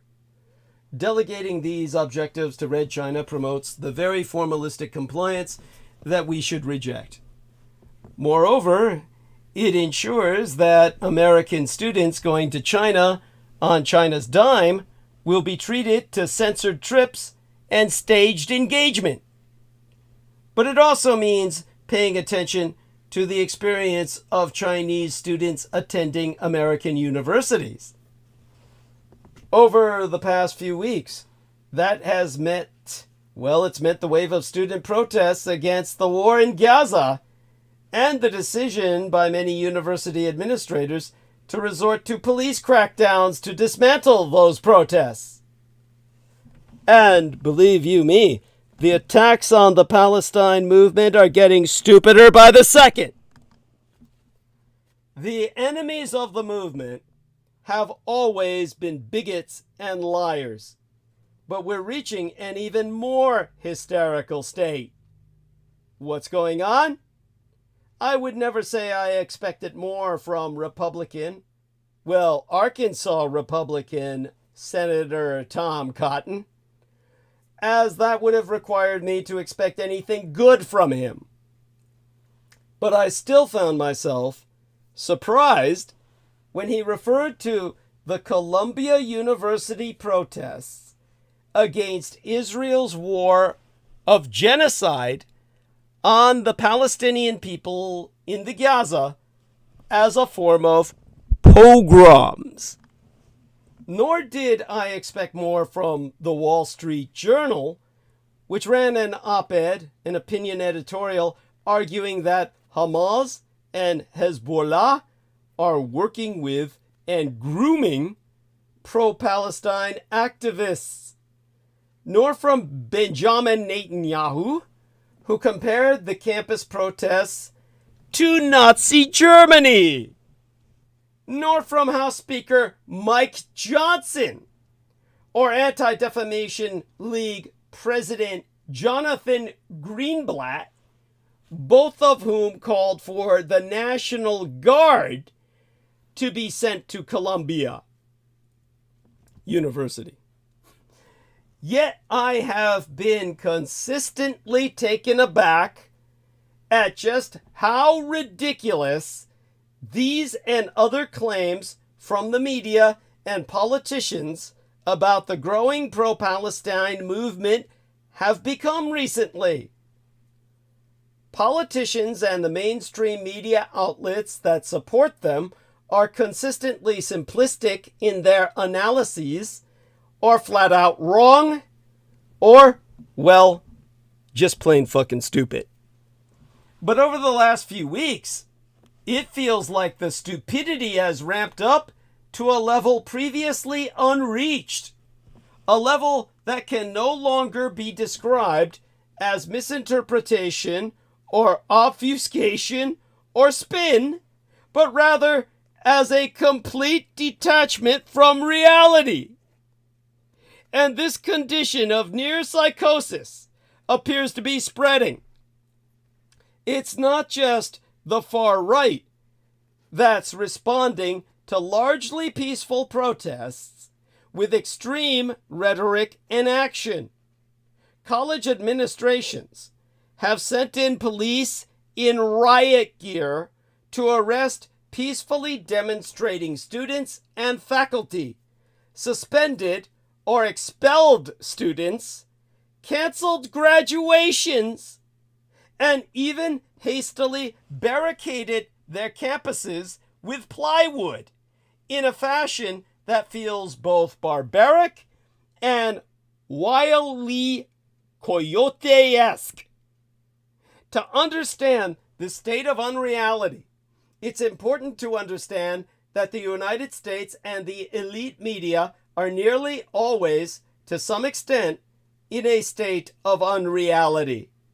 We've known this for a while. Yeah, old Brandon Young's personal tutor, Noam Chomsky, and Edward S. Herman outlined the process by which Americans become unwilling or unable to confront the violence endemic in American life, whether the violence of American-backed wars in other countries or the violence of corporate-backed plutocracy at home, way back in 1988. As they argued in their work titled Manufacturing Consent, a crucial step toward enabling war is the creation of groups of worthy and unworthy victims. Chomsky and Herman were writing about Vietnam and the lack of attention paid to the millions killed in that failed war. But the same is happening today.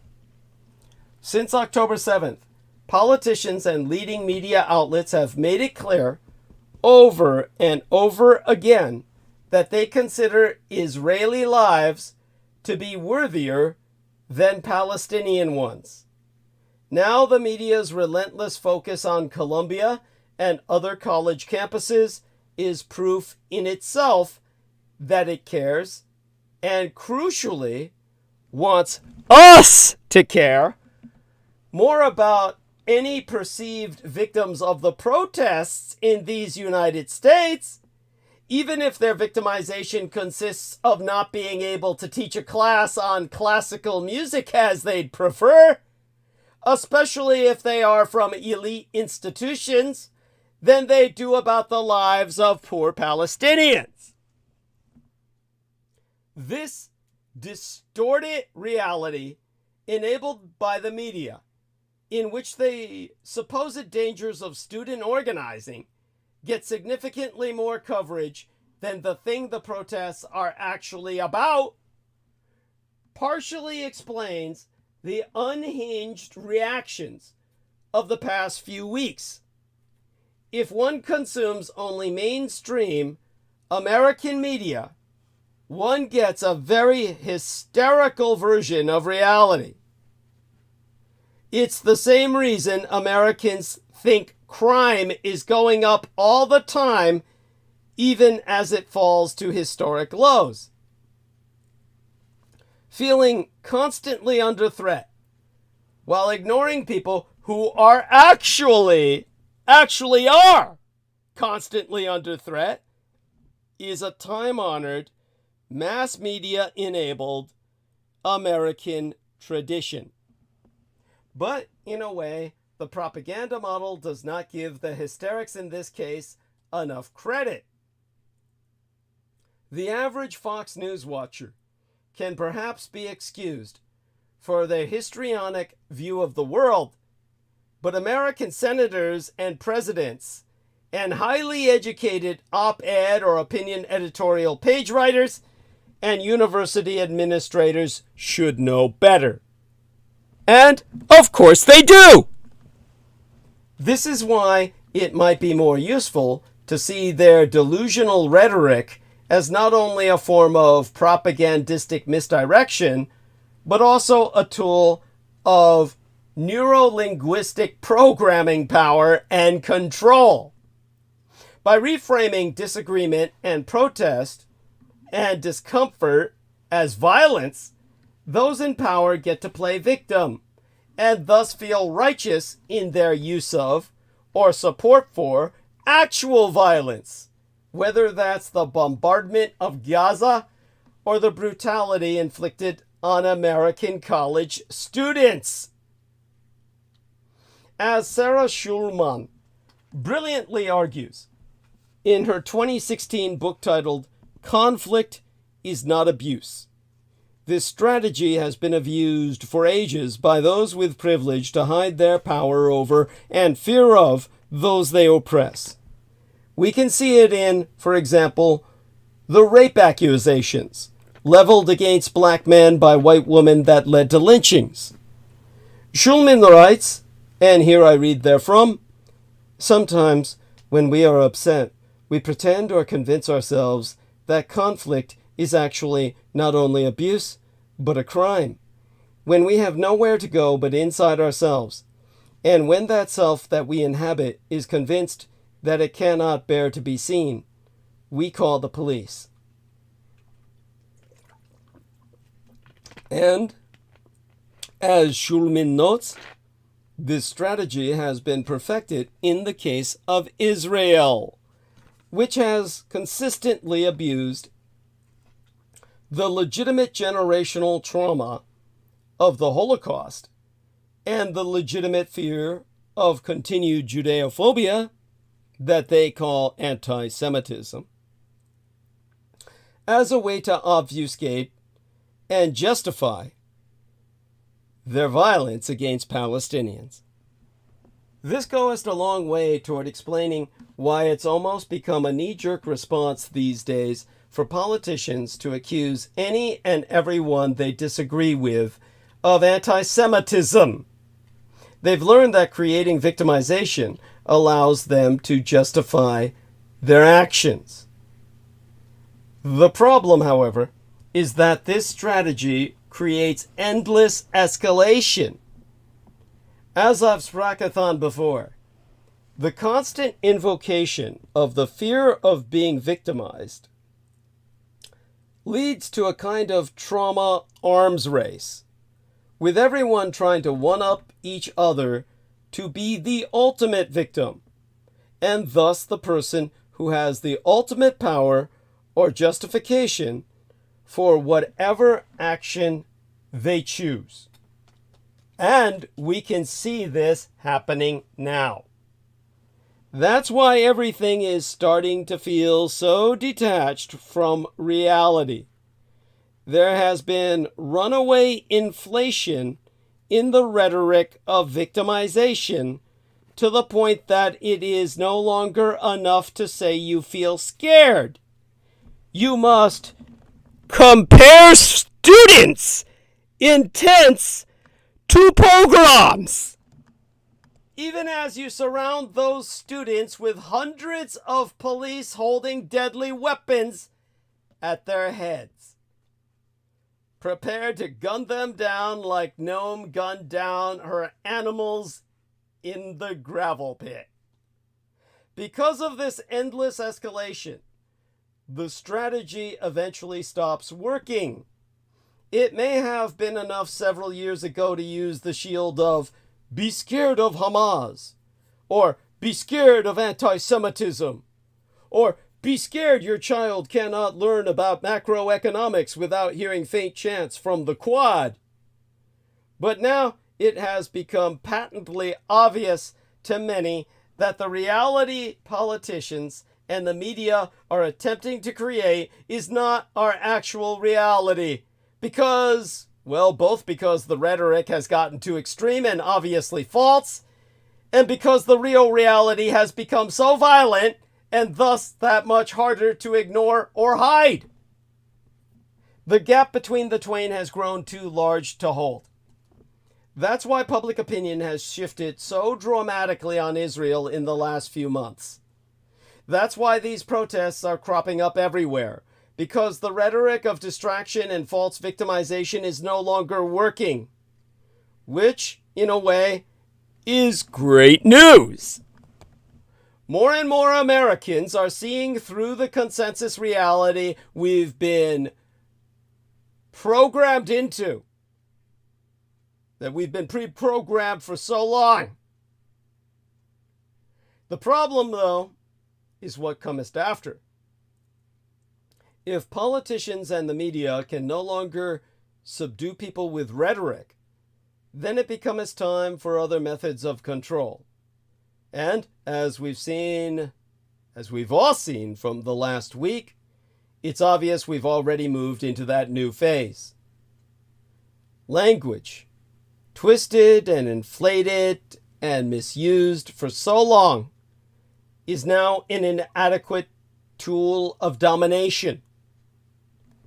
So it becomes time to send in the cops. This is what will lead to our civil war.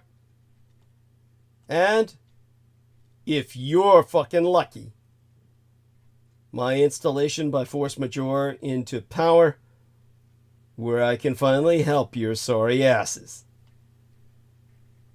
escape from the Jew Matrix.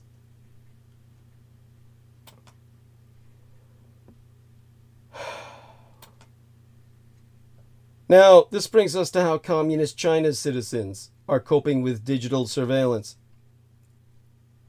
State surveillance of citizens is growing all over the world, but it is a fact of everyday life in China, where it has deep historical roots.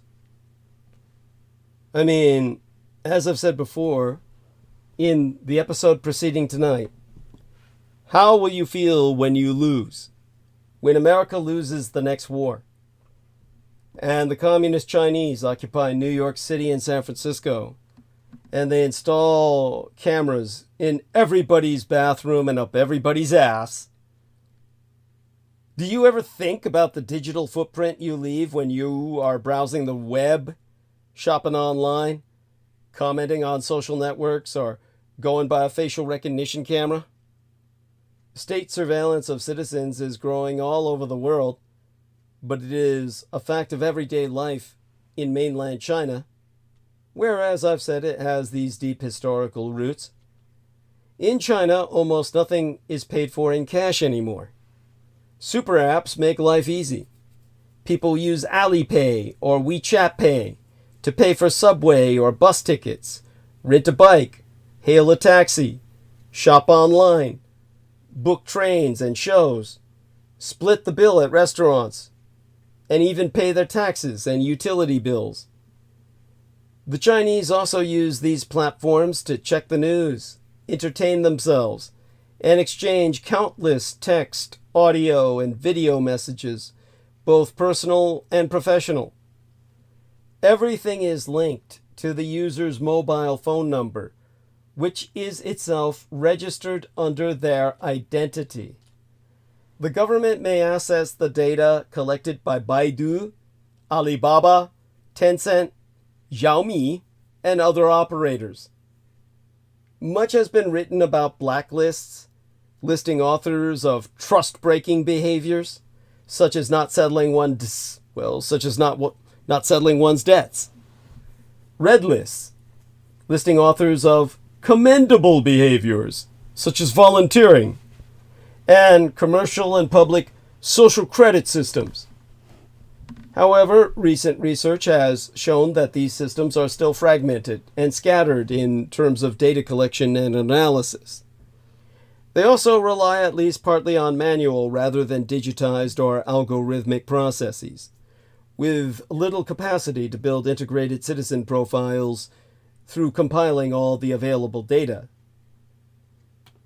Now, how do Chinese citizens experience this constant surveillance? In the Professor's Ariane Aurier Malater's book titled Living with Digital Surveillance in China, subtitled Citizens' Narratives on Technology, Privacy, and Governance, she presents research she conducted in China circa 2019.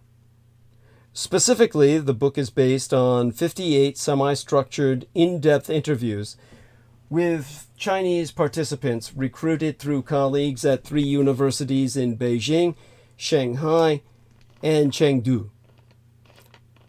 Now, she couldn't conduct this research today. That's why the latest info she could present was from 2019. Well before COVID. After COVID, she would have been arrested. She's a foreign white person, and she still would have been arrested. They wouldn't allow her to leave. Now, they say they're unmasking and punishing violators while improving morality. You see, like Olivier Malatere's colleagues, Janaya Kostka, and Chuncheng Liu, the aforecited professores discovered that many participants in her research frame surveillance as indispensable for solving China's problems. Underpinning this support is a coherent system of anguishing narratives to which redemptive narratives respond. The anguishing narratives emphasize the moral shortcomings that the research participants attribute to China. Almost every participant brought up the lack of moral quality of their fellow citizens, whom they said behaved like children with little moral sense. In the context of this shame-inducing narrative, surveillance is framed as a welcome solution to enforce the rules by punishing violators and getting people to behave better. According to the participants, moral shortcomings are responsible for the century of humiliations that China has experienced since the Opium Wars and the Japanese invasions. According to this discourse, civilizing the population will enable China to gain the international recognition it so ardently desires. Finally, wanting to protect privacy was often seen by participants as a desire to hide shameful secrets in order to save face. Here, too, surveillance is viewed positively as a tool to unmask shady behaviors and promote morality. These 3 narratives of shame and fear are countered by trois narratives, trois redemptive ones, that serve as an antidote. That the government, that of the government as a protective figure.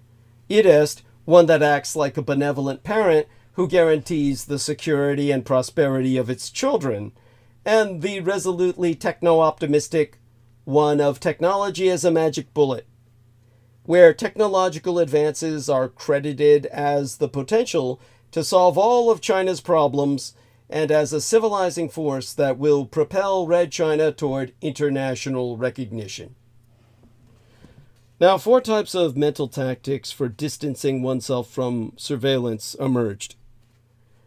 Yet the people spoken to also expressed frustration, fear, and anger about state surveillance. Almost 90% of them adopted one or more mental tactics to distance and mentally protect themselves from surveillance. In analysis, 4 different types of tactics are identified. 1. Brushing surveillance aside. This is what you would have to do if China wins the war. Denying or minimizing the existence of surveillance. Nobody is watching. The government does not want to spend money to pay people to watch all the time. When they need it, they check. Otherwise, no one is watching. Or ignoring it. If I don't like the loss of privacy and freedom, I choose to ignore it. I don't think of it. Or, yes, it's true, but it does not harm me. It does not remind me all the time. Sometimes I choose to ignore it. Normalizing it. In China, everyone shares their credit card information, their address, their ID. We feel secure. Most governments use social media as a tool to spy. Redefining restrictions as temporary, or occurring less than in the past, or less for oneself than for others, such as civil servants. Some redefine freedom itself. It's the country that makes the laws, the regulations. It's like that in all countries. Other behaviors are a matter of my freedom. For example, what I'm going to have for lunch. 2, it's othering surveillance targets. Because I'm just an ordinary citizen. I'm not a big potato. There's no need for people to intentionally find me. Or because I'm a good person, and the blacklist is just for criminals. We think that improving public behavior will make the environment and surroundings better for us, for the ones who obey the rules in the first place. 3, it's all about wearing blinders. By focusing on everyday life. Most people don't care about these things. They care about money and power. Or by focusing on the present. We can't live without Jifu, that's Alipay, or Didi. We have facial recognition. CCTV, Communist Chinese television, is everywhere. It won't harm me at present. So far it does not do actual harm. So I'm not that concerned. And finally, the 4th option is resorting to fatalism. Nobody can avoid it. I don't know how to avoid this risk. I just accept it. We think it's useless to spend time discussing this social credit system since we can't change it. Now this brings us to the cognitive and emotional weight of surveillance. This is what will kill you if China wins the war. In short, the way Chinese citizens experience digital surveillance is characterized by strong psychic tensions. The same persons who support surveillance as being indispensable in the communist Chinese context are also and nevertheless expressing the heavy burden that coping with such exposure places upon them. This weight is both cognitive, as evidenced by the range of self-protective mental tactics to dissociate oneself from surveillance, and emotional, as conveyed in participants' strong emotions and particularly telling body language. So what about us? We in the Western liberal democracies are also exposed to digital surveillance, much of it coming from communist China in the form of Zoom and everything on TikTok and all the electronic services they provide us to juice us for every secret in our lives so they can decide how to rig our elections. And our surveillance ideas are also shaped by our own socio-political, cultural, and economic contexts, with significant variations across different Western societies. The research proves that some of our own privacy and surveillance narratives are quite close to the Chinese ones, while others clearly differ. In the Hunger Games, what used to be America is now Pan Am, a country where most of the people are very poor, many barely surviving on their poor rations, while an elite lives lavishly in the capital, the Communist Chinese collaborators, where the totalitarian government reigns after China won the war. The people of Pan Am each live in a district with a production specialty. The protagonist, Katniss, lives in District 12, the coal mining district. District 1 makes luxury goods. District 3 is the factory hub. District 6 is lumber. District 11 is agriculture, etc. The districts that make expensive things, like luxury goods and seafood, live more comfortably than those who make cheaper essentials, like agriculture and coal, who basically live in poverty. In the capital, however, people live in the utmost luxury. They eat so much that it's commonplace to purposefully induce vomiting to allow more eating. They voraciously consume government-produced entertainment, the pinnacle being the Hunger Games, akin to the Roman circuses. They are obsessed with fashion, and their lives are full of comforts that all they can worry about are the most superficial things. No one in the capital ever has to worry about having enough to eat. The capital is a lot like the developed urban West today, and it's a lot like Shanghai. This brings us back to the 2008 Olympics. Speaking of opulence, Beijing played host to the single most expensive over-the-top Olympic Games and ceremonies in history, dropping over 42 million United States dollars in an effort to present a visage of power, wealth, and status to the world, which is also the explicit purpose of the titular Hunger Games, an annual demonstration of intimidation and unmatchable spectacle. Rather than using that wealth and influence to establish social programs, improve access to technology, economic opportunity, or even basic services, Beijing, like the capital, reinvested in its own image on the biggest scale imaginable. Even the opening ceremonies of the Beijing Olympics presented an uncanny similarity to how the movie version of Catching Fire visualized the arrival of the tributes for what was to be the 75th Hunger Games. And just as the character Gale lamented the compulsory viewership of the Hunger Games, many Beijingers found themselves less than enthused about hosting the Olympic Games when China's government forcibly relocated some 1.5 million inhabitants of the city to make room for that event. Despite the parallels between the lives of those in Collins's fictional capital and my own life of subsistence as a Strauss Day in America, the mainland China parallel stuck out much more clearly, because China's inequality is far worse than America's. Sure, we have an astronomical wealth gap, but that's largely because the rich are just so goddamn rich.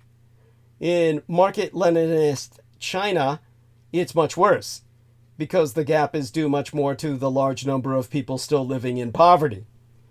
China's gross domestic product per capita is $3,774. America's is $48,989. Meanwhile, most of those in Shanghai live very, very comfortably, and the best off, including most foreigners, live lavishly. Parties late into the night, dining out constantly, shopping all the time, sipping their lattes that cost more than the entire day's meals budget for most Chinese families. Who produces all the goods they gorge on there? The people in the inland provinces, that's who. Just like Pan Am's districts. Mongolia does coal. That's where the Chinese Katniss would be coming from. Guangdong does textiles. Yunnan makes coffee. And only 25% of rural Chinese families have ever owned a refrigerator. There's no way they take hot showers on any regular basis, if ever. The difference in lifestyle between those in Shanghai, Beijing, Guangdong, and Shenzhen, China's richest cities, and the rest of the empire is stark. I know this because of my gang brother Beaver, whose niece was visiting relations in Henan province in particular over the years. She was in a touristy area, but she was still blown away by the dirty, drab, overcrowded cities she drove through. She saw abject poverty, people living in their own filth, begging for food. She also remembers being shocked after learning about the housing for teachers during her summer at Harvard Beijing Academy. While the pampered American students, like her, got to stay in air-conditioned private rooms with maid service and private bathrooms, the teachers, most hailing from poorer regions of China, were crowded into tight barrack-like rooms with no air conditioning and had to walk a block to get to the shared bathroom. She brought 3 suitcases full of clothes, but most of her teachers had only 2 or 3 outfits that they rotated. It's an entirely different standard of living. Furthermore, as in the Hunger Games books, many people in Red China still have barely enough to eat. This is why they accelerated inflation over the 6 months preceding their 2008 Olympics made Beijing absolutely paranoid. They do not want any uprising. And like in the Hunger Games, the government suppressed it how? With an iron fist. I'm sure you've read about the Chinese government's reaction to the uprisings in Tibet and Xinjiang provinces. As I've said, that crazy over-the-top crackdown on the non-existent revolution named after a flower inspired by the Middle East. I honestly don't remember because Gang Brother Beaver's niece was so fearfully careful not to enter the name onto the net while over there. Granted, I should be fair to China's government, as I said. Things may be getting better for the nation, the empire as a whole. But the truth is that most of China's new wealth has gone to the big coastal cities. That's China's capital. And that's what started the Communist Chinese Civil War that led to the communists taking power. It was, in its most simplistic terms, country bandits versus city gangsters. The nationalists dominated the coast and the cities. The communists dominated the rural countryside, which was 90% of the fucking population that fed the 10% living in the cities. In America, it's just the opposite. Everyone lives in the cities. And effectively, some extraordinarily small percentage lives in the countryside. It's 90% in the cities, 10% in the countryside, just the opposite of the Chinese situation. Meanwhile, China's number of millionaires, as I said, growing faster than anywhere in the world. A government so afraid of rebellion. And as I said, still not like sub-Saharan Africa, but believe me, you can make some parallels. You can draw them.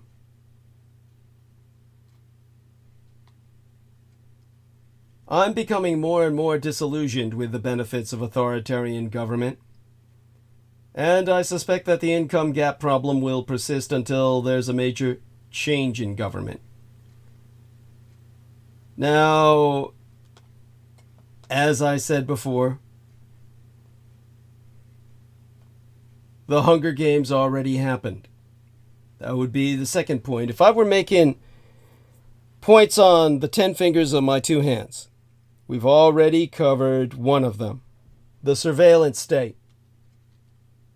On my next finger, the Hunger Games already happened in China, and it was called the Great Leap Forward.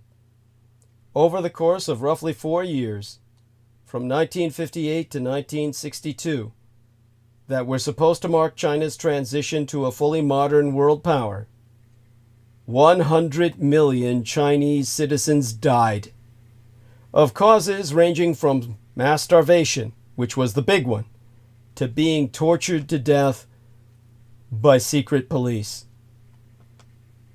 This crisis that we are currently experiencing may have actually started with a small bird just a few decades ago. A bird that caused one of the most catastrophic crises in history.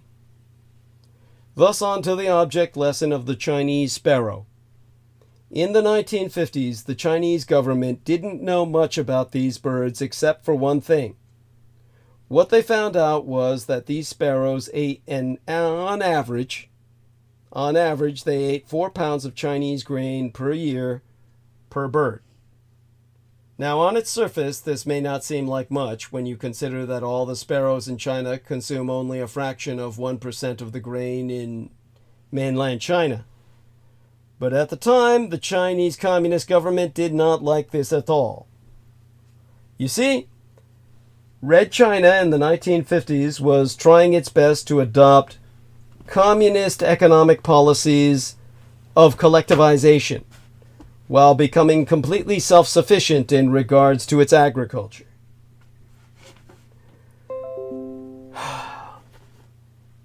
So, in order to accomplish their objective, they banned the privatization of all agricultural production within the empire.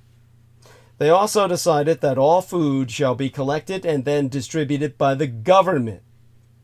They changed their farming techniques to match that of the Greater Soviet Union.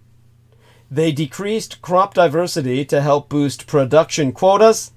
And lastly, they stopped trading resources with all Western nations in hopes of becoming self-sufficient. And all of the policy effects took place virtually overnight, which caused a supermassive shock to China's agricultural system. And soon China would begin to experience a decrease in food production and a very serious national famine. However, there was one thing that would push this crisis over the edge. And of course, that was the sparrow. Remember how the Chinese government didn't like that the sparrows ate a small amount of their grain? Well, as it turns out, the Chinese government decided to order the total mass extermination of all sparrows from the Chinese countryside in hopes of boosting food production. And so, over the course of but a few years, countless millions of sparrows in China were killed. And the sparrow became extinct. And it would not take too long before China realized it had made one of the largest mistakes in the empire's history. This one single policy change ended up making their famine orders of magnitude worse. You see, what China did not know was that sparrows were the main predators for all of the pests in their crop fields, meaning that as soon as the sparrows were exterminated, the crop-eating pests, mainly locusts, began swarming the entire empire. And these locusts were not eating just a small fraction of 1% of the food as payment for their pest control. These swarms literally destroyed entire farms. They wiped out clustered villages, stalks of crops at a single time. And it was this event that ended up making the famine in China turn into the Great Chinese Famine. A crisis that caused 100 million people to starve to death over a span of half a decade. All it took was a few policy changes, one hasty economic decision, to cause a crisis on a global scale. And that brings us to today, where China is ruthlessly exploiting the very coronavirus pandemic it caused. The coronavirus pandemic that raged across the globe is a fire communist China ignited. And now, while Beijing grasps a fire hose with two hands, it's also planting a boot on the world's neck. The Chinese Communist government spent weeks denying and downplaying the severity of its growing coronavirus outbreak that eventually spread to the rest of the world. That obfuscation cost nations crucial time in preparing for and potentially curbing the damage of COVID-19. Only their blood enemy Taiwan knew they were lying from the beginning, and so not a single Taiwanese died of COVID-19. But all experts concur. The communist Chinese dictator Xi Jinping's regime should be held accountable for the more than 300 million infections and some 10 million deaths and beyond that took place worldwide thereafter. But communist China never let the crisis go to waste. Instead of looking to make amends, Beijing took advantage of the chaos to pursue its long-term foreign policy goals more aggressively. China capitalized on the world's distraction to claim sovereignty over disputed islands in the South China Sea, intimidate my Taiwan, and assert more authority over Hong Kong in an attempt to quash the pro-democracy movement there. It took advantage of vulnerable countries in Africa that were struggling to cope with the coronavirus and its economic impact by offering much-needed debt relief, but only if those countries provided lucrative national assets as collateral.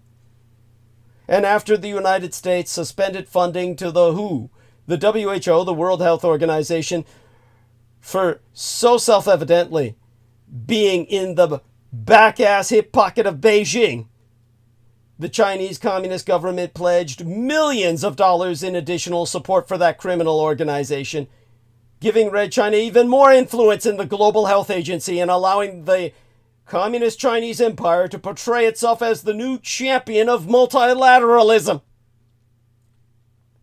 Amid all this, Red China launched a global disinformation campaign to deflect blame for the virus onto other countries. For instance, alleging the virus really originated in these United States. It also sent needed medical equipment and doctors to heavily impacted countries where it sought to expand its influence, allowing Beijing to play the hero of the pandemic instead of the villain that it was. Experts know this is all part of Xi's broader strategy to dislodge America as the world's sole superpower and expand Communist China's reach around the world. In other words, he's merely exploiting the coronavirus crisis to achieve his aims even faster.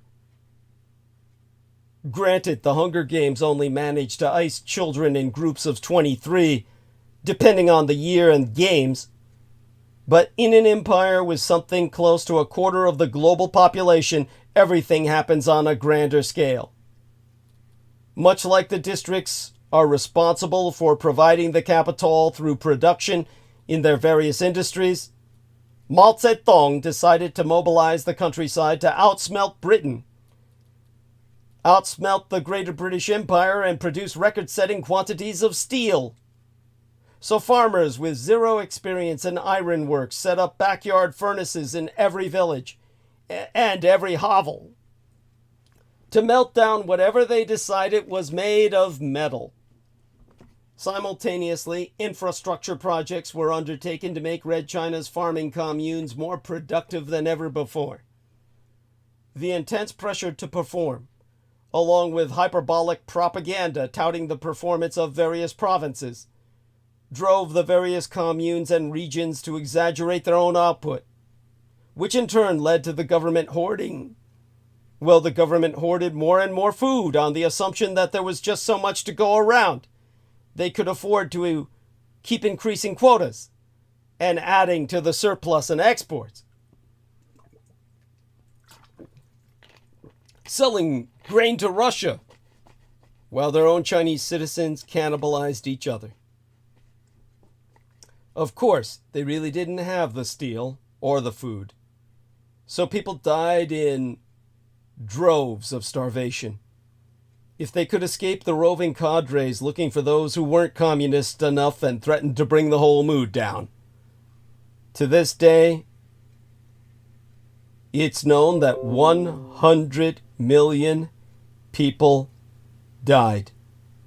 But because the official party line on the tragedy is one of complete denial, it attributes food shortages to the weather.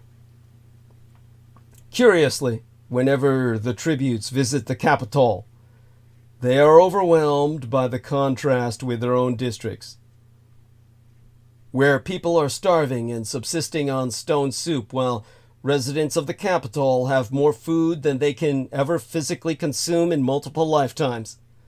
And anyone who complains can expect a visit from the peacekeepers, who pretty much flog or execute every would-be Oliver Twist asking for some more, please. All you get in communist China are the execution vans. They have vans that will give you door-to-door service by driving up to your address and killing you on the spot, taking you in the van for instant incineration so there will be no body for your relations to identify or bury. And they want the Chinese citizens to know this. They make certain to advertise what they're doing on the net. Now, the third finger on my hand, the pointer finger of my left hand, I would emphasize that China already has districts. One of the central features of Collins's Hunger Games universe is the 12, or 13, but more on that later, districts, distinct in everything from the food they eat to their peculiar traditions and especially the industries through which they support Panem and the growing capital. While the idea is that America, following a civil war, was divided into these dozen districts, it actually much more closely reflects China's current and historical makeup. As you may already notice, Chinese is neither a language nor an ethnicity. Han is the ethnicity of people you would think of as Chinese, the majority population. Chinese is rather an externally imposed label covering an enormous variety of rich cultures, histories, languages, and traditions that persist to this day, reflective of the numerous tribes and various kingdoms that have come and gone throughout the massive region today known as China. And as for the signature cuisines and dishes of the various districts, well, that also exists in China and has for centuries.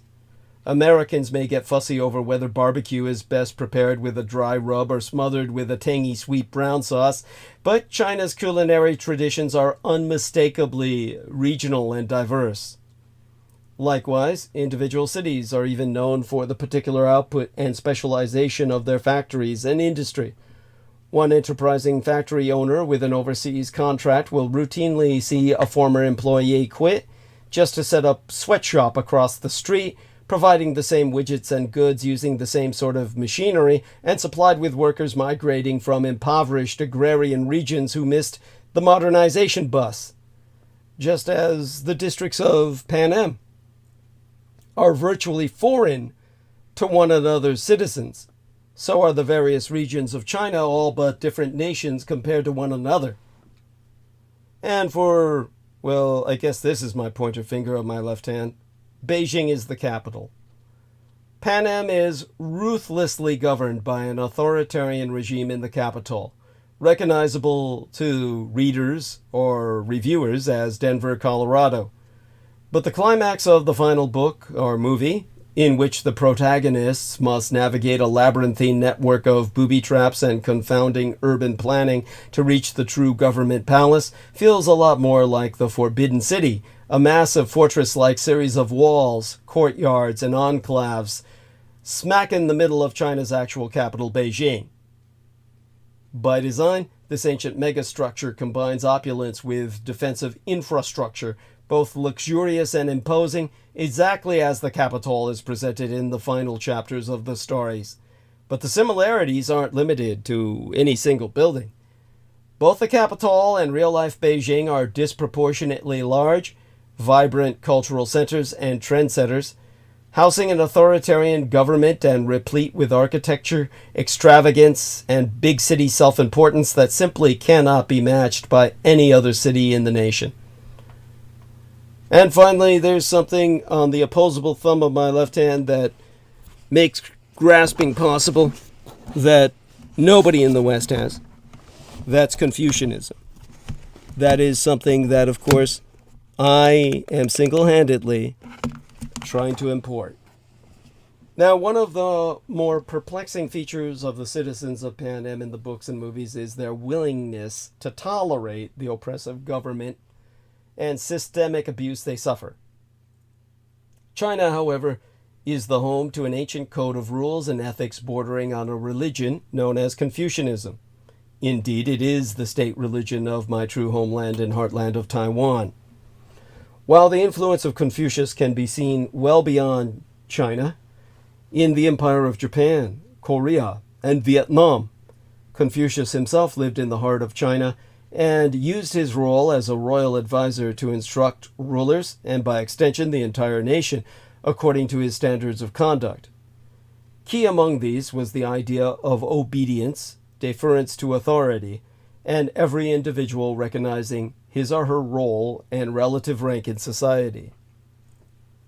In essence, one of China's most important cultural touchstones, and farthest reaching global influence, has been the notion that the rule of a central authority is absolute, and violating that norm is dishonorable and the source of disharmony on earth.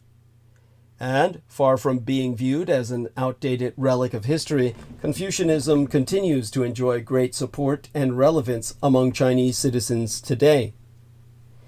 In the Hunger Games stories, The people are clearly dissatisfied with their lot, but they cannot bring themselves to fight back against their oppression until they have a new, seemingly charismatic figure behind which they can rally and derive some semblance of empowerment and authority.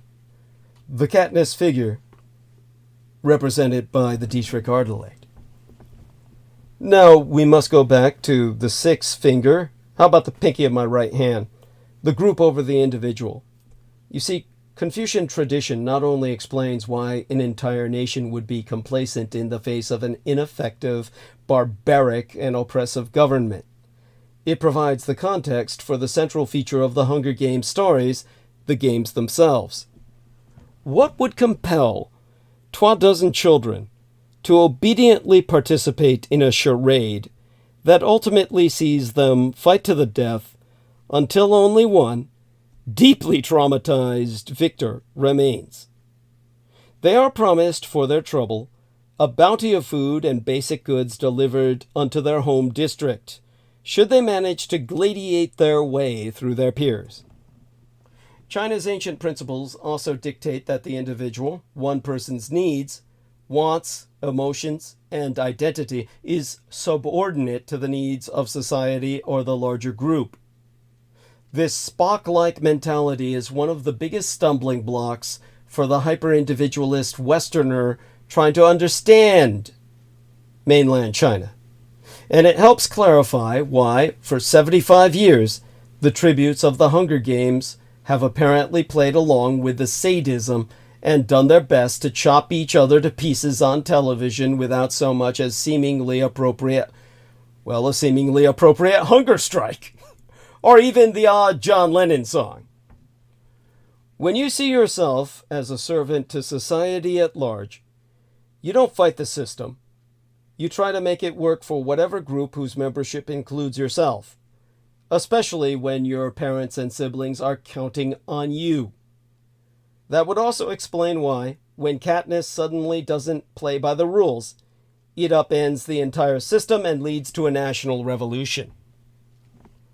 This brings us to the index finger of my right hand, number 7, the one-child policy, which, 7 being the lucky number, is one of the most important things to emphasize. From 1979 to 2017, the policy officially ended that year, the Chinese Communist government attempted to control the growth of its billions-strong population through a rule that mandated that couples, with some exceptions, could only have one child. In a society that values males significantly over females, having a baby girl was no longer a simple matter of rigging up the stirrups and trying again. Instead, decades of forced abortions, infanticide, and human child sex trafficking created a disproportionately male and sad, lonely, and spoiled population that eventually forced the government to reverse course and allow couples multiple children. So either families aborted or otherwise disposed of infant girls in order to use their one-child quota to have male offspring. Or government officials on the watch for a baby bump would compel them to make do with their firstborn, female or otherwise. If it weren't for that, Communist China would be 100% male at this point in history. Now they're merely 75% male population. But understand what led to these millions and millions of children being killed. The fucking Jews. It's always the fucking Jews. The most genocidal people on the face of the earth. The dangerous fiction of Paul Ehrlich, a San Francisco Jew, whose perspective is that humanity is not sustainable. In a recently surfaced television interview from 1970, Stanford biologist Paul Ehrlich laid out his plan for how to win the war against overpopulation, urging the government to legislate the size of the family and throw you in jail if you have too many kids. The clip has been making the rounds online thanks to more recent appearances related to Ehrlich's book titled Life, A Journey Through Science and Politics. Now, over 90 years old. Because, like Henry Kissinger, only the good die young, but Jews are fucking evil. Ehrlich has been making doomsday predictions for decades. He made a new one on CBS's 60 Minutes at the start of yesteryear, saying, humanity is not sustainable. To maintain our lifestyle, yours and mine basically, for the entire planet, you need 5 more Earths. Humanity is very busily sitting on a limb that we're sawing off. Ehrlich has claimed that global warming would result in mass famine, but different archival footage shows that in the 1970s, he said global cooling would result in mass famine. That's just one of many contradictory and failed predictions he's made over the 90 years of his life. In response to widespread criticism, Ehrlich tweeted, aside from saying all his critics are anti-Semitic, of course, 60 Minutes extinction story has brought the usual right wing out in force. If I'm always wrong, so is science, since my work is always peer-reviewed, including the population bomb. And I've gotten virtually every scientific honor. Of course you're a fucking Jew. Sure, I've made some mistakes, but no basic ones. Some mistakes? That's one way to put it. In his 1968 book titled The Population Bomb, Ehrlich predicted, in the 1970s, hundreds of millions of people will starve to death in spite of any crash programs embarked upon now. At this late date, nothing can prevent a substantial increase in the world death rate. Another aspect of Ehrlich's war against overpopulation was to stage a PR, a public relations offensive against those who dare to have too many kids. In the same 1970 clip, he advised, the FCC should see to it that large families are always treated in a negative light on television. It turns out that the Federal Communications Company, it turned out that the government didn't have to mandate anything. Hollywood is Jewish. And one of their head Jews said, tone the family down. So Kikewood voluntarily took it upon itself. Television networks got the message about what kind of socially responsible programming they would be promoting, and it didn't involve any families outside of Jews with more than 3 children. In sitcoms in the 1970s and 80s, the magic number of children in a family was 3. The dynamic of 3 created more opportunities for conflict and interactions and was the largest socially acceptable number. Shows like Different Strokes, in which the kids aren't even of the same fucking race, Growing Pains, Mr. Belvedere, The Hogan Family, and Charles in Charge dominated the airwaves and set in Americans' minds what the ideal family should look like.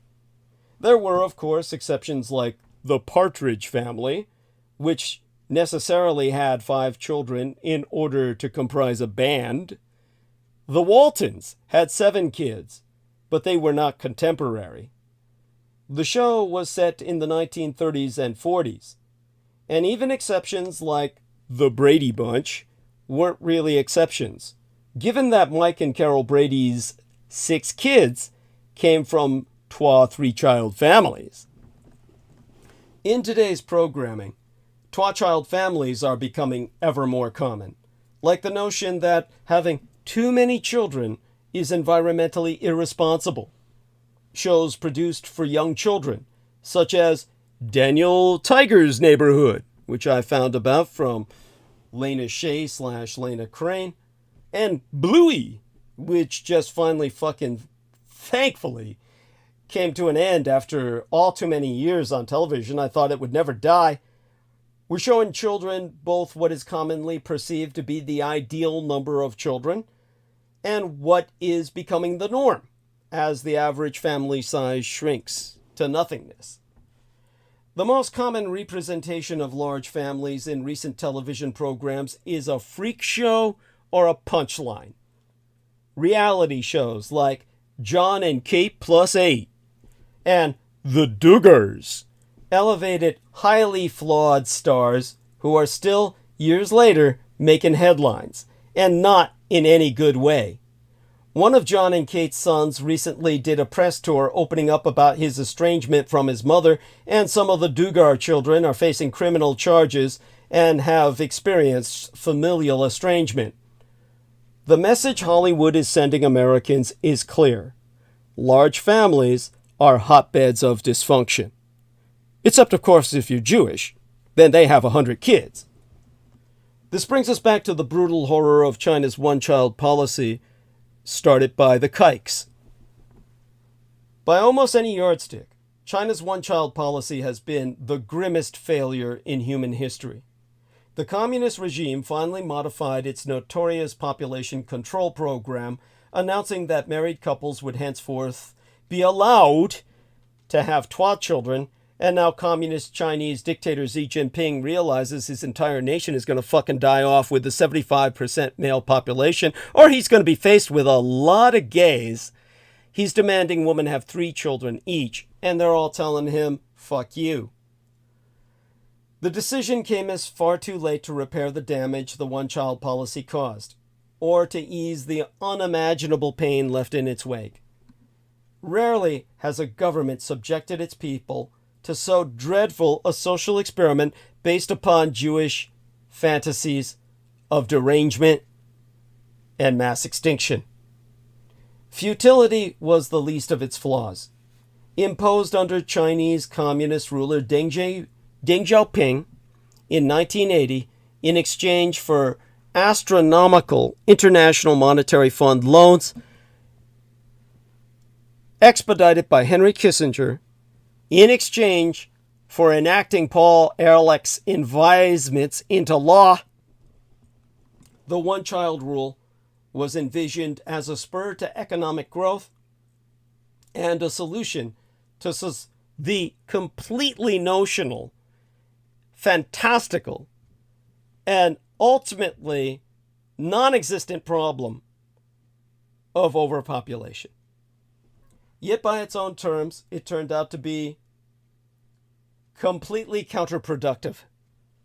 China's fertility rate had peaked at 6.2 in 1965, the year before I myself was born, long before Deng Xiaoping came into power.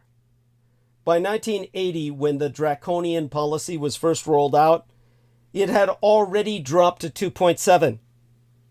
Without any coercion, mainland China's 1960s-era baby boom had ended.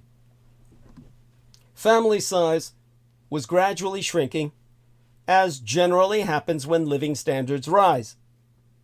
It took the one-child policy not to bring the national fertility level to a more manageable level, but to reduce it to a disastrous, a catastrophic nadir. According to the 2010 Chinese census, the country's fertility rate had sunk to 1.18, far below the 2.1 replacement rate necessary to keep a population from dwindling. But rather than put China on the track to prosperity as far as the eye can see, its plummeting birth rate means a rapidly aging population will have to be supported by a steadily diminishing workforce. As many demographers have confirmed, China has been condemned to grow old far before it grows rich. Today, there are 5 workers in China for every retiree. Within 15 years, the ratio will be a desperate 2-to-1. The one-child policy, defended by so many as the harsh but necessary medicine China needed to achieve economic vigor, turned out to be a poison pill prescribed by the fucking Jews to exterminate the Chinese culture. Worse still, Red China's one-child diktat condemned hundreds of millions of baby girls, born and unborn, to death. In a country with an entrenched cultural preference for sons, based in part on the expectation that sons will be responsible for the support of elderly parents, the government's policy led to an explosion of female infanticide, and then, with increased access to ultrasound machines, to sex-selective abortions. The Chinese Communist government estimated recently that 13 million abortions are performed in-country annually.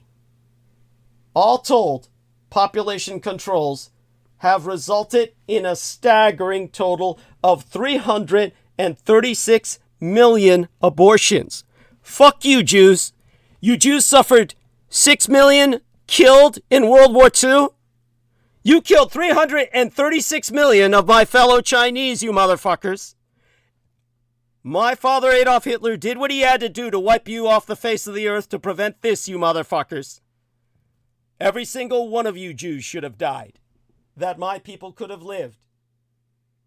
And one well-known consequence of this Jewish gendercide has been a drastic imbalance between the sexes. For every 100 newborn Chinese girls, there are 200 Chinese boys. That is a prescription for chaos. With more than 100 million so-called bare branches, young men unable to find female partners, China is heading for an upsurge in social pathologies, ranging from male rape to sex trafficking to drug and alcohol abuse. But worst of all is the sheer brutality with which the one-child policy was applied, all recommended by Paul Ehrlich in San Francisco, a fucking Jew whose advisements were carried to Deng Xiaoping by another fucking Jew, Henry Kissinger. Couples were forbidden to have a child before receiving government approval, and those who conceived without a permit were ordered to pay a massive fine or undergo an abortion. Women who resisted, many well into their third trimester, would be dragged to a clinic, strapped to a surgical table, and compelled to endure the killing of a baby they yearned for. Millions and millions of Chinese women caught with a second child were forcibly sterilized for life. Others were publicly humiliated, stripped in public, and fired from their jobs. All recommendations of Paul Ehrlich, delivered to Xi Jinping. I can't even bear to say the fucker's name. By Henry Kissinger. And Jews complain about what the Nazis did to them in the war. All of you Jews should have been strapped to a surgical table and skinned alive. All you motherfuckers should have been burnt in those ovens so that my Chinese people would not suffer the extinction that they suffer now. The Chinese authoress, Ma Jian, who has chronicled the barbarities of the one-child policy, writes, "It is not surprising that China has the highest rate of female suicide in the world. It has been an unfathomable horror, and the scars will not soon heal.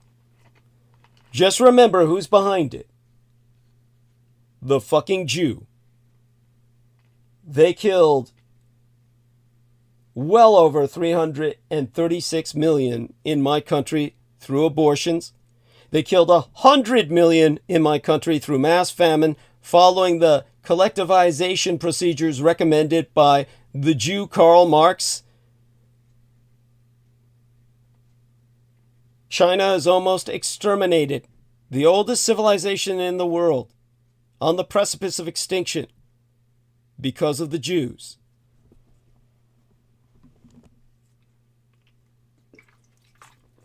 And the Stanford scientist Paul Ehrlich says in the next few decades, civilization as we know it will end, just as he ended it in China.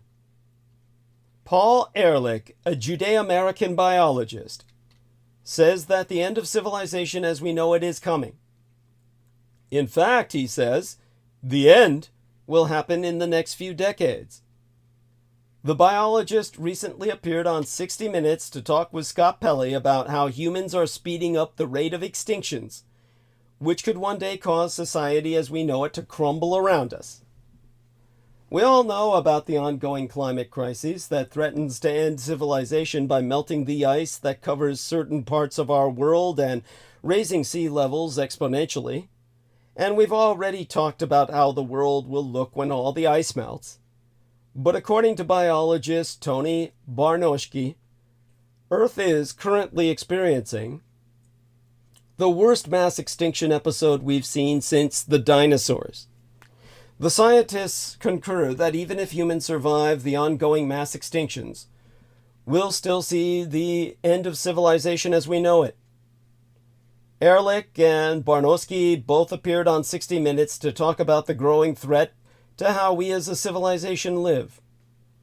On the program, Barnoshky said, "I would say it is too much to say that we're killing the planet because the planet's going to be fine. What we're doing is we're killing our way of life." Further, Jew Ehrlich says that the end of civilization will come down to too many people consuming too much. As such, his words, humanity is not sustainable. If we wanted to stop the end of civilization somehow, Ehrlich says that we would need at least 5 more planet Earths. The problem ultimately comes down to the resources we need to sustain our current lives dwindling. Further, climate change continues to be a significant issue for our planet. These things have become such an issue that researchers say we have reached a now or never point for people to take action against the ongoing problems that face our planet and our civilization. We need to take action now if we want to forego the end of civilization and somehow stave off the mass extinctions plaguing our world. Ehrlich is a fraudulent charlatan, but he's an Edomite Herodian who is still being given a platform by Jewish media, and the Jews control all media in the United States. On shows like 60 Minutes, he still has influence and power, both globally and in these United States. He and his anti-natalist colleagues are still setting the tone for how members of society should be behaving if we want to be considered responsible. It's vitally important that those who care about the future of America and our families to pay attention to what he's saying and keep pointing out that not only is he still wrong, has always been wrong, but is one of the greatest genocidals in human history, aside his Jewish relations, Karl Marx, Henry Kissinger, Christopher Columbus. As NPR explained, there was a clear link between Western theories of overpopulation and China's barbaric one-child policy. Quoting American Enterprise Institute economist and demographer Nicholas Eberstadt, the National Public Radio report said, when China declared in 1980 that most Chinese families would only be permitted to have one child and would be punished for violating the law, this was absolutely not occurring in a vacuum. In communist China on the Asian mainland, Paul Ehrlich's advice was adopted by the government as law. That didn't happen in these United States. China's one-child policy led to forced abortions and well over 100 million bachelors.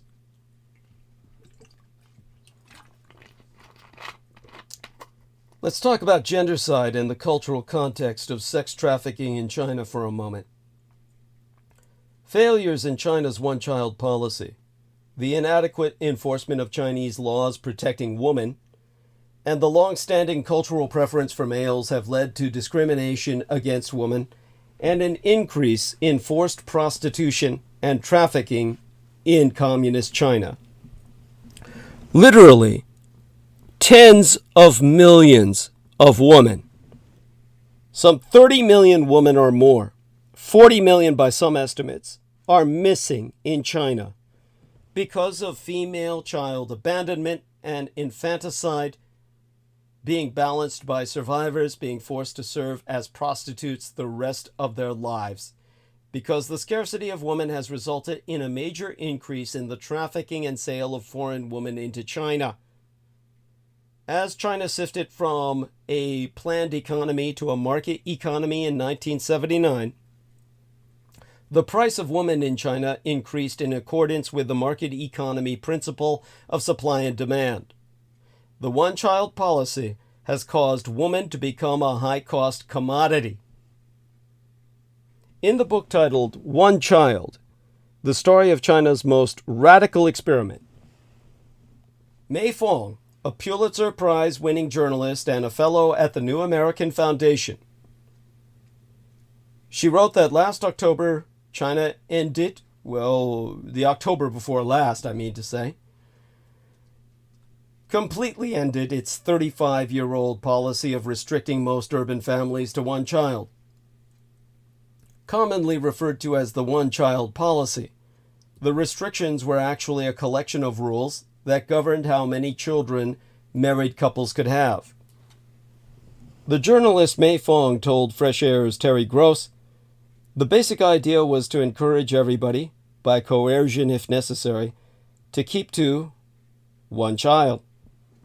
Fong explores the wide-ranging impact of what she calls the world's most radical experiment in that book titled One Child. She has proven that among the policy's unintended consequences is an acute gender imbalance. The policy also led to forced abortions and the confiscation of children by the authorities for human trafficking. Looking ahead, Red China is also facing a shortage of workers who can support its all too rapidly aging population. To quote as Fong at length and verbatim, right now China has a dependency ratio of about 5 working adults to support 1 retiree. That's pretty good. That's a very healthy ratio.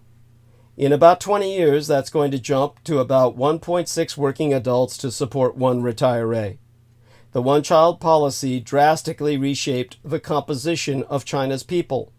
So now they have a population that's basically too old and too male, and down the line, obviously, too few. When you create a system where you would shrink the size of a family and people would have to choose, then people would choose sons. Now China has 100 million more men than women, 100 million bachelors who cannot ever find a bride. They call them guangguan, broken branches. That's the name in Chinese. They are the biological dead end of the Chinese race. This is what the Jews intended. Now you know why my biological father, Adolf Hitler, had to kill as many as he could. And by God, he never killed enough.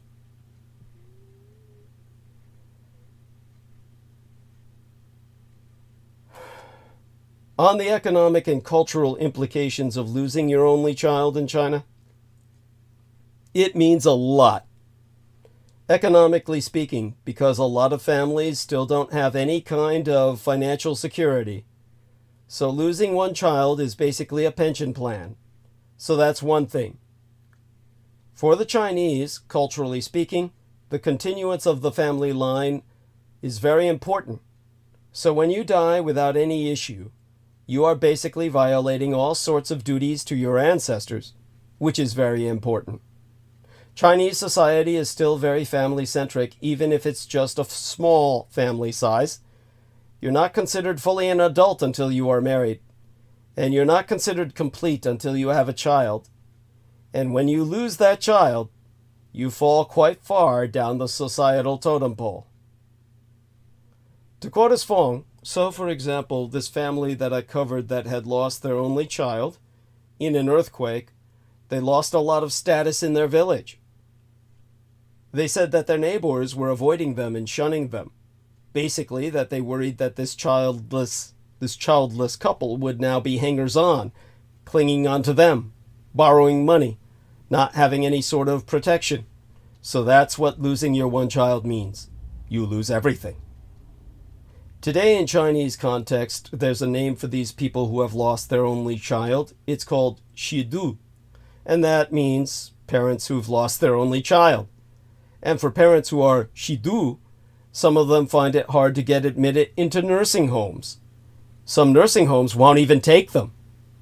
They say, you have no progeny to authorize treatments or payments or anything, so we'd prefer not to admit you.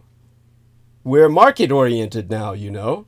This isn't communist anymore, where you can just leech off the system for doing nothing but dying. They also have difficulty buying funeral plots for the same reason. Who is going to service the maintenance costs of your cemetery down the line? So these are very sad issues. They become wandering ghosts by Chinese definition. Dead but alive. The Chinese call them the walking dead. On exceptions to the one-child policy, they would have some certain exceptions because they found that they could not make everybody keep to that one-child rule without allowing for certain exceptions. So if you could technically have a second child if you had a certain job that was hazardous, like if you were a coal miner or a fisherman. You could also have a second child maybe if you were one of China's minority tribes, or if you lived in a rural area and your first child was a girl and they recognized that a lot of people want to try for sons. But the end result was that with all of these exceptions coming down the line, a lot of people really didn't necessarily know what the rules were, so it was very easy to contravene them and be fined for them. Now, on how the one-child policy was enforced? If a woman lived in a small village, for example, she would probably be scrutinized by a group.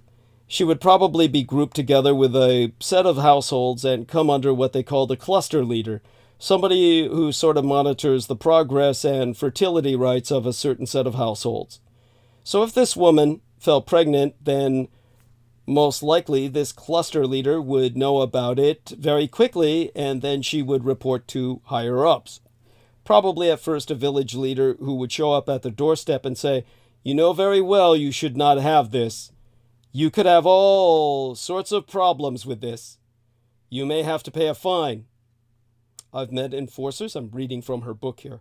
I've met enforcers who have gone to these houses and say, "We used to take away something valuable to show that we mean business, like a television set, for example, or a pig."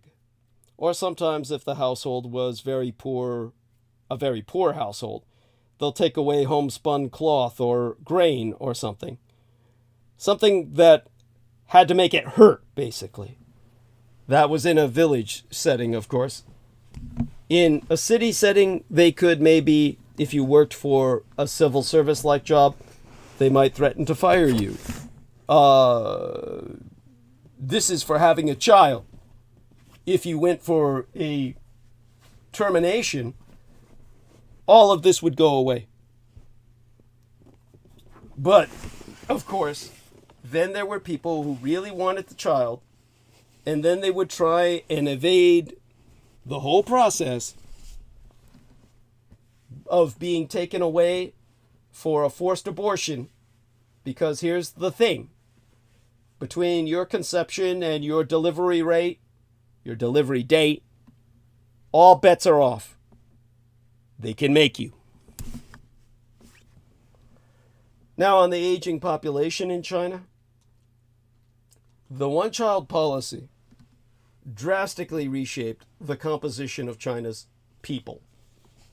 So now they have a population that's basically too old and too male, and, as I said down the line, simply too few. So the too old issue is that right now China has a dependency ratio, as I said, that's an inverse pyramid. That you've got, just like I've warned about with my generation being generation zero, between all the negative numbers and all the positive numbers to come, because my generation zero, the 13th American generation, is the most aborted generation in human history. This is the generation that will signify the end of America as we know it, because we have an inverted pyramid population structure. You've got, say, a couple get married. They're going to statistically have 2 parents each, right? That's 4 old people to take care of right there. Because people are living longer and longer, they're going to have, well, 2 parents each means 4 grandparents each, and 8 great-grandparents each. Now, there's no way the one child they give birth to can support those 2 parents, the 4 grandparents, the 8 great-grandparents. It's just going to be a gericide. They're just going to have to let them all die. And who can fucking blame them? All those parents deserve it. And the parents beyond them for giving birth to increasingly stupid generations of children that are hell-bent on aborting their race out of existence, as the Russians have. The end result? Well, this is what the Jews planned, telling you that big families are for the freaks and the hillbillies, the crackers, and the hicks. The end result is you've just sacrificed your future. That's why my generation zero, the 13th American generation, the most aborted generation in human history, we're after the end and before the beginning.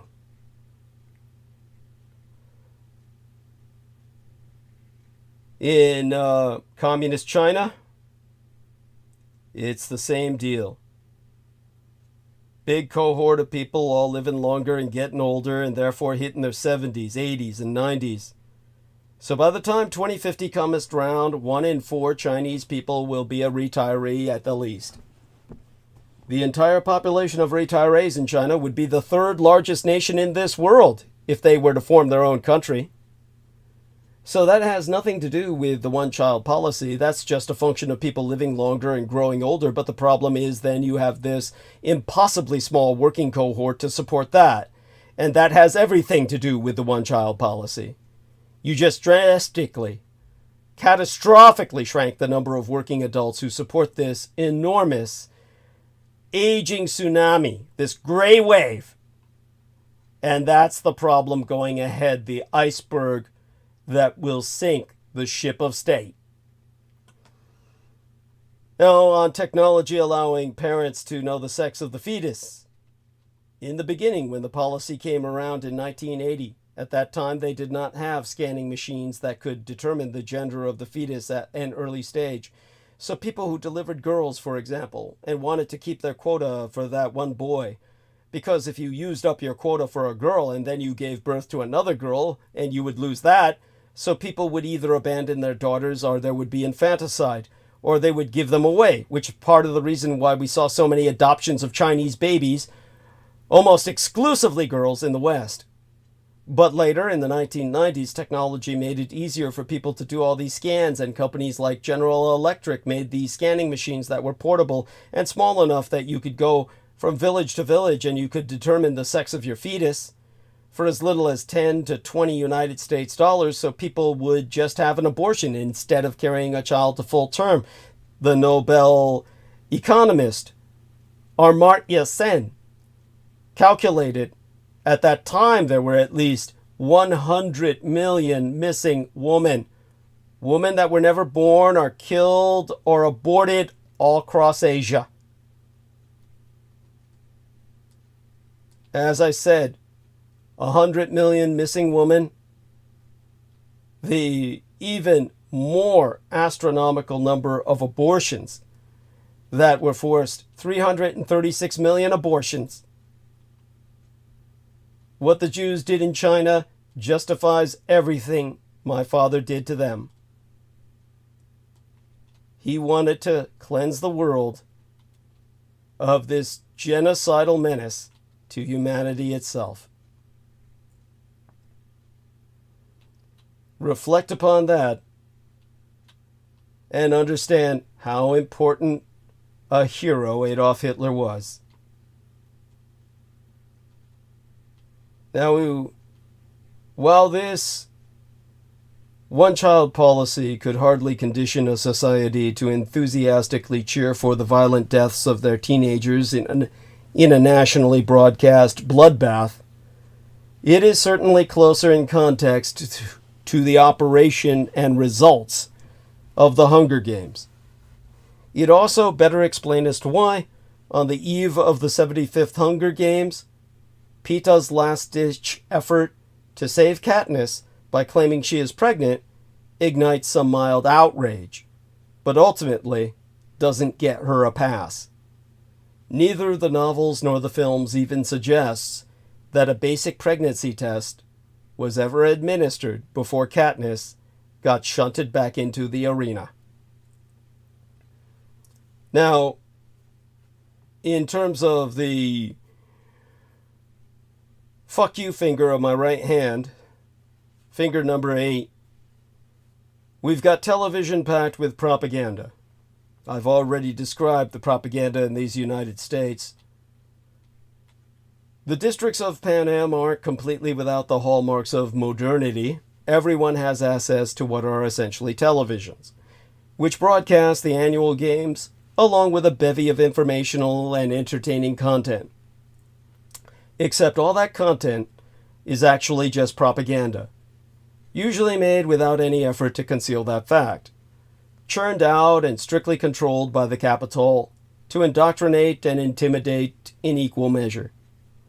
China has also learned to worship that glowing box, and much like the capital, Beijing authorities have honed their skills in managing and manufacturing content with a decidedly propagandist bent. At any given time, there is a war movie on at least one channel on Chinese public television, specifically a movie about China's experiences as a nation during the period we know as World War II, which falls into one of two categories: vilifying the monstrous Japanese occupation of mainland China, or vindicating the glorious communist uprising that swept the nation and turned it into the wealthy, globally revered, market Leninist superpower China is today.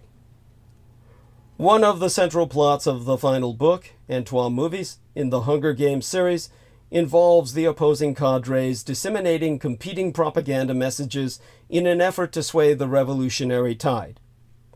They are transparent about the fact that it is propaganda. They call the televised bits propos, and that it is central to their overall strategies in winning the looming war. China also makes no bones about its propagandist intent. It even has an official central propaganda department, an arm of the Communist Party, to support and balance government efforts to control the internet, all public broadcasting, and even international English media. Now, in the final hour remaining, how about number 9, my pointer finger on my right hand? Taiwan is District 13. Over the course of the series, District 13 goes from a haunting reminder of the power of the capital to a rumor to a living, thriving district and major player in the revolution, whose own leadership attempts to overthrow the capital and retake Pan Am at large from the ruling regime. Funny story, that is exactly what my Taiwan's government originally planned on doing. During World War II, rival factions in China united to drive out the occupying Japanese. When they succeeded, they resumed their conflict in earnest, with Mao's communist forces eventually defeating Chiang Kai-shek's nationalists, who in turn fled to Taiwan and set up, in their view, a government in exile. Both the mainland communists and Taiwanese nationalists, the Red Chinese and the Blue Chinese, saw themselves as the legitimate and rightful government of all of China. The American Empire, ever fearful of taking a side because they're so chicken shit, initially threw their support behind Taiwan with heaps of military hardware and the tacit assurance that if mainland China initiated conflict, the United States would have Taiwan's back, with extreme prejudice. Now, what needs to be noted here is the fact that Communist China immediately entered the nuclear age before they even tested nukes. This was because, with the enormity of their population at that time, they were the sole superpower that could absorb a nuclear attack and come back fighting. Over time, of course, what the Americans perceived to be the impracticality of Taiwan's political ambitions, the Taiwanese on the 100 islands of Formosa cooled their plans, and they focused more on domestic development of the island China than retaking the homeland. Add in America's diplomatic betrayal in 1979, in which the mainland government, rather than my Taiwan, was viewed as the legitimate Chinese authority from that point forward, and you get the current state of affairs. A tenuous, semi-official, agree to disagree one China policy, governed by trois systems: communism on the mainland and democracy on my Taiwan. Taiwan has one of the most progressive societies on earth. Indeed, it is the most progressive society on earth. In Asia, it was the first Asian country to legalize gay marriage, sports a vibrant gay culture. Taiwan ranks as one of the most gender equal societies on earth in the world, equivalent to Norway and higher than France on the commonly used G11 scale, or G2 scale, using the Roman numerical system. The president, Tsai Ing-wen, the presidentress, is a woman. Women make up 42% of the legislature. My country has actively pushed for gender equality, gender equality in business, and the gender pay gap at 14% in 2018 is smaller than that of the United States. Taiwan has also made vigorous attempts to recognize, celebrate, and preserve the culture of its indigenous people, who make up 2% of the population, and have a political party that holds 7% of the seats in legislature. And they're also the only people in Taiwan allowed to own firearms, are Indians. The island China is also starting to open up to immigration. As a result of all of this and more, Taiwan is gaining a reputation as a tolerant, progressive society, a rarity in mostly conservative East Asia. It's difficult to say why this is true, but according to my Taiwanese friends, part of it might stem from my island's history. Though independent from most of our history, we were colonized multiple times by the Netherlands in the 1600s, China in 1683, and the Japanese Empire in 1895. which forced us to deal with social frictions between the various waves of colonizers, immigrants, and settlers, and also gave us a yearning for self-determination and freedom from outside powers. Though Taiwan was a dictatorship of necessity, under martial law for decades after being invaded and settled by the defeated nationalists of China in 1949, it began democratic reforms in the 1980s. In 1990, student movements protested for full democracy and direct elections, and they won. Shows you the importance of student protest. Today, one of the world's most democratic places, with a polity score of 10 compared to the United States' 8, and a Freedom House score of 93 compared to the United States' 86. Democracy isn't just a system in Taiwan, it's an ideology. Instead of cracking down on protesters, our government has made strenuous attempts to listen to their concerns. In a world struggling with the challenge of social media-driven unrest, Taiwan is experimenting with new forms of radical digital democracy. Some legislation in Taiwan is now effectively crowdsourced via an online platform called vTaiwan and a discussion platform called Police, ancient Greek word for city, that is explicitly designed to foment understanding and, eventually, consensus, instead of dunks and meme wars.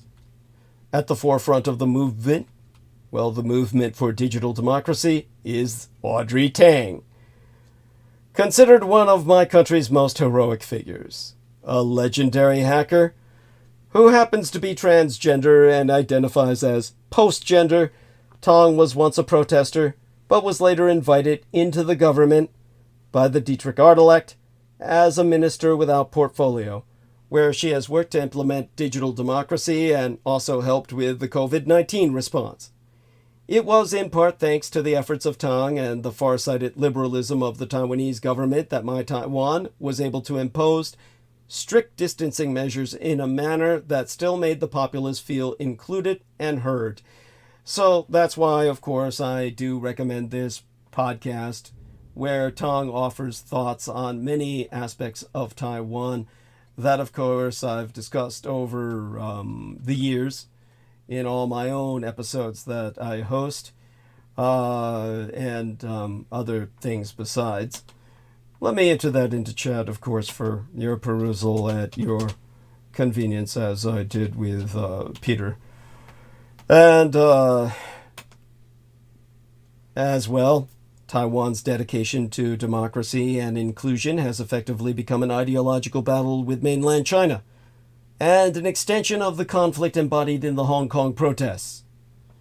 In a recent interview, which I will also link into the chat room, again, bear in mind, I hate this son of a bitch myself, because this is merely the Dietrich Ardelec's way of slapping me in the face by taking some ugly son of a bitch who can't even pass as female and calls themselves as such. It's a fucking joke, but hey, this is how the Ardelec gets back at me for what she feels I failed her in childhood, her childhood. At any rate, in a recent interview that I've now linked into the chat room, Tang declared, "The crackdown of Hong Kong is hinged on the premise that if you have too much democracy, it will hurt. I guess stability, harmony, economy. We have a responsibility to show that democracy works, and not just lockdown or top-down or takedown." Just fuck you, Tang. Just as the Capitol and District 13 agreed not to destroy each other entirely, allowing the Capitol to save face and District 13 to carry on in its own semi-independent way, mainland China and Taiwan do their best to dance around the issue of just what their relationship and risk of open war exactly is. But now there are some signs that Taiwan may end up exporting our ideology of participatory democracy to other parts of the region. Already, Tang is getting a lot of attention in the Empire of Japan, where the Hong Kong protesters have already attracted a sympathetic following among the youth. If there is an East Asian ideology of radical democracy emerging as a counter to mainland China's vision on authoritarian stability, Taiwan will be at the center thereof. This brings us to the opposable thumb of my right hand.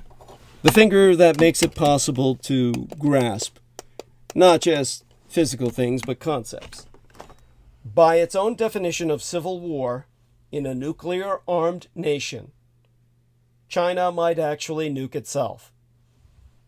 Even though America does not openly contest the one-child policy, it has continued to retail military hardware on the island China and quietly dissuade the mainland from initiating any aggression against Taiwan.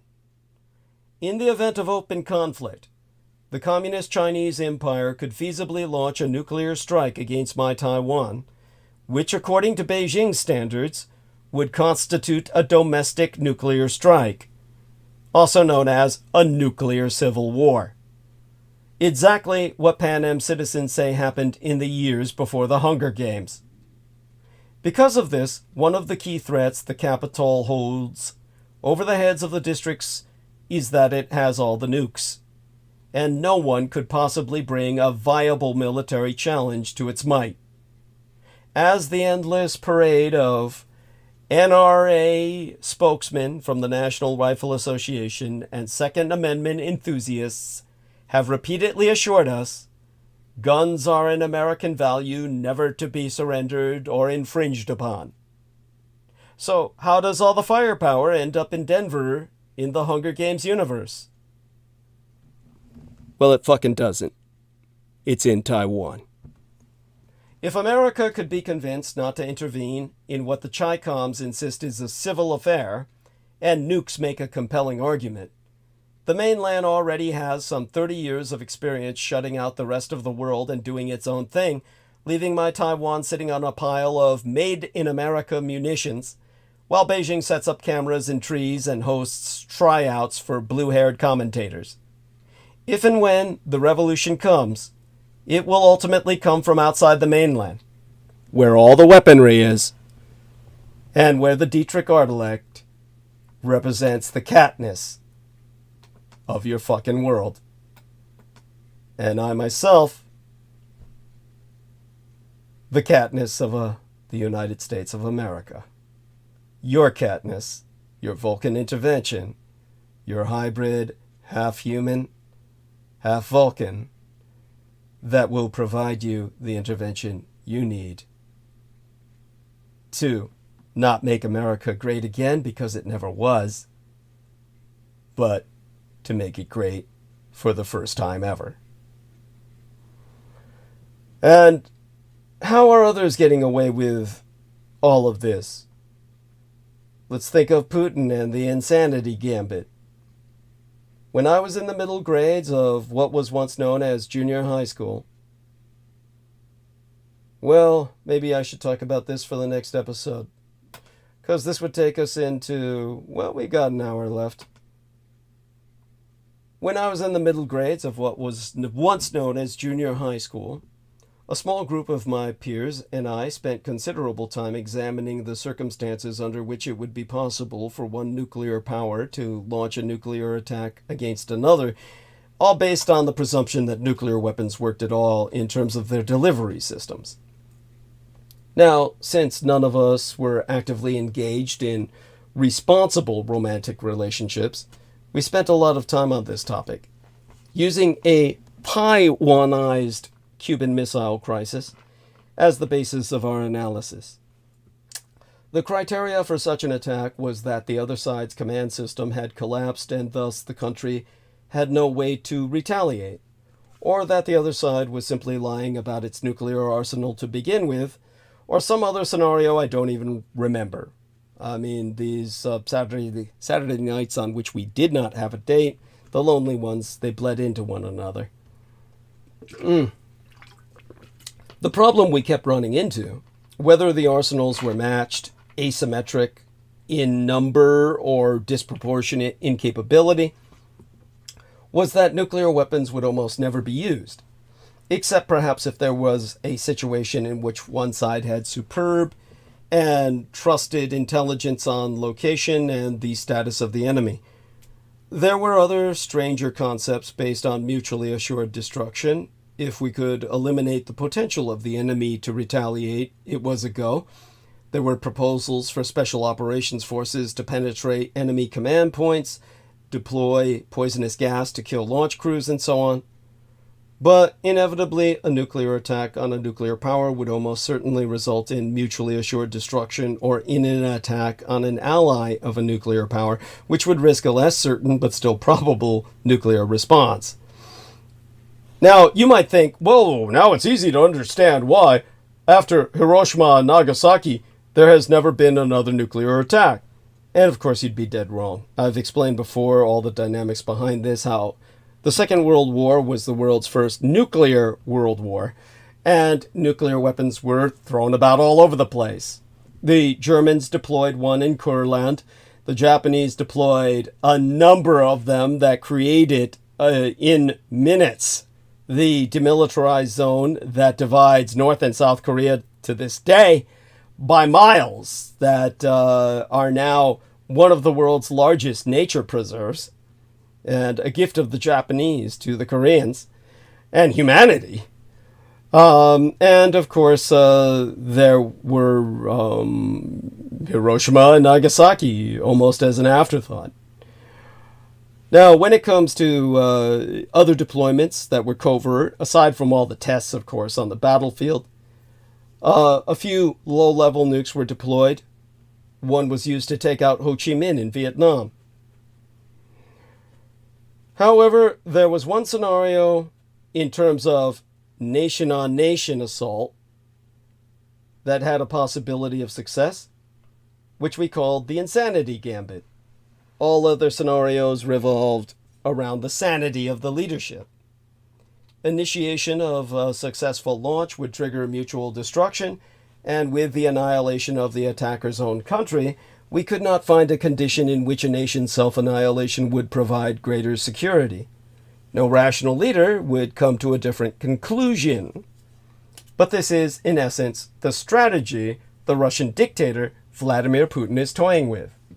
He has on several occasions said that Ukraine's continued resistance to the Russian Empire and American and European support for the Ukraine's defense risks nuclear war. A nuclear attack on Ukraine would possibly trigger an American response, while an attack on the United States, technically within the realm of possibility according to his statements, would certainly result in a massive attack on Russia itself. To be clear, the American empire is not going to initiate nuclear war over the Ukraine. Under normal circumstances, neither would the Russian Empire, unless the pressure of war drives Putin insane, making him willing to engage in mutually assured destruction.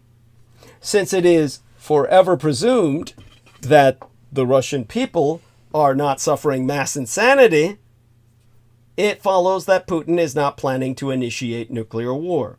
This, of course, may be incorrect and a completely inaccurate presumption. Because if Moscow can convince its adversaries that the situation has forced them to mutual suicide, the American empire and our allies may change our policies to be more accommodating to Russia's needs.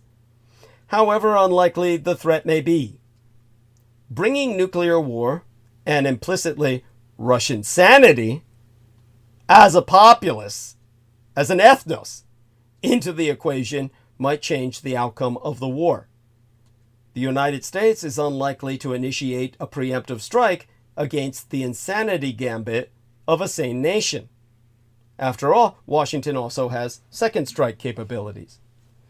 To make this work, Putin has to convince other countries that he is prepared for nuclear war.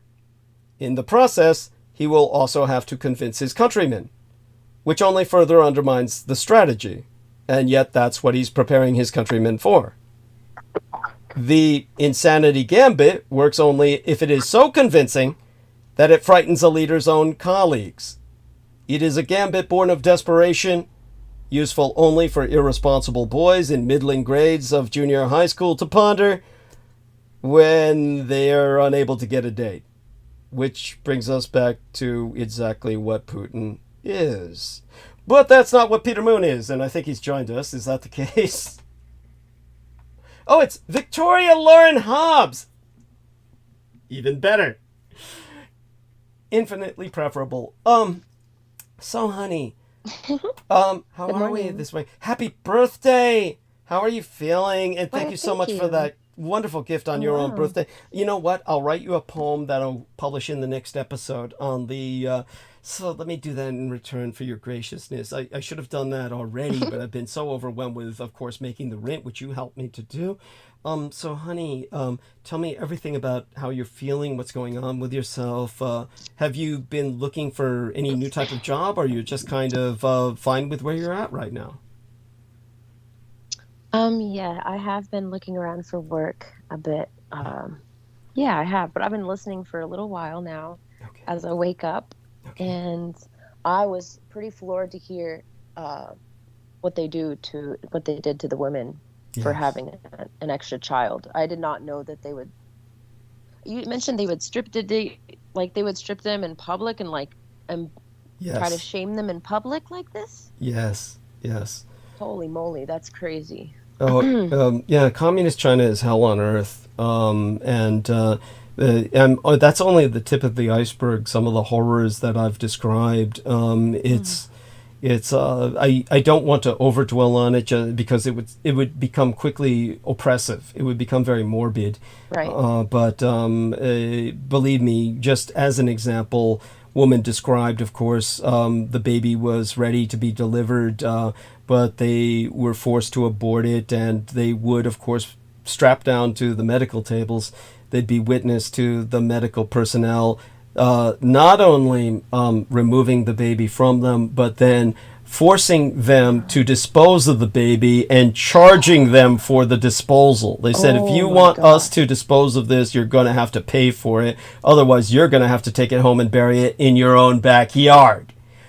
As what the Wow. hospitals would tell them. This is the horror that we're speaking of. And most women couldn't afford to pay for the disposal, so they did have to take the baby home to bury in their own backyard.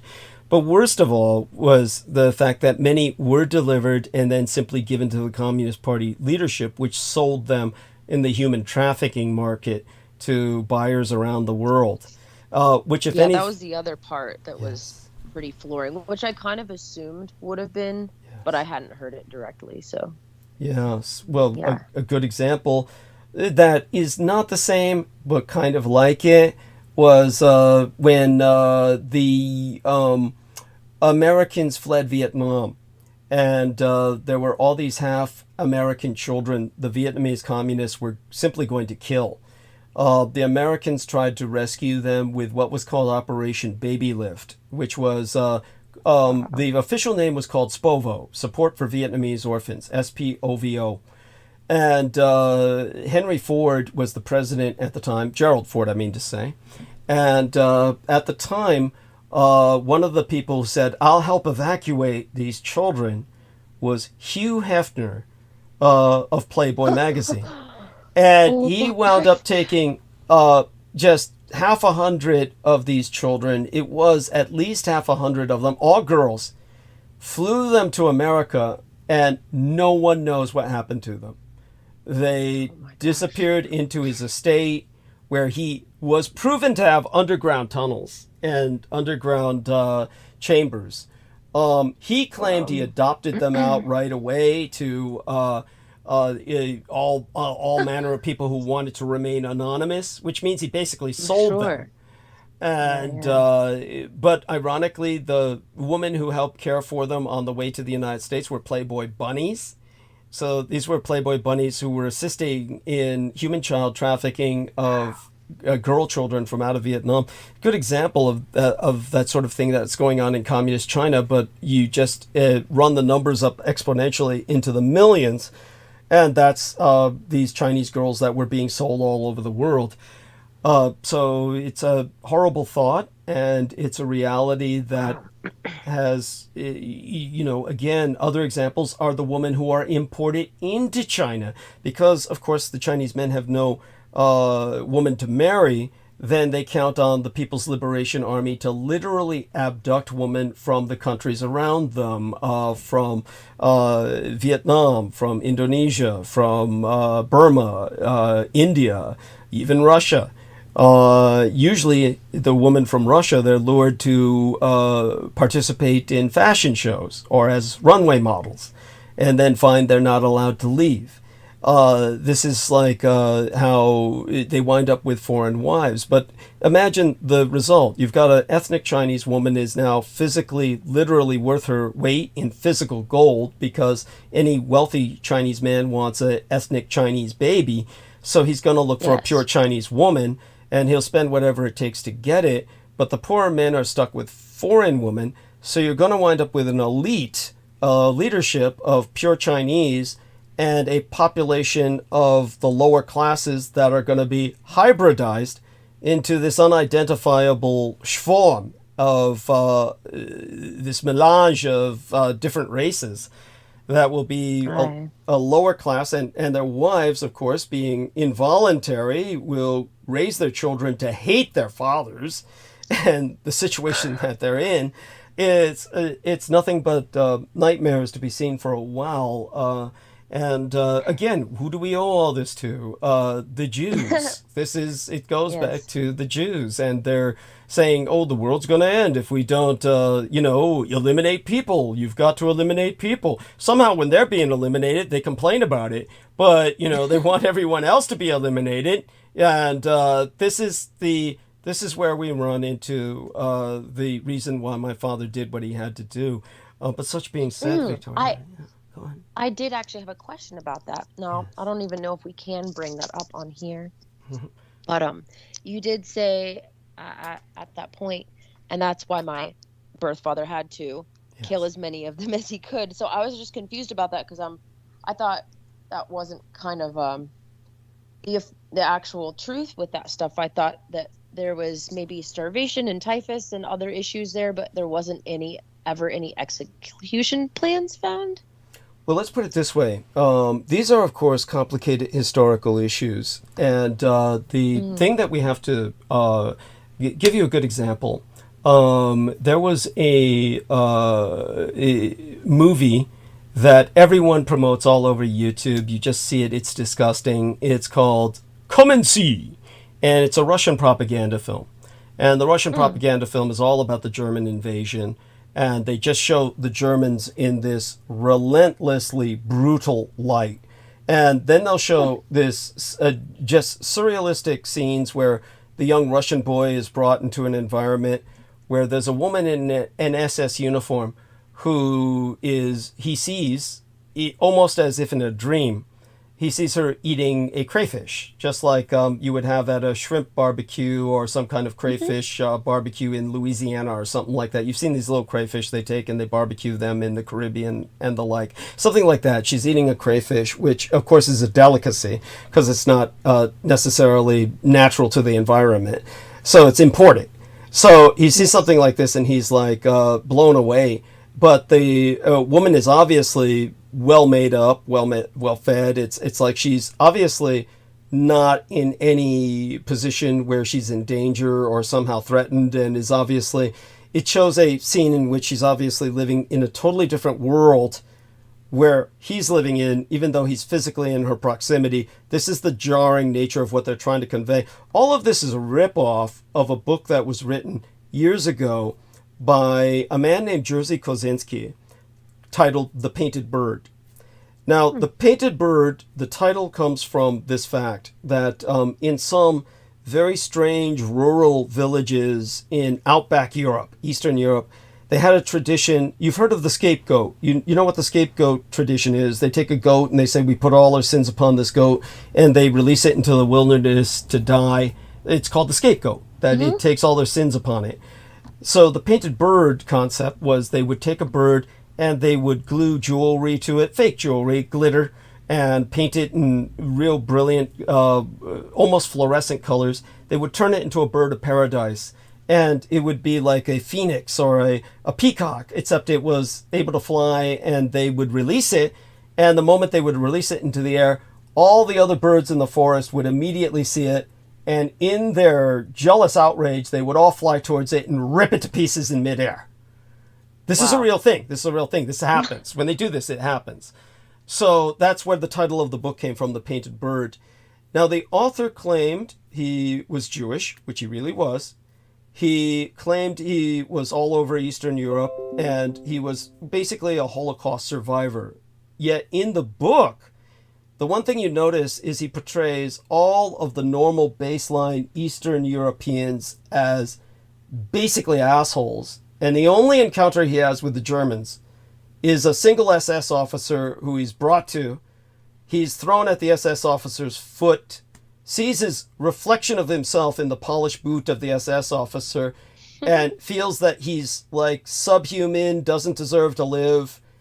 And the SS officer just kind of, lifts his chin with his toe of his boot, and looks at him and just says, "Let this one go," and just kicks him aside. And that's his only encounter with the Germans in the book.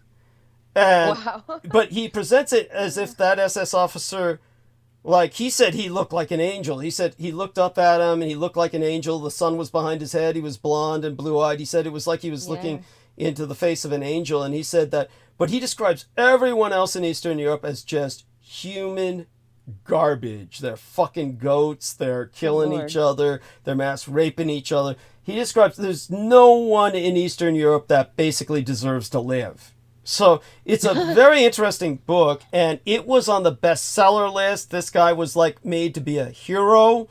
And then the Jewish community got together and they quote unquote outed him as a holocauster. They said they said this man was never a survivor of the Holocaust. And they hounded him, they disgraced him, they publicly embarrassed him to the point where he killed himself. Oh, wow. Now, later on, that book was made into a movie. And when they made that book into a movie, The Painted Bird, it portrayed everyone aside from the Nazis in such a negative light that they created an artificial language so nobody could identify which European countries they were in. They, instead of showing everybody speaking Czech or Slovak or Hungarian or Ukrainian, or they just had everybody speaking an artificial language called Pan-Slavic. And it's a real artificial language. It's an academically constructed artificial language. But everybody in the film speaks Pan-Slavic, and they have to have subtitles for anybody in Europe who watches it, because almost nobody speaks Pan-Slavic. So no matter what country you're in, when you watch the movie The Painted Bird, you're watching it in subtitles. No one sees it in a language they understand. It's filmed completely in Pan-Slavic. So the reason for that was why I articulate it, but the point to be made is that here's Jerzy Kosinski, and at that time, the Jews were saying the experience of the Holocaust is so exclusive that only people who have survived the Holocaust for real deserve that title of Holocaust survivor, and this man faked it, so he deserves to be hounded literally unto death. And yet, after that sense of exclusivity, everything's changed now, and all Jews claim that the Holocaust is a cultural experience, a shared intergenerational trauma for all of them. They've universalized it now. Whereas before they would drive a man to death for claiming it, now they universalize it. And beyond that, there are, like, when they claim that Hamas went into Israel, and I've covered just all the problems with the so-called Hamas invasion of Israel, I've covered reasons why I'm very skeptical of it taking place without enormous Israeli assistance prompting it. And I pointed out all the facts already on that. One of the things they claim is that they abducted, among their hostages, were Holocaust survivors. And if Holocaust survivors are that common, where a simple raid into Israel and they nab a few hundred people, some of them happen to be Holocaust survivors, and these people are in shape. We have to be realistic here. Hostage takers are going to take people who are capable of movement. They're not going to take people who are on hospice, on life support, because a hostage taker is going to say, I don't have the ability to keep this hostage alive, so there's no point in taking him on life support. So they totally want to steal everyone's grandma. What are you talking about? Yes. So the point is that what I keep noticing is that there's all these Holocaust survivors. They're constantly in excellent shape. They are literally visiting all over the world and delivering sermons and just doing their bit, lecturing, and they never seem to die. And they're always so. There's a lot of holo-hoaxing going on. Yes, it's true. There is a lot of fakery involved with the Holocaust. There are other factors I brought up as well. We can go into the more nuanced factors later.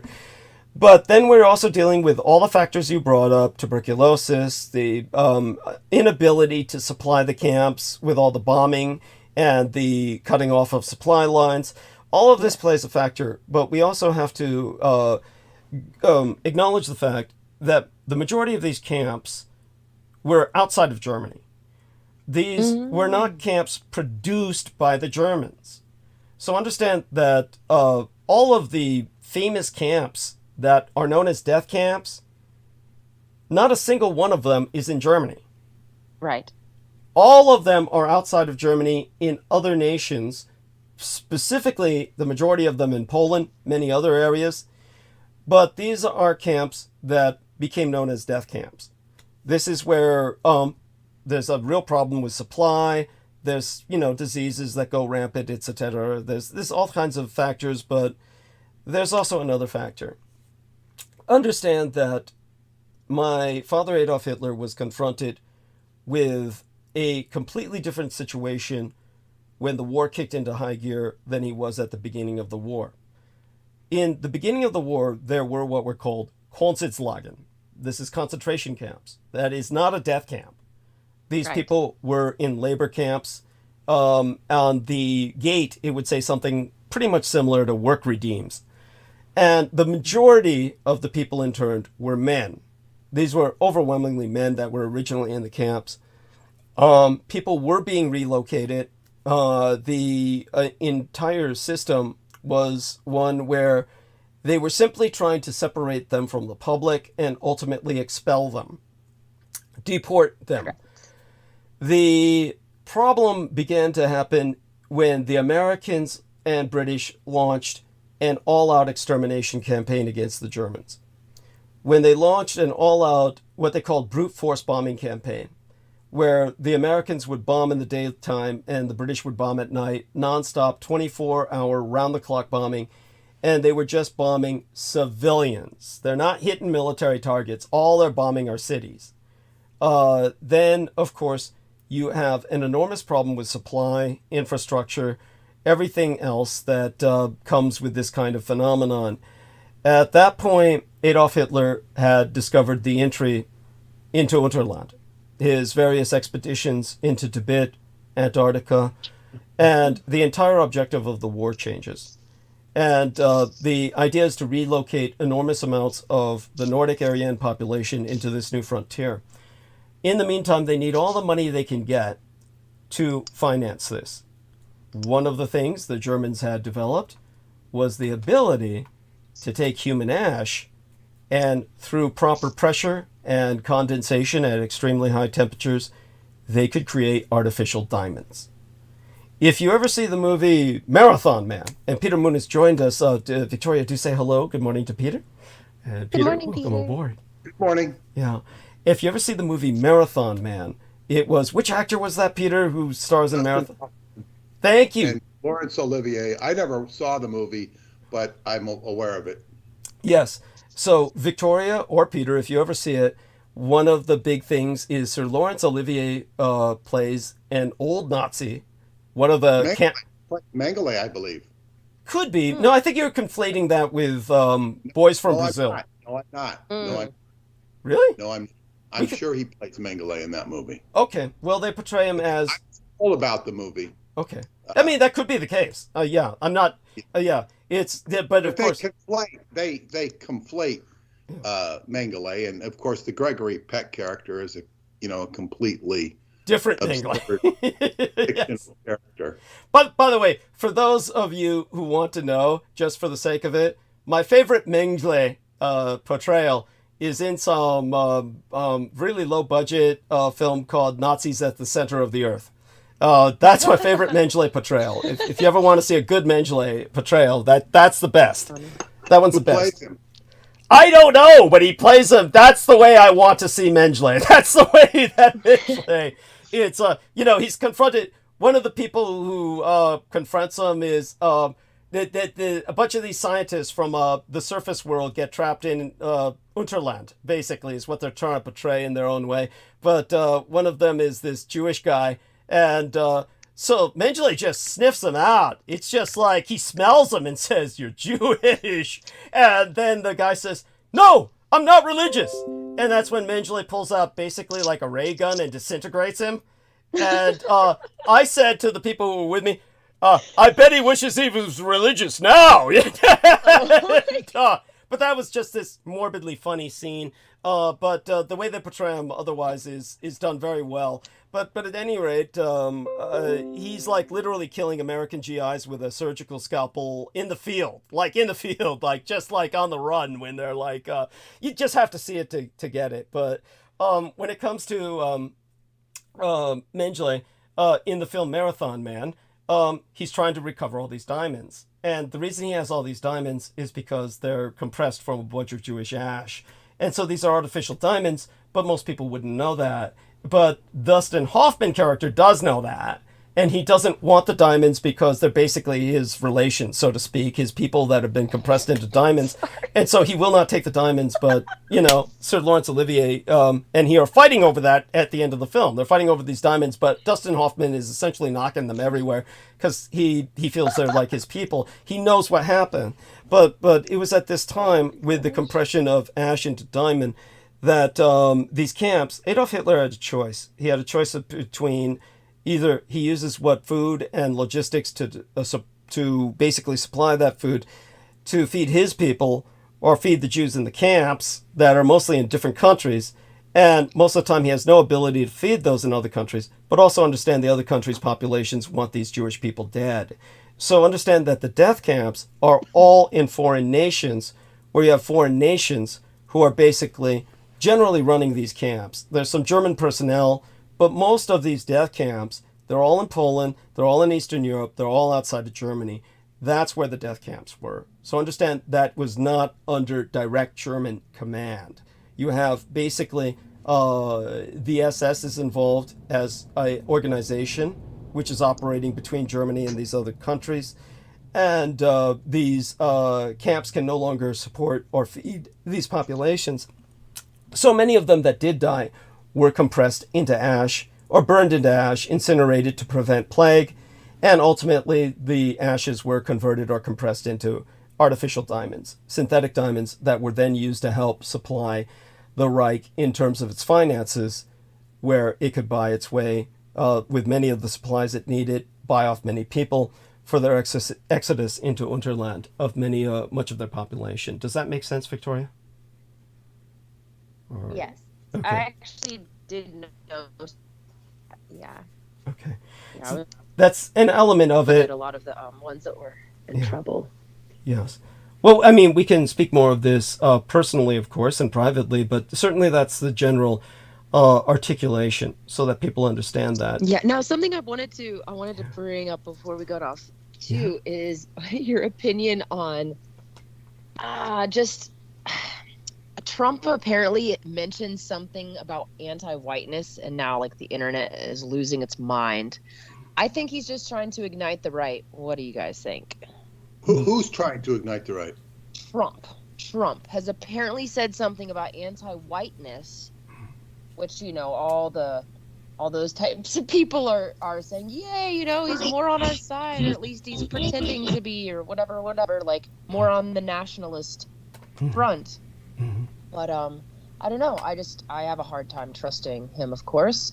Mm-hmm. I wondered if y'all had heard about that. And by the way, just so you understand, Peter, there is a lot of rhetoric that is directed that way, so he can play off of that because his base is white, for sure. For sure, it wouldn't surprise me at all if he said that, because you see, in politics, just like in rock music, you have to play to your base. Just like with Douglas, he has to play to his base that listens to him. And that's the first part of reaching an audience, is having a base. And he has his base. His base is not radicals that are throwing bombs or anything related to that. So yeah, it's it has a lot. He also plays to the Christian right and to the Red Heifer Boys. Yes. You know, it becomes a Yeah, he does. Pardon? What? What was that? I was saying, yes, he does. He certainly does. Yeah, Nixon said something very pragmatic, the Capricorn he was. He says, when you want to win the nomination, he says, you've got to veer strong to the right with the Republican Party. He says, that's to win the nomination. He says, then when you get the general election, you've got to veer more towards the middle.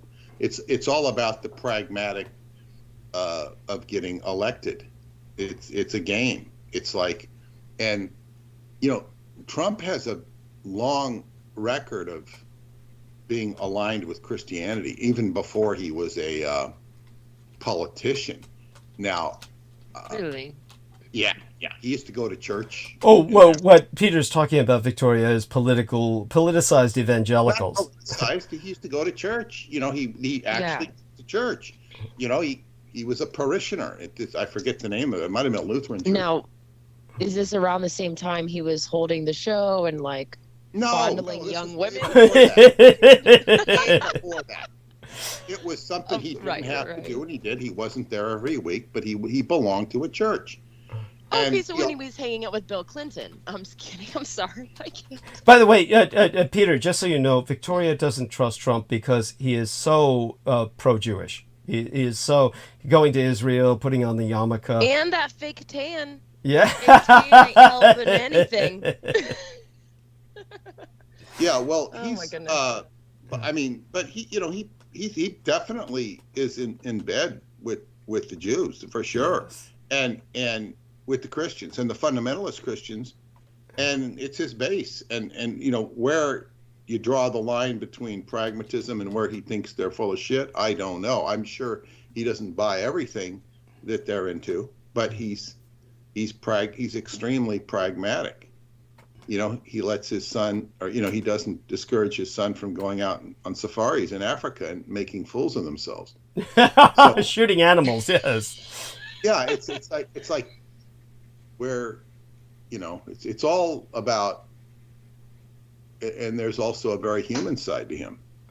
But it's like in all of these people, there's a human side to them. But then it's when does the demon take over? You know, it's like, you know, they try to make Biden humane by eating ice cream, you know. Yeah, he's got a fetish. They show him doing that all the time. You can't even do that right. Yes, that's right. He looks like he's struggling. We have a few minutes left. Nemo says hello. Is that Nemo? Come join us on the call. Oh, welcome aboard. And do say hello to, wish her a happy birthday, Nemo. Oh, yeah, I hope you had a good birthday the other day. Thank you, darling. Yeah, I was just going to quickly add in that Trump recently was boasting about how he's a lot more supportive of Israel than Biden is. He even goes to say, I don't even think Biden cares about Israel, something like that. He's just saying to the public, oh, I love Israel, I'll support them all the way. That's just the type of shill he is. Yeah, they called him like the most pro-Israel president ever. Well, the Israelis themselves say that Trump is the best president Israel ever had. That's how they express it. Because he did, you know, move the capital, or moved his recognition of what is the capital of Israel. And that was a big, victory for them. That was something that they took advantage of. Definitely. Very biblical. Yes, that's it's all part of their Herodian and Edomite insurgency on the surface world. But in terms of what is going on is, I presume that Trump said something about whiteness, but Victoria finds it hard to feel that he's sincere or sincerely cares about the white race is what I think is what she finds hard to believe. Right, Victoria? Would that be it? I think that he'll say whatever is needed to get him money and power, and that's it. He just says what he knows, what the people want to hear. Exactly. That's what a politician does. Yes. If you don't, you're going to lose your political influence. Exactly. You have to be a true phony to be a politician. It's definitely there's that. And so aside from that question, Peter, how about last night? Were there any particular dreams that struck you as important enough to remember? Or I don't know if I had any dreams last night. I don't remember. Interesting. But we have. I think that, they get back to this book. I think this is the linchpin, the what do you call it? The keystone, the fulcrum, with all this stuff you were talking about for the last hour and a half or so. Yes. And the Paul Ehrlich stuff. Yes. It's like people can hear about it and read it, but it has to become meaningful. Question: the Hunger Games, which I've never read, it sounds to me as if these was composed by the Artilect or under the influence of the Artilect. It's a very cogent point. I mean, your point is well taken. I think it's astute, and there may have been some influence. Certainly, it's as I said, the Artilect is definitely the Katniss of our world, and in many ways, it definitely has that resonance to it. So of course, it's well recommended, and I think it is one of those trilogies that really came out well, as well as it could, considering. Do you know anything about the author? Yes. Let me always, as soon as I speak of these people, you'd be amazed at how soon I forget about them. The names now. The funny thing is, Collins. Yes, Suzanne Collins. Thank you. I couldn't have gotten that out without you. And Suzanne Collins, she was the daughter of an Air Force officer.